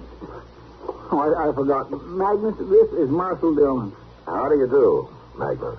But I thought you was the marshal, sister. Of course I'm not. What gave you that idea? Ma? She said you wrote her. I ain't wrote Ma for over a year, and when I did, I told her I worked for a marshal. I didn't say I was one. Honest and truth, Mr. Dillon, I never said no such thing. Well, no letter. Well, Ma's getting kind of old. She mixes things up some these days. She sure does. Anyways, I'm proud to know you, Marshal Dillon. Tell me, is Chester a good help to you? Yes, he is. He's a fine help, Magnus. Good. Well, I come all this way. I reckon I'll stay. I go to work for you, too. Magnus, you can't just walk up to somebody and say, I'm going to work for you. Why not? It ain't polite. Nobody asked you. Nobody told me not to. That's why you ain't no more civilized than you was 10 years ago. Oh, I learned a lot in the Army, sis. I saw a lot of places, a lot of people. How long since you slept in bed? Well, not since I first went off from home, I reckon. How long since you lived in a town? You know I don't like towns. I generally ride around them. How long since you talked to a woman? Besides Ma, I mean. Now, Chester, you know How long since you had a drink? I don't never drink. You gamble? Feller in the Army taught me, but I never used it. You see, Mr. Dillon, he ain't civilized. Now, wait a minute, Chester. You're not being quite fair. A man doesn't have to do all those things to be civilized. I'm just trying to show him how crazy it is for him to say he wants to stay here and all, Mr. Dillon. You know, I might like it, Chester. I never give it a fair chance. Living like you might be exciting. Yeah, maybe I've been missing something. You would hate it, Magnus. I'm telling you for your own good. I know you better than you do. You're half wild, that's what you are. You couldn't stand living the way I do. I never tried it, Chester. Well, go try it somewhere else. You just get me in trouble here. You always did. I promise I will not get you in no trouble. Besides, Marshal Dillon don't need no help. You can't stay here without a job. Well, I got some money. Let's go some trapping last winter. You still eat with your fingers, Magnus? Now, wait a minute, you two. Look, I got an idea. Now, maybe Chester's right, Magnus. Maybe you wouldn't like living in the town. Of course he wouldn't. He'd be miserable. But it's like Magnus says, Chester. He never gave it a chance. Now, why don't you let him find out for himself? If he gets in trouble, I'll be in trouble. Magnus don't know how to live around people, Mr. Dillon. Well, I live with people in the Army. That's different. Well, I'm staying anyway, Chester. There's no use to argue. Give him a chance, Chester. Show him Dodge. Show him what it's like. And let him make up his own mind about it. Oh, all right. He won't leave anyway. But you're going to do what I tell you, Magnus. You're going to live exactly the way I do. That's the deal. I'll do it, Chester. All right. And we'll start by getting a room at the Dodge House. Oh, no. I'll sleep lots better in the stable here with my horse, Chester. Hey, you see what I mean, Mr. Dillon? Magnus Proudfoot, you follow me. You're going to sleep in a bed tonight if it kills you.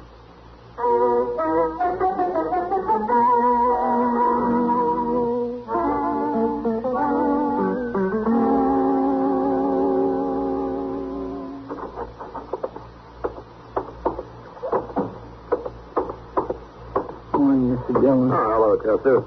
Magnus. Marshal? Oh, where did you get to last night, Magnus? I didn't see you around anywhere. It gets dark. I generally go to sleep, Marshal. Yeah, sure. Well, how did you like the Dodge House? Tell the truth now, Magnus. It's too hot. Not enough air. That ain't all. The bed was too soft. But I slept good. I bet you wasn't in that bed more than 5 minutes, Magnus. You slept on the floor. I know you did. You cheated. I'll try it again tonight, Chester. You're going to try more than that tonight. You need me for anything today, Mr. Dillon? Nothing that I know of, Chester.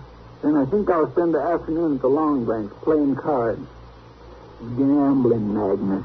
Oh, now, Chester, you don't want to do that. That's evil and wicked. Besides, it's wrong. Are you going to live like me, or are you ready to give up? I got to gamble, too, or can I just sit and watch? Magnus, I'm going to get you wet all over. You're going to gamble.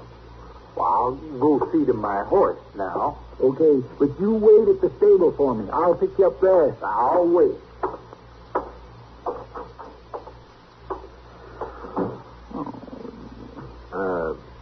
Chester, you're being kind of rough on him, aren't you? Don't you think you should take it a little slower? If I give him enough time, he might fool himself into thinking he likes town life, Mr. Dillon. And you don't think Magnus ever really would, huh? A man like him never changes. Magnus can live off the country like an animal, but he just don't know how to take care of himself around people. Well, I guess you know what you're doing, Chester, but I was just thinking, if it doesn't work and he wants to stay, I think with his experience and everything that he might be a great help to me. What? Oh, now, Mr. Dillon, don't tell him that. Please don't. Anyhow, not till I've had a chance to show him what life's like around here. Please. Well, okay, Chester, I won't. You work on him first and see what happens. I'll wait.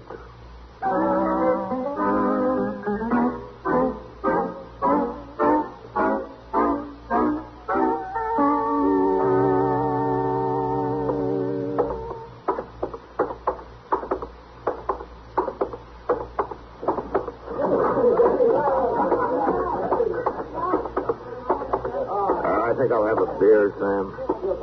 Oh, Mr. Dillon. Chester, I thought you were gambling. What are you doing at the bar? Where's Magnus? We've been gambling all afternoon. Playing blackjack against that new dealer they got here. Oh, how'd you make out? Well, you know how it is with me, Mr. Dillon. I never do win a whole lot. That means you lost. But I'll get it back next payday, maybe. Next payday? Now, he really did pay you, didn't he? Yes, sir. He did. Oh, what about Magnus? Here he comes. Ask him. Hello, Marshal. Well, that's quite a handful of bills you got there, Magnus. Well, it's all he had, but I am just as glad. I was getting mighty weary sitting in one place all afternoon. You mean you broke the dealer? Well, he claims I did. Anyways, he quit buying. Oh, for a man that doesn't gamble, you seem to be a pretty fair blackjack player, Magnus. All I know is what that feller taught me in the Army. Well, he must have been a good teacher. He was a gambler, Marshal. A crooked gambler, to boot.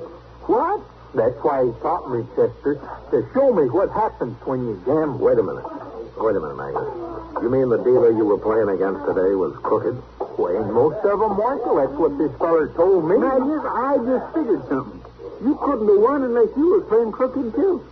Of course I was playing crooked. That's the only way I know how. Well, Magnus, suppose he'd have found out there'd have been a shooting. He's not very good. Not near so good as this feller taught me in the Army. Oh, my gracious. Well, what are you going to show him now, Chester?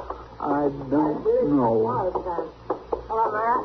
Chester? Hello, Kitty. Well, you just come in? Yeah, I heard Chester's kid brother was here. I wanted to meet him. Sure, Miss Kitty, that's fine. I mean, you want to meet him? Oh, I sure do.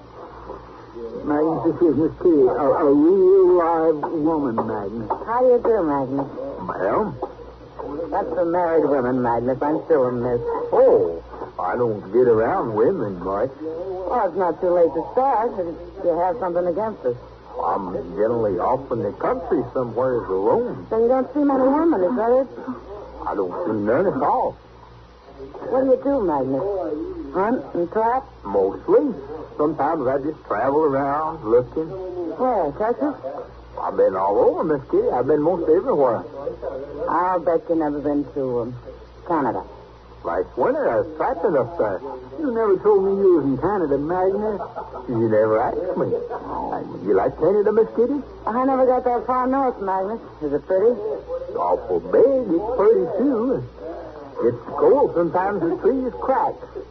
Yeah, sounds like rifle shots. You ought to hear that. It's kind of exciting. I'll bet it is.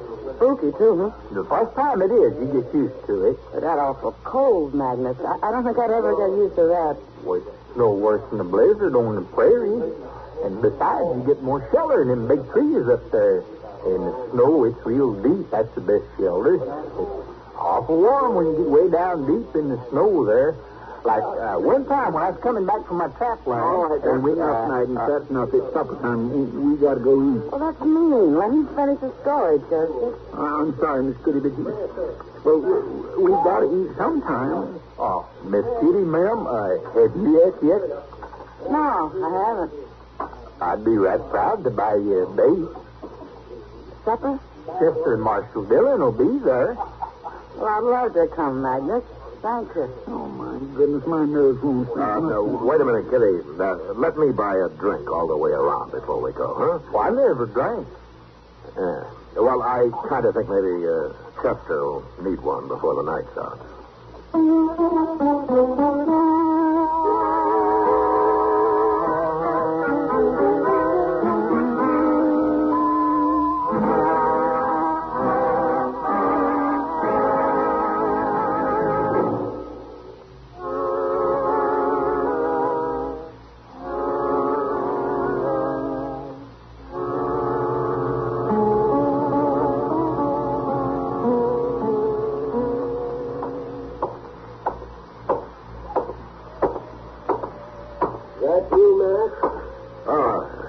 It's me. So what are you doing out so late, Doc? Oh, what time is it? So it's a good hour past midnight. I was about to turn in myself. Sounds pretty quiet tonight. Yeah. Oh, I'm hungry, man. You know something? You should have had supper with us tonight. I wish I had. No, not just to eat. To hear Magnus. He asked Kitty along, and he never stopped talking to her once.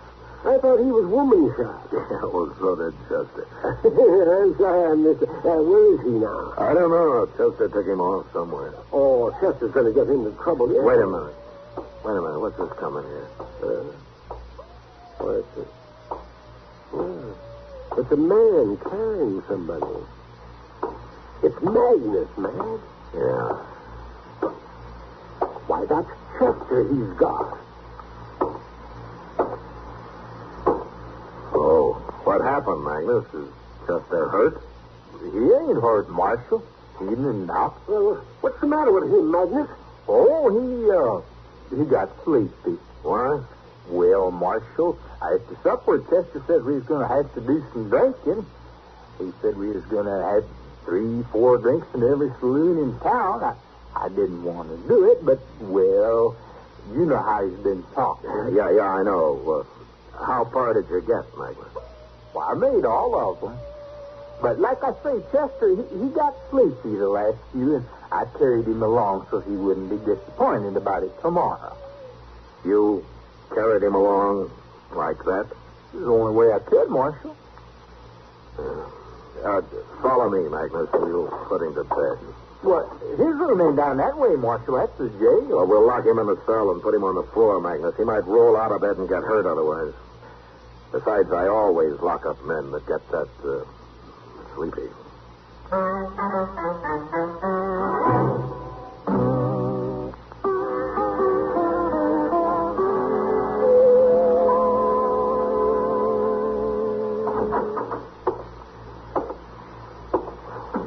Good morning, Magnus.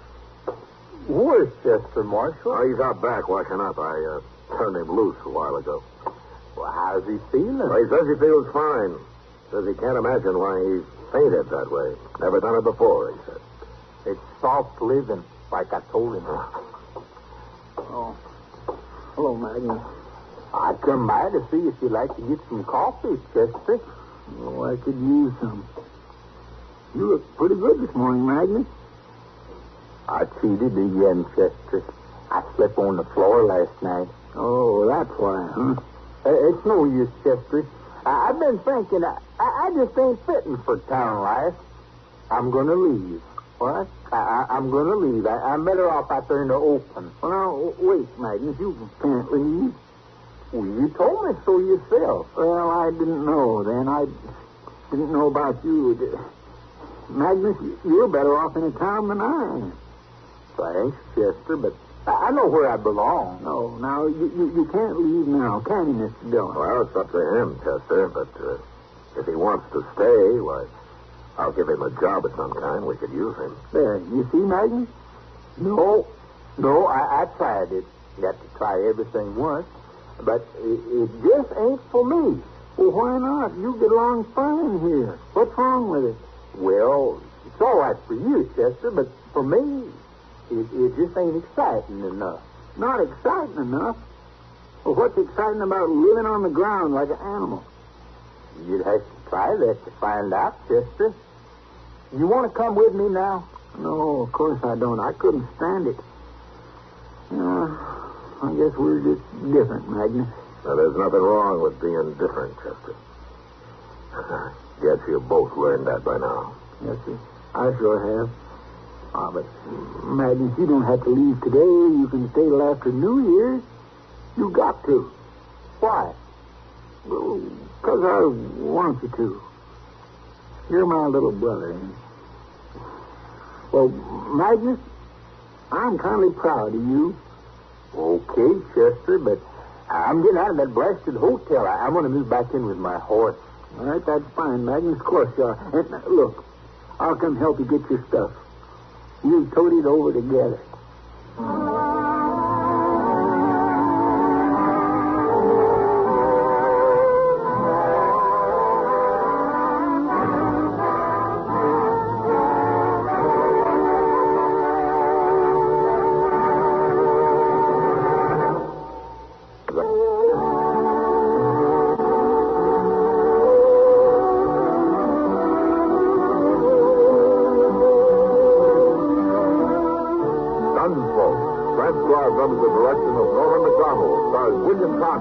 Matt Dillon, U.S. Marshal.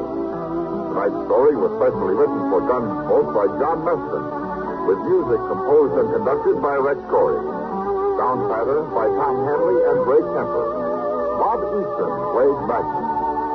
Harley Bear is Chester, Howard McNear is Doc, and Georgia Ellis is Kitty. Join us again next week as Matt Dillon, U.S. Marshal, fights to bring law and order out of the wild violence of the West in Gunsmoke.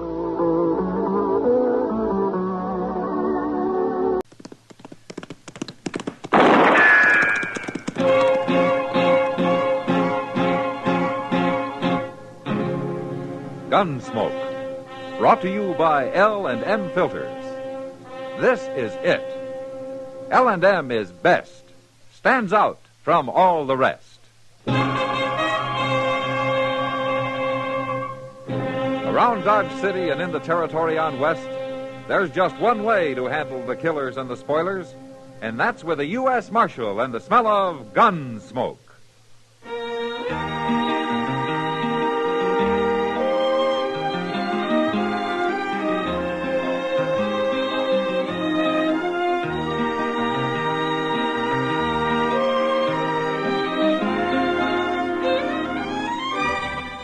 Gunsmoke, starring William Conrad. The transcribed story of the violence that moved west with young America. And the story of a man who moved with it. I'm that man. Matt Dillon, United States Marshal. The first man they look for and the last they want to meet. It's a chancy job, and it makes a man watchful. And a little lonely.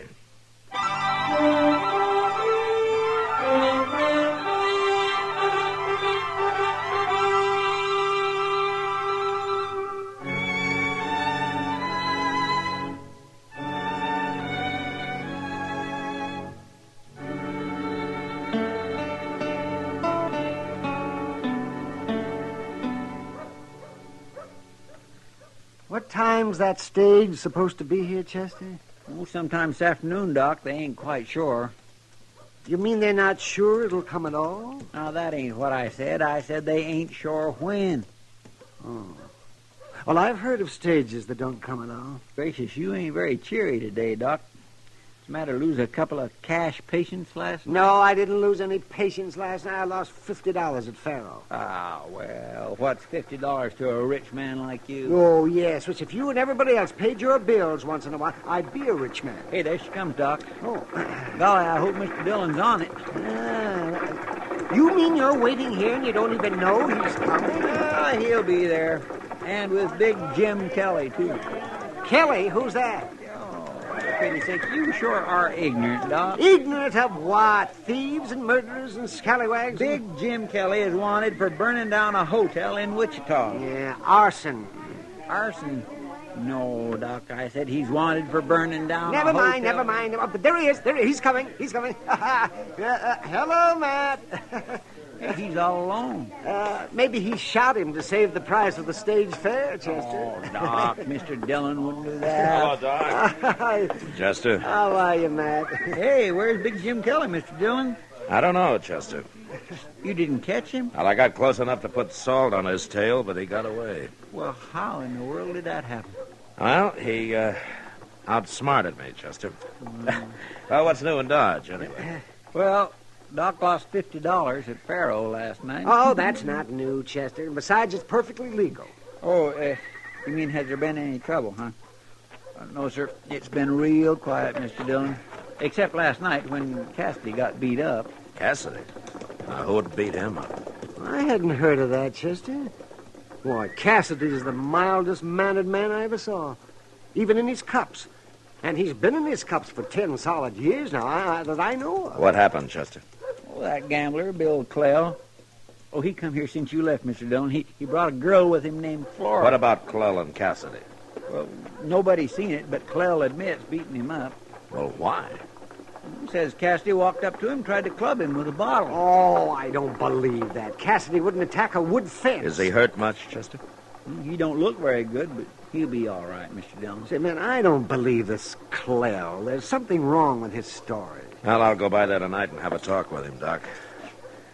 But right now, let's go get something to eat, huh?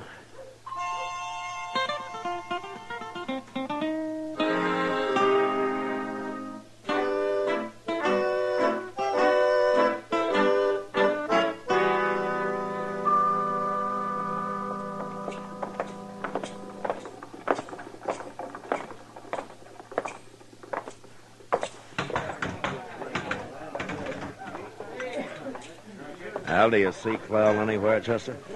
No, sir, I don't. I guess he ain't come in yet tonight, Mr. Dillon. Yeah. Look, you go get your beer. I'm going to go over and say hello to Kitty over there. Okay, sir. But you come tell me when he does come in, huh? Yes, sir, I will. Okay.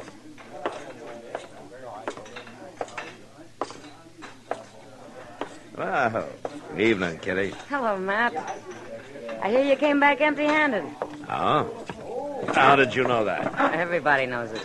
You know, and all the time I was thinking that nobody even knew I'd gone after a man. It's hard to keep secrets in Dodge, Matt. I've tried it myself. Yeah. Well, there's one I'd like to uncover, Kitty. What was this man Clell doing beating up Cassidy last night? Well, I heard it was Cassidy went after him. Oh? Took a bottle to him, they say. Who says? You're right. Nobody saw it. But the way Clell told it, he was just as surprised as anybody. I have to admit, I kind of believe him, Matt. Oh, now, Kitty, you know Cassidy wouldn't attack anybody. But don't get me wrong. I'm not standing up for Clell. In fact, I don't even like him. Oh, what's wrong with him? Well, he's no good. I can tell by the way he treats Flora. She's a real unhappy girl, Matt. Well, that's no business of mine. But I don't like the idea of a poor, harmless drunk like Cassidy taking it from him. Hey, there's Flora now. You want to meet her? Huh? Oh, yeah, sure. Flora. Pretty little thing, isn't she? Yeah, she is. Hello, Kitty. Did you want me? You got a minute, honey? I want you to meet Marshal Dillon. Oh. Are you the marshal? I'm pleased to know you, Flora. Won't you sit down? Thanks. But I can't stay long. Mr. Clell will be in directly. Uh-huh. You, work for Clell, Flora? My job's to steer people over to his faro table and then try to keep them there.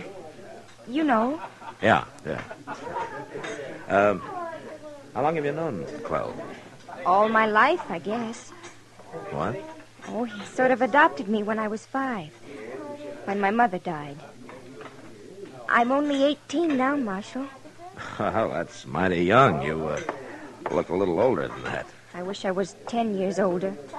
Oh, why? Then maybe I could get away from him somehow. Oh, please, don't tell him that. No. Of course I won't. He married me last year. Oh? Oh, there he is now. He just came in. I'd better go. The tall man, Matt. The black derby. Yeah, I see him. I thought he'd be older. He only looks about 35. I'll be darned. There's Cassidy, too. Looks like he's following him. Yeah, he is. And he's got a gun in his hand. Cassidy's gonna shoot him, Matt. Can't even hold that gun steady with both hands, Cassidy. I'm gonna kill you, Clell. Put that gun away, Cassidy. I'll handle him. That's just about enough for you, Cassidy. Gonna break every bone in your body. All right, hold it, Clell. Stop kicking him. Mister, stay out of this. You kick him once more and you'll wake up in jail. Jail? Why, who are you? I'm the marshal here. Well, then why don't you arrest Cassidy? Didn't you see him try to shoot me? I saw him. Now, what's the trouble between you two? Look, Marshal, I give you my word I never saw this drunken bum before in my life.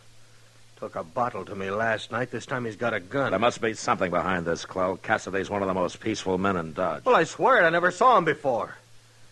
I'll tell you one thing, Marshal. Next time I see him, I'm going to kill him. Chester. Yes, sir. Cassidy's still out. Get him over to Doc's, will you? I'll come by there later. Yes, sir, I'll do it, Mr. Clell, if Cassidy tries to kill you, it's your right to protect yourself. But don't do it with your feet.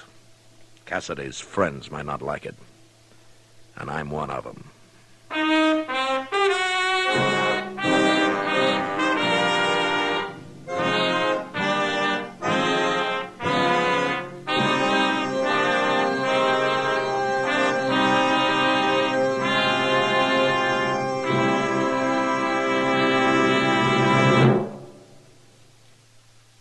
King size or regular, L&M is best. Stands out from all the rest. This is it, L&M filters. It stands out from all the rest. Miracle tip, much more flavor. L&M's got everything. It's the best. Yes, L&M is best. Stands out from all the rest. L&M stands out for flavor. Flavor. Flavor. The miracle tip draws easy. You enjoy all the taste. L&M stands out for effective filtration. Filtration. Filtration. No filter compares with L&M's pure white miracle tip. L&M's got everything. It's America's best filter cigarette.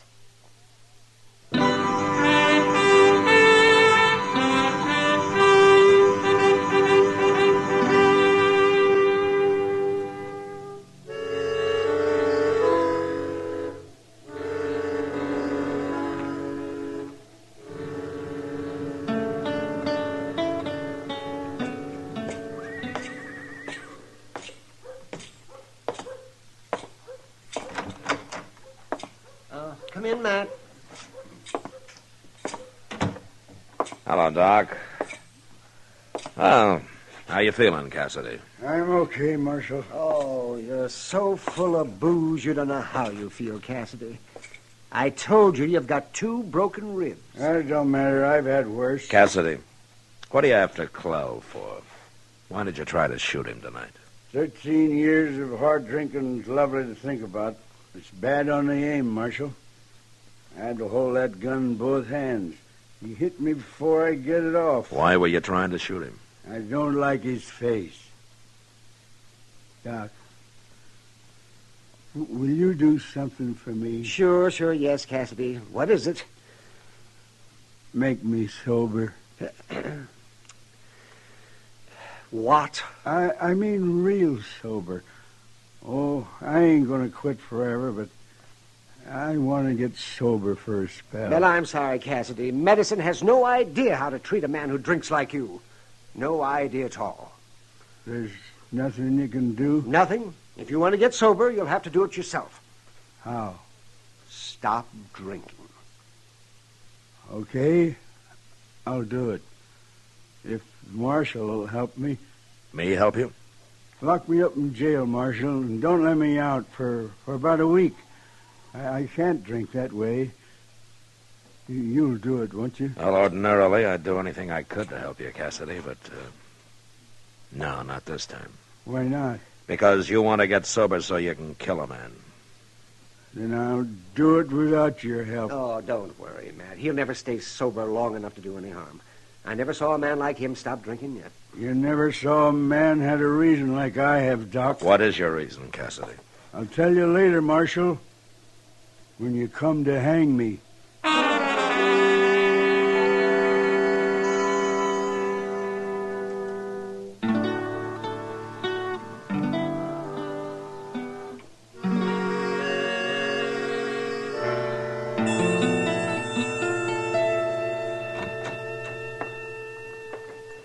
Morning, Mr. Dillon. Morning, Chester. Ah, where's the mail? Well, it's in, but they ain't got it sorted out yet. I'll go back and get it later. Okay. You expecting something important? No, nothing special, Chester, but you never know. Sometimes I think we'd be better off if there wasn't no mail, no telegraphs, no trains, no stages, no nothing like that. Well, I wish we had more. And maybe we could find out what happened to Cassidy. He's been missing a whole week now. Oh, for heaven's sake, Mr. Dillon, I plumb forgot. That's the first thing I meant to tell you. Well, how could I forget that? I swear I must be getting old. It seems like every time I start... Chester, what did you forget? About Cassidy. I seen him in the street just now. You did? Well, where is he? I want to talk to him. He was leaning on that building right next door. Drunk? No, sir, he didn't look it. He looked plumb sober. I'll go see if he's still there, will you? Yes, sir. Yeah. There he is. Cassidy! Hey, Cassidy! Come here a minute. He's coming, Mr. Dillon. Come on in, Cassidy. Marshal wants to say hello. I ain't got much time, Chester. Well, you got a minute, ain't you? Close the door, Chester. What do you want, Marshal? You had everybody worried, Cassidy. Where you been the past week, huh? I've been out on the prairie, Marshal. Ain't no whiskey out there. Oh, I see. Well, you look fine. I ain't had a drop since I left Doc that night. How are your ribs? I breathe hard, but that don't bother me. Mm-hmm. I see that you got a gun in your belt. I have. I can shoot it with one hand now. Still after Clell, huh? You can hang me later, Marshal. It don't matter. But right now, you can't do nothing but talk. Why don't you tell me what this is all about, Cassidy? We're friends, aren't we? You was always a friend to me, Marshal. And I don't like to cause you no trouble, but I can't help it this time. It's just gotta be. Well, okay, Cassidy. You don't want me to help you, but I'm going to do it anyway. You can't help me. Yes, I can. Now, give me your gun. No, Marshal. No, you got no right. Now, Give me the gun. There. Buy me another one. Chester. Yes, sir. Lock him up. Lock me up? No, you can't do that. It ain't legal. I ain't done nothing. To stop you from killing a man's plenty legal the way I look at it, Cassidy. All right, put him in his cage, Chester. Come on, Cassidy, and don't you try nothing. No, wait, no, you can't lock me up. Clell might get away. You want me to carry you? All right.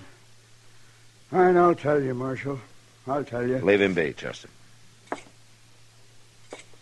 Well, go ahead, Cassidy. Tell me. Who is Clell? 13 years ago, Marshal, down in New Orleans, Clell run off with my wife. He did? And then how come he claims that he doesn't know you? He don't know me. I changed my name, and I only seen him once before.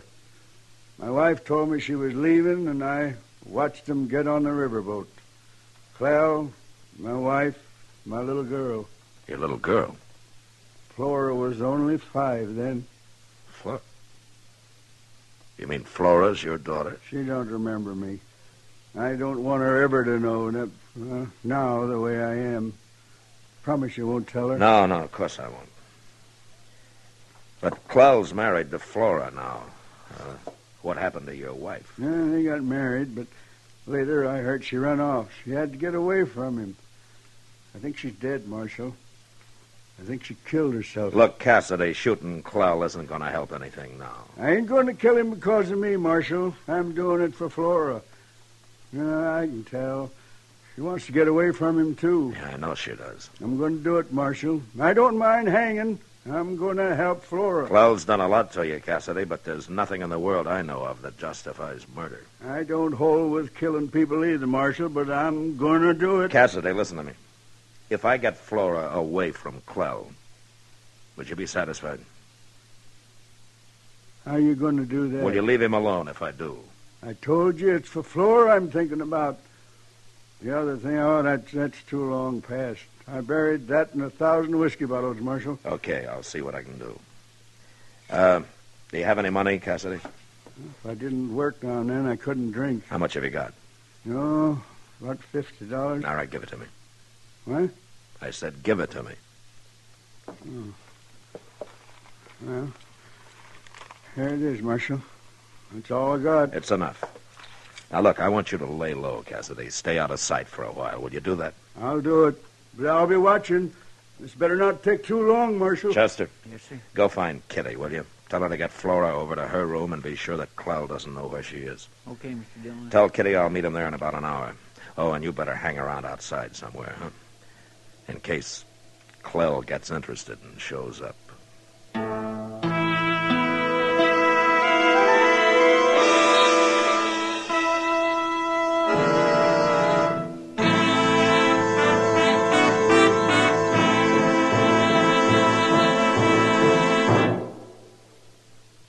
L&M is best, stands out from all the rest. L&M's got everything. Everything? Yes, everything. L&M stands out for flavor. The miracle tip draws easy, lets you enjoy all the taste. And L&M stands out for effective filtration. No filter compares with L&M's pure white miracle tip for quality or effectiveness. L&M stands out for highest quality tobaccos, low nicotine tobaccos, L&M tobaccos, light and mild. L&M's got everything. Everything? Yes, everything. King size or regular, it's America's best filter tip cigarette.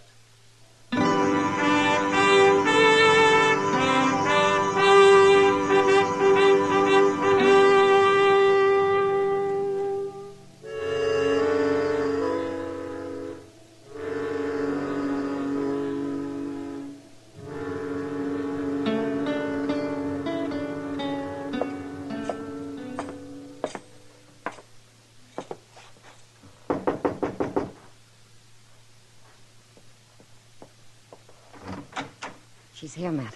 Come on in. Oh, thanks, Kitty. Ah, hello, Flora. Is there something wrong, Marshal? Yes, I think so. I told you, Kitty. I knew there Now, was. Flora, don't get upset. Whatever it is, I'm sure the marshal isn't after you. Give him a chance to explain. Is it about Mr. Clell, Marshal? It's about you, Flora. But I haven't done anything. No, you haven't done anything, Flora, but I'm going to help you do something. I don't understand. Tell me, if you were alone, free from Clell, where would you go? Oh, I tried to run away before, but he caught me. He beat me something terrible. Well, he won't catch you this time, Flora. Now, where do you want to go? Can you find a job in St. Louis? I'd like to go to New Orleans. Mr. Clell says I was born there. I'm sure I could find something to do there. I always wanted to go. Okay, here's $100, Flora. Now, that'll get you to New Orleans and keep you till you find work. $100? Oh, Marshal, I can't take that. Yes, you can. Now, go on, take it. Why are you giving it to me? Well, you're young. You still got a life ahead of you. That's reason enough. It's no use, Marshal. Mr. Clell would never let me go. Where is Clell now? At the Long Branch gambling. He'll be expecting me there soon. All right, then you'll have to hurry. There's a train out at 1 o'clock. That'll only give you about a half hour. But I can't go like this. What about my things? Go get what you need. Kitty will help you. Sure I will. Come on, Flora. But if Mr. Clell finds I'll me... be at the depot. If Clell does find you, it won't do him any good. I'll see that you get on that train alone, Flora.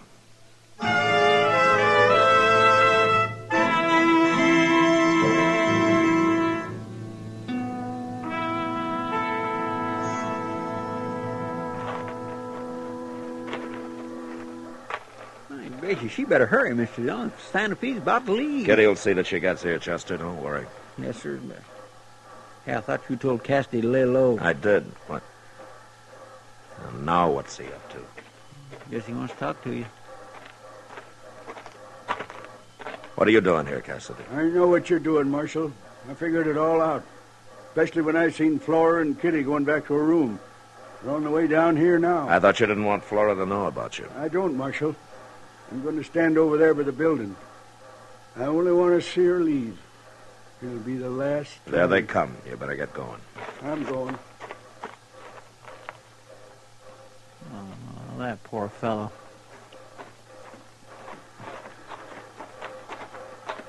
Come on. Marshal. Take Flora's bag, will you, Chester, and throw it on the train for her? Sure. Here, give me your bag, Flora. I'll take care of it for you. Thanks, Chester. I'll go find you a seat. I thought we'd never make it, Matt. Oh, you barely did. Now, Flora, we'll say goodbye here. You better follow Chester. Goodbye, Marshal. I don't know why you're doing this, but... Well... I just can't seem to say anything. You don't have to. Good luck. Goodbye, honey. I'm awful happy for you. You'll make out fine. I know you will. I kind of hate to leave you, Kitty. You get going. Train's about to leave.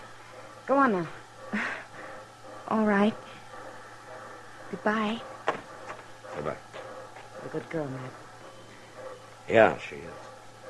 And I'm kind of wondering myself why you're doing this. Well, I'll tell you, Kitty. Oh, they're about to leave. Now, she'll make it. What about Chester? He's still in the car there. Oh, it doesn't matter. He's always wanted to go to St. Louis. And he... Matt, look. What? It's Clell. He's after her. Hey, you stay here, Kitty. Yeah, hurry, Matt. Flora, don't you get on that train.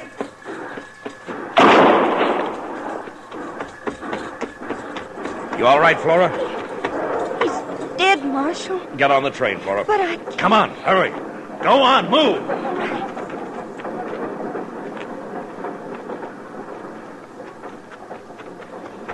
Cassidy shot him, Mr. Dillon. I seen him through the train window. Yeah, I saw him, Chester. Now, here he comes now. Watch him. Yes, sir. I killed him. I killed him, Marshal. Here's my gun. Take it. I should have locked this gun up. You went back to the office for it, didn't you? I thought something would go wrong, and it almost did, too. I'd have stopped him, Cassidy. You wouldn't have killed him, Marshal. He can't ever follow her now. You're under arrest, Cassidy. You can hang me, I don't care. Only one thing, Marshal. Yeah, I know. Chester, I'll lock him up. You go buy him a bottle, will you? He's been sober long enough. No, Marshal. That's what I was going to say. I kind of like it this way. I ain't feeling sorry for myself no more. I'm through drinking the rest of my life. However long that's going to be. Cassidy. Yeah? Nothing. All right, come on. Walk ahead of me.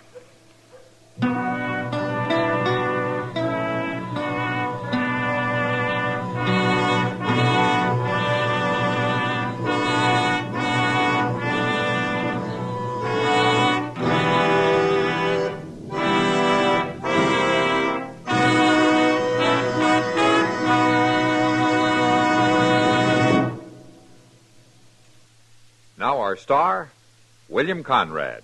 Thank you, George. Today, there's one filter cigarette that stands out from all the rest. L&M stands out for flavor, for effective filtration, for highest quality tobacco. L&M's got everything. That's what makes it America's best filter tip cigarette. Try L&M's king size or regular. I know you'll go for 'em.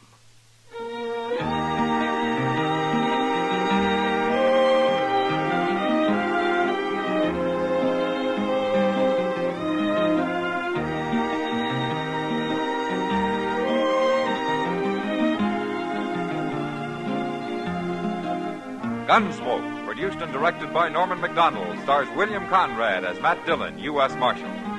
Our story was specially written for Gunsmoke by John Meston, with music composed and conducted by Rex Corey. Sound patterns by Tom Hanley and Ray Kemper.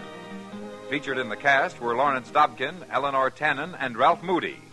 Parley Bear is Chester, Howard McNear is Doc, and Georgia Ellis is Kitty. Put a smile in your smoking. Try Chesterfield today. Instantly, you'll smile your approval of Chesterfield's smoothness. You want them mild. We make them mild. Mild and mellow, with the smooth, refreshing taste of the world's best tobaccos. Instantly, you'll smile your approval of Chesterfield's satisfaction. In the whole wide world, no cigarette satisfies like Chesterfield. Put a smile in your smoking. Try Chesterfield today.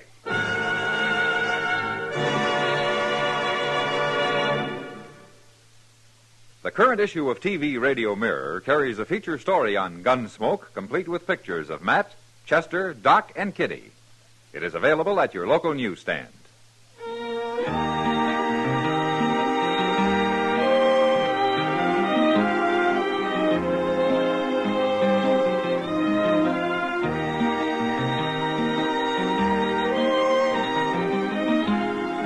Remember, L&M Filters present another transcribed Gunsmoke program tonight at 8 Eastern Standard Time. That's right. Gunsmoke is now on the air twice every Saturday. Once at 12:30 p.m. Eastern Standard Time, and again at 8 p.m. Listen to Chesterfield's two great radio shows every week. The Perry Como Show every Monday, Wednesday, and Friday, and Dragnet, Tuesday nights on another network.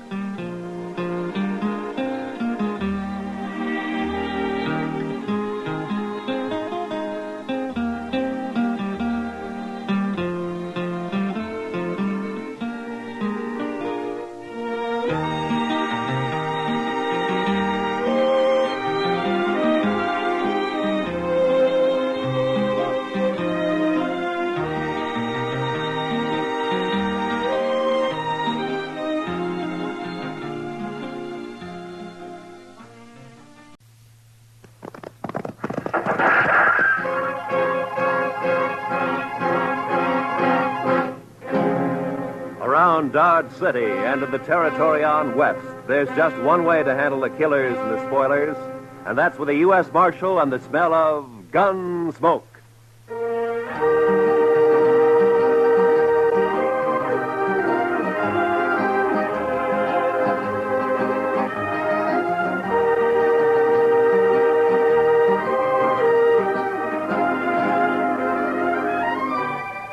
Gunsmoke, starring William Conrad. The story of the violence that moved west with young America. The story of a man who moved with it. Matt Dillon, United States Marshal.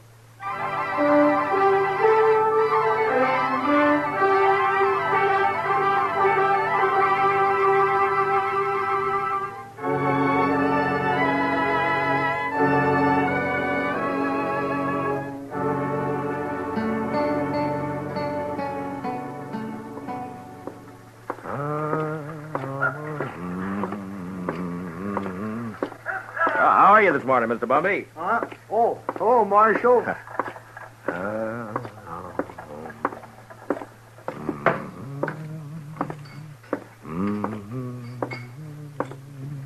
Morning, Mr. Dillon. Morning, Sam. Is Kitty around? Oh, don't know she's up yet, but if she is, she ought to be down soon. I'll wait. Nippy this morning. Oh, feels good. It's a nice time of year, huh? I don't know. I kind of like spring myself. Sam, you better wash that glass over. Huh? Oh, yeah. Thanks. Can I get you something? Beer, maybe? Got any coffee? Sure. Just made a pot. Oh, that'll be fine.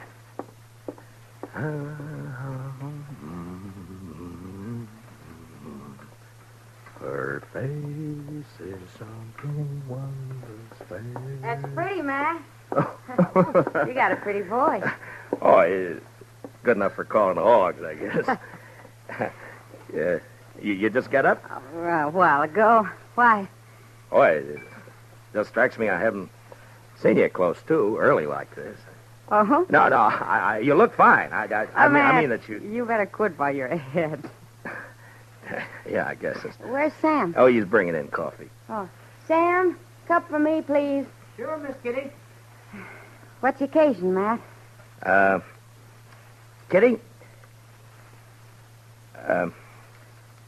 There's a party tomorrow night, a dance. It's a benefit for the new school down at the hall, you know? And, every fellow's to bring a girl. You know? It happens at dances. Go on. Well, what I'm trying to... Will you go? With me? I'd kind of like to, Matt, but no thanks. Oh. Well, I gotta work here. You know that. Besides... Well, you ought to be able to get off. Well, even if I could, ladies might not take kindly to it, Matt. I'm not rightly polite society. What do you care about what... Well, thanks anyway, Matt. That smells wonderful. Sammy, I think I'll marry you. Me? Shucks. Me? Oh, shucks. Listen, Kitty, about the dance, I've already bought the You're tickets. sweet, Matt, and I thank you kindly for thinking of me, but you better ask someone else. Well, it isn't... Sam, will you go and polish up your glasses, please? Oh, sure, Mr. Dillon. Sure. Now, look, Kitty, I'm asking you to go with me. It's important to me that you go. Are you making love to me, Matt? At this hour in the morning? No, I mean it. I want you to go to the dance. You want to be embarrassed. You want everyone to stare at us. You know what they'll say? My, the marshal really should have better sense than to bring that woman here. It ain't decent. It ain't proper. Oh, Kitty. Well, it's true. I'm a hostess at the Texas Trail, a saloon. You know what they think about me. Well, will you go, Kitty? No. I'll call by for you at 7, huh? I'll drink a bottle of whiskey and clout some old biddy on the head. Then you'll be sorry. Oh, Kitty. I haven't got anything to wear, Matt. I can't wear my working clothes. You look just fine like you are, Kitty. Just fine, just like you are. Marshal. Yeah. I shouldn't, but I guess I'll go to the dance with you. I'll be ready at 7.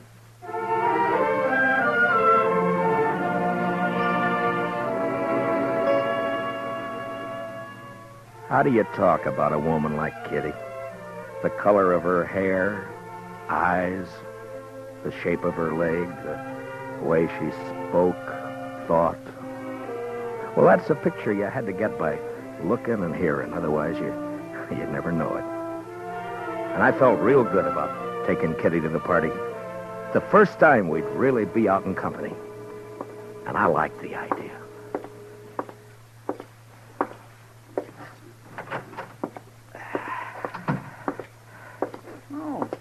Morning, Mr. Dillon. Good morning, Chester. Nice day. What is that? That, Mr. Dillon? Yeah, all over my desk. That. Ink.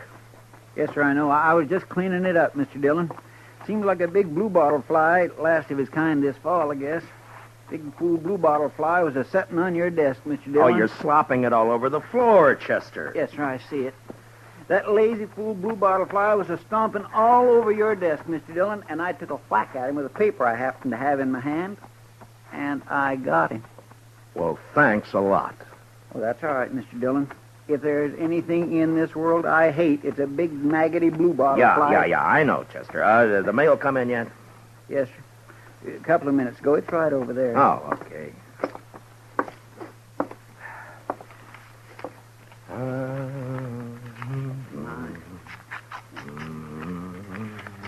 There. I think that should do it, Mr. Dillon. All right, Chester.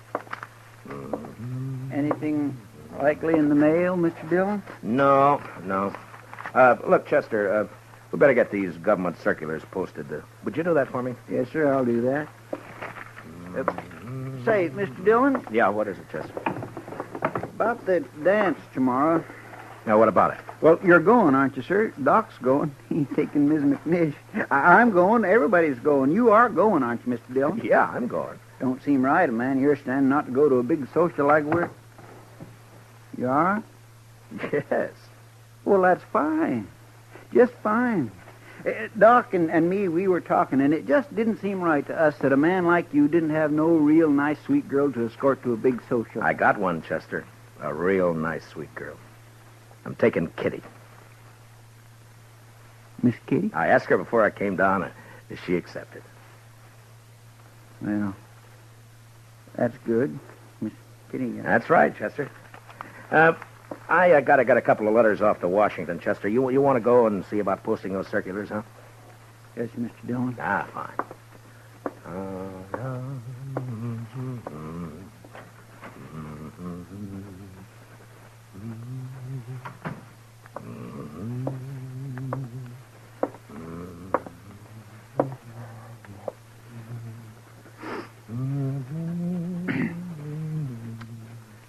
Mr. Dillon? Oh, what is it, Chester? Well, Mr. Dillon, it ain't none of my business, and I did not have no right to say it. Say what? Well, sir, Yeah. I was wondering if I might borrow one of them fancy ties off you for the party. That's not your business. That's what you haven't got any right to say. Yes, sir. No, that's right. You're a liar, Chester. But you can borrow a tie. I thank you kindly, Mr. Dillon.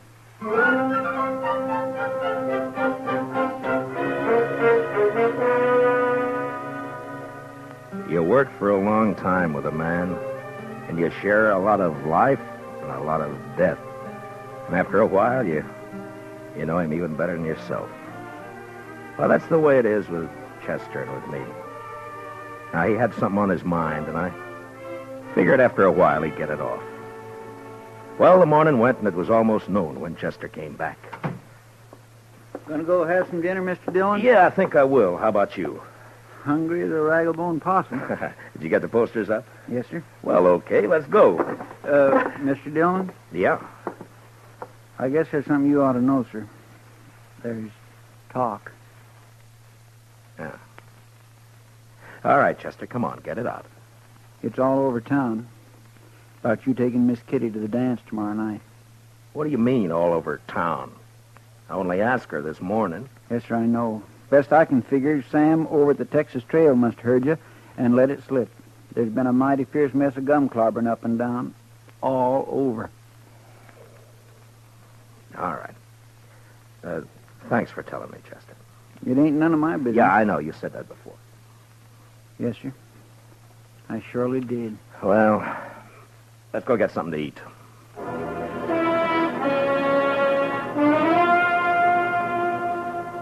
It's hard to tell about people. Maybe it's hard to tell about yourself because you come under that same heading, people. And when they're mean and small, there's not an animal to touch them. Chester and I walked down the street, and it didn't take long to hear and see what was going on. Some of the drifters leaning against the wall on the corner came right out with it. Morning, Marshal. I understand there's a gal in town's got herself a new beau. What did you say? Maybe you ought to look into it, Marshal. Folks are being downright rude. Mister, you're gonna... Come on, Chester.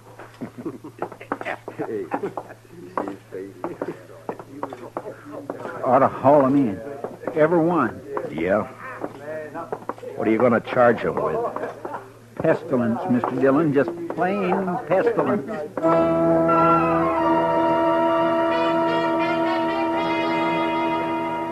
I knew better what Kitty had meant about the ladies of the town when a couple came out of Olivet's dry goods store. They didn't see me until it was too late. Complain to the dance committee. It's indecent, that's what it is. Why, she's common. Nothing but a common saloon woman. What's this city coming to when a United States Marshal... Ooh. Morning, Miss Sprinkle.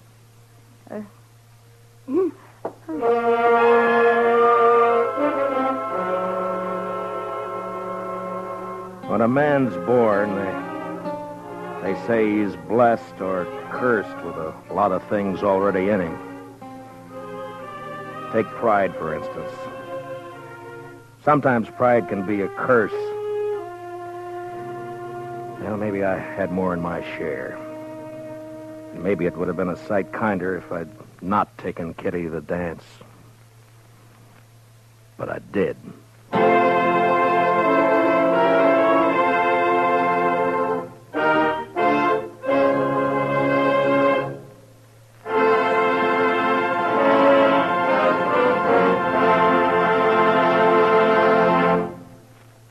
We will return for the second act of Gunsmoke in just a moment. But first, this hint for weekend driving.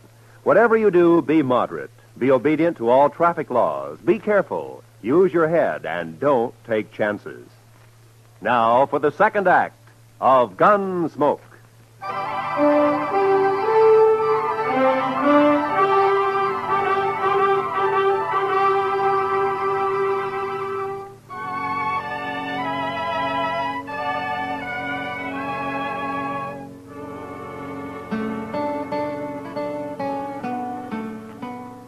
I picked up Kitty at the Texas Trail at 7 the next evening.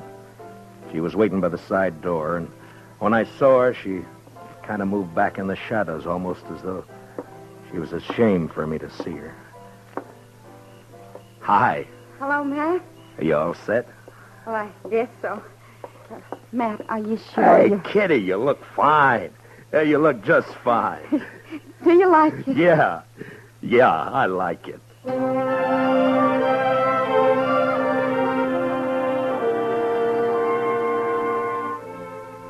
We walked along the street down to the hall, and I kept looking at her like I say, you know, you had to know this, Kitty, to understand what I mean, and even then you get a surprise. She was like a 17-year-old on her first date, and she was like all the women you'd ever known and loved, soft and innocent. And something else, something that's female, and you can't figure out what. Something that makes you drunk without a drink inside you. It was snowing a little, and the flakes caught in her hair and melted into the black of her velvet cloak. And just before we went in, I looked at her again. And I didn't care. I was proud she was with me. Oh, evening, Marshal Dillon. Evening, Miss Murphy. You know Miss Russell? How do? You have your tickets, Marshal Dillon? Oh, yeah. Here we are. Fine. Go right in, won't you? Oh, sure. Oh, excuse me, Mrs. Murphy. Is there somewhere I can put my cloak? Oh, yes, of course. The ladies' reception room is right through there. I didn't catch the name. Catherine Russell, ma'am. Excuse me, ma'am. Yeah, sure. I'll wait for you. Thanks. You better.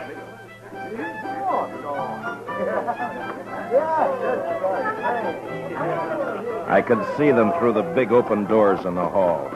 They were all there. Faces flushed, smiling, happy, dancing. And all the women seemed pretty and the men handsome. And Chester was up on the platform calling the dance, and Doc was fiddling. And I was waiting for my dancing partner, Miss Kitty Russell.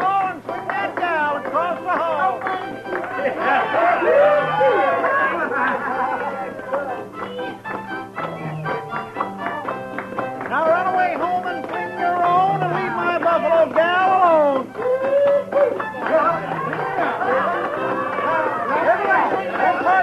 Then promenade all and around you go.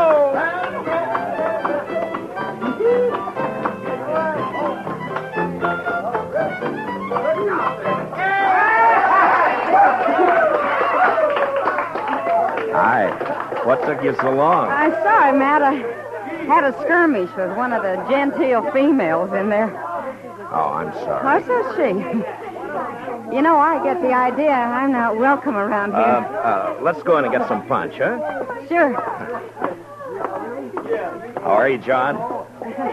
Oh, that's a nice dress, Kitty. I haven't worn it since a few years back in New Orleans. Hey, Marshal. Oh, Miss Kitty. Oh, it's Doc. Well, hiya. Oh, fine, Doc. Hello, Doc.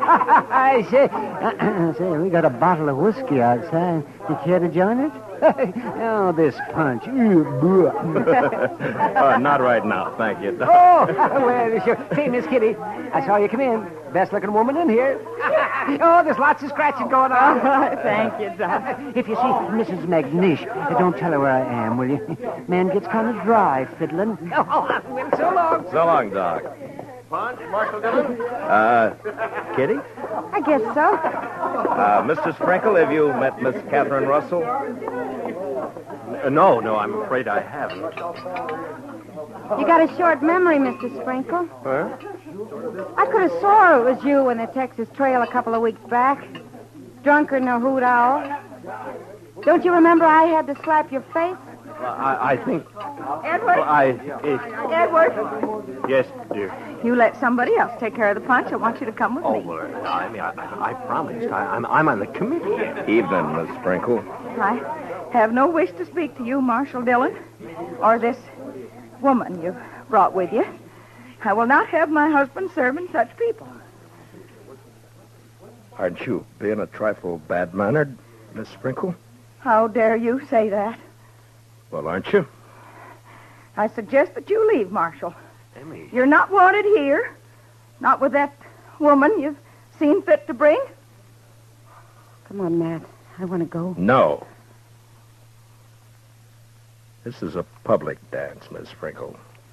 Right now, you're trying to make it private. If you can't behave like a lady, I'll thank you to leave this lady's presence. What? Now, see here, Marshal. You can't talk like that to my wife. Hey, Kitty. What do you say, Kitty? Matt, please. I want to go. We're not going anywhere. We're staying. How about some music? All right now, folks. It'll be a waltz this time.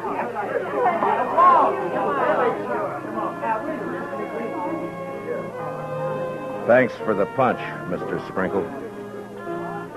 Come on, Kitty. I warned you, Matt. Now, please, will you take me out of here before something happens? Nothing's going to happen, Kitty. You and me are going to dance. Have a good time. That's all. You're acting like a kid. Matt, it won't work. I've seen this kind of thing before. May I have this dance, Miss Kitty? Please, Matt.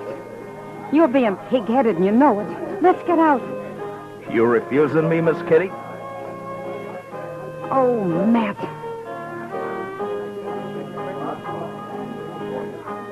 We danced.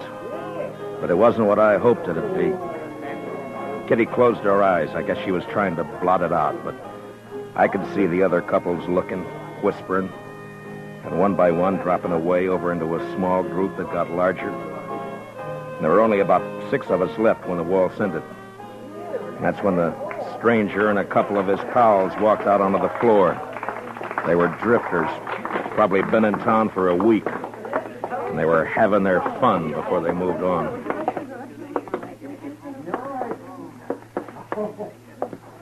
Marshal, I got a painful duty. Yeah? Folks in this town seem real upset about you bringing that woman in here. What's your name? I'm just a fella. I kind of made myself and my friends here a committee of 3, seeing as how everything's done by committees here, and we figured it would be best if you take your friend home. Mister, I'm the marshal in Matt, Dodge City, and I'm leaving. You're staying here, Kitty. She's smarter than you, Marshal. Everything all right? Everything's Mr. Dillon? fine, Chester. This ain't a matter of law, you know, Marshal. It's decency and what's right. Yeah, and Marshal, this ain't right. Mister, I'm taking this badge off. Chester, you stay here with Kitty. Matt, don't you do it. Now come Matt. on outside. You. We're going to talk some more about this out there. It's cold outside.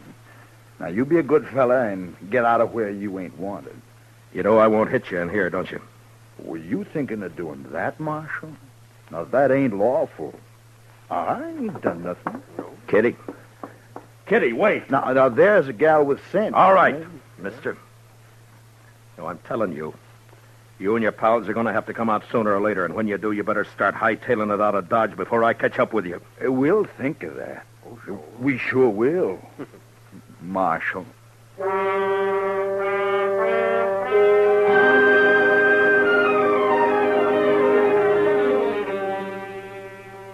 Just three no-good drifters, hating the law, finding pleasure in trouble. Kitty had gone, and I went out into the street. It had stopped snowing. Just cold. Much colder. I went up to the Texas Trail. There's only 2 people in there. Some guy dead drunk on a table, and someone else standing at the bar, looking into the mirror at me.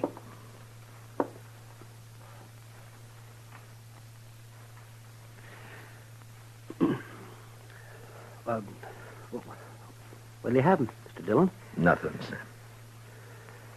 Yeah. Well, I got some things to do in the back. Give me a call if anyone comes in, will you? Yeah, sure.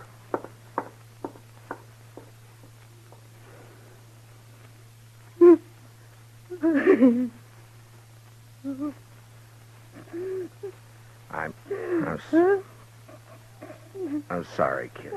Shut up. I'm sorry. I'm bad. Bad. Oh, Kitty. Oh, it's all right. Sure, it's all right. I'm so mad. I could... Yeah, I know. I should have known better. No, it was me, not you. No, it wasn't that either. It was all those polite ladies and gentlemen. Give me a kerchief, will you? Yeah. Here. It's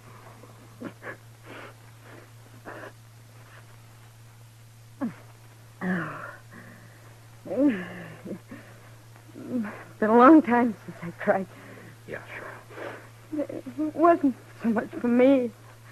For you. I wanted to cry right there in the hall, watching you and knowing there was nothing you could do. Nice mess of people we got in Dodge. No, it's not them, Matt. It's me. I've run into this before.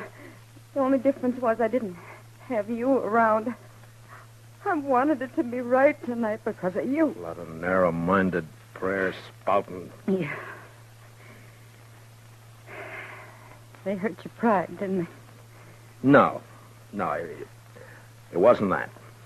No? No, I wanted you to go with me. That made me real happy. But maybe we're different, Matt. You and me figure life different to them. That's not their fault. There's a lot of folks there I know.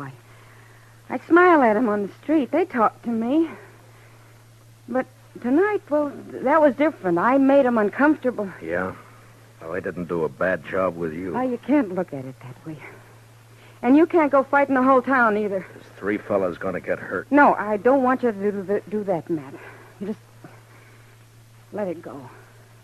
Let it go, Matt. They don't mean nothing. You know what means something to me? What? That you asked me to go to the dance with you. I knew what was going to happen, but it was worth the chance. I thank you for it, Matt.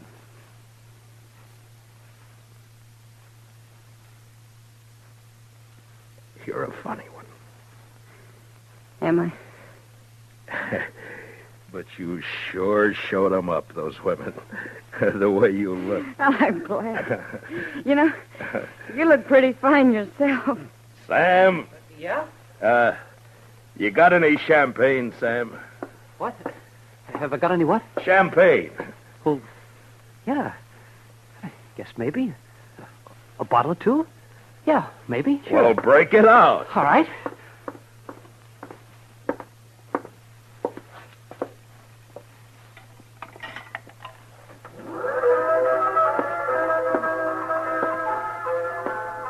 Miss Kitty. I think the next dance is mine. Oh, Matt. I'd be real pleased, Mr. Dillon.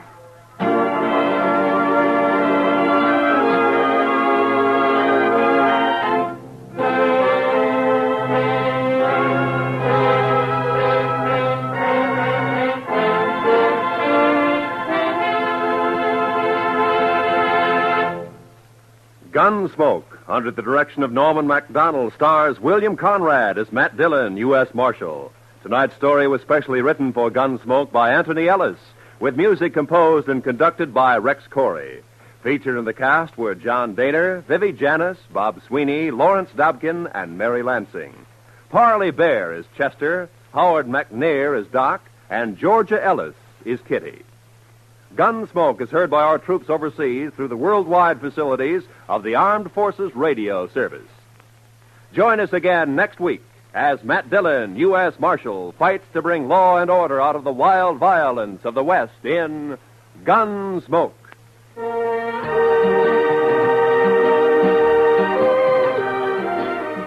Don't miss Robert Trout and his timely roundup of world news tomorrow on most of these same CBS radio stations. Roy Rowan speaking.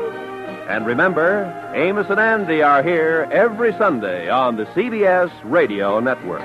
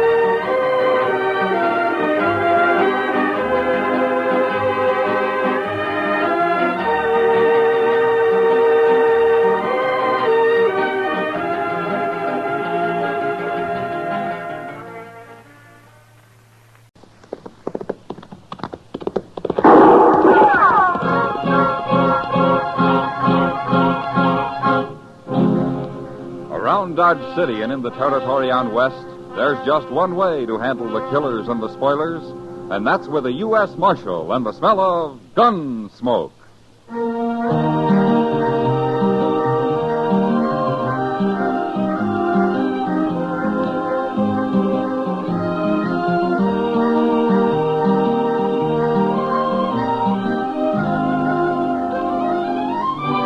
Gunsmoke, starring William Conrad. The story of the violence that moved west with young America. The story of a man who moved with it. Matt Dillon, United States Marshal.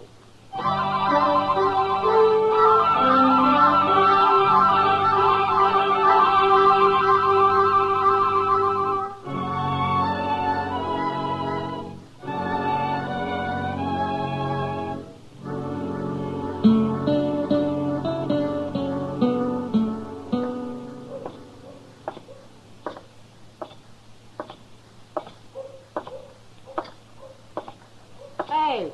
What? Hello, Kitty. I didn't see you. You'll get shot someday walking around in days like that. You'll get sunstroke sitting out here in the heat and the dust. I don't see people in the daylight very often. Wanted to find out if they're any different. Sit down. Well, are they? Any different? Yeah. I don't know. But I've spotted a few I think might be sober. That's different. For you, maybe. You know, I was just thinking, Kitty. There's hardly a man comes to Dodge that isn't looking for trouble of some kind. They call it fun. Yeah, sure. But part of their fun's beating somebody up or shooting him. I've heard of places where the men have to check their guns when they come to town. No, that never works. You can always hide a gun. Or a knife. You ought to go fishing, Matt. What? Have some fun yourself. Quit worrying for a while. I'm not worried, Kitty. You know, if it wasn't for all these men stalking each other, I'd be out of a job. There are other jobs besides keeping the peace, Matt. Yeah, I've tried most of them in my time. Hey, Mr. Dillon? Oh, hello, Miss Kitty. Hello, Chester. Doc sent me to find you. There's an old man up in his office. Oh, what does he want me for? The old man's been shot. Shot? Yes, sir. Claims somebody tried to kill him. You mean he was ambushed? I guess he was. Anyway, it hit him in the neck. All right, Chester. I'll go back with you. He's got a friend with him, but they're both strangers around here. Now, you see what I mean, Kitty? Young or old, they're all looking for trouble. Maybe it'd help if we burned this place down. I'll sit here and think. See you about it later, Matt.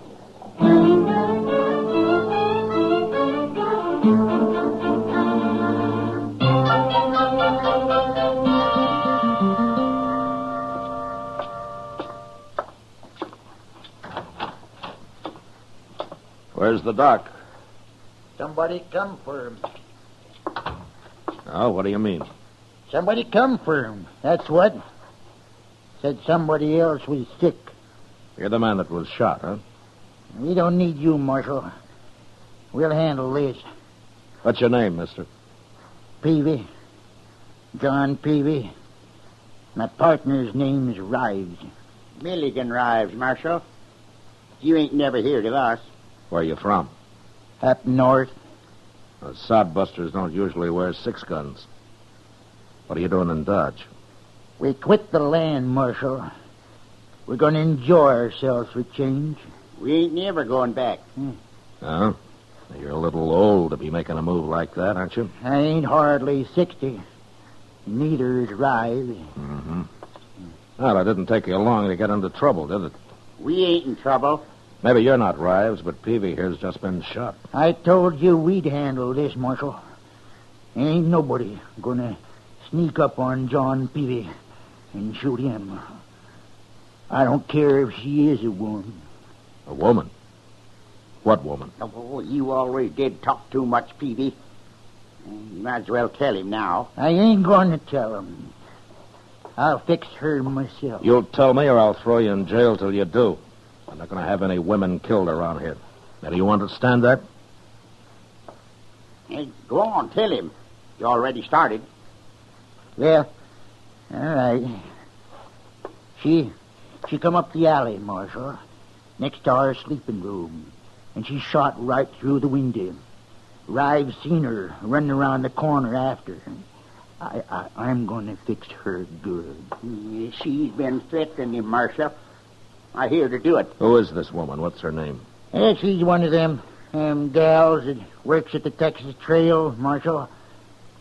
Name of Kitty.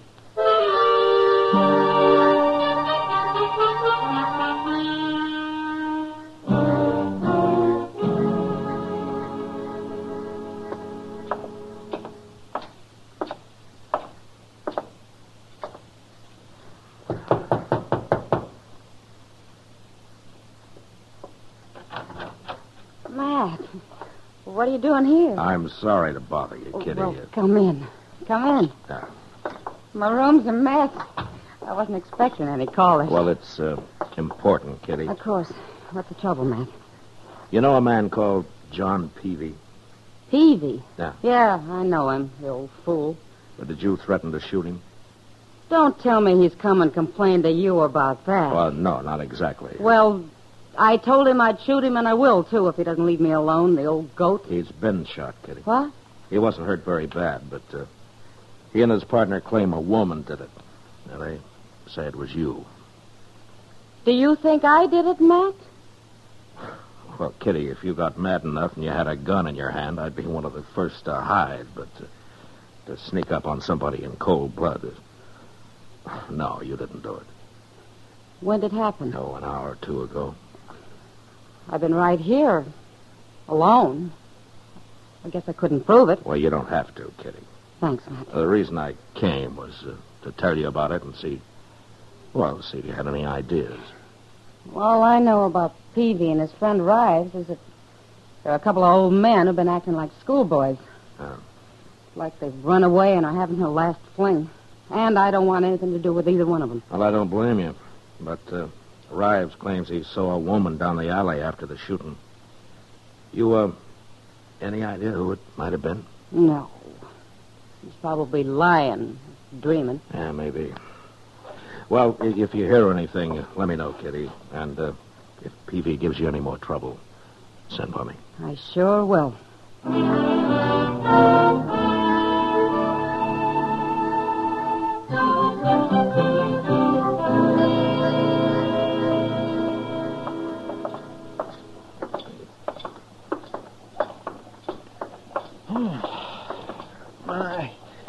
I ain't been up this early in the morning since I can remember, Mr. Dillon. Oh? How about last Sunday, Chester? Last Sunday? Yeah. Oh, well, that's different. That was still Saturday night, sort of. Hey, look. There comes Miss Kitty. What in the world's she doing up at this hour? She's in a hurry, whatever she's doing. Matt? Hello, Chester. Morning, Miss Kitty. What's the trouble, Kitty? Matt, somebody tried to shoot me. What? In my room, just a while ago. I had a pillow down by my feet. I guess they thought my head was there. They put a bullet right through it. What, did you see anybody? No, it came from outside. I didn't dare look out right away. It's kind of the same as happened to Peavy, Mr. Dillon. Yeah, maybe it was Peavy. He threatened something like this. I'm scared, Matt. Well, you should be. Chester. Yes, sir? You stay with Kitty. Don't let her out of your sight. I'm going after Peavy and Rives.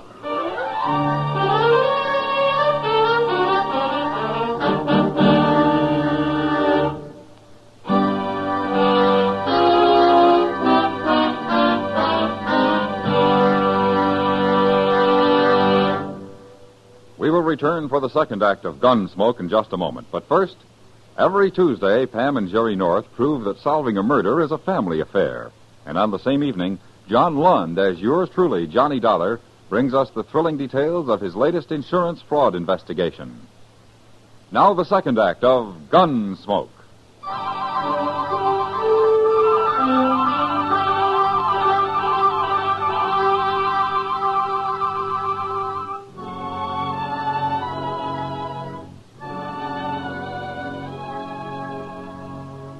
By noon, I'd searched the whole town, and there was no sign of Peavy or his friend Rives. They'd disappeared. And until I found them, I didn't dare leave Kitty where they could get at her. So I had Chester drive her out to a friend's place a few miles from Dodge, and she was happy to go. Now, we didn't have any luck until the next afternoon. Cowboy happened to mention to Chester that he'd come across a couple of drunks camped about a mile up the Arkansas. So I decided it was worth riding out and taking a look. And it was.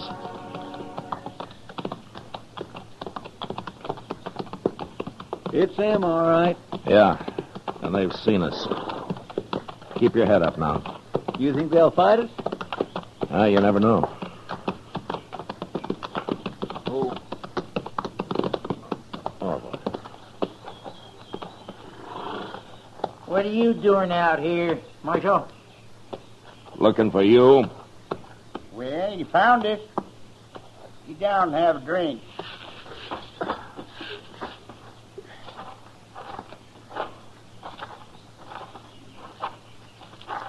Well, what you got there?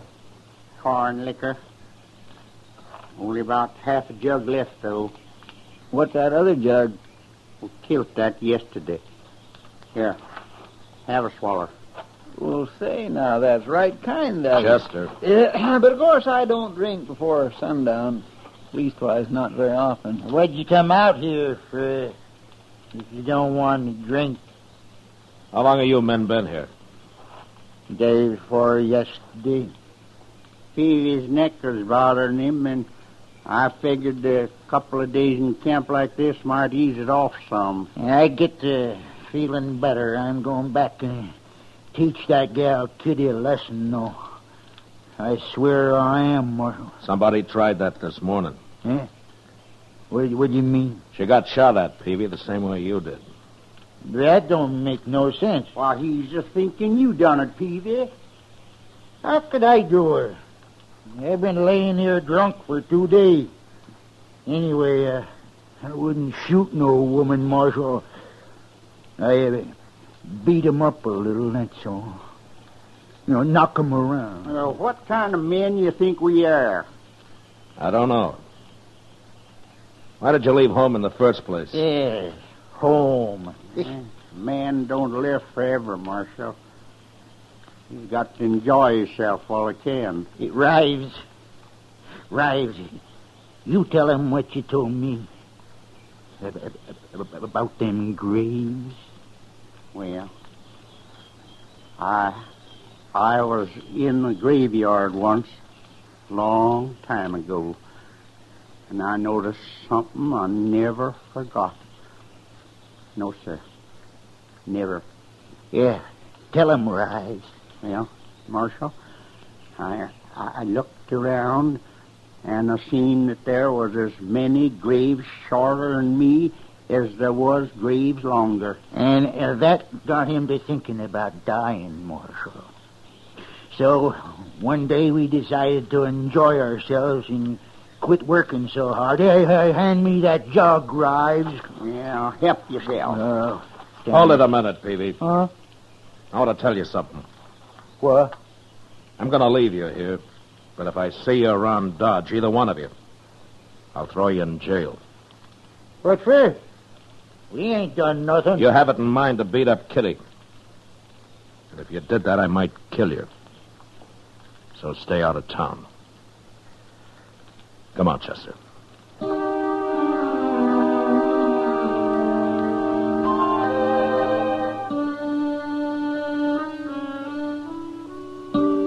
We left them there, passing the jug back and forth across their fire on the riverbank. Talking of death, probably, and of the hard, empty lives that they'd had. And the prairie often left men a little too hungry and a little too dry. Chester and I were talking about it when we spotted a woman up ahead. She was walking after a saddle horse, which we figured must have thrown her and got loose. She was an old woman, and dressed for Sunday in a long black skirt and a big hat with a fancy pin stuck through it. I sent Chester to catch the horse while I rode up to her and dismounted. My friend will bring your horse back, ma'am. Are you all right? I'm all right. Well, how'd he get loose? Mean critter, he run off. Oh, I see. You live around here? No. You've been down by the river, ain't you? I just came from there. Why? See anybody? Well, a couple of men lying around a fire, that's all. Drinking? Yeah, they were drinking. You know them? I might. Are you looking for somebody? I might be. Well, maybe you'd like us to ride back there with you. And I don't need nobody to ride nowhere with me, mister. Oh, what's your name, ma'am? What's my name? I don't take to scallywag cowboys asking me my name. Well, I'm sorry. I didn't mean to offend you. You didn't? Well, no, ma'am. Of course I didn't. What's yours? Matt Dillon, ma'am. Dillon. I heard that name somewhere. We won't be introduced proper unless you tell me yours. My name's Sabina Peavy. Ms. Peavy? I've been married 35 years, Dillon. Here he is, Mr. Dillon. Seems gentle enough. I'll hold him while you get back on, ma'am. I can manage. Hey, look what she's got tied to her saddle, Mr. Dillon. One of them old cavalry pistols. Yeah, grab it and put it in your belt, Chester. What? You heard me. Yes, sir. You put that back, you thief. What are you, anyways? Suppose you'll steal my horse next. I'm a U.S. Marshal, Miss Peavy. Everything's going to be all right. A marshal, eh? I want you to come back to Dodge with me. Chester will bring your husband in. Is she Peavy's wife? You can't stop me, Marshal. Chester, go back to that camp and shoot a hole in their jug, and when they're sober enough, bring them to town. And don't say anything about Miss Peavy. Yes, sir, I'll do it. You're going to be all right with me, ma'am. Well, you stole my gun and you're stronger than me. Guess I'll have to go.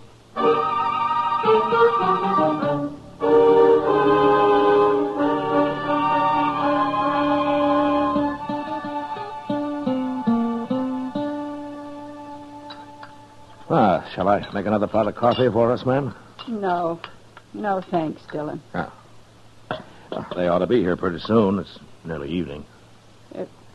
You'll tell that girl, Kitty, how sorry I am I tried to shoot her, won't you?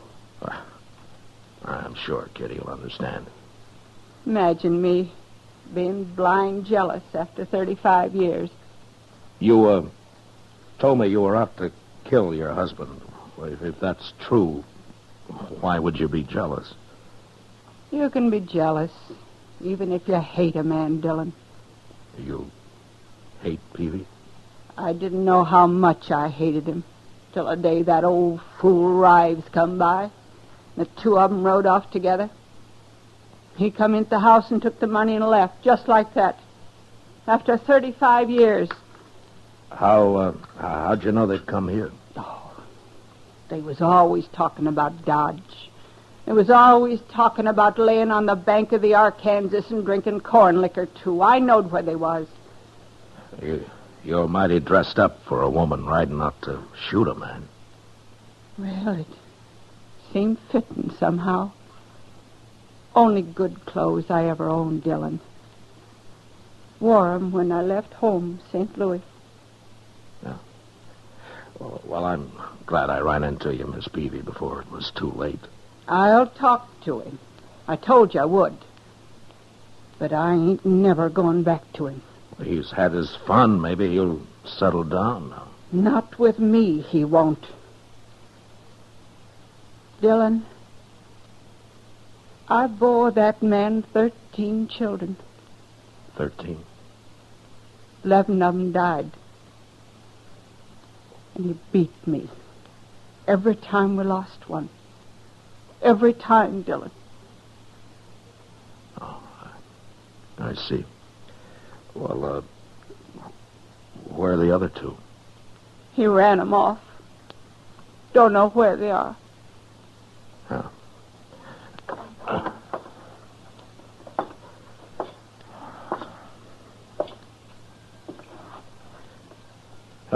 Oh, here comes your husband.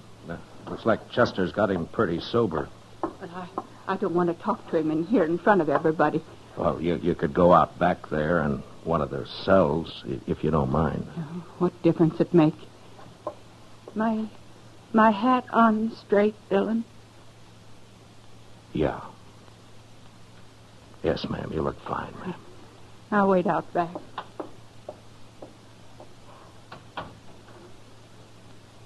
All right, in here. Here they are, Mr. Dillon. Sober as deacons. What's this all about, Marshal? What do you want us for? We ain't bothered nobody. Peavy, you go out back through that door. There's somebody wants to see you. Who? Get moving. No, you stay here, Rives. Go on, Peavy. Well, all right.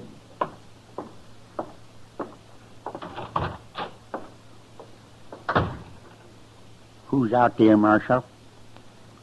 His wife. What will I do with their guns, Mr. Dillon? Throw them in a drawer, Chester. Okay, sir.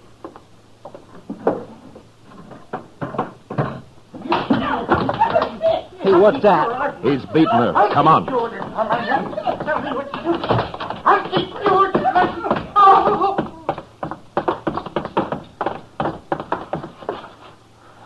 Look at Peavy. She knocked him out. I think I killed him, Dillon. Killed him? He sure looks dead. You stabbed him. I had been. He beat me for the last time. Said he was going to kill me. I put it right in his heart. When you old devil, I'll get you. No, you won't, Rives. Miss Peavy, you come with me. Chester, lock up Rives in another cell. What for? You can't lock me up. Oh, you ain't even armed, Rives. Get moving. How about I tell you I'm an innocent man? All right, Fred. Come into the office, man. Shut up. Your voice itches my ears. I've had to listen to. He was going to kill me, Dillon. I know he was. Well, I shouldn't have let him be alone with you. You didn't know. What are you going to do with me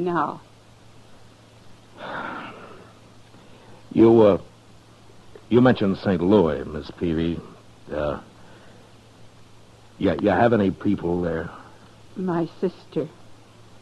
She's all that's left. Huh.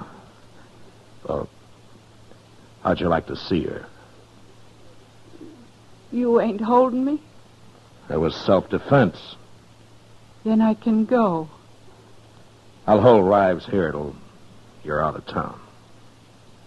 Oh, but I can't get to St. Louis. Took all her money when he run off. It's all spent. I know it. Miss Peavy, would you think I'm a scallywag cowboy if I offered to stake you to St. Louis? Thanks, Dillon. Wait till I tell my sister about you.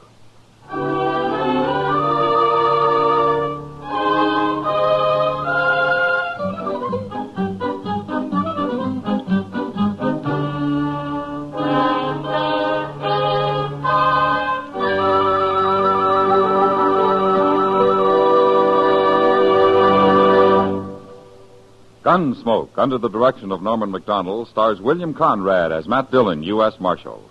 Tonight's story was specially written for Gunsmoke by John Meston, with music composed and conducted by Rex Corey. Featured in the cast were John Daner, Ralph Moody, and Helen Cleve. Harley Bear is Chester, and Georgia Ellis is Kitty. Join us again next week as Matt Dillon, U.S. Marshal, fights to bring law and order out of the wild violence of the West in Gunsmoke.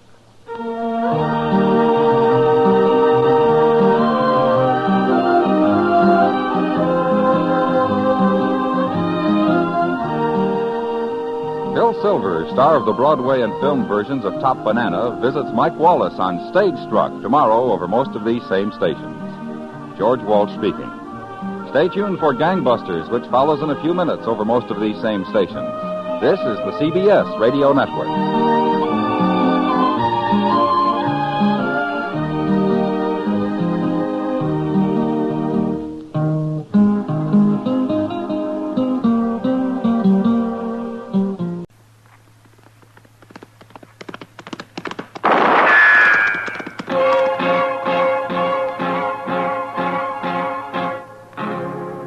Gunsmoke, brought to you by L&M Filters.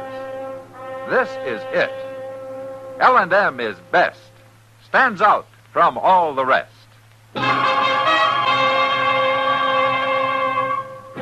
Around Dodge City and in the territory on West, there's just one way to handle the killers and the spoilers, and that's with a U.S. Marshal and the smell of Gunsmoke.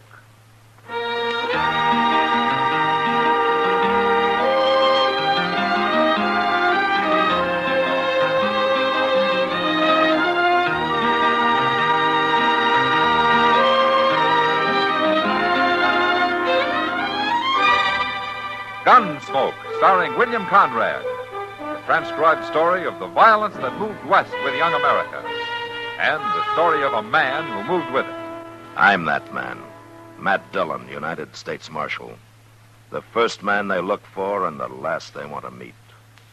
It's a chancy job, and it makes a man watchful. And a little lonely.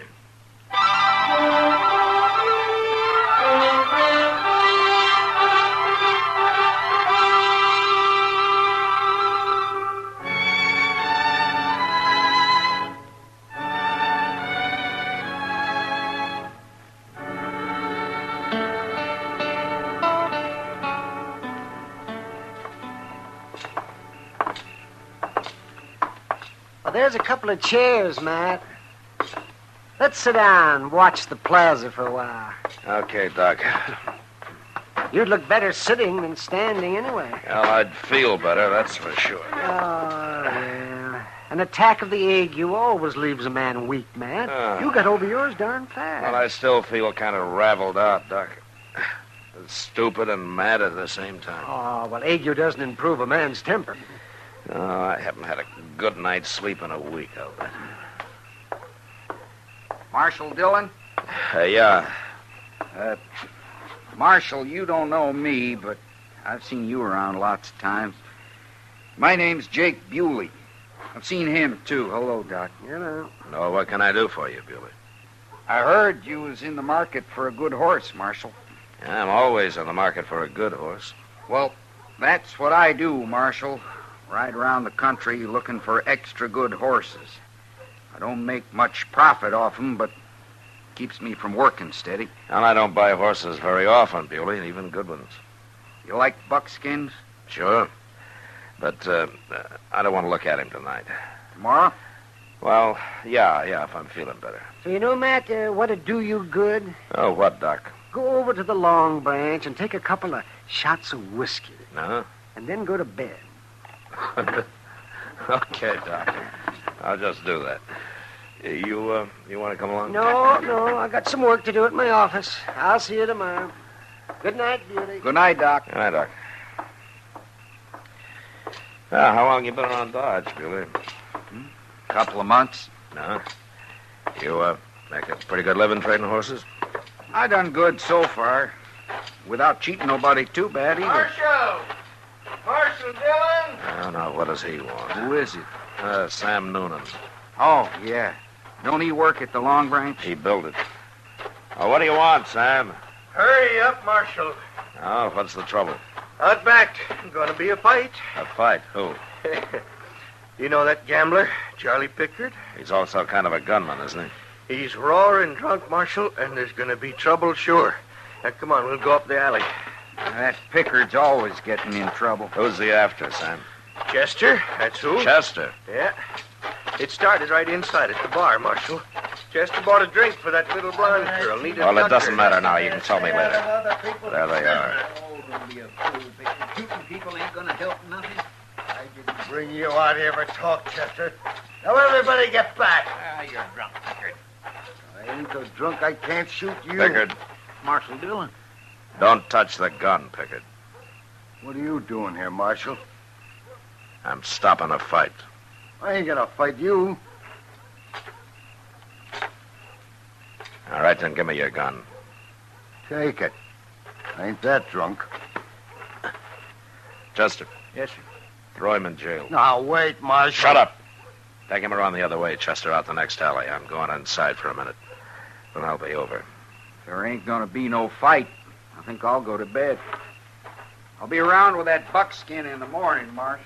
Yeah, sure. Sure, Buick. It ain't fair to put me in jail, Marshal. I ain't done nothing. You're drunk and you were about to shoot a man, Pickard.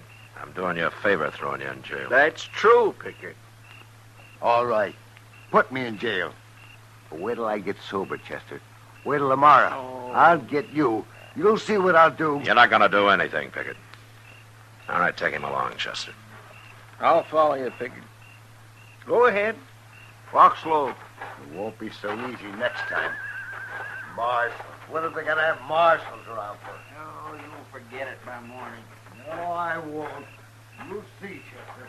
All right, Sam, tell me now, what's this all about? Well, I started to tell you, Marshal. Chester bought a drink for Nita Tucker at the bar in there. You know her. Yeah, I've seen her around. Well, she's really Pickard's girl. He kind of watches out for her, you know. Yeah. Or she don't seem to like it much, but that don't stop him. And he's real jealous if anybody gets anywhere near her, especially if he's been drinking, like tonight. So he was going to shoot Chester because he bought Nita a drink, huh? Yeah. Well, that's a great reason for killing a man. Oh, that Pickard can be awful mean, Marshal. It wouldn't surprise me a bit if he makes more trouble tomorrow when he's sober. And I'll keep him in jail till he forgets about it. Can't keep him there forever. No, but I can always run. Come from that alley there. Yeah, come on. Must be Chester. Hey, looky, Marshal. That's Pickard. Chester shot him. What's the matter with you, Chester? Did he knife you or something? Here, come on. Stand up. Come on. Pickard's dead, Marshal. Are you hurt, Chester? What happened? Come on, tell me, what happened? I got hit. And here's Chester's gun, Marshal. Laying right at his feet. Did he jump you? Is that what happened? No. No, he didn't jump me. Well, then why did you shoot him? I didn't shoot him. Somebody hit me. Well, that don't make sense. Of course you shot him. This here's your gun. It's been fired. I didn't shoot him. Somebody jumped out from back of that rain barrel and hit me. Eh? You ain't bleeding nowhere. Well, he hit me back here, behind my ear. Didn't knock me out for long. I heard the gunshot, but I couldn't do nothing. Who was it, Chester? I didn't see him. I started to turn, and then he hit me. You're going to have a hard time proving that, Chester. I didn't kill him, Sam. He swore he was going to get you tomorrow. And looks to me like you killed him for that. I got hit, I tell you. You believe me, don't you, Mr. Dillon? Sure, Chester. But Sam's right. It's going to be hard to prove. You're not even marked up. Well, let Doc look at it. He can tell I got hit. Well, I wouldn't kill nobody like that. Sam, get somebody to take care of Pickard's body, will you? We're going over to Doc's.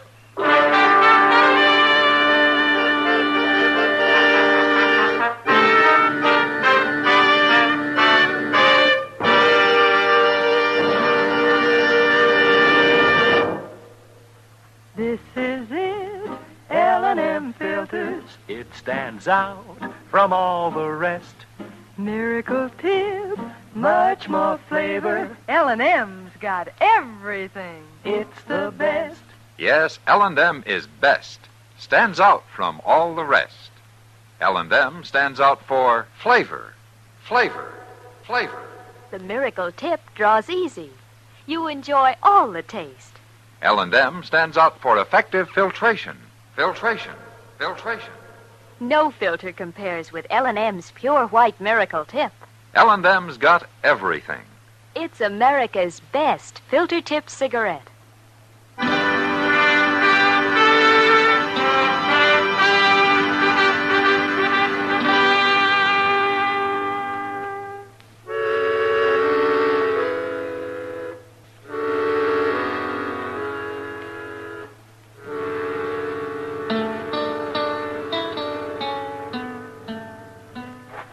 Hold that lamp a little higher, Matt.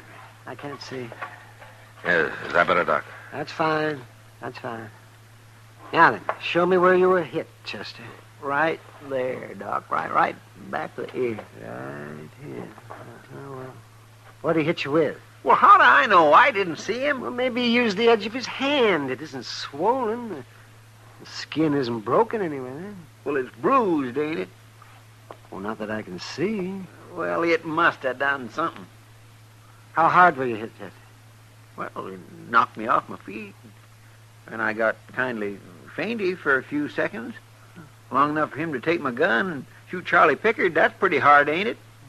Yeah. You can put the lamp down there, man. Okay, Doc.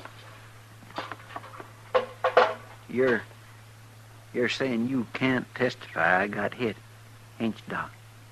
You want me to lie for you, Chester? No, I wouldn't ask you to do that, Doc. It's too bad Sam Noonan had to be there, isn't it, Matt? Oh, Sam likes Chester, but he thinks he did it, and he'll testify against him. Well, how can he, Mr. Dillon? He didn't see it. No, nobody saw it. Then they can't hang me, can they? They can't hang you, Chester. But prison, huh? Maybe for life. We'll find out who did it. Oh, there's no way in the world to find out. Now, wait a minute, Chester. You're giving up too easy. Tell me. You and Doc, you don't really think I done that, do you? You're in a bad spot, Chester, real bad, but I believe you. What about you, Doc? Oh, of course I believe you, Chester. Thanks, Doc. And you too, Mr. Dillon. I'd feel awful if you didn't believe me. Well, worrying about it won't help, Chester. Well, I gotta worry about it. If we don't find out who done it, I'll have to stand trial. And I won't have a chance if I do. Are you going to put me in jail, Mr. Dillon? No, of course not. You'd better stay around the office, though, huh? There's going to be enough talk about it as it is. All right, sir. What was the girl's name? Nita Tucker? Yes, sir, that's right. But why? Well, maybe she knows who wanted Charlie Pickard dead. I'll be back later.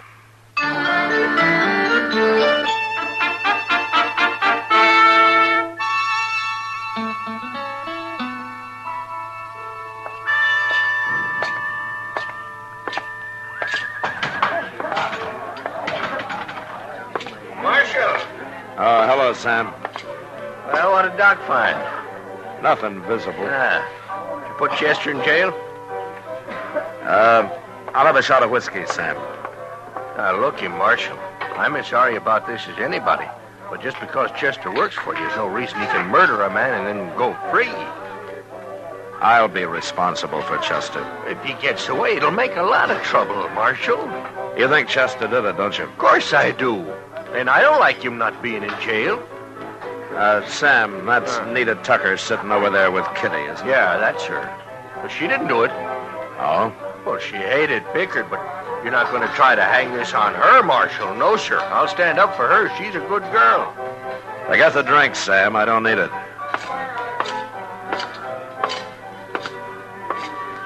Hello, Matt. Evening, Kitty. You know Nita Tucker, Matt? No. How do you do? Marshal, sit down. Oh, thank you. I'm sorry about Charlie Pickard, Nita. Sounds terrible, Marshal, but I'm not very sorry. I hated him. Charlie didn't treat women very good, Matt. Well, that wouldn't excuse murdering him, though. I'm not so sure. Marshal, you're not thinking I had anything to do with it, are you? Now, Chester says he didn't do it, and I believe him. I wouldn't kill anybody, even him. Where were you when it happened? I was in here. She was at the bar, Matt, and I was standing right next to her. Okay. I guess that clears you, Nita. Tell me, who else hated Pickard? A man like him has enemies, Marshal. There must be a lot of them. Anybody in particular? Not that I know of. Look, I'd like to help Marshal. If Chester didn't do it, it isn't right he should be in jail. No, it sure isn't. It looks bad for Chester, don't it, Matt? Yeah, Kitty, it does. Well, good night. Good night, Nita. Good night, Matt.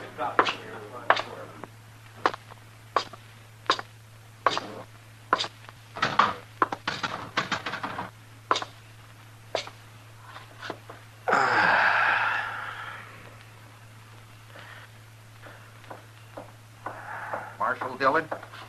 Oh, hello, Bewley. I heard about Chester, Marshal. I'm awful sorry about it. Oh?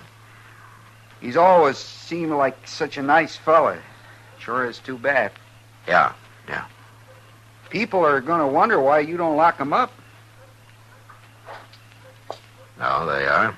Well, not me. I understand, but Sam Noonan was saying something about it inside there a minute ago. I see. Well, that's what I wanted to tell you. He's going to make trouble about it. I told him not to be a fool. Just a minute, Bewley. Well, what do you care? Is Chester a good friend of yours? Well, no, I don't know him very well, but I don't like to see no trouble start. Well, if it does, I'll handle it. I know you will, Marshal. I just wanted to tell you what the talk is. I'll bring that buckskin by in the morning, huh? Okay. Good night, Bewley. Good night, Marshal.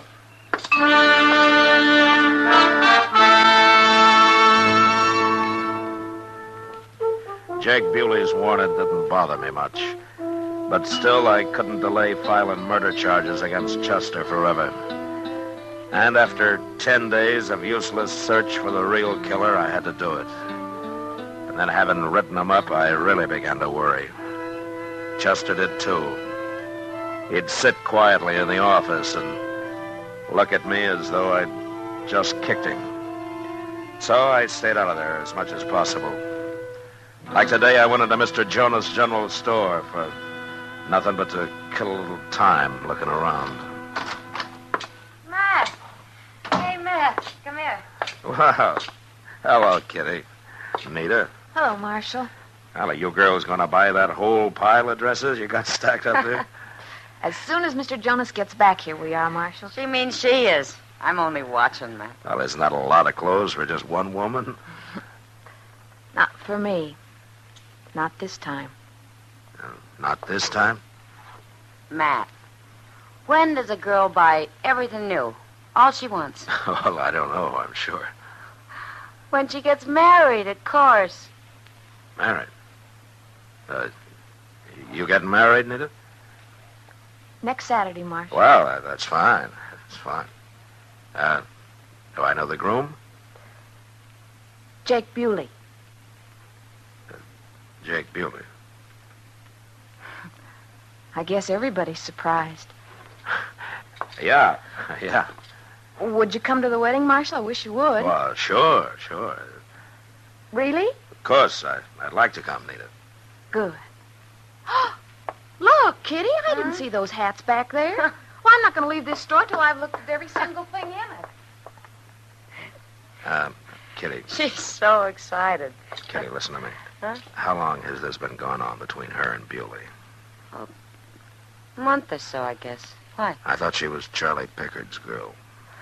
Pickard thought she was, too. But she and Bewley used to meet on the sly. He never did find out. And he sure can't stop him now. No, he can't. As bad as it is for Chester, I'm glad Charlie Pickard got shot. Well, there are other ways it could have been handled. Kitty, I'm going to tell you a secret. A secret? Well, that's what I want you to call it when you tell it to Nita. Tell Nita what? And I'm going to let Chester leave Dodge tonight. What? I'm going to ride out of town with him, and as soon as he's gone, I'm coming back and arrest Bewley. Bewley? You think he did it, Matt? Well, he could have. He had a good reason to. I'm going to find out for sure tonight. Anyway, tell Nita that I have a witness that nobody knows about but me. But, Matt, if Bewley believes that, won't he wonder why you're letting Chester run away? Well, not if he hears my witness won't be back in Dodge for a couple of days. And that I'm afraid Sam Noonan will form a lynch mob before then. All right. But you're asking a lot, Matt. By telling Nita this could ruin her one chance to be happy. Now, she wouldn't be happy with a murderer, Kitty. And if Bewley's innocent, I promise you that nothing will happen to her. Okay, Matt. I'll do it. All right, good. Now, Chester will be riding out of Moss Grimmick's stable about midnight tonight. With me.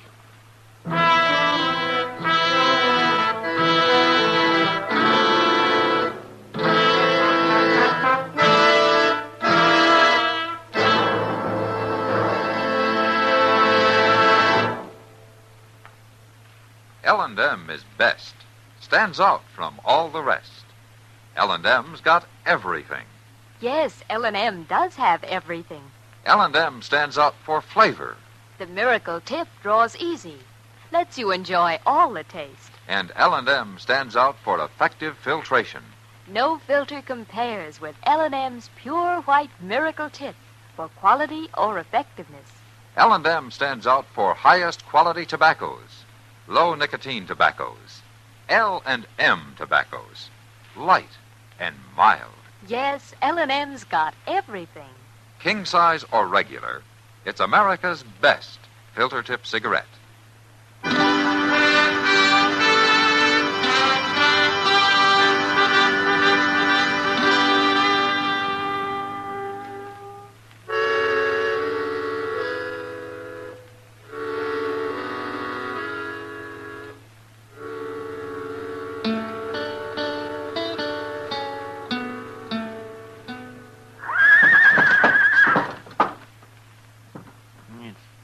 Pretty near 12:30, Mr. Dillon. Yeah. Guess we ain't no use waiting here much longer. No. And I was hoping he'd come into the stable, Chester. We'd have a better chance at him that way. Yes, sir. Well, it's me he's going to be after. I'll go out first. I'll cover you the best I can, Mr. Dillon. Now, look, he doesn't know which direction we're going to be taking, so I expect he'll be hiding pretty close to the stable. Mr. Dillon, you're risking your life just to keep me out of jail. I'm catching a murderer, Chester. No, sir, that's only part true. You're catching a murderer. I'm going to lead my horse out the main door now. You stay here in the shadows. And I'm going to turn back and call to you so that he'll know it's me that's out there. Well, ain't there some other way we can catch him, Mr. Dillon? I swear I don't know what I'd do if anything happened. I'm going to go now. Yes, sir.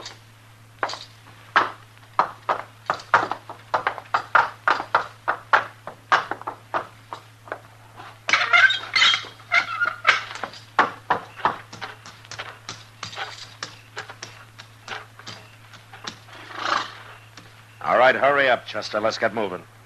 Stop it!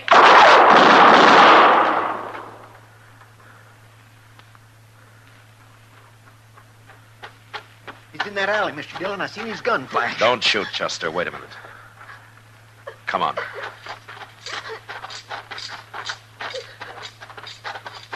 Look. Laying right there, Mr. Dillon. Why, it's a woman. Yeah. Don't kill me. Don't, please don't kill me. It's Nita. You hurt bad, Nita. Where did I hit you? My arm. Here. Let me take a look. Well, it's not broken. We'll get you up to Doc's right away. She tried to kill you, Mr. Dillon. No, it wasn't me. I followed Jake here. And I tried to stop him. Get on, Chester. What? Where is he, Nita? I couldn't stop him. He's a murderer. Where is he? Tell me. That rain barrel at the end of the alley. He said he was going to hide in there and for me to shut up. All right, you stay with her, Chester. Yes, sir.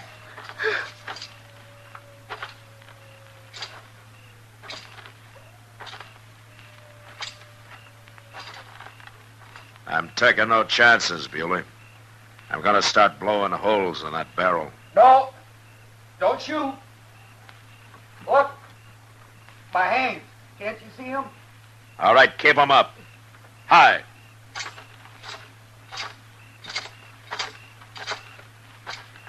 All right, now stand up.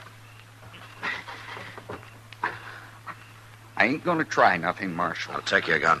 Give it to me. All right, now climb out of there. Sure. I wasn't gonna shoot nobody, Marshal. You made a big mistake, especially shooting a woman like Shut that. up. Start walking. Sure.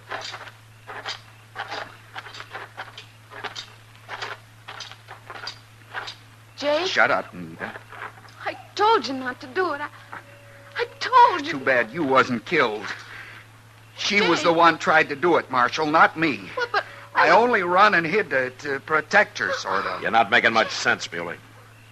Take him to jail, Chester. Listen to me, Marshal. No. Get going. Come on. Move, Bewley. Go on. And you better walk straight. Won't do no good. You can't keep me in jail. Yeah, you'll be saying that a month from now, Bewley. Can you walk all right, Nita? Let me rest a minute. When I can. Yeah, sure.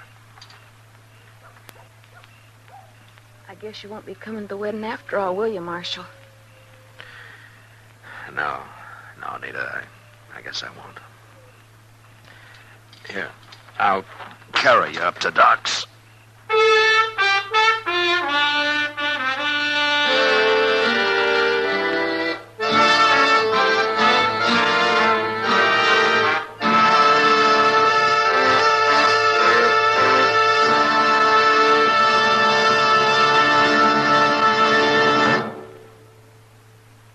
Now our star, William Conrad. Thank you, George. Today, there's one filter cigarette that stands out from all the rest. L&M stands out for flavor, for effective filtration, for highest quality tobacco. L&M's got everything. That's what makes it America's best filter tip cigarette. Try L&M's king size or regular. I know you'll go for 'em.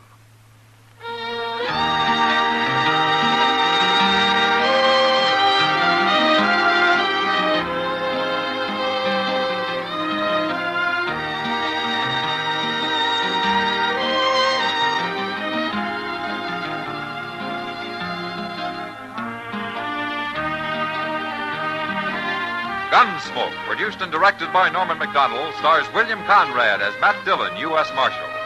Our story was specially written for Gunsmoke by John Meston, with music composed and conducted by Rex Corey. Sound patterns by Tom Hanley and Ray Kemper. Featured in the cast were Vic Perrin, Lawrence Dobkin, James Nusser, and Joyce McCluskey. Harley Bear is Chester, Howard McNear is Doc, and Georgia Ellis is Kitty.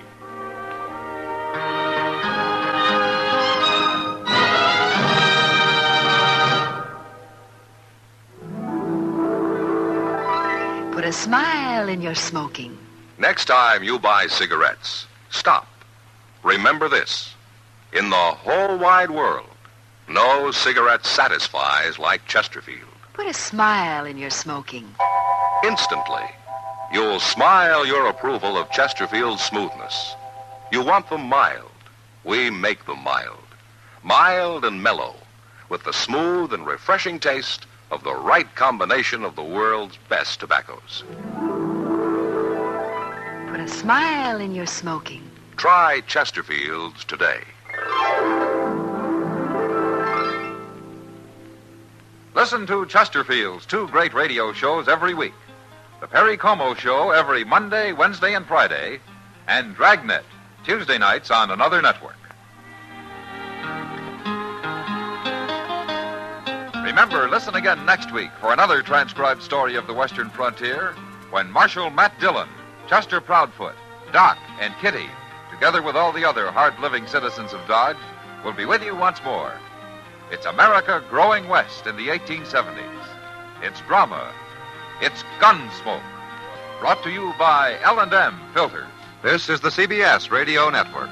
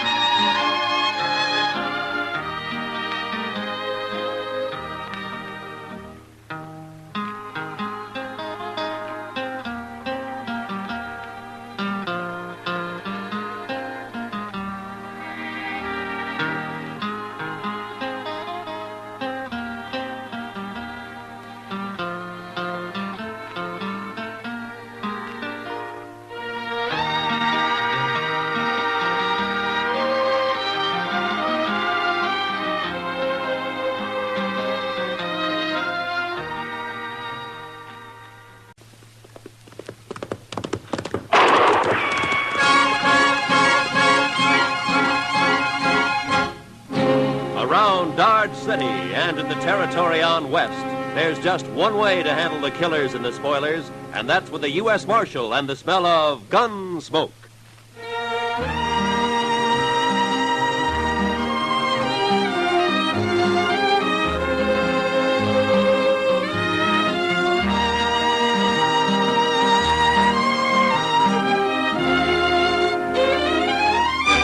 Gunsmoke, starring William Conrad. The transcribed story of the violence that moved west with young America. The story of a man who moved with it. Matt Dillon, United States Marshal.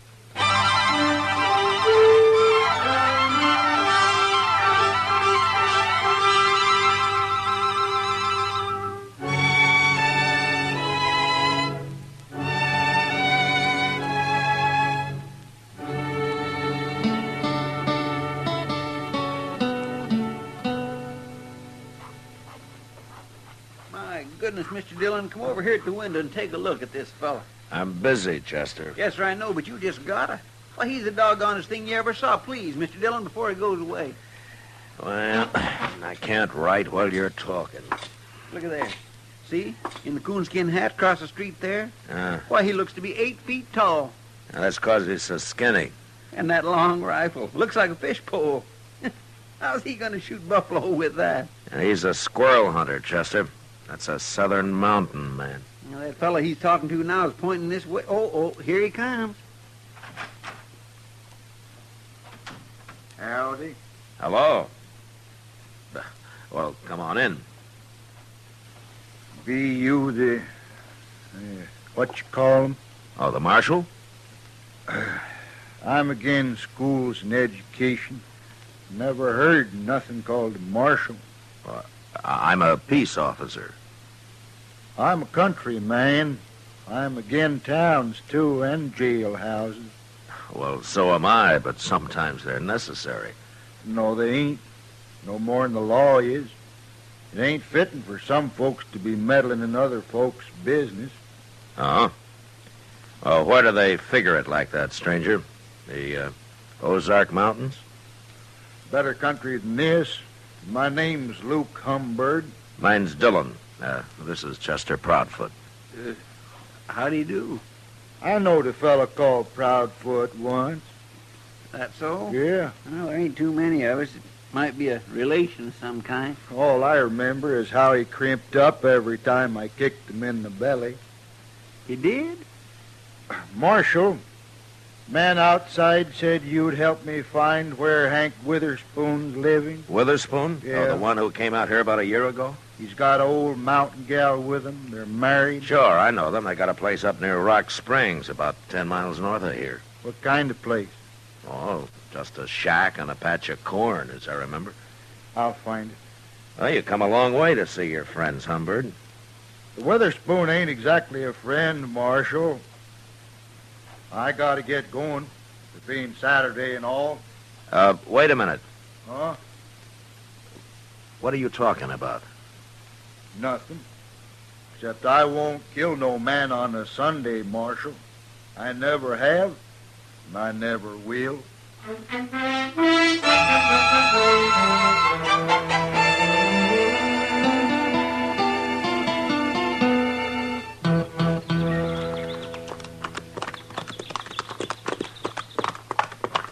You think Humbird meant what he said, Mr. Dillon? He's too mountain simple to lie, Chester. Yes, sir. Hey, look, there's Miss Witherspoon now, out in the corn patch. Yeah, I guess it'd be polite to stop and say hello to her first. Come on.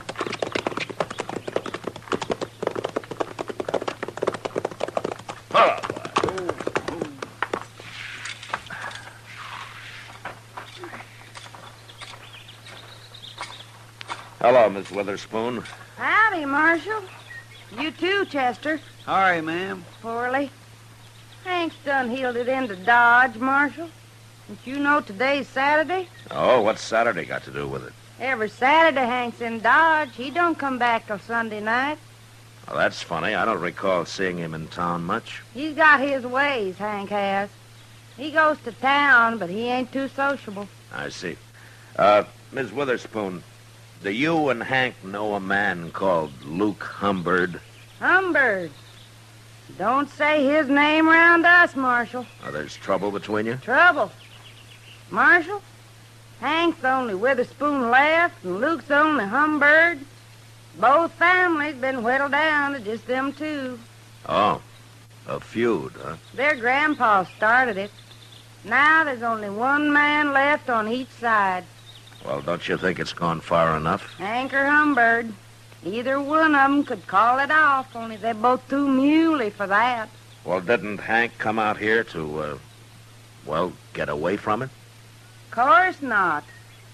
He's always talking about going back long enough to kill Luke Humbird. How'd this feud start, ma'am? Well, they say Hank's grandpa stopped by the Humbirds one day, and they asked him to sit and eat. He did. Dinner was slow cooking, and he got to hollering about it.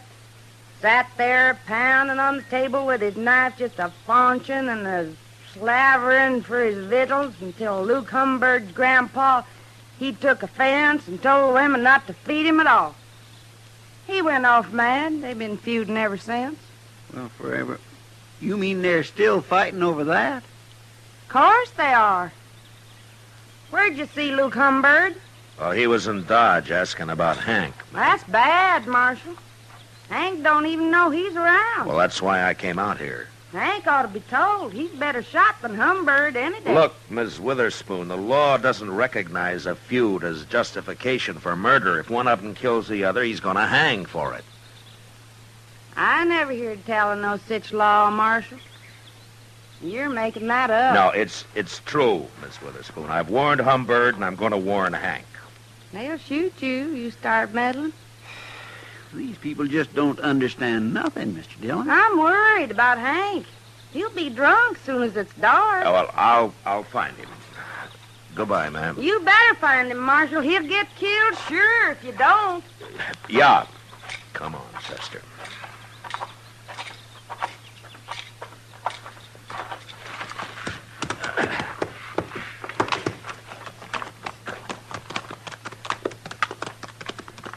Are hill people all like that, Mr. Dillon? Yeah, they're mighty independent, Chester.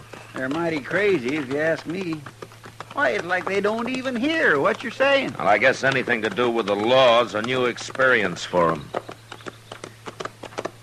Now look over there, Chester. Huh? By that little bluff over to your right there. Well, how'd he get out here? Now, let's go ask him.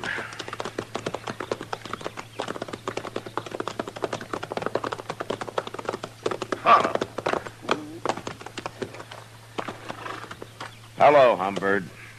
That Witherspoon's place, Marshal? You don't care whether you hang or not, do you? For shooting a Witherspoon? For shooting anybody. Marshal, you're getting downright contrary. Humbird, why don't you take that squirrel rifle and go on back home?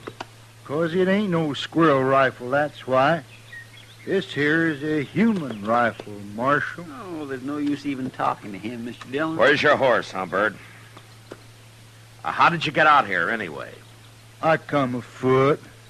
I don't need no horse to travel by. You mean you walked all the way from the Ozarks? 'Tain't far. When they's Witherspoon a-waiting at the end of it. Maybe I ought to just throw you in jail for a while. Well, then nobody get killed, Marshal. At least not till I got out again. But you're being awful meddlesome. I gotta get closer to that house. So long. Now, don't worry. I don't aim to shoot his old lady. Mr. Dillon? Yeah. Maybe it'd be better if you just let them shoot each other and have done with it. Don't tempt me, Chester. Well, let's go find Witherspoon.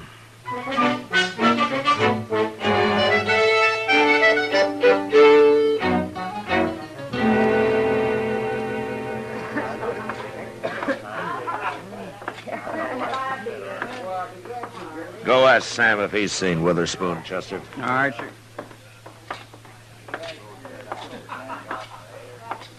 Hello, Matt. How are you, Kitty? Well, things have been pretty quiet around here for Saturday night. Well, I'm not complaining about it. The Santa Fe agent told me there's a big Texas herd due to be shipped out of here in a couple of days. Well, those boys will liven things up for you. For you, too, I expect. Where you been, Matt? It's pretty near midnight. Kitty, I've been trying to stop a feud. A feud? Yeah, What kind of feud? an old one. There's only one man left on each side. Been a long time since I've heard of a feud around Dodge. Well, this one kind of got transplanted from the Ozarks. Oh. Say, don't tell me that crazy Hank Witherspoon's mixed up in it. I've been trying to find him all evening. You know where he hides out? I bet you $1 he's right out back, Matt. What? Regular as clockwork. Every Saturday night he comes in carrying a long rifle and buys a bottle of corn from Sam and takes it out back and drinks it. All alone, as far as I know. He just sits there, looking at the moon and drinking his whiskey. Never causes any trouble, eh? Oh, no wonder I never see him around. Mr. Dillon? Yeah, I know, Chester. Kitty just told me. Go see if he's there. Bring him in, will you? Yes, sir. Who's he feuding with, Matt? A fellow by the name of Luke Humbird. I never heard of him. He just arrived today. On foot. On foot? Yeah, he's all legs, Kitty. A real traveling man. Well, if he's anything like as weird as Hank Witherspoon, you've got a problem on your hands. Yeah, I know. Well, here he is, Mr. Dillon. I made him leave his rifle outside.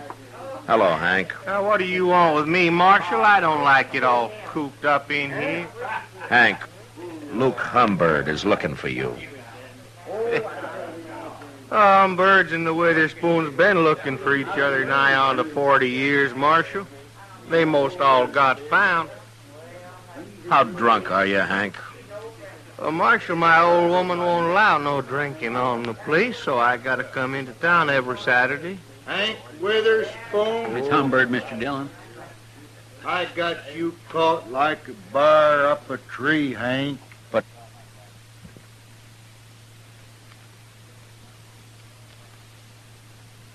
down that rifle, Humbird. If they're gonna kill me, I ain't even got my gun. Put it down, I said. Get out of the way, Marshal. I'll shoot you, too, if you don't. Now, you listen to me. Hey, wait a minute, everybody. I just thought of something. Why don't all you folks stop meddling in this? It's after midnight, Humbird. What? It's Sunday. Sunday? Oh, no. Yeah, he's right, Humbert. Well, of all the gall-blamed luck. Now I'll have to put off killing you, Hank. I won't shoot a man on Sunday, even a Witherspoon. Well, of course you won't. Hey, Luke, you sure travel a long ways. Well, I got tired waiting for you to come back home. I was figuring coming back this summer for a spell. Alone. I know. I seen your old lady scratching around in that corn patch. She said she ain't never going back, hard as it is here. Oh, well, fellers can make a crop here sometimes, Luke. Yeah. But it's a hard fight with a short stick. You got no hogs out there. Where are your hogs, Hank? I'll be getting some. Oh. Hey, Luke, I'll tell you something. What? I got me a little jug out back. It's most empty now, but we could maybe buy us another one and set out there for a spell and kind of get soured on the cob. Well, might as well. We can't do no shooting till Monday. Where do we buy this whiskey? I'll show you. Feller over here, he sells it. You'll have to lend me some money, Hank. Sure. I didn't bring none with me. Well, if that don't beat all. Matt, why don't you put them in a cage and send them back where they came from? I'd like to, Kitty. People here are getting quite a kick out of this. Yeah, I know. Those two hillbillies are making me look like a fool, and I don't know what to do about it. Handling them's about as easy as trying to stop it from raining. Well, I'm going to bed.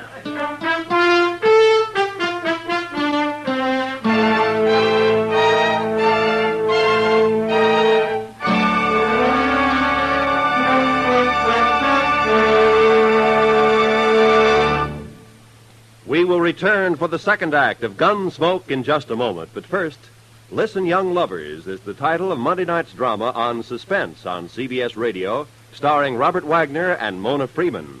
Don't miss Suspense and one of its greatest productions, Listen, Young Lovers, on most of the Stars Address stations Monday night. Now, the second act of Gunsmoke.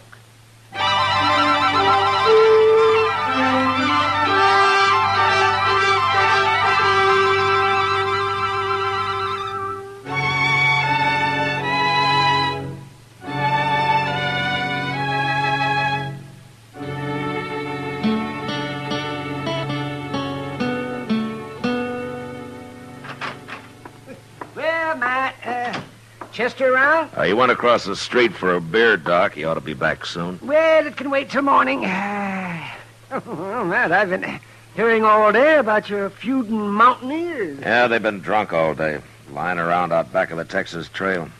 The shooting won't start till midnight. Oh, you're going to let them go ahead with it? And I've about decided to throw him in jail. Give me time to think of some way to get rid of him. Well, that's a good idea, Matt. People are saying that this is the first time you've run into something that you can't handle. Yeah, they're kind of enjoying it, too. I'll bet they are. Yeah, and all over a couple of crazy... What's that? That was a rifle shot, Doc, a long-barreled human rifle. Now, you might as well come along. I thought they were against shooting each other on Sunday, Matt. I thought they were, too, Doc. Maybe they got so drunk they forgot. Yeah, but sure looks that way. Now, watch your step, Doc. It's pretty dark back here. Over here, Mr. Dillon. Miss Humbird got shot. I was right inside when I heard it. Oh, that's over here. Let me take a look at it. What's the matter with Hank, Chester? He looks like he's been shot, too. Too much corn whiskey, I guess. Scoop some water out of that rain barrel there and throw it on him, huh? All right, sir.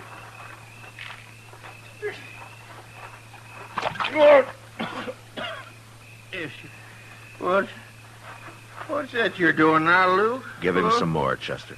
Okay. Oh! Hey, now, stop that, I tell you. You're making me all wet. Say, Matt, this man over here is still alive. Let's get him over to my office. Give Doc a hand there, a couple of you men, huh? That's it. Luke, huh? Where's my rifle? I got your rifle right here, Hank. Did you shoot him, Hank? Well, sure. I was aiming to, I guess. How could you shoot him if you were passed out? Well, I don't know, Marshal. We got pretty drunk. I thought neither of you'd shoot a man on Sunday. Well, no, of course not. Why did you, then? You mean it's still Sunday? Hank, I don't believe you did this. Marshal, you quit messing around. I'll shoot you next. Chester. Yes, sir. Throw him in jail. I'm going to take a look around. Jail? I ain't going to jail. Come on, get moving, Hank. No. Come on, I'll poke this rifle right through you. Quit that. Well, then start walking. If you put me in jail, I'll just bust right out again. Oh, no, you won't. Not if I had to break your leg to keep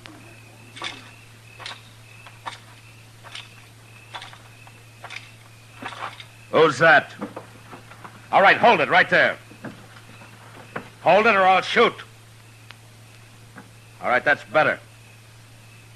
Now get your hands up.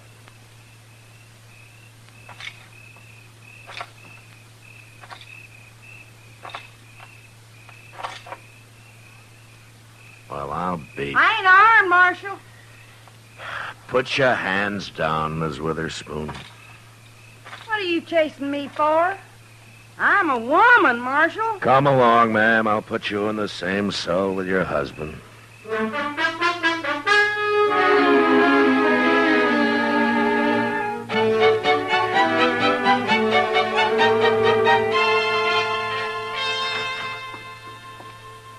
I just give them their breakfast, Mr. Dillon. Hello, Doc. Morning, Chester. How's Luke Humbird doing? Well, I was just telling Matt. It's like shooting a bullet through water with that man. Oh, he's not about to die. Yeah, that's good news, I guess. Well, I'm going to talk to the Witherspoons. You two waiting here, huh?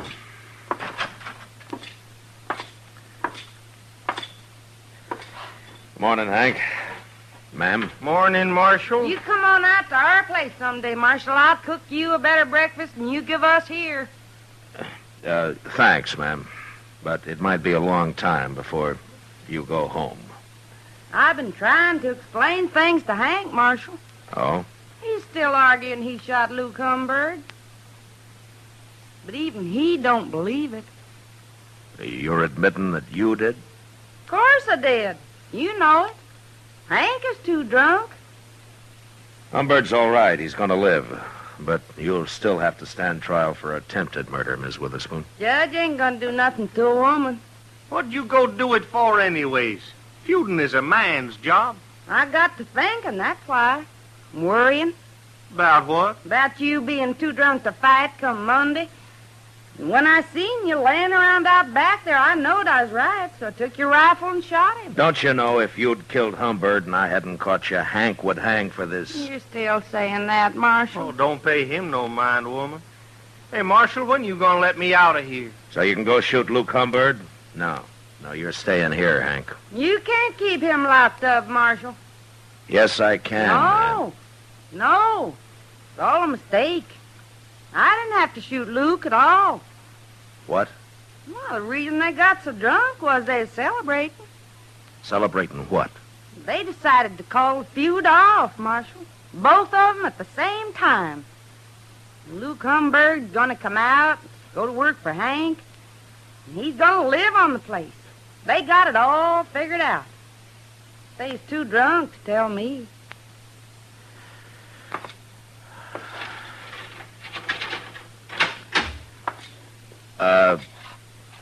Ms. Witherspoon. Huh?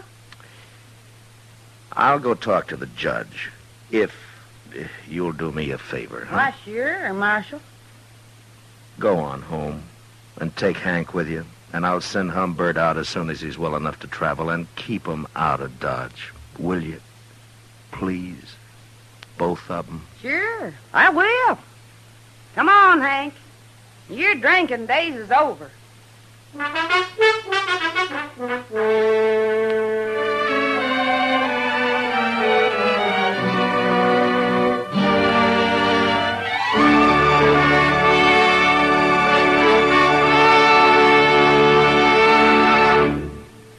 Gunsmoke, transcribed under the direction of Norman MacDonald, stars William Conrad as Matt Dillon, U.S. Marshal. Tonight's story was specially written for Gunsmoke by John Meston, with music composed and conducted by Rex Corey. Featured in the cast were Virginia Gregg, John Daner, and Lawrence Dobkin. Parley Bear as Chester, Howard McNear as Doc, and Georgia Ellis as Kitty. Join us again next week as Matt Dillon, U.S. Marshal, fights to bring law and order out of the wild violence of the West in Gunsmoke.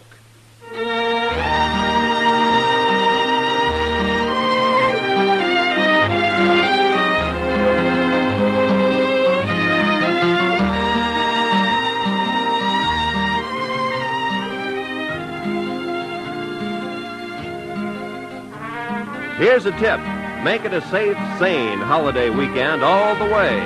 Let the drivers in Indianapolis take the only chances anyone takes this entire holiday weekend. And say, don't forget CBS Radio will bring you Memorial Day night, an exclusive program of Indianapolis thrills. That's Monday night on most of these same stations. Roy Rowan speaking. Lionel Barrymore's Radio Hall of Fame is great Sunday night drama on the CBS Radio Network.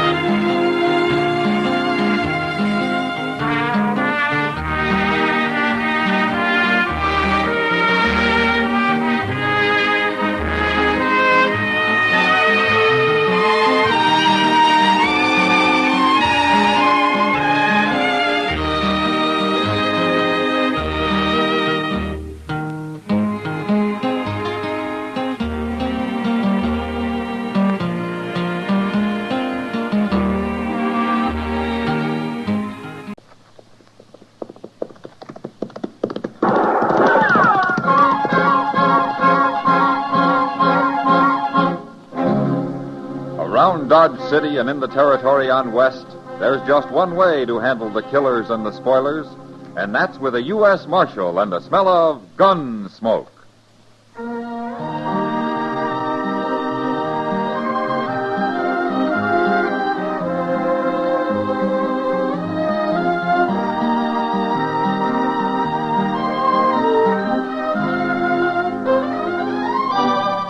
Gunsmoke, starring William Conrad. The story of the violence that moved west with young America. The story of a man who moved with it. Matt Dillon, United States Marshal.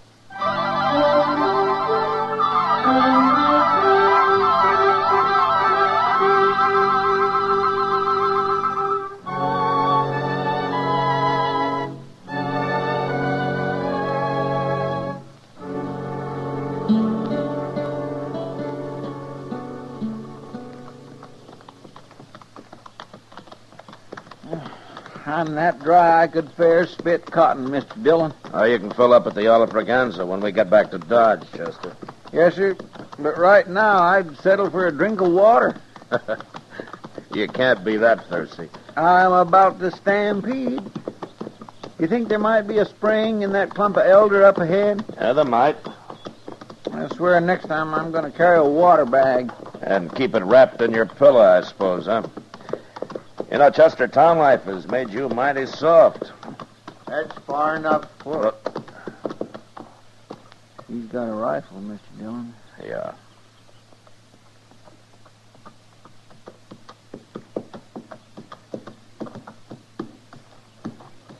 Who are you men? We're looking for water. Is there a spring in there? I said, who are you? What's your name? Matt Dillon. And I'm Chester Proudfoot. You don't worry me. And I never heard of no Dillon. Well, then you shouldn't mind if we got a little water. Okay. But you'll have to drop them gun belts first, one at a time. Sorry. You heard me. You can't shoot both of us, mister. Who is it, Art? One of them's called Dillon. Dillon? From Dodge? You from Dodge? Yeah. That's what he says. Well, bring him in here. He'll help us. He's a U.S. Marshal. A marshal? That's right, Harp. And instead of us standing here about to shoot each other, why don't you tell me why you need help? I'm Joe Harp, Marshal. Okay, Harp. Who's your friend? Harry Speener. I never heard of him either. What's the matter? Has he been shot or something? I busted his leg. Oh. Well, there's a doctor in Dodge. I can't get him there alone. I will help you if you'll put that rifle down. Well, okay.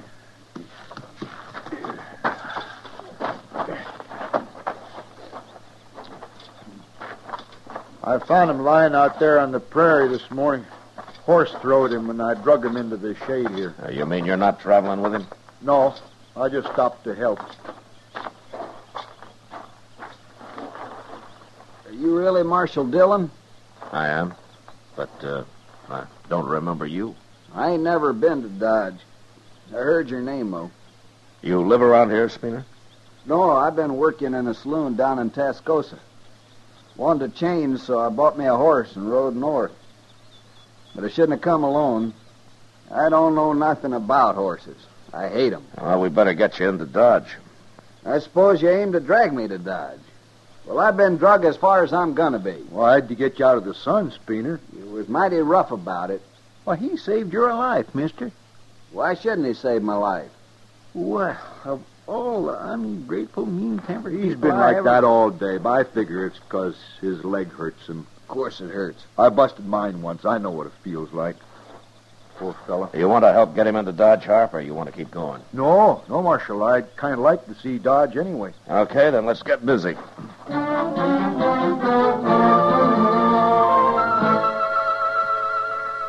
Luckily, Speener had broken only one bone in his leg, and after we rigged up a splint for it, we managed to get him mounted.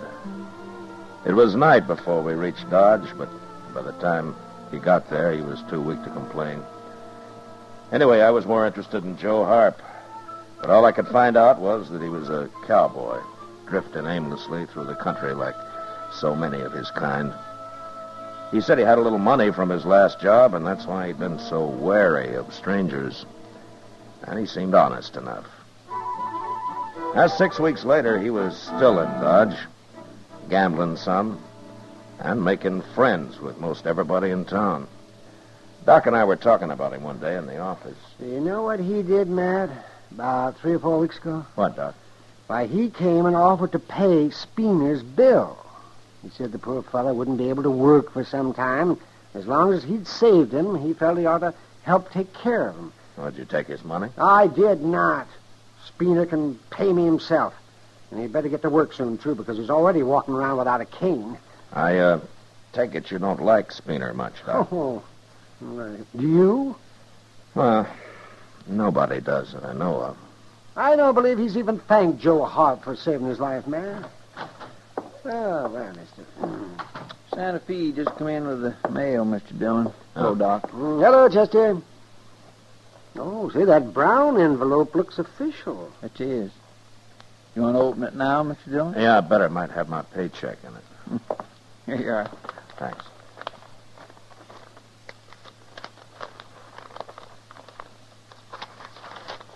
No check. Just some new wanted circulars. What is it? Here, have a look, Chester. Oh, my goodness.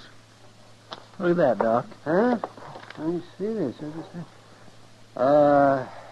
Wanted, dead or alive, reward $500 for bank robbery and murder while escaping.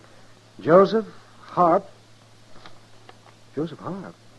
Age 32, sandy hair. 6 feet tall, blue eyes. That's him, all right. Signed by the sheriff, city of Denver, Colorado Territory. You gonna arrest him, Matt? Can't you pretend you didn't get it or something, Mr. Dillon? You can stay here if you like, Chester. Oh, no, sir. I didn't mean that. All right, then you take the Alafraganza, the Longhorn, and the Oasis. I'll look in this boarding house at the edge of town, then I'll come back to the Texas Trail. Meet me there, if you see him first. Yes, sir. All right, get moving.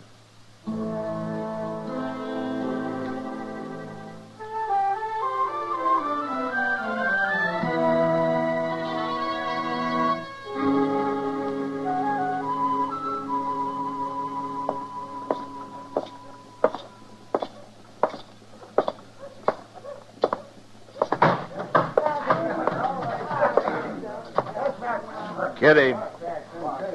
You look like you've been eating cockleburrs, Matt. I don't see Joe Harp around anywhere, Kitty. He left. Why? Has Chester got here yet? No. Is there trouble of some kind, Matt? I'm after Harp, Kitty. How long ago did he leave? Just a little while ago. He was over there gambling, as usual, and then that Speener came running in and said something to him, and they both left. Speener? Somebody ought to take him out and bury him somewhere. Well, I couldn't find him nowheres, Mr. Dillon. Hello, Miss Kitty. Chester, what's this all about anyway? Harp's wanted for murder. For murder? Joe Harp? That's just what Speener said when I told him. He just couldn't believe it. You told Speener, Chester? Why, yes, sir. I ran into him, and I... Go get our horses, Chester. I'll pick up the rifles. And hurry. They've had time to get out of town already.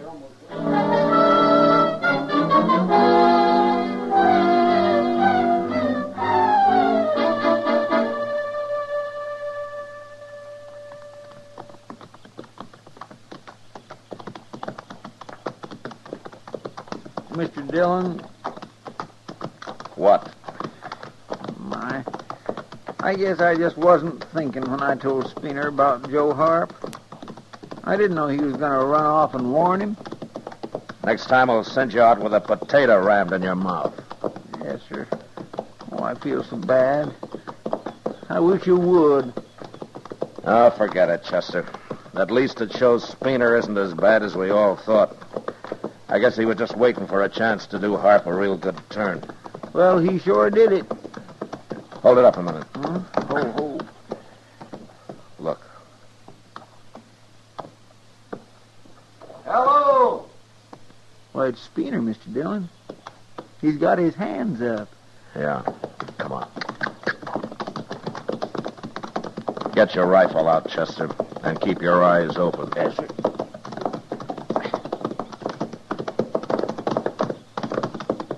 Don't shoot, Marshal. I ain't done nothing. Where's Harp? He's in that drawer behind me. Any tricks and you'll die, Speener. I ain't no outlaw. And Harp ain't gonna pull no tricks neither. You just follow me, Marshal.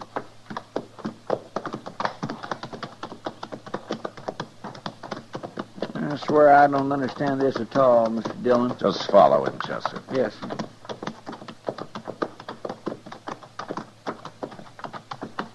There's his horse. Yeah.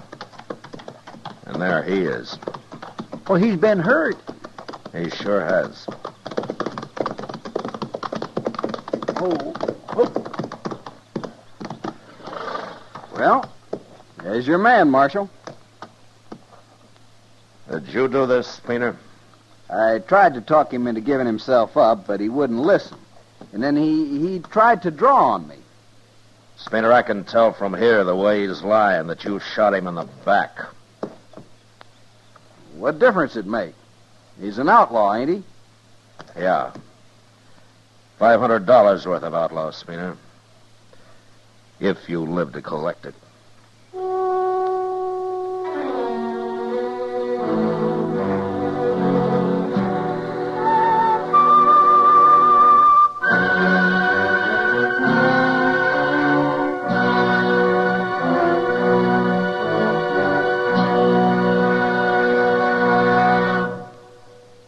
Return for the second act of Gunsmoke in just a moment. But first, the Red Cross campaign for this year is nearing an end. Have you answered the call? Remember, this year, the Red Cross needs you as well as your contribution. Go to your local Red Cross chapter, and while you're there, join and serve. Now the second act of Gunsmoke.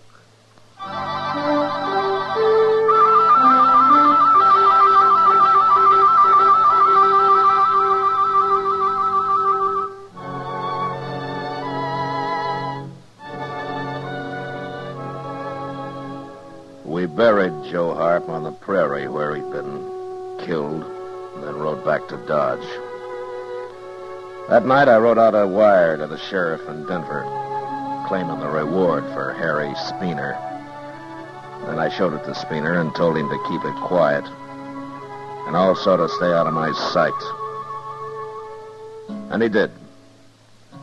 About a week later, I had to send Chester to find him and bring him into the office.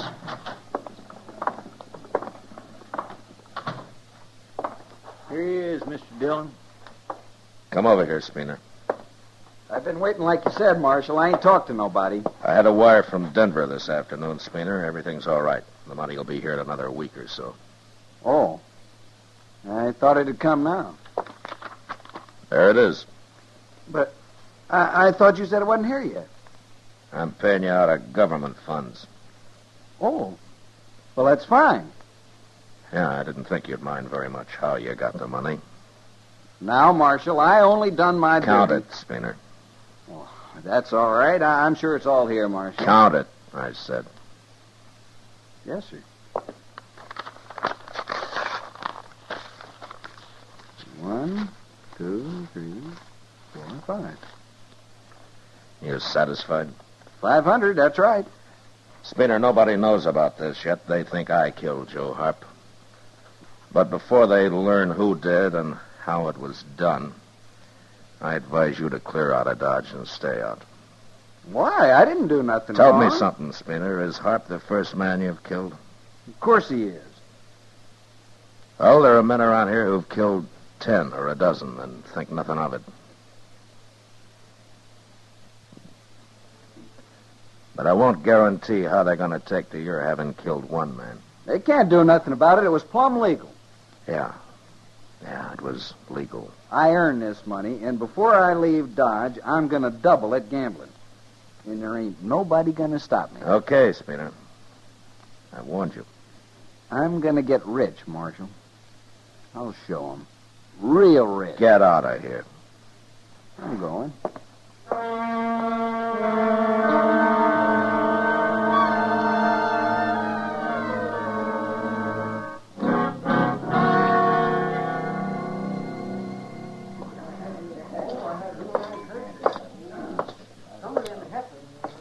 Sit down, Matt. Oh, thanks, Kitty. Drink? No, thanks. Spooner was in. Oh, is that so? He left, though. They closed the game on him when he started bragging about how he got his money. I kind of figured they might. Why'd you keep it such a secret, Matt? What were you protecting him for, that milk-livered little sneak? Now, the law doesn't separate people that way, Kitty. But now that he's been paid and he's been warned about what might happen, he's on his own. Well, I hope somebody does shoot him. Just think, Matt, it was Joe Harp who saved his life. I'd have caught Harp anyway, Kitty. I know. Somehow that's different. Yeah, that's a lot different. You know, Kitty, that's a pretty dress you're wearing. Close your eyes, Matt. What? Close them. Go on. Okay. What's this for? Now, tell me what color this dress is. Well, it's, It's blue, Matt. blue, sure. I was just about to say that. I know. Speaking of colors, look what's coming. What? Oh, it's Spooner. Well, nobody's shot him yet. Never too late? Marshal Dillon? Yeah. Marshal, I just tried to buy a drink over at the Allipergan. And they wouldn't serve you good. I'm not talking to you. Marshal, 2 men threatened to kill me right there at the bar. Now, that's funny. What do you mean? Well, most men around here don't waste much time on threats. Marshal, I demand protection. And I won't spend the night hiding in jail either. Okay. And you'll come with me? No. What? I can't protect you any more than I have already, Spooner. But I'll tell you one thing. If you take off your gun, nobody can claim self-defense for shooting you, and I'll have to go after 'em. If that's any satisfaction for you. Marshal, I'm a citizen, and I demand... Get out of town, Spooner. Get out now.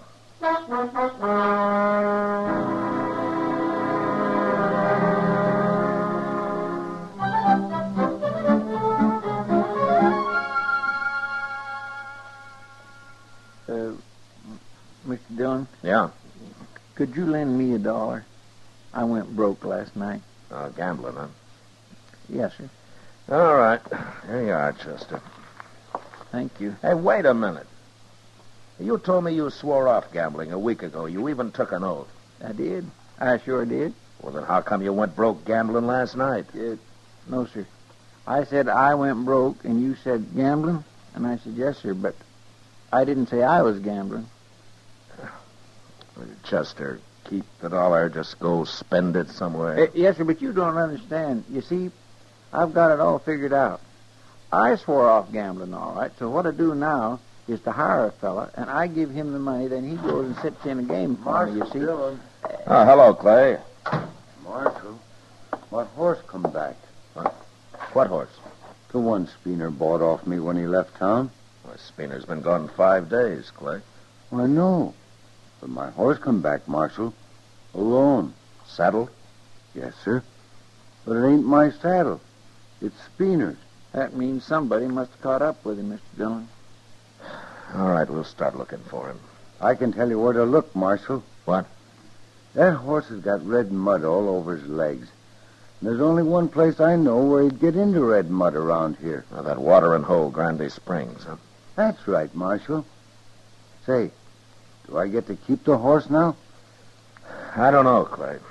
I'll tell you when I get back.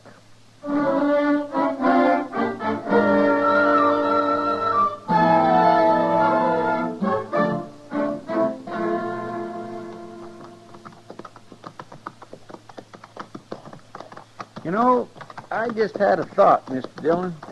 What, Chester? Well, Granby Springs is only 30 miles. Spooner must have made it easy the first morning he left. So? So, if he was killed there, how come nobody ain't found him and reported it yet? I don't know, Chester. There it is, right over there. We'll soon find out. Yes.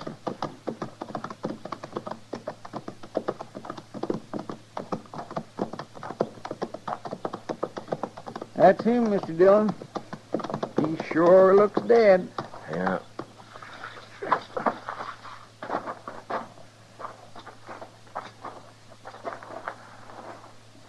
I don't see no bullet hole. No. Hey, he's still breathing, Chester. Go fill up your hat and throw some water on him, huh? Yes, sir. Spooner. Hey, Spooner. Spooner. Can you hear me? Oh, pour a little on his head, Chester. Maybe that'll do it. That enough? Marshal. Yeah. What happened, Spooner? Well, what's the matter? What happened? A horse kicked me in the belly. Busted me up inside. I hate horses. Oh, when did this happen? First day. I got off to get me a drink here. I hung on to the reins till yesterday. That was too weak. Mr. Dillon? What? There's fresh tracks all around here. Not just them made by that horse of his, neither. Sure, there's fresh tracks. Why,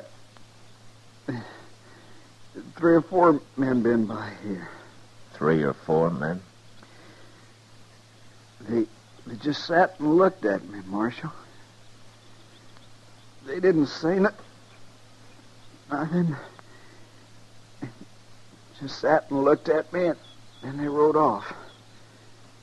Every one of them. They seen who it was, Mr. Dillon. That's what. Yeah. It's too late now, Marshal. I'm gonna die. We'll try to get you back, Spooner. No. It's too...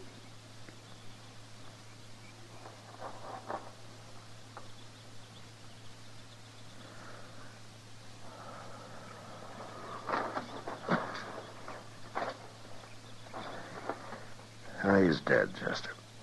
Yes, sir. He wasn't as lucky as when he busted his leg, was he? But you'd think one of them riders might have helped him. You know, except for us, I guess there isn't a man in the country who'd have helped him this time, Chester.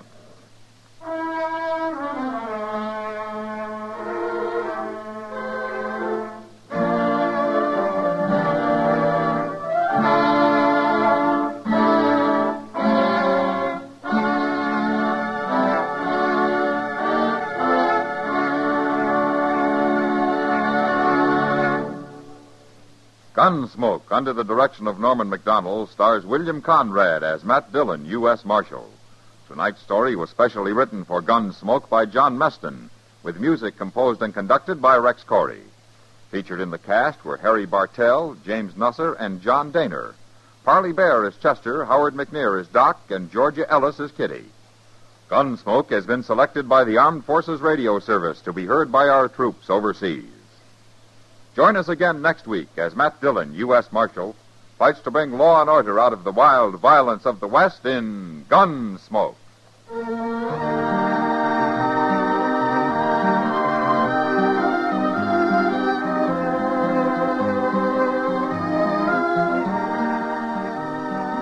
Later tonight, hear Herb Schreiner on Two for the Money. Remember, one for the fun, two for the quiz.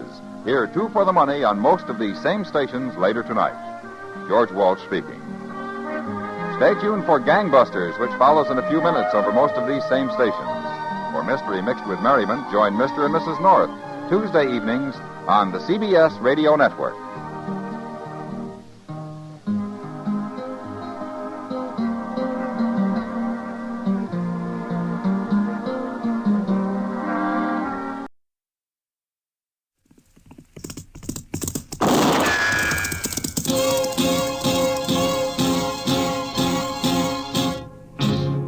Gunsmoke, brought to you by Chesterfield, America's most popular two-way cigarette. What a pair. Chesterfield King Size at the new low price. Chesterfield Regular. Around Dodge City and in the territory on West, there's just one way to handle the killers and the spoilers, and that's with a U.S. Marshal and the smell of Gunsmoke.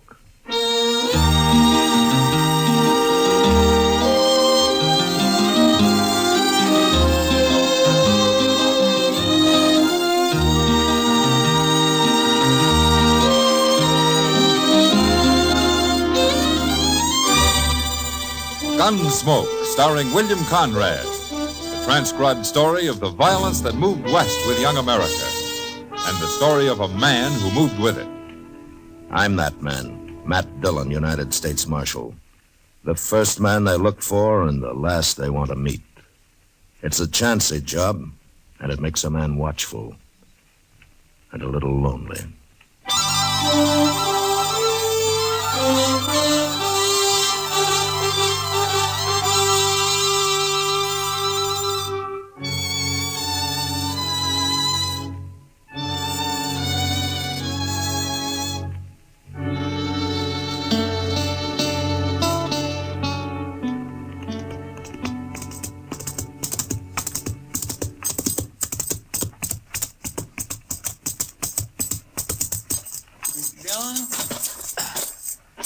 Mr. Dillon. Hello, Chester. I sure am glad you're back. I've only been gone a couple of hours. Well, that's all it takes, a couple of hours. Oney Becker's been shot. Huh? Oney Becker? You know him, that little sodbuster lives out near Clear Spring. Oh, yeah. He's up at Doc's. You want to see him? Yeah. Well, tell me about it, Chester. Well, sir, all I know is he was gambling this morning over at the Texas Trail. He left there a little afternoon, and then some fellas found him laying in an alley with a bullet in him. Well, can he talk? No, sir. He's been unconscious the whole time. But Doc's working on him in here. Oh, hello, Matt. How is he, Doc? He's dead, Matt. About 10 minutes ago. Oh. Oney Becker. Now, who'd have shot a harmless little man like that? Harmless is right. He didn't even have a pocket knife on him. And besides, he was shot in the back. Maybe it was an accident of some kind. Accident? Chester, I once tried to save a man who'd pulled a scythe across the back of his neck by accident. Yes, and I remember a boy who fell between the slats of a fence and got hung. But I never heard of a man shooting himself in the back by accident. Well, I meant maybe somebody else done it. Of course somebody else did it. I know that. I meant by mistake. Oh, Chester.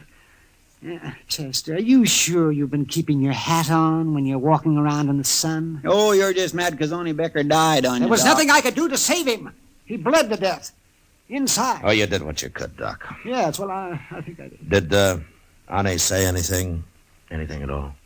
No, Matt, he never even opened his eyes. Well, he was shot in the back, so it wasn't anybody he was fighting with. Well, I don't know, Mr. Dillon. Only was fighting, or at least having an argument over a card this morning with that gambler, what's his name, Al Clovis, over at the Texas Trail. He was. Oh, why didn't you say so before, Chester? Well, I never heard of this Al Clovis. Oh, he's only been here about a week, Doc. Chester, you wait here. I'm going over the Texas Trail.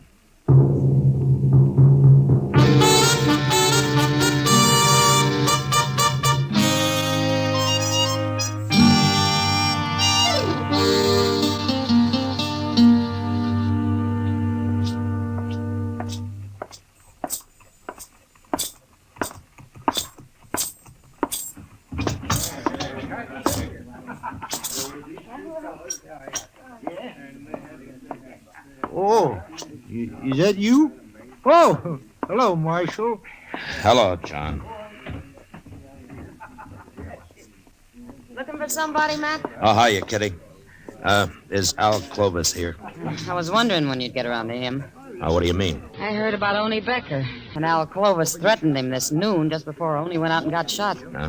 Almost seemed like Al was trying to start a fight with him, Matt. Where was Clovis when it happened, Kitty? He wasn't in here. Kitty, you know Al Clovis better than I do. Would you say he's the kind of a man who would murder Odie Becker because of an argument over cards, shoot him in the back? I don't know him that well, Matt. Yeah, well, maybe he had another reason to kill him. If he did it. Shooting little Oni Becker's like shooting a pet deer. Makes about as much sense. Yeah. But usually when a man gets murdered, there's a reason of some kind for it. You mean it'd take more than plain anger to follow a man down an alley and shoot him in the back? Well, ordinarily it would. Al Clovis must have wanted Oni dead for some special reason, Matt. Maybe Oni had something on him. Yeah, maybe. He was in here a while ago, but he left. Well, I'll find him. He might be at the depot, Matt. At the depot? He said something about going to St. Louis. Now everything's been taken care of here. I didn't know what he meant at the time, but he said it loud, and I know the train leaves at 4:30. 4:30? That's about that now, isn't it? Well, maybe he said it just to throw you off his trail. Yeah, well, I'll find out. I'll see you later, Kitty. Better hurry, Matt.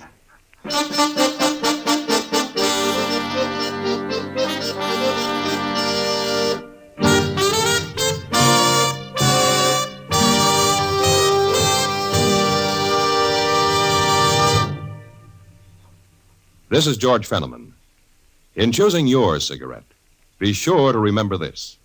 You will like Chesterfield best because only Chesterfield has the right combination of the world's best tobaccos.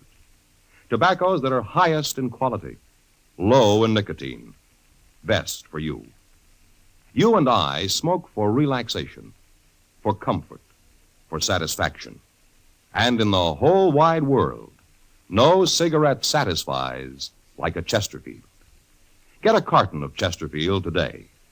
Chesterfield Regular, Chesterfield King Size, both at the same price in most places. In regular or king size, you can get 'em either way. The best smoke ever made's the Chesterfield you buy today. Smokers coast to coast are changing, it's a cinch to do. Here's all you have to say to get the one that's best for you. Chesterfield's for me, Chesterfield's for me. You just say it's Chesterfield's for me.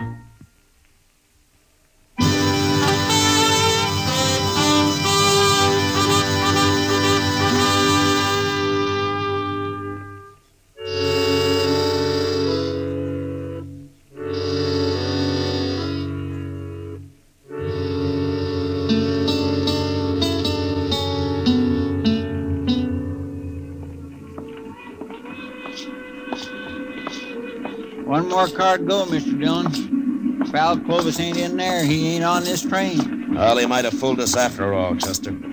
Yes, sir. He could be riding west while we're heading east. We'll never find him if he is. Well, let's take a look into this car before we walk in, huh? Yes, sir. Well, I sure don't see him. Not in there, I don't. Yeah. Yeah, unless that's him down there lying back with his hat pulled over his face.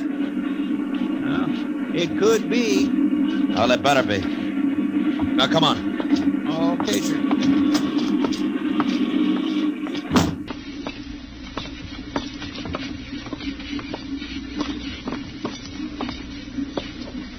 Hey, wake up, mister. Come on, wake up. Quit bothering me. What do you want? Marshal Dillon. Huh. What are you doing here? Keep your hands on your knees, Clovis. Tight. Well, what's this all about, Marshal? You carrying a gun? Why should I carry a gun? Stand up, Clovis. Come on, stand up. Okay. What for? All right, search him, Chester. Yes, sir. No, keep to one side of him, out of my way. Don't you try nothing, Clovis. Why should I? I told you I wasn't armed. No, ain't nothing on him. All right. Okay, you can sit down, Clovis. I don't understand this, Marshal. What are you looking for? I'm looking for the man who murdered Oni Becker this afternoon. You mean you followed me and got on this train because you thought I killed Oni? It's about 100 miles to Great Bend, Clovis. We'll get off there and take tomorrow's train back to Dodge. Oh, you're making a big mistake, Marshal. While you were riding up and down on this railroad, whoever did kill Oni Becker's leaving the country for good. You'll never catch him now. What you're trying to say is that you don't admit killing him yourself, isn't it? I'm not a murderer, Marshal. No, we'll see. Oh, I know what you're thinking. You heard Oni and I had a little argument this morning. Didn't you? Sure. That doesn't prove anything. I argue with lots of men. You threatened to kill him. Ah, that was just to scare him. He was being kind of stubborn about it all. You know what those farmers are like. But I suppose it takes a stubborn man to grow potatoes. Well, if you're so innocent, why did you announce everything had been taken care of and that you were going to St. Louis? Did I say that, Marshal? You know, Clovis, I can always kick you in the head and take you back to Dodge in a sack. Now, why did you run? I'm not running. There's no reason why I should. That's the truth, Marshal. Where were you when Oni Becker was killed? I was wondering when you'd ask me that. I suppose you got an alibi. You know Mr. Botkin, don't you, Marshal? I ought to. Botkin's run the Dodge Bank ever since it was an old whiskey barrel. Well, I was with him in his office at the bank, Marshal. I suppose you'll take his word for it. Yeah, sure I will. Well, we were discussing the money I placed in the bank when I arrived in Dodge a week ago. $5,000, Marshal. Mr. Botkin is going to transfer it to St. Louis for me. Chester. Yes, sir? Go up and tell the engineer to stop the train at Jane's Crossing. Stop the train? There's a ranch about a mile from there where we can borrow some horses. Well, I thought you said we were spending the night at Great Bend, Marshal. I changed my mind, Clovis. Your story doesn't make much sense, and I want to get back to Dodge and find out why.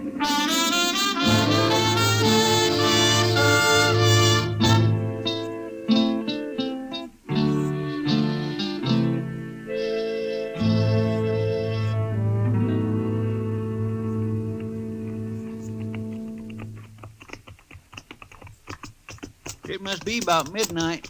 Sure is, and I'm tired. Haven't been on a horse in years. Oh, well, why didn't you say so, Clovis? We'd have borrowed a wagon for you. Never mind, Chester. You take him on down to the jail and lock him up, huh? I'm going to stop here at Mr. Botkin's house. His light's still on. Want me to go in with you, Marshal? I'll let you know what he has to say, Clovis. I'll be along a little while, Chester. All right, sir.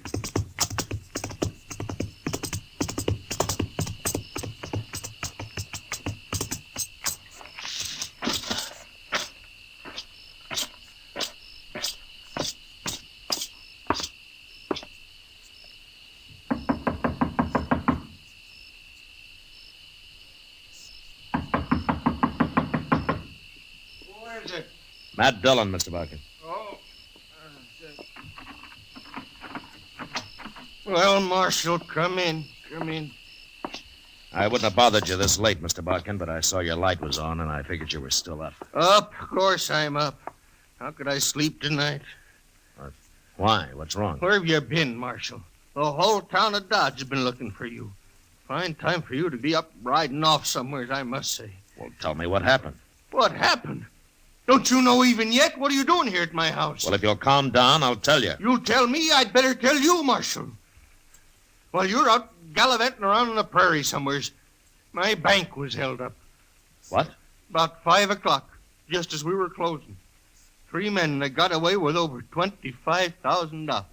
Every cent of cash I had in that vault, Marshal. Well, didn't anybody try to follow him? No, they tied me and them cashiers up so tight they were miles out of town before we could get loose. There's a few men saw him leave, but they were afraid to do anything about it. And, of course, the United States Marshal, he wasn't even in town. Did you get a look at him? No, they were masked. Nobody I found can even identify their horses. They're just gone, Marshal, with $25,000. Look, Mr. Bodkin, I came here to ask you a question. It might have something to do with your bank being robbed. Oh? Well, what is it? Was Al Clovis with you in your office about noon today? Clovis? Yes, he was for a couple of hours. Why? He had some money on deposit? Yeah, at $5,000 cash. Of course, that's gone, too. That's part of the money they took. I'm afraid Clovis is broke now, along with me and a lot of other people. Well, maybe he isn't as broke as you think. Oh, he's broke. Unless you can get that money back, Marshal. Look, I got an idea. I might find it for you, Mr. Barkin. And it won't take very long, either.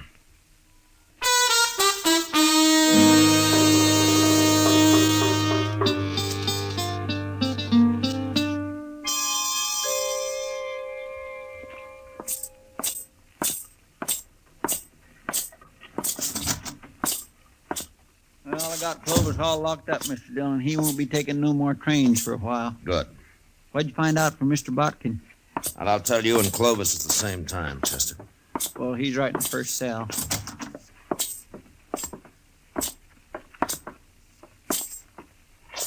Well, Marshal, come to turn me loose? Mr. Bodkin says your alibi's good, Clovis. If you'd have believed me in the first place, you'd have saved us all a lot of trouble. Yeah. Well, let me out. I don't want to spend the night here.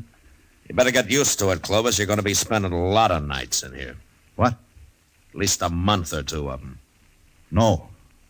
They can't keep me here, Marshal. It's illegal. Is it? Of course it is. Well, maybe you know more about the law than I do, Clovis, but I run this jail, and you're going to stay here a long time. And what's more, I'm going to tell the whole town where you are.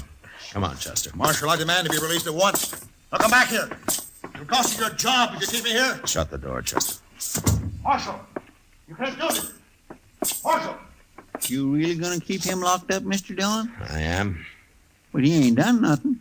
I mean, if Mr. Botkin said he is with him... Well, Clovis didn't kill only Becker, if that's what you mean. Well, then why don't you turn him loose? Chester, the bank was robbed of $25,000 today.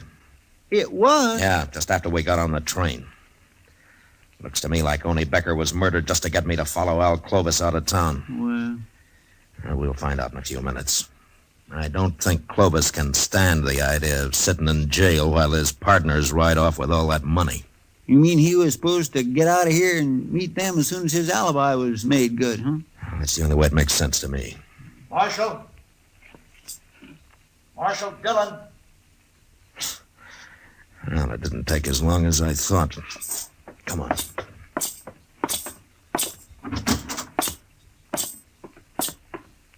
Marshal, I got to talk to you. All right, go ahead. You really gonna keep me in jail here? You mean that? That's all you wanted? Don't bother me again. No, don't go, Marshal. What do you want, then? It's late, Clovis. I want to get to bed. Marshal, I'll make you a deal. About what? If I help you get back whatever was stolen from the bank today, can I keep my $5,000 out of it? How did you know the bank was robbed, Clovis? You're smart, Marshal. I can tell you got this all figured, holding me in jail and all. But I'm smart, too. Are you?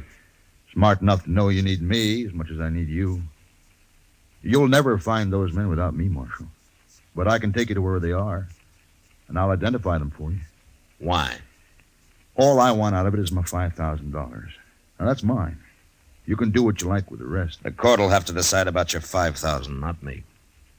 We think there's a chance I might get it? Well, I don't know. But you're a gambler, aren't you? It'll help my showing you where they are, won't it? Yeah, it'll help. Okay.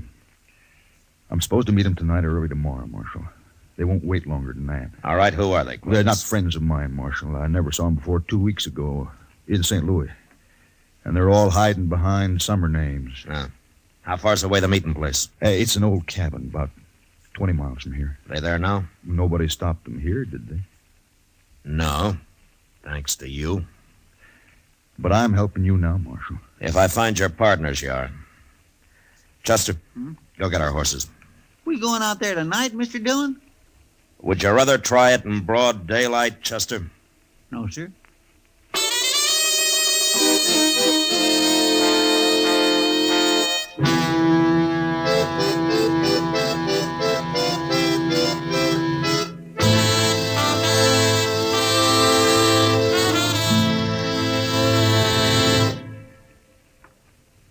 One-way cigarettes, one size, that is, are almost obsolete because they just don't give smokers what they want.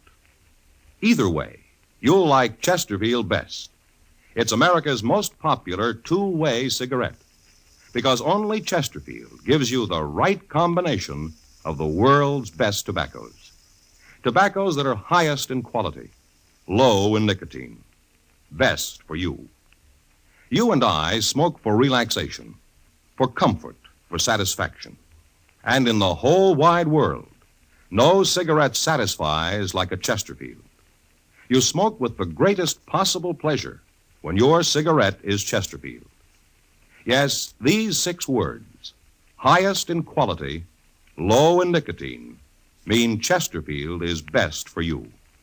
Get a carton of Chesterfield. Chesterfield Regular, Chesterfield King Size. Both at the same price in most places.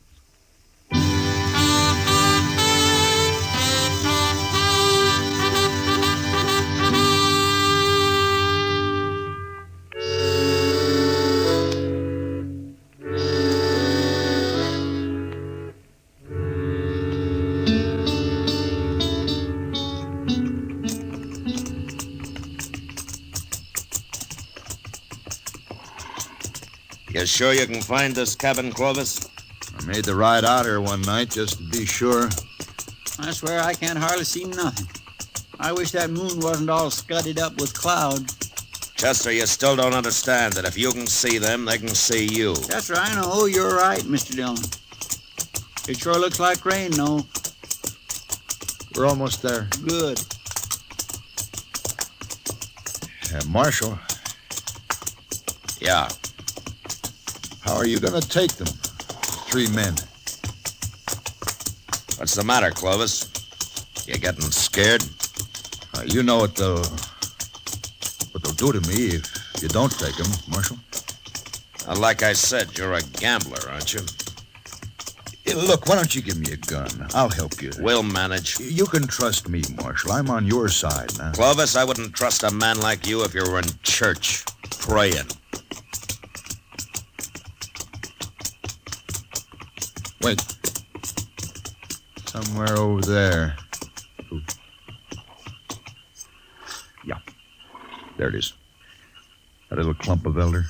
The cabin's in there, huh? You see the light? Yeah. Are you sure that's it? Of course I am. Okay, let's get out. Chester, I'm going to go up on foot and have a look. You stay here with Clovis. Okay, sir.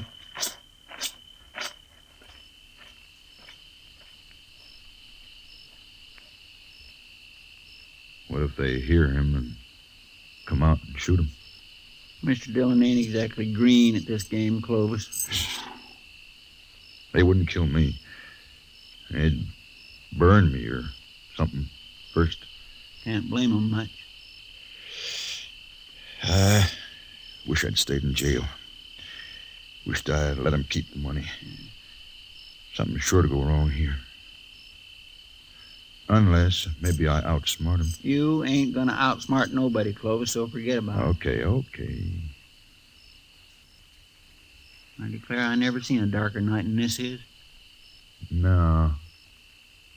Neither did I. Here, get off. Get off. What's the matter? It's my horse. He's standing on my foot. We'll push him off. I can't. Now help me, Chester. No, for pity's sake. Come on. Ow. Move him. That's all you gotta do. Back. Here, what are you doing? Clovis? I got your gun, Chester. Now shut up. Don't move. But you give me Shut up, that I said. gun. That's better. Hey, what's that? Thunder, Clovis. You'll be hearing a different kind when Mr. Dillon gets back here. He's not coming back here. We're going to him. And if he shoots anybody, it'll be you, because you're going to be right in front of me. Like this. All right. Start walking, Chester. Go on.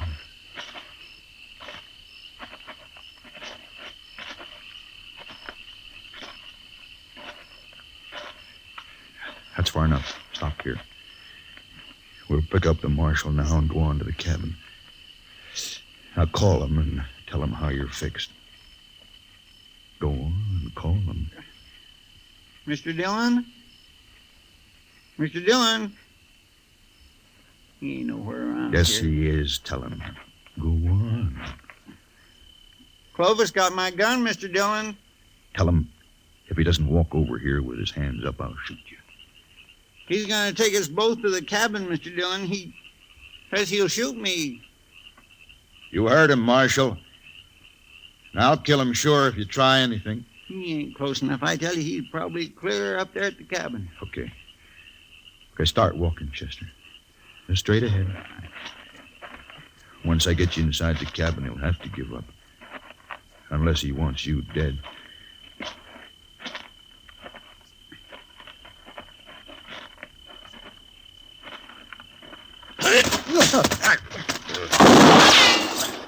You hurt, Chester? No, sir. His gun just went off when you hit him. All right, get the gun quick. Come on. I got it, Mr. Dillon. All right, let's get up to that cabin. They know we're out here now. Oh, they're getting away, Mr. Dillon.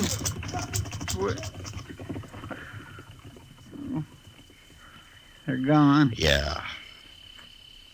Oh, my goodness.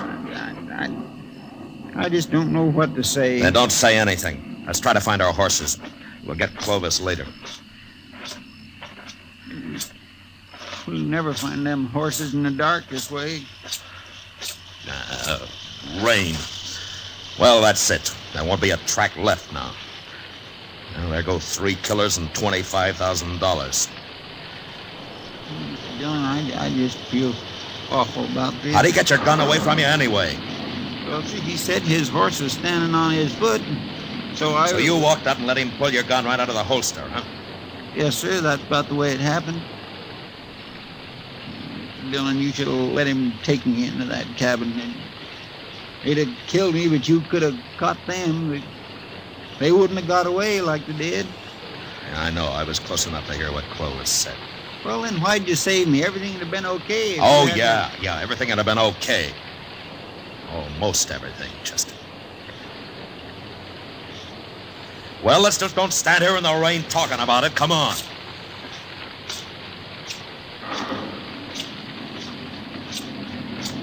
My, what a terrible mess. It was my choice, Chester. Not yours. Yes, sir. Thank you, Mr. Dillon.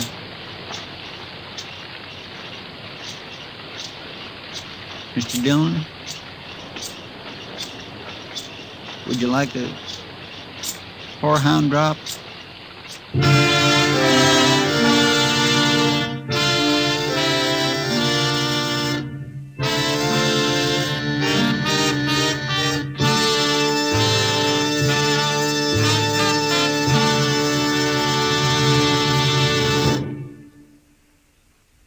L&M filters are sweeping the country, and the reason's simple. No filter compares with L&M's exclusive Miracle Tip for quality or for effectiveness. And notice how easy it draws. You get much more flavor, much less nicotine. Yes, only L&M gives you effective filtration, and no other cigarette has it. Our statement of quality goes unchallenged. L&M is America's highest quality and best filter tip cigarette. Buy L&M's, now king size or regular, both at the same low price.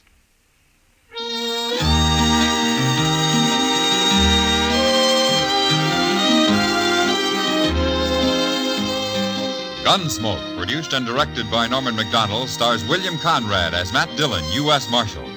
Tonight's story was specially written for Gunsmoke by John Meston, with music composed and conducted by Rex Corey. Featured in the cast were John Daner and Lawrence Dobkin. Harley Bear is Chester, Howard McNear is Doc, and Georgia Ellis is Kitty. Join us again next week as Matt Dillon, U.S. Marshal, fights to bring law and order out of the wild violence of the West in Gunsmoke.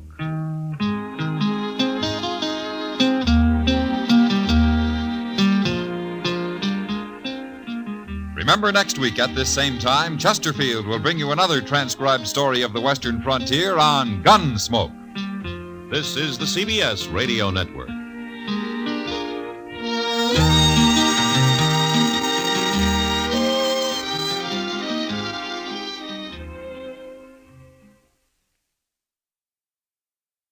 Now, Post Toasties, the heap good cornflakes, is proud to present Gunsmoke.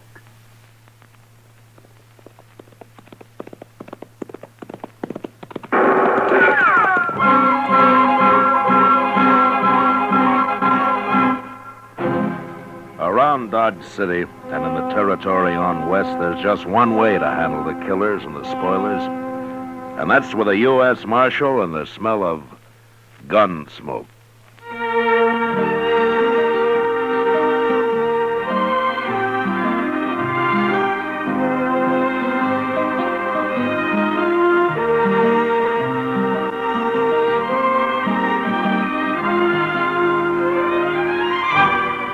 Gunsmoke, the story of the violence that moved west with young America.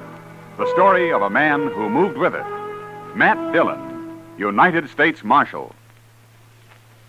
It's easy to do your whole tribe a big favor, Mother.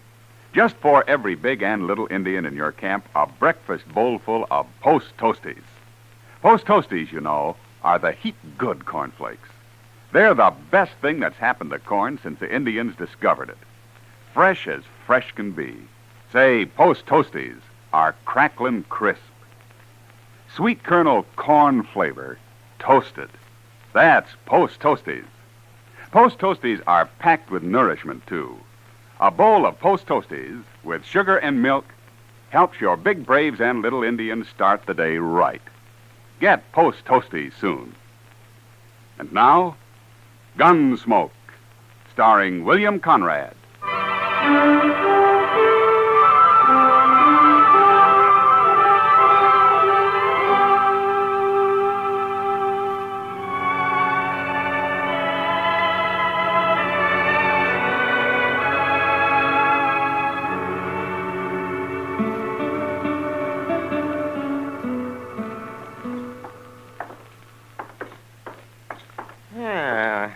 Nice day, Matt. The wind's gone down anyway. It sure was blowing last night. Where were you, Doc? Out at the Caldwell place. Mrs. Caldwell's expecting. Still? There was a false alarm last night. Oh, you ought to get some sleep while you can, Doc. Yes, I know. That's right where I'm headed. Doc Adams. Oh, hello, Roof. I've been looking for you, Doc. Matt, this is Roof Tucker, Sheely Tucker's son. Oh, hello, Roof. We ain't met before, Marshal. No. How's Sheely these days? He's just like ever. But it's Ma I come to get Doc for. Well, what's the matter, Roof? She swallowed a nail, Doc, and it's hurting her bad. Swallowed a nail, did she? How'd she do that? I told her not to, but she was fixing the chicken house anyway, and she had some nails in her mouth. Oh, you say it's hurting her? It's her stomach. She's got a terrible pain in her stomach. Oh, that's bad. I'll ride out with you right away, Roof. As soon as I get my tools, may have to operate. You know Pa, Doc. You know how he is. Oh, yes, I forgot about him. Sheely doesn't like doctors, does he? He hates them. But he ain't there now. He's been out on the prairie the last couple of days. Oh? When'll he be back? I don't know for sure. But Ma said to get you anyway. She doesn't want to die. Sheely'd cause trouble if he found me there, wouldn't He sure would. He'd beat you half to death. Well, maybe I better ride out with you, Doc, just in case Sheely comes home while you're there. Good idea, Matt. I think you better. Yeah, Roof, go over to the Alafraganza and tell Chester I want him to go with us, will you? Sure, Marshal.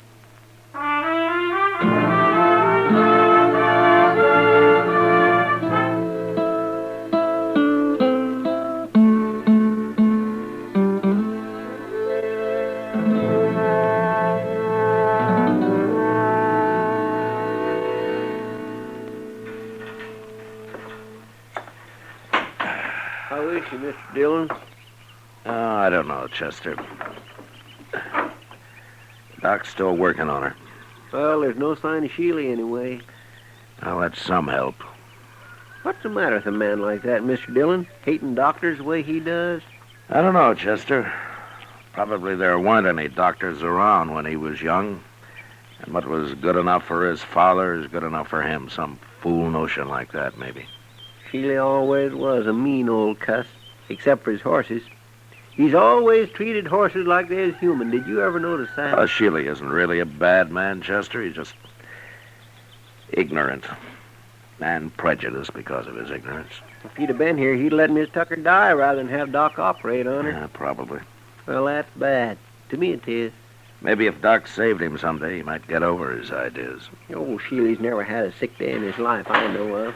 Oh, Doc, you all through? Huh? Oh. Yes, I'm all through, Matt.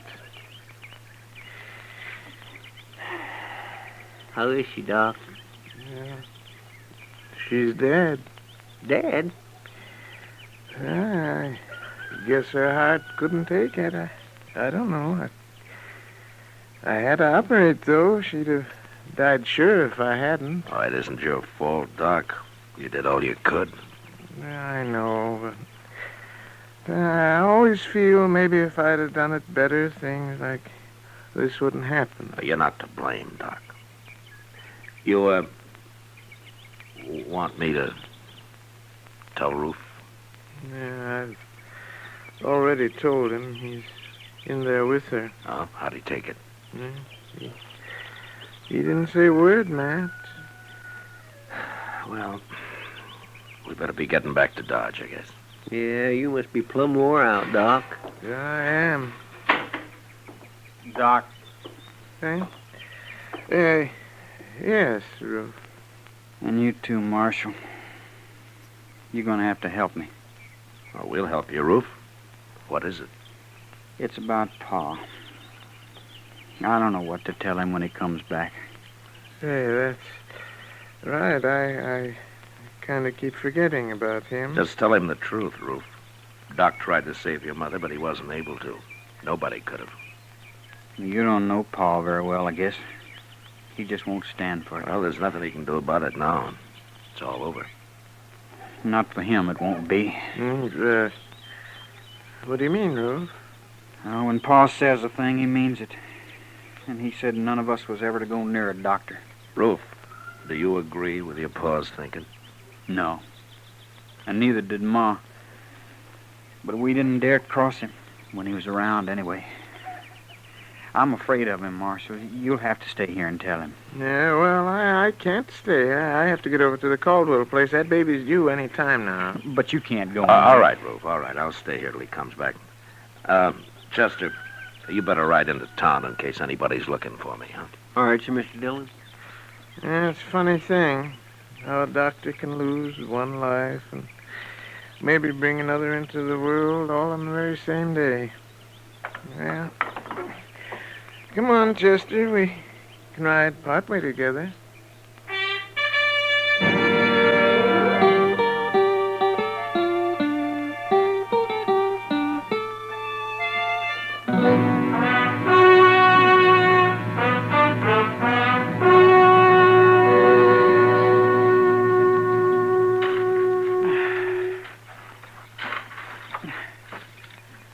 That ought to do it, Roof. I want her buried good, Marshal. How about a cross? You want to put up a cross?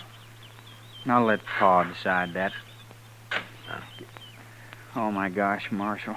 Here he comes now. Yeah, looks like he's been riding pretty hard. Pa always rides hard, but he takes mighty good care of his horses all the same. He's never hurt one yet. I know. Oh, boy. Oh, there, Marshal. How are you, Sheely? What are you doing out here? What's this? Sheely, your wife died. Ruth and I just finished burying her. She died? Just a few hours ago. We didn't know when you were going to get back, so we went ahead and buried her. What'd she die of? She was holding some nails in her mouth, and she swallowed one of them. Oh. Ruth, take this horse into the barn and dry him off. Sure, Pa. Rub him good now. I will, Pa. Don't let him near no water yet. I won't. What are you doing out here, Marshal? I came out with Doc. With who? Doc Adams. He did everything he could to save her life, Sheely. He cut on her, didn't he? He tried to get the nail out, if that's what you mean. She'd have died from it if he hadn't. Cutting on her, that's what killed her. Look, Sheila, your wife was dying, and Doc tried to save her. That's how it happened, no matter what you think. I got no use for doctors. They're all croakers. That's what my old man called them, croakers. I kind of figured that's where all this came from. Sheila, have you ever thought that your old man might have been wrong? Not about them, he wasn't. Hey, how'd Doc get here anyway? Who told him to come? Your wife wanted him. After all the times I've told her to stay away from doctors? I guess she didn't want to die, Sheila. She wanted a chance to live. Yeah, sure. And he come out here and killed her. Poor defenseless woman. Doc Adams will pay for this, Marshal. I'm telling you right now. You lay a hand on Doc, and I'll run you out of the country, Sheila. Maybe it won't be a hand I'll use, Marshal. Try anything like that, and you'll hang for it. I'll find you no matter where you go. He killed my wife with his bungling butchery. He's a murderer. There isn't a man in Kansas who'd believe that. Doc's a pretty valuable citizen around here, Sheila. Not to me, he ain't. It's an eye for an eye, Marshal, like it says in the good book. You even try it, and I'll throw you in jail. I don't try nothing. Then you'll hang. Will I, Marshal?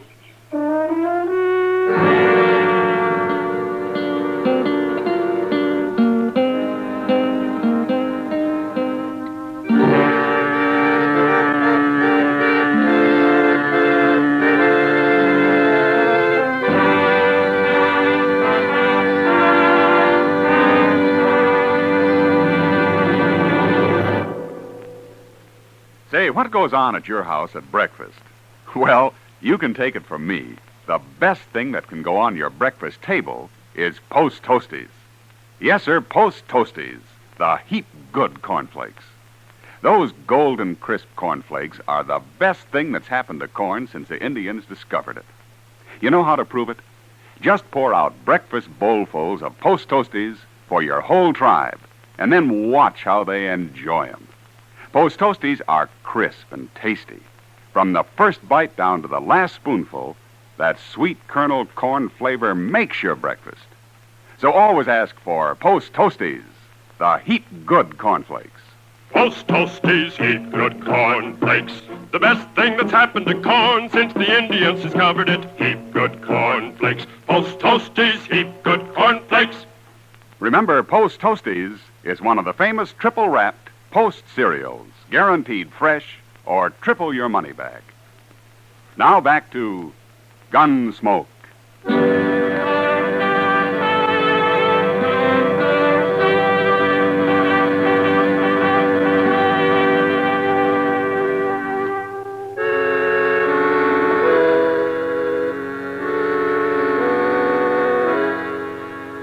I left Sheely Tucker standing by his wife's grave, and I rode back to Dodge.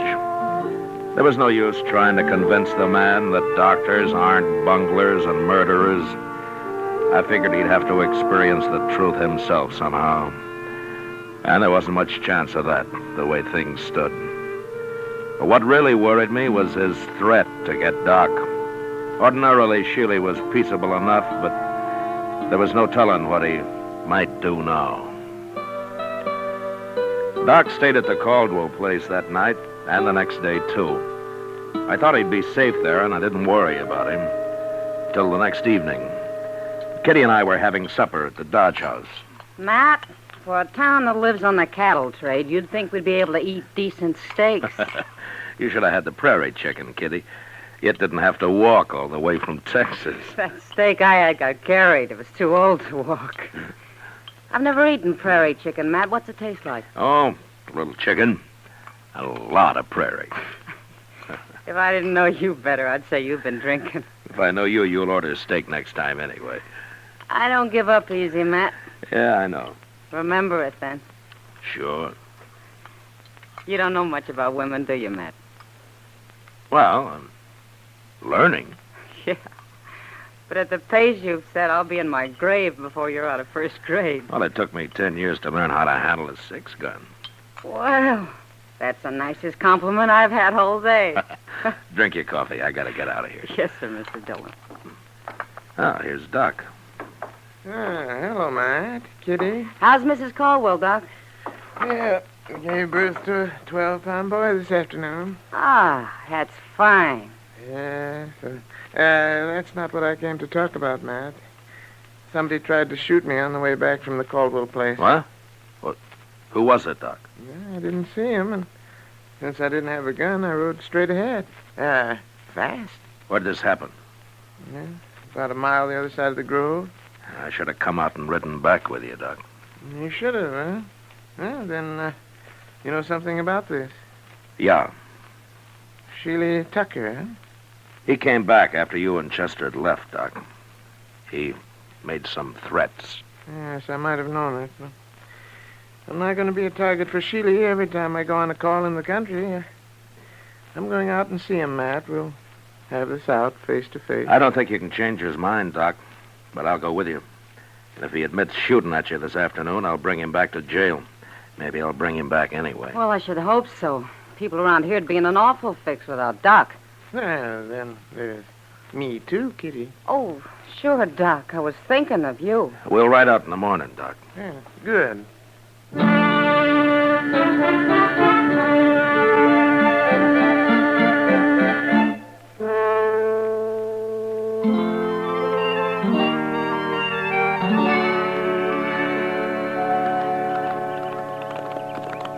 There's somebody in the corral there, man. Yeah, it looks like Sheely. Yes. Him and Ruth both. Hello. Oh. Well, let's leave them here. They'll stand.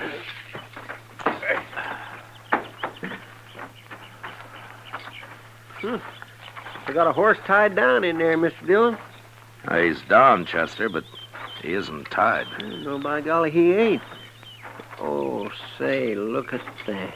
Yeah, broke his leg. Now, that's too bad. Well, here we are.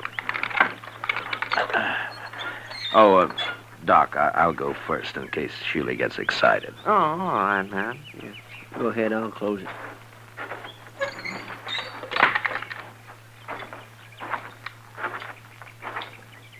Hello, Sheely. Ruth? Hello. You bring that croaker out here to kill my horse for me, Marshal? Now, Sheely... Wait a minute, Doc. I'm sorry about your horse, Sheely. What happened? That bay's the finest animal I ever owned. I was just topping him off when he fell and busted his leg. I'll blame it. Gee, that's too bad. It sure is. Ruth, go on up to the house and fetch me my rifle. Okay, Pa. Terrible thing to lose a horse like this. Sheely, if you like, I'll do the shooting. Oh, thanks. I'll kill him myself. It's my job. You know, it's a funny thing. We always shoot a horse if it breaks a leg, but we wouldn't think of shooting a man when he does. You croakers got other ways of getting rid of people. Yeah, I'll overlook that, Sheely, but I'll tell you something. I don't want to hear nothing from you. Well, you like that horse, don't you? Of course I do. Well, then, don't shoot him. What? Well, look, Sheely, that horse is done for anyway, so it won't hurt to let me try to fix his leg the same way I would a man. It just might work. You mean put a cast on him? I do. I never heard of putting a cast on a horse, Doc. Yeah, neither have I. It's crazy. I don't like it. It's up to you, Sheely. Well, I wouldn't have let you near my wife if I'd been here. Why should I let you fool with my horse? All right, Sheila. Shoot your horse, and I'm taking you back to Dodge. What for? You're going to jail for trying to kill Doc yesterday. At least that's what Doc told me. Now, Matt, I didn't exactly Shut up, say... Doc. I ain't going to jail. I can't... Yes, you are. Unless maybe Doc changes his mind about charging you with attempted murder. Then I couldn't put you in jail. Oh? Yeah, no. No, he couldn't then. You know, Sheely, I might get so busy working on this horse, I'd plain forget about everything else. I might even save the animal to boot. Well, make up your mind, Sheely. I gotta get back to Dodge. Well, all right. But you better make it work, Doc. I said I'd try. That's the best I can do. Ever. No matter who the patient is. Okay, Doc, you try. But try real hard, will you? I always do, Sheely. Real hard.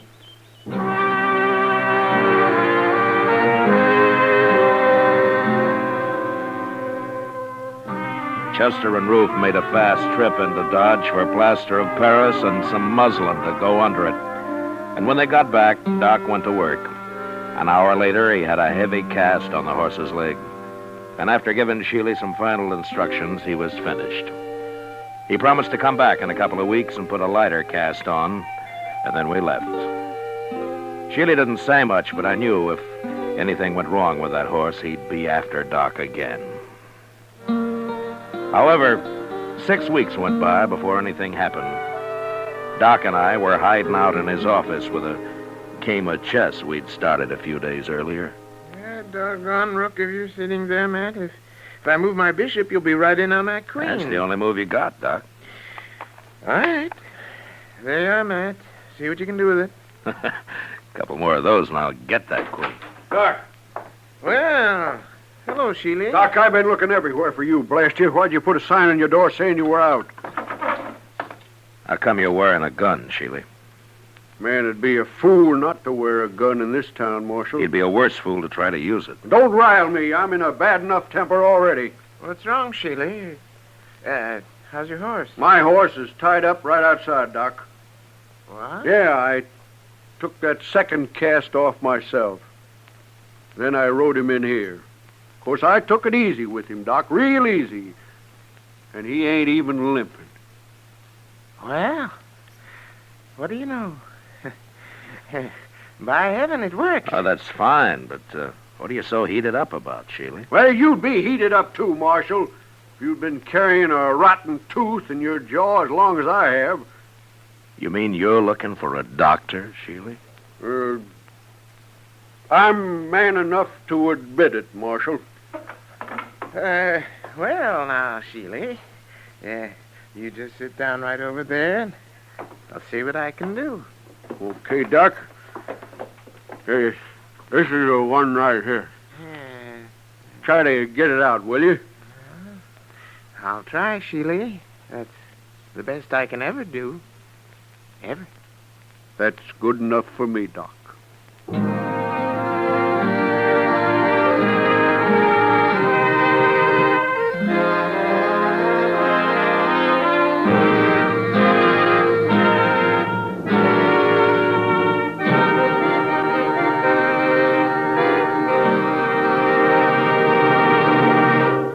In just a moment, we'll tell you about next week's adventure on Gunsmoke.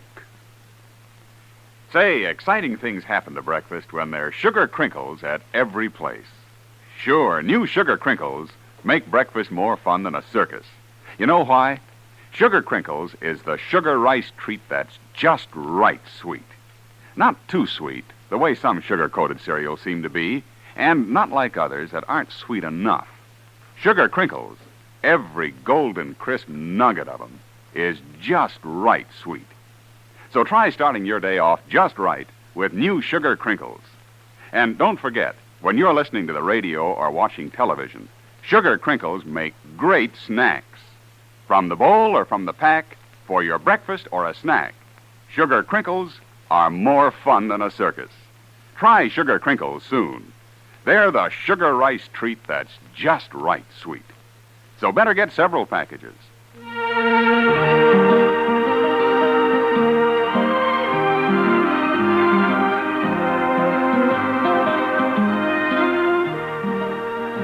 Gunsmoke, under the direction of Norman MacDonald, stars William Conrad as Matt Dillon, U.S. Marshal. Tonight's story was specially written for Gunsmoke by John Meston, with music composed and conducted by Rex Corey. Featured in the cast were Sam Edwards and Tom Tully. Parley Bear as Chester, Georgia Ellis as Kitty, and tonight Paul Frees played Doc. Ken Peters speaking. Join us again next week as Matt Dillon, U.S. Marshal, fights to bring law and order out of the wild violence of the West in Gunsmoke.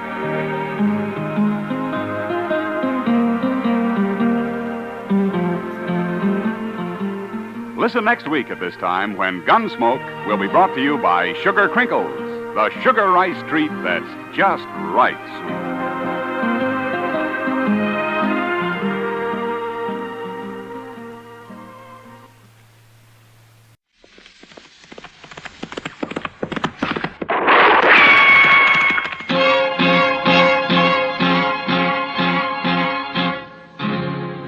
Gunsmoke, brought to you by Chesterfield, America's most popular two-way cigarette. What a pair. Chesterfield King Size at the new low price. Chesterfield Regular.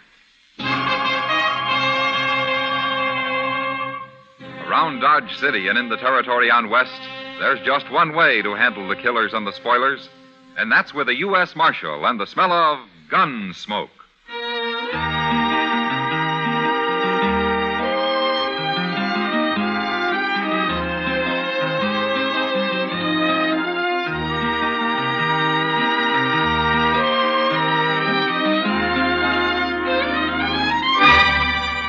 Gunsmoke, starring William Conrad, the transcribed story of the violence that moved west with young America, and the story of a man who moved with it. I'm that man, Matt Dillon, United States Marshal. The first man they look for and the last they want to meet. It's a chancy job, and it makes a man watchful and a little lonely.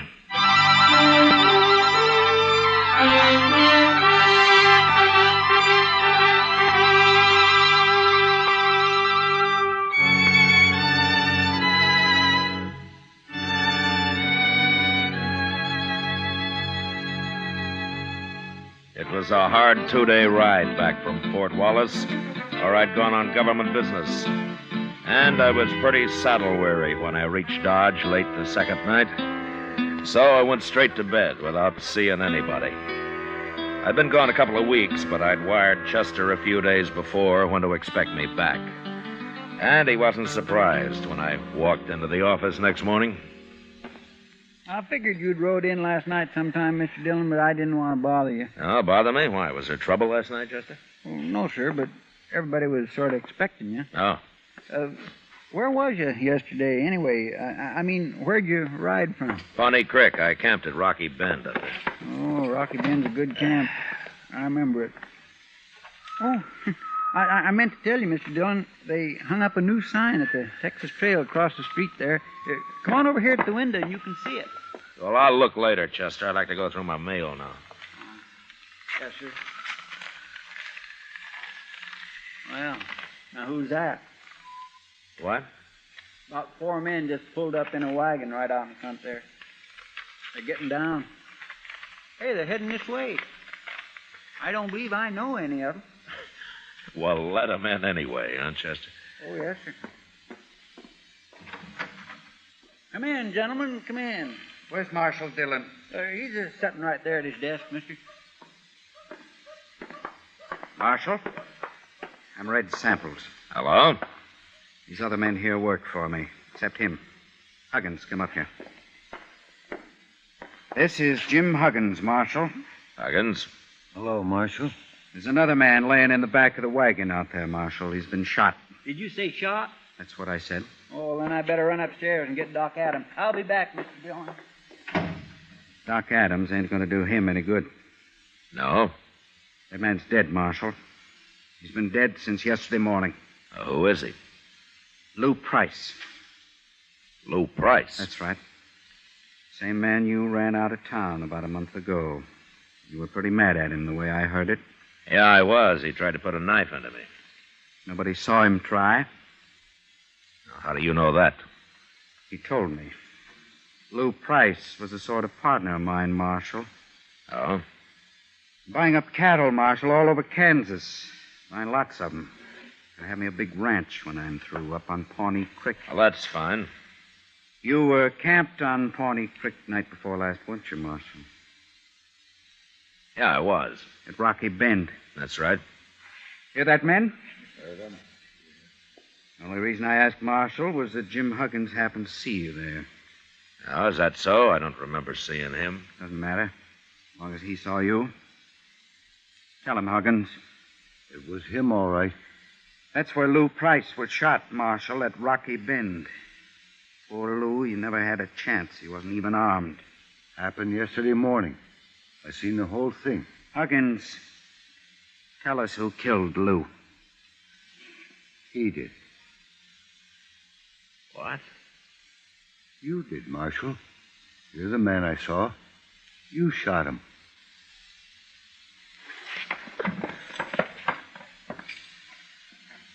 All right, what's your game, Samples? I've got no game. My partner was murdered. You had a grudge against him.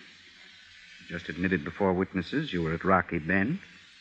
Jim Huggins has identified you as the man he saw kill Lou. It's good enough evidence for any court of law. You'll hang for it, Marshal. You got it all figured, haven't you? We're going down right now and swear it out legal on paper. Then I'm going to send it to the governor. Don't you try to get away, Marshal. We'll run you down, sure. Yeah, I expect you would, Samples. Your men look like professional gunmen. Except for Huggins there. I never saw Huggins till he run into us yesterday. I don't bear you no grudge, Marshal. I'm only trying to do what's right. Sure. Sure you are. All right, let's get going, men. The sooner I get this to the governor, the sooner we'll see justice done. Remember what I said, Marshal. Don't you try to run.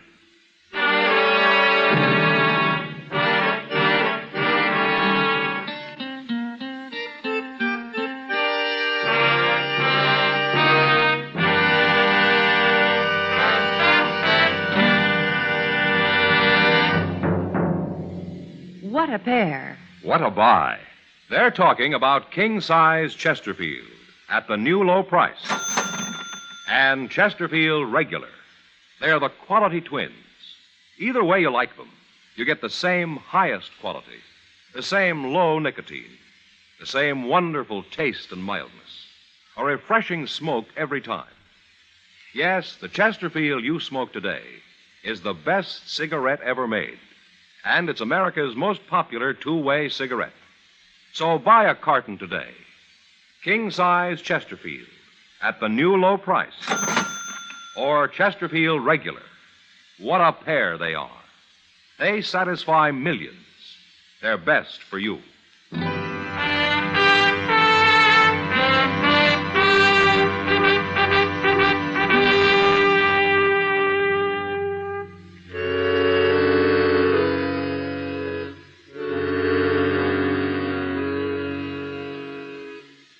I'll say one thing for Red Samples. He had about as good a case against me as I'd ever heard of against any man. And there was nothing I could do about it but wait and see what happened next. Meantime, he spread the word around Dodge, and people began looking at me like I was a white buffalo. I guess it wasn't often they had a U.S. Marshal walking around with a murder charge against him. But finally, one night, a couple of weeks later, something did happen. I was sitting with Kitty watching the crowd at the Texas Trail. I'll fetch you a drink, Matt. No thanks, Kitty. You're expecting trouble of some kind, aren't you? Seems to me I got enough trouble already. I know. Matt, I hate to say it, but I think half the people in Dodge believe you're guilty. Yeah, sure. And the other half just doesn't care one way or the other. Well, I don't think you are. Don't you? Of course I don't. Then why don't we talk about something else? You're edgy. Sure, I'm edgy. I stay that way to keep from falling asleep all the time. Now, don't get all riled up. I didn't mean anything. I'm sorry, Kitty. I guess this business is getting on my nerves after all. Well, I should think it would.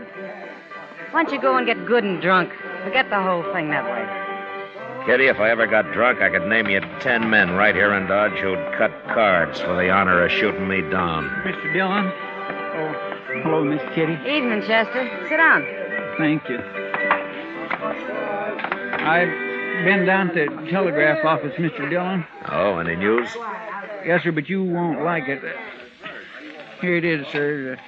A telegraph from Washington, D.C. How do you know I won't like it?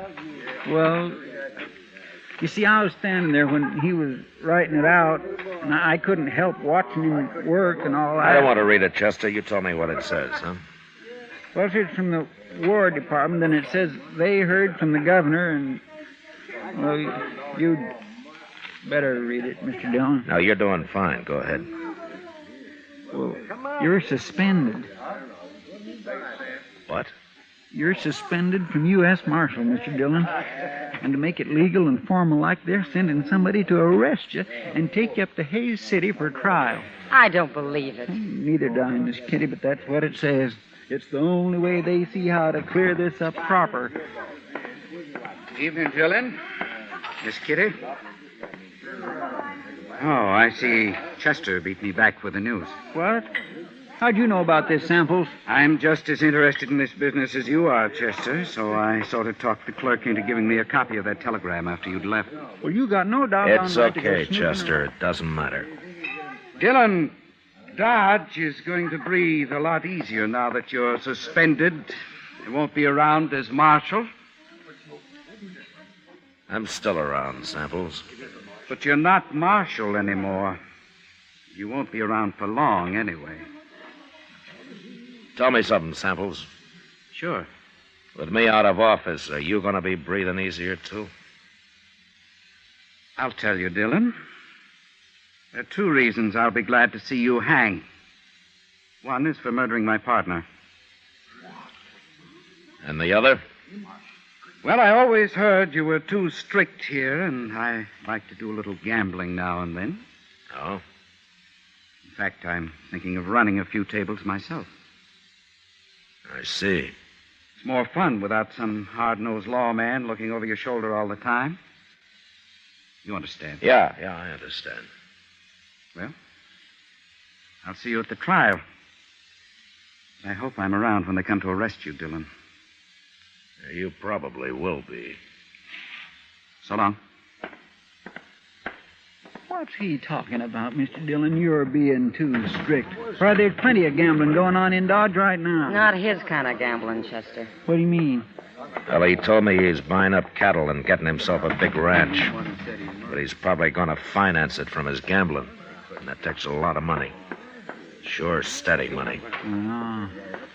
And I've always run crooked gamblers out of Dodge. Matt, what are you going to do? I don't know, Kitty. I'd sure like to have a talk with that witness of theirs, Jim Huggins. Well, why don't you? Well, I can't find him. I got him hid out someplace. Matt, is there something I can do? No, nothing, Kitty. Thanks anyway.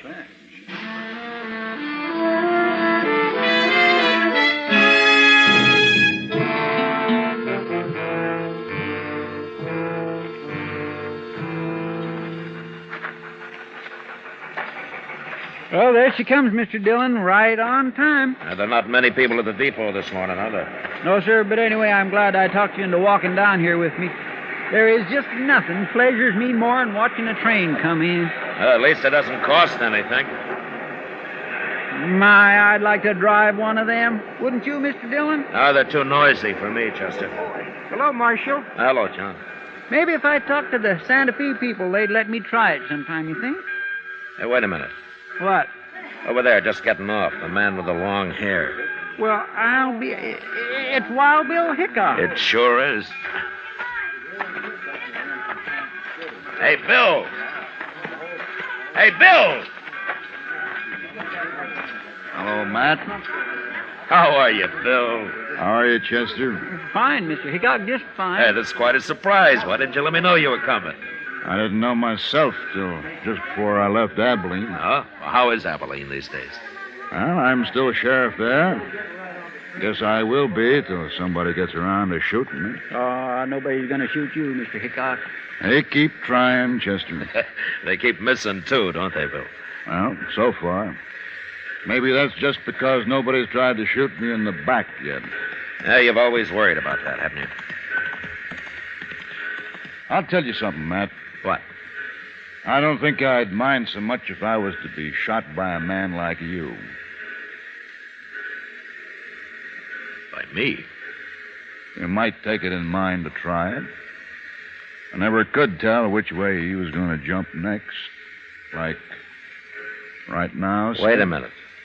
Yeah? You came here to arrest me, didn't you? That's what I come for. Yeah, sure. I might have known they wouldn't send a tin horn. Guess they figured you might not take easy, Matt. I tried to tell them they could lose a good lawman this way. We're a pretty fair match, you and me. Yeah? Yeah, we are. Well? It's your play, Bill. No, I guess that can wait a while. Okay. I'm still on salary, man. So? Let's go have ourselves a drink. Good. You too, Chester? Thank you. I'd be right proud to, Mr. Hickok. I figure if I get a couple of drinks in you, Matt, I might worm your side of this business out of you. Why, Bill? Don't you believe their side? Well, I've seen you pretty mean and ornery, but even if I was to watch you judged and hung for it, I still wouldn't believe Matt Dillon killed an unarmed man. Thanks, Bill. Yeah, that girl headed this way. Ain't that Kitty? Yes, sir, it sure is. Matt, I've been looking everywhere for you. Well, it's Bill Hickok. Hello, Kitty. How are you? Oh, I'm fine. What are you doing in Dodge? Well, I sort of come on business. You said you were looking for me, Kitty? Matt, I know where he is. Where who is? The witness they've been hiding, Jim Huggins. What? Well, where is he? Red Samples was in the Texas Trail drinking last night, and the bartender heard him tell one of his gunmen to take some food out to the loft at the OK stable. Bill. Yeah? While you're buying me a drink, I think I'd kind of like to buy Kitty one.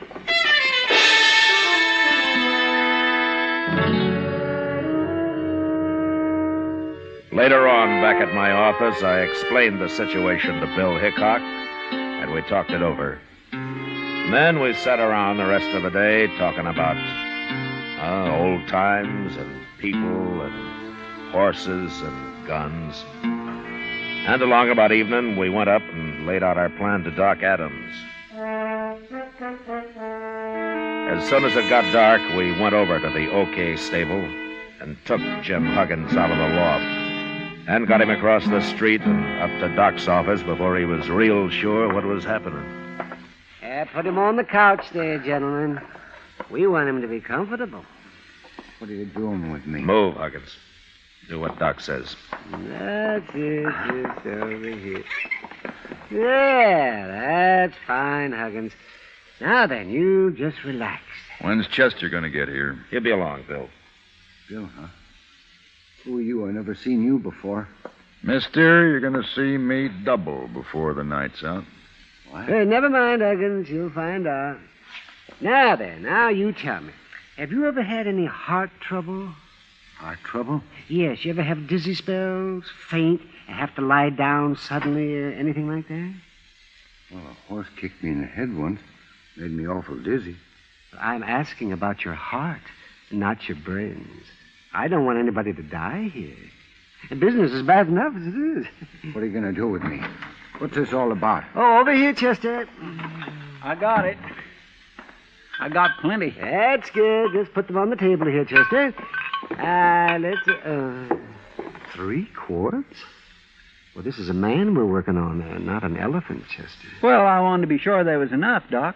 Open one up, and Chester, there's a glass there. Yes, sir.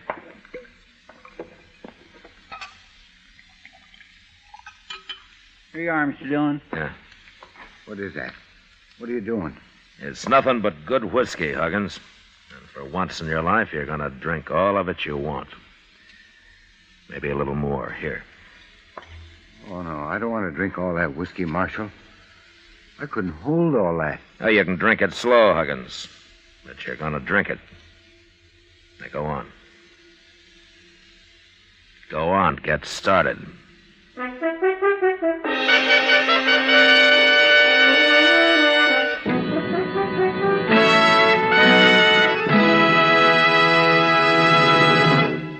We will return for the last act of Gunsmoke in just a moment. They've got the taste and they've got mildest, millions all agree. They're low in nicotine and they're the highest quality.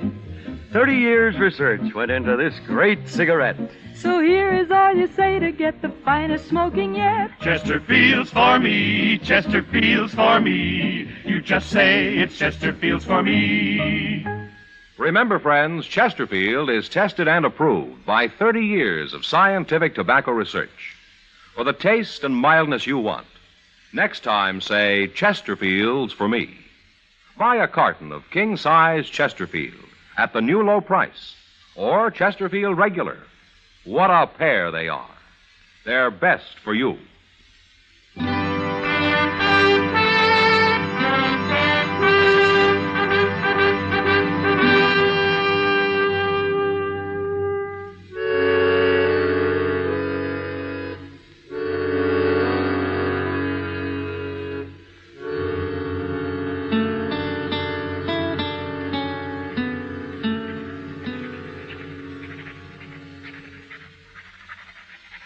You sure you got it all, Bill? Just about, Matt.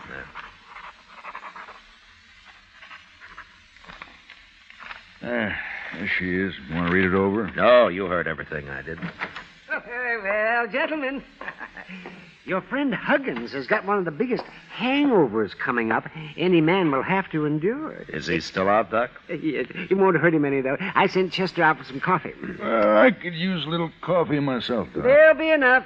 Oh, say, wasn't it something how that Huggins talked once he got started? I told you, you get enough whiskey in the man and he'd start bragging. Well, you were sure right, Doc. He's not going to feel so big and smart when he wakes up. I don't know. The man was awful drunk. He may not even remember what he said. He'll remember when we tell him we even know where he hid the money Red Sample was paid him. Yeah, that's Samples. Imagine him shooting his own partner. Well, he's smart, Doc. You shoot your partner, you get his half, don't you? That's a fine way for a lawman to be talking. You mean an ex-lawman, don't you? You know, Bill, I'm just starting to get mad about all this. Come on, let's get going. Oh, Matt, you calm down a spell. We got to get Huggins to sign all I got wrote down here first. Doc, how long it'll be before he'll know what he's doing? Oh, maybe 5, 6 hours. Look, Bill, you do what you like, but I'm going after Samples before he finds out his witness is missing. It don't seem quite legal till we get Huggins' signature. Maybe not, but my arresting Samples isn't going to be quite legal anyway. I'll arrest him. No, you won't, Bill. He's mine. All right, Matt. But I'm coming along.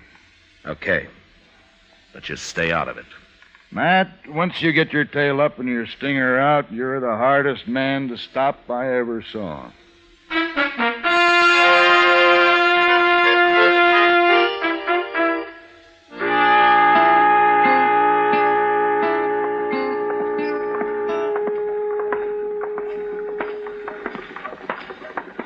Matt, I've been thinking. Supposing we hadn't got Huggins to talk, what had you done then? You mean would I have fought you when you tried to arrest me? It's been on my mind, son. I wouldn't have fought you. Because we're a good match for each other? I'll fight any man alive if I think I'm in the right. Of course. I don't know you ever been afraid of anything. I've been afraid lots of times, Bill.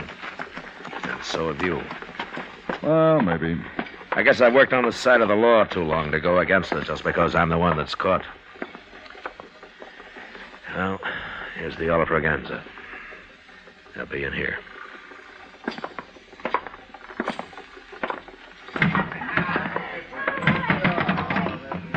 Which one's Samples, Matt? The end of the bar, the one in the middle. The other two are his gunmen. Come on.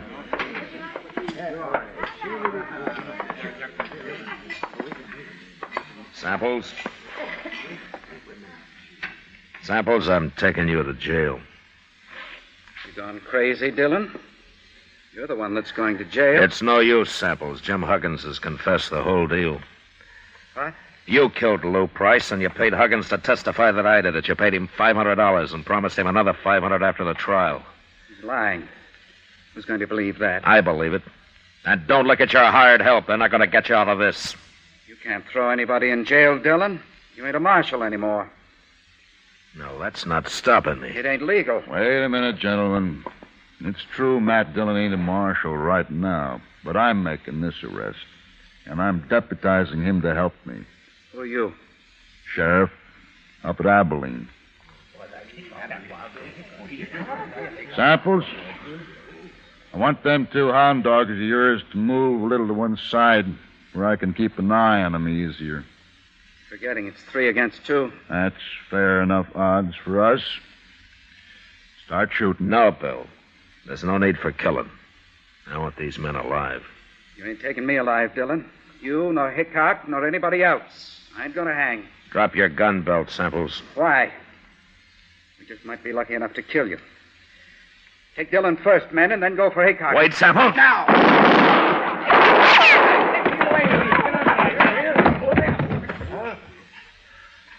All right.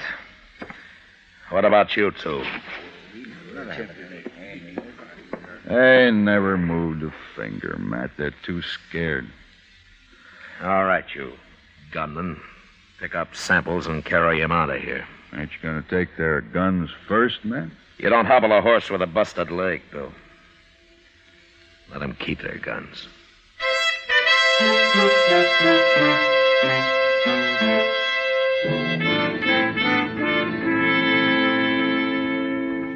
Later, Hickok and I decided to run Jim Huggins and Samples' 2 gunmen out of town. And the way they took off, we figured they'd reach California before they stopped to breathe. The next day, Bill went back to Abilene and took Huggins' confession with him.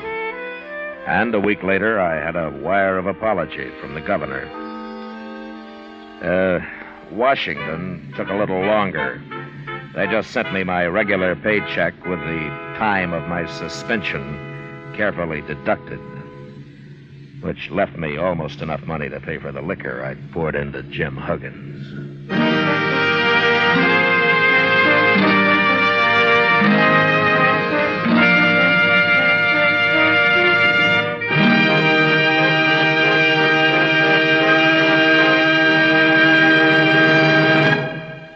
Here is our star, William Conrad. I'd just like to repeat what George Fenneman told you earlier. The Chesterfield you smoke today is the best cigarette ever made. I hope you'll try them. Regular or king size, I'm sure you'll find Chesterfield is best for you.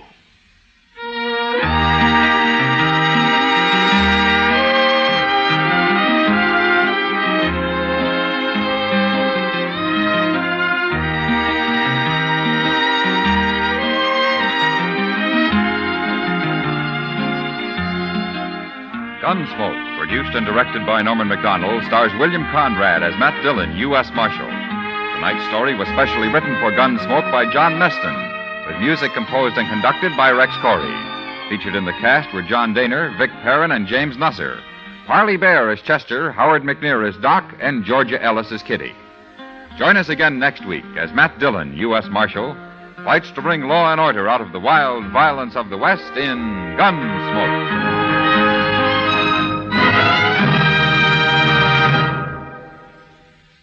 Filter tip smokers, this is it. L&M Filters. At last, a filter tip cigarette with much more flavor, much less nicotine. L&M's Miracle Tip contains alpha cellulose for effective filtration. It's the filter that counts, and L&M has the best. Yes, this is it. As Patricia Morrison puts it, L&M filters are just what the doctor ordered. Buy L&M Filters, the light and mild smoke.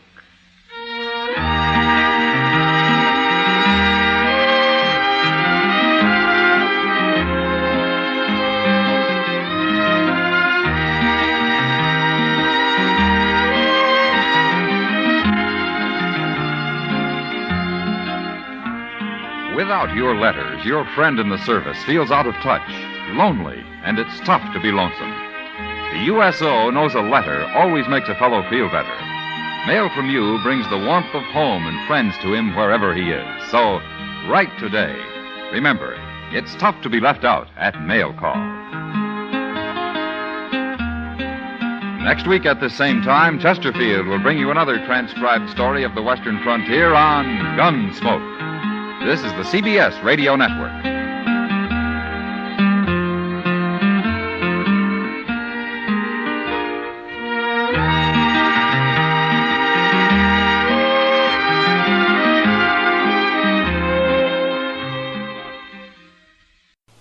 Now, Sugar Crinkles, the sugar rice treat that's just right sweet, is proud to present Gunsmoke.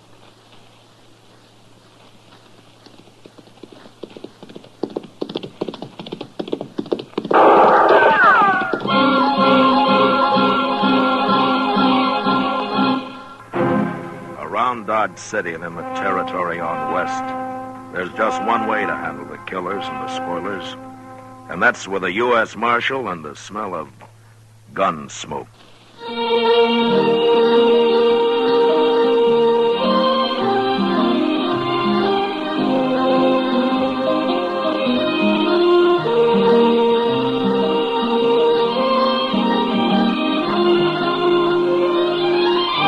Gunsmoke, the story of the violence that moved west with young America. The story of a man who moved with it. Matt Dillon, United States Marshal.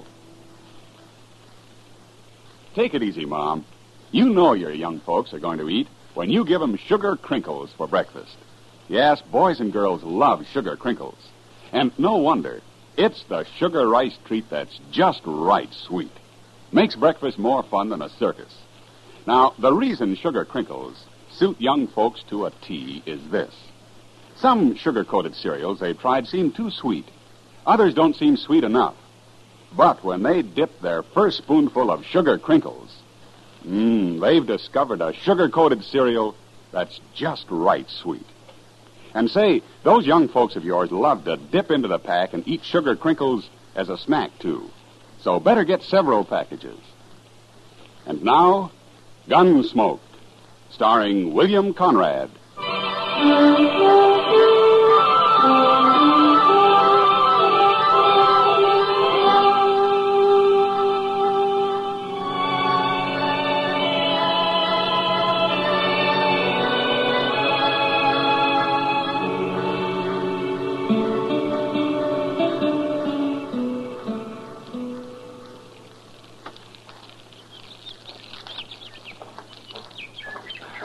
I got a horse's saddle, Mr. Dillon. I'm so hungry I could eat a whole hog. Well, all the hog you got this morning's cooking on that stick right there, Chester. Is it done? That depends on how hungry you are. It's done.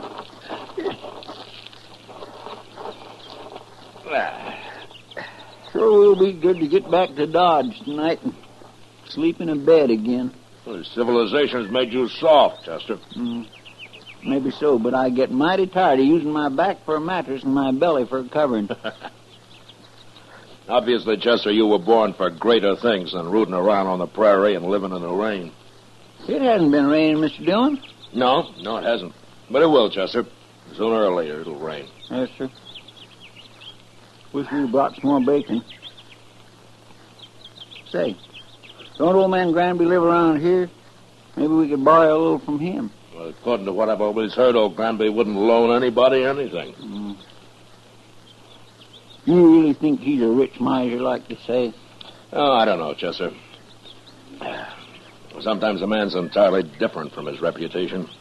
I only met Granby once or twice. He seemed like a nice enough old fellow, though.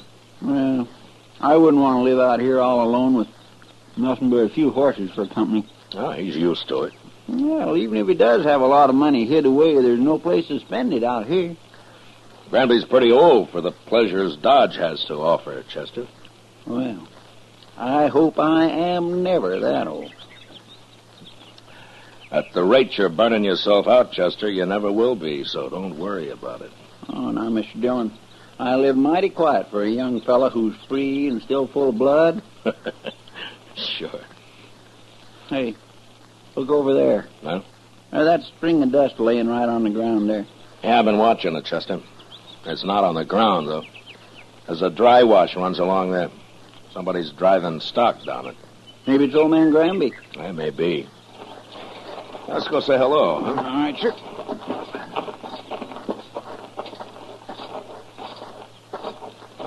If it is old man Granby, we might just ask him about a little bacon, huh? Well, we can ask. There's no harm in that. Oh. All right.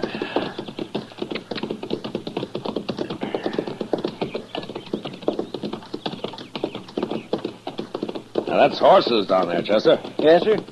I can see their heads now. I don't see anybody driving them. Now, he'll be along in a minute. Now, let's wait here.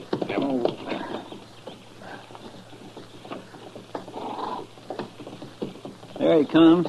Yeah. Hello! He stopped. That's not old Granby. Let's ride down and say hello anyway.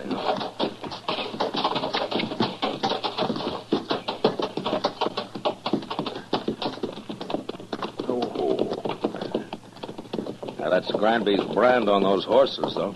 He must have hired him a hand. Yeah, maybe.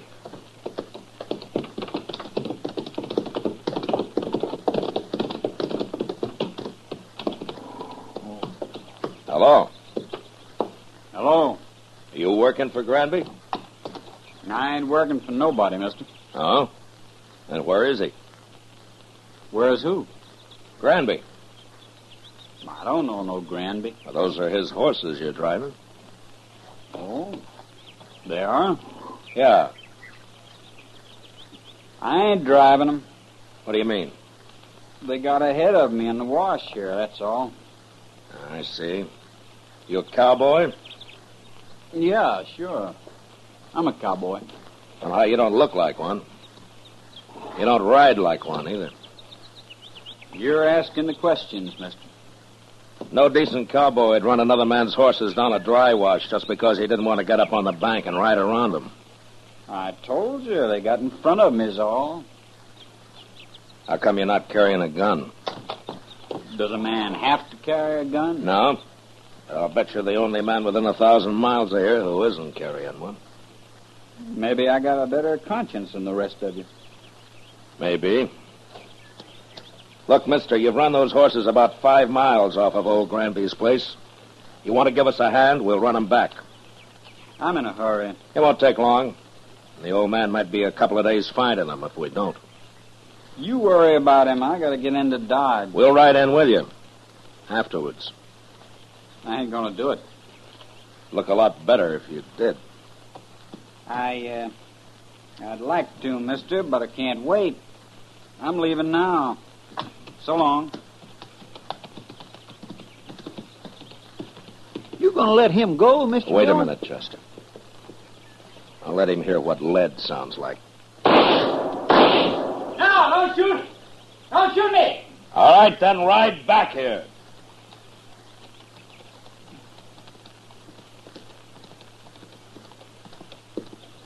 Don't kill me, mister. I'm not going to kill you. Unless you try to run away. Why would I try to run away? You just did. Chester. Yes, sir? Ride down the bank and have those horses off. Start them back up the wash. We'll be out of here by the time they're back. All right, Mr. Dillon. You stay right close to me, fella. And don't try anything smart. When we get to Granby's, if he says it's okay, then you can go wherever you like. I don't know Granby. Never been there. Well, we'll show you the way. Come on, let's get up on the bank.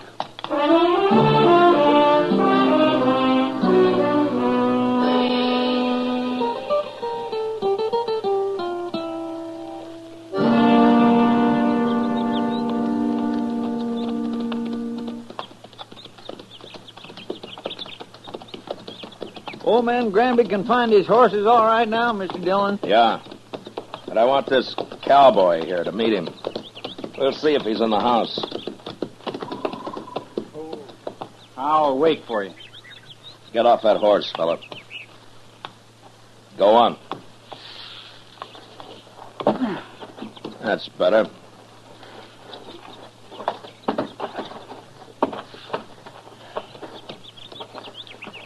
Come on. We'll take a look.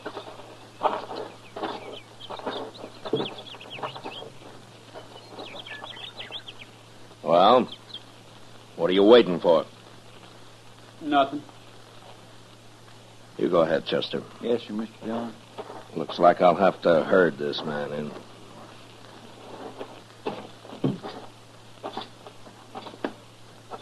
You've been kind of balky ever since we ran into you, mister. I don't like being dragged around. I never did. I just want you to meet old Granby. He'll be grateful for you, helping run his horses back here. I know what you think, mister. You think I was stealing them horses. Well, I never heard of the old man. I was never near this place. Yeah, so you told me. But you're here now. I ain't afraid of you or nobody. Then let's go into the house. Come on.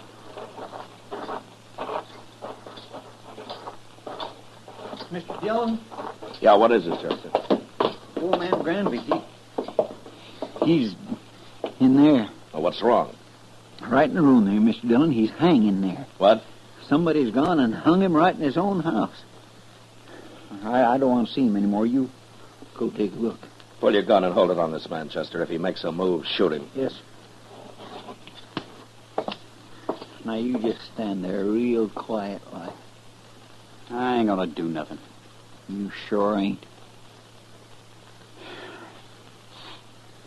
Just because I happen to be in the country don't mean I killed nobody. Mr. Dillon will decide about that. Who is this Mr. Dillon, anyway? He's a United States Marshal, that's who. A marshal? Looks like you run into the wrong people, fella. I'll hold your gun, Chester. Search it. All right, here. Get around. All right.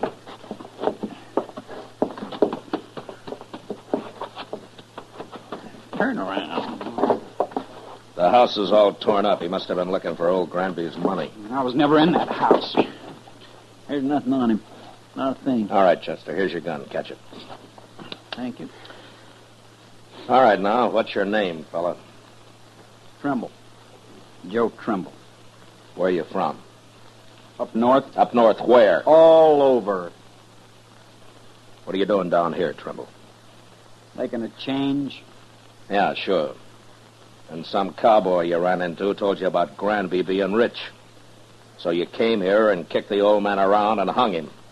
And then tried to find the money. That's a lie. This is the first time I was ever near the place. I'm sure you did it, Trimble, but I wish I had more evidence. A court of law just might not convict you the way things stand. You gonna let me go? No. I'm arresting you. And you're gonna stand trial. And I'll do my best to see you hung. I didn't do it, I tell you. And I'll go free, too. You'll see. There's something mighty wrong about you, Trimble, and I can't figure it at all. But I'll sure find out.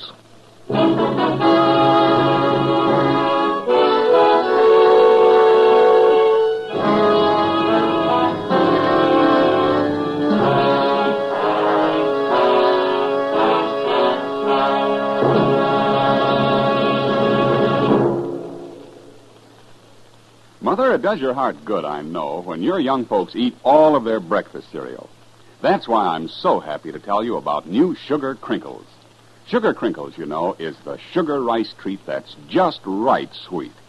Crisp golden nuggets of sugar-coated rice. They make breakfast more fun than a circus. Why, young folks love Sugar Crinkles so much, they disappear like magic. Now, you've had experience with sugar-coated cereals that seem too sweet to you, and others that just don't seem sweet enough to the youngsters.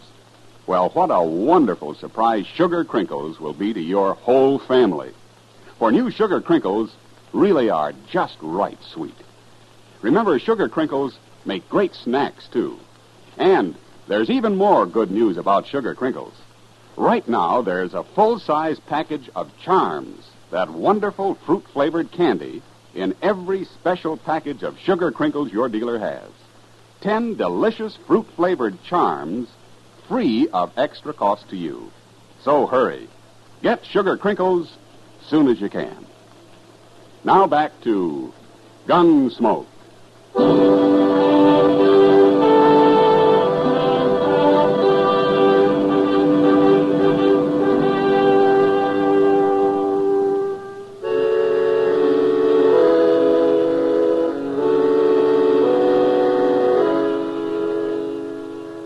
We let Joe Trimble dig a grave out behind the house. Then we laid old Granby in it and covered him with dirt. I was pretty sure now that the old man had never had an extra dollar in his life and that he'd been killed for no reason at all. Anyway, Trimble had done a pretty thorough job looking for the money, and he'd found nothing. On the ride into Dodge, I tried to figure out just what he was, but he didn't seem to fit anywhere. He wasn't a cowboy or a hunter or a gambler or even just a drifter. After we got him locked up in jail that night, Doc and I went over to the Texas Trail for a drink with Kitty, and I was telling him about it.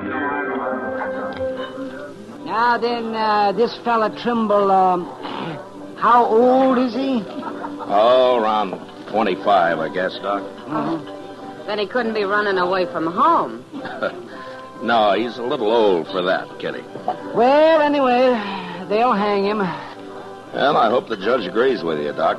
Why shouldn't they? All I got so far is circumstantial evidence. But then you should have shot him out on the prairie. It's a good thing you're not a lawman. Well, maybe if I were, there'd be fewer killings around here. I doubt that, Doc. You going up to Hayes for the trial, Matt? Yeah, I'll have to, Kitty.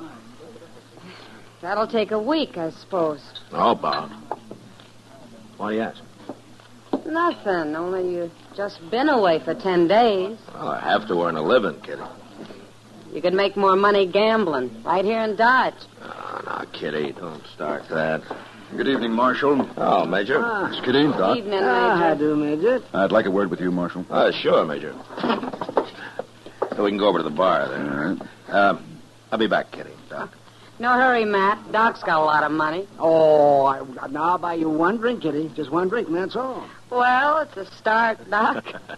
Let's go, Major. I had to come to Dodge on other business, Marshal. But I wanted to pass the word to you that we're looking for a man. Oh? The Army? Yes, a deserter. Oh? Not from Fort Dodge. Where was he stationed, Major? He was with the 7th Cavalry at Fort Lincoln. Oh, up in the Dakotas. And for some reason, they think he headed south. Now, I don't have much of a description of him, just that he was a private, about 25, curly blonde hair, and he had a scar on his left hand. Yeah, that fits. What's his name, Major? He enlisted as Joe Gould, but he's known to have used the name Trimble. Uh-huh. Well, he's right here in Dodge. What? I got him locked up in jail. Well, that's fine, Marshal, but how did you know? I think he murdered an old man who lived a day's ride north of here. I'm going to have him tried for it. Well, that won't be necessary now, Marshal. I'll take over custody of him. No. Huh? Then he'd be tried at Fort Lincoln for desertion. I want him tried for murder. And I got to be there to present the evidence. You could go up to Fort Lincoln. No, the Dakotas are out of my territory, Major. Besides, this is a civil crime. The Army wants that man, Marshal. I'm sorry, Major. He's going to be tried in Hayes first. He is still a soldier, even if he did desert. Well, if the judge lets him off, you can have him. But not otherwise. Major, he tortured and hung an innocent old man, and I'm going to do my best to see him punished for it. Well, I'll have to take this up with my superiors, Marshal. You better hurry. I'm going to Hayes with him tomorrow. I hope you won't regret this, Marshal. I won't, Major. Not if Trimble is properly punished. I won't.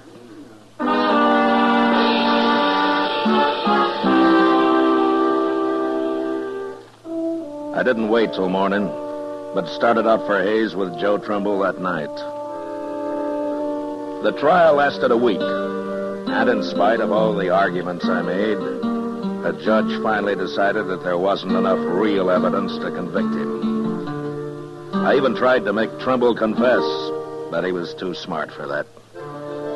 So there was nothing to do but bring him back, turn him over to the Army. I sent word to Fort Dodge, and the next morning the major himself appeared to take him into custody. Well, Marshal, it looks as though you didn't have much of a civil case after all. He killed old Granby. I know he did, Major. But after all, the law's the law. Yes, and in the Army, orders are orders. I'm just sorry your judge didn't convict him after all. Oh, is that so? Chester. Yes, sir? Bring Trimble out, huh? All right, sir. Major, I'll give the Army credit for one thing. Uh-huh. What's that? Trimble and I rode back some 80 miles yesterday, and when we got here, he wanted to sit up and play cards with Chester. Yeah, there may be some bad men in the cavalry, Marshal, but they're all tough. Here he is, Mr. Dillon. Well, he's yours, Major. Private Trimble, sir. You're under military arrest, Private. Not privileged to salute. Besides, you enlisted as Private Gould, not Trimble. Yes, sir. Report to the guard outside. Yes, sir. Just a minute, Trimble. You, know that you're mighty lucky, don't you? You should have died for what you've done. I told you I'd go free, Marshal. It'll catch up with you someday, Trimble. It always does somehow. That's all I wanted to say. Yes, sir.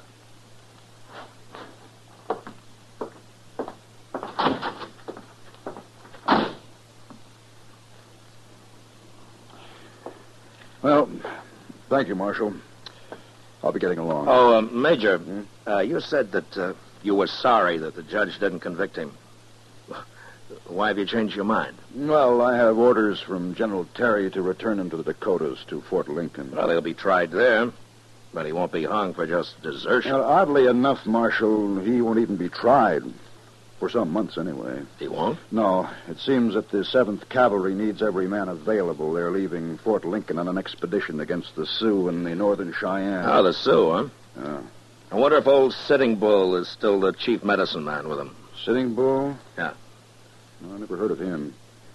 But I expect the 7th will be heading into Montana territory. Well, if they're after Sitting Bull's tribe, they will. He's always had a large camp over on the Little Bighorn. That's so? Yeah. Oh, by the way, who's in command of the 7th Cavalry now? Oh, an officer I served under a couple of years.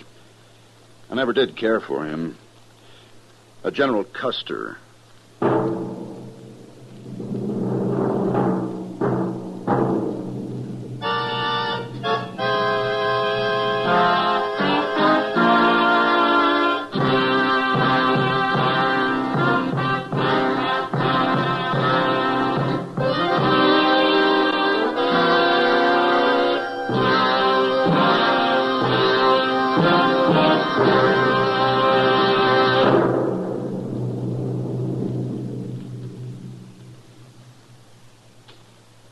In just a moment, we'll tell you about next week's adventure on Gunsmoke.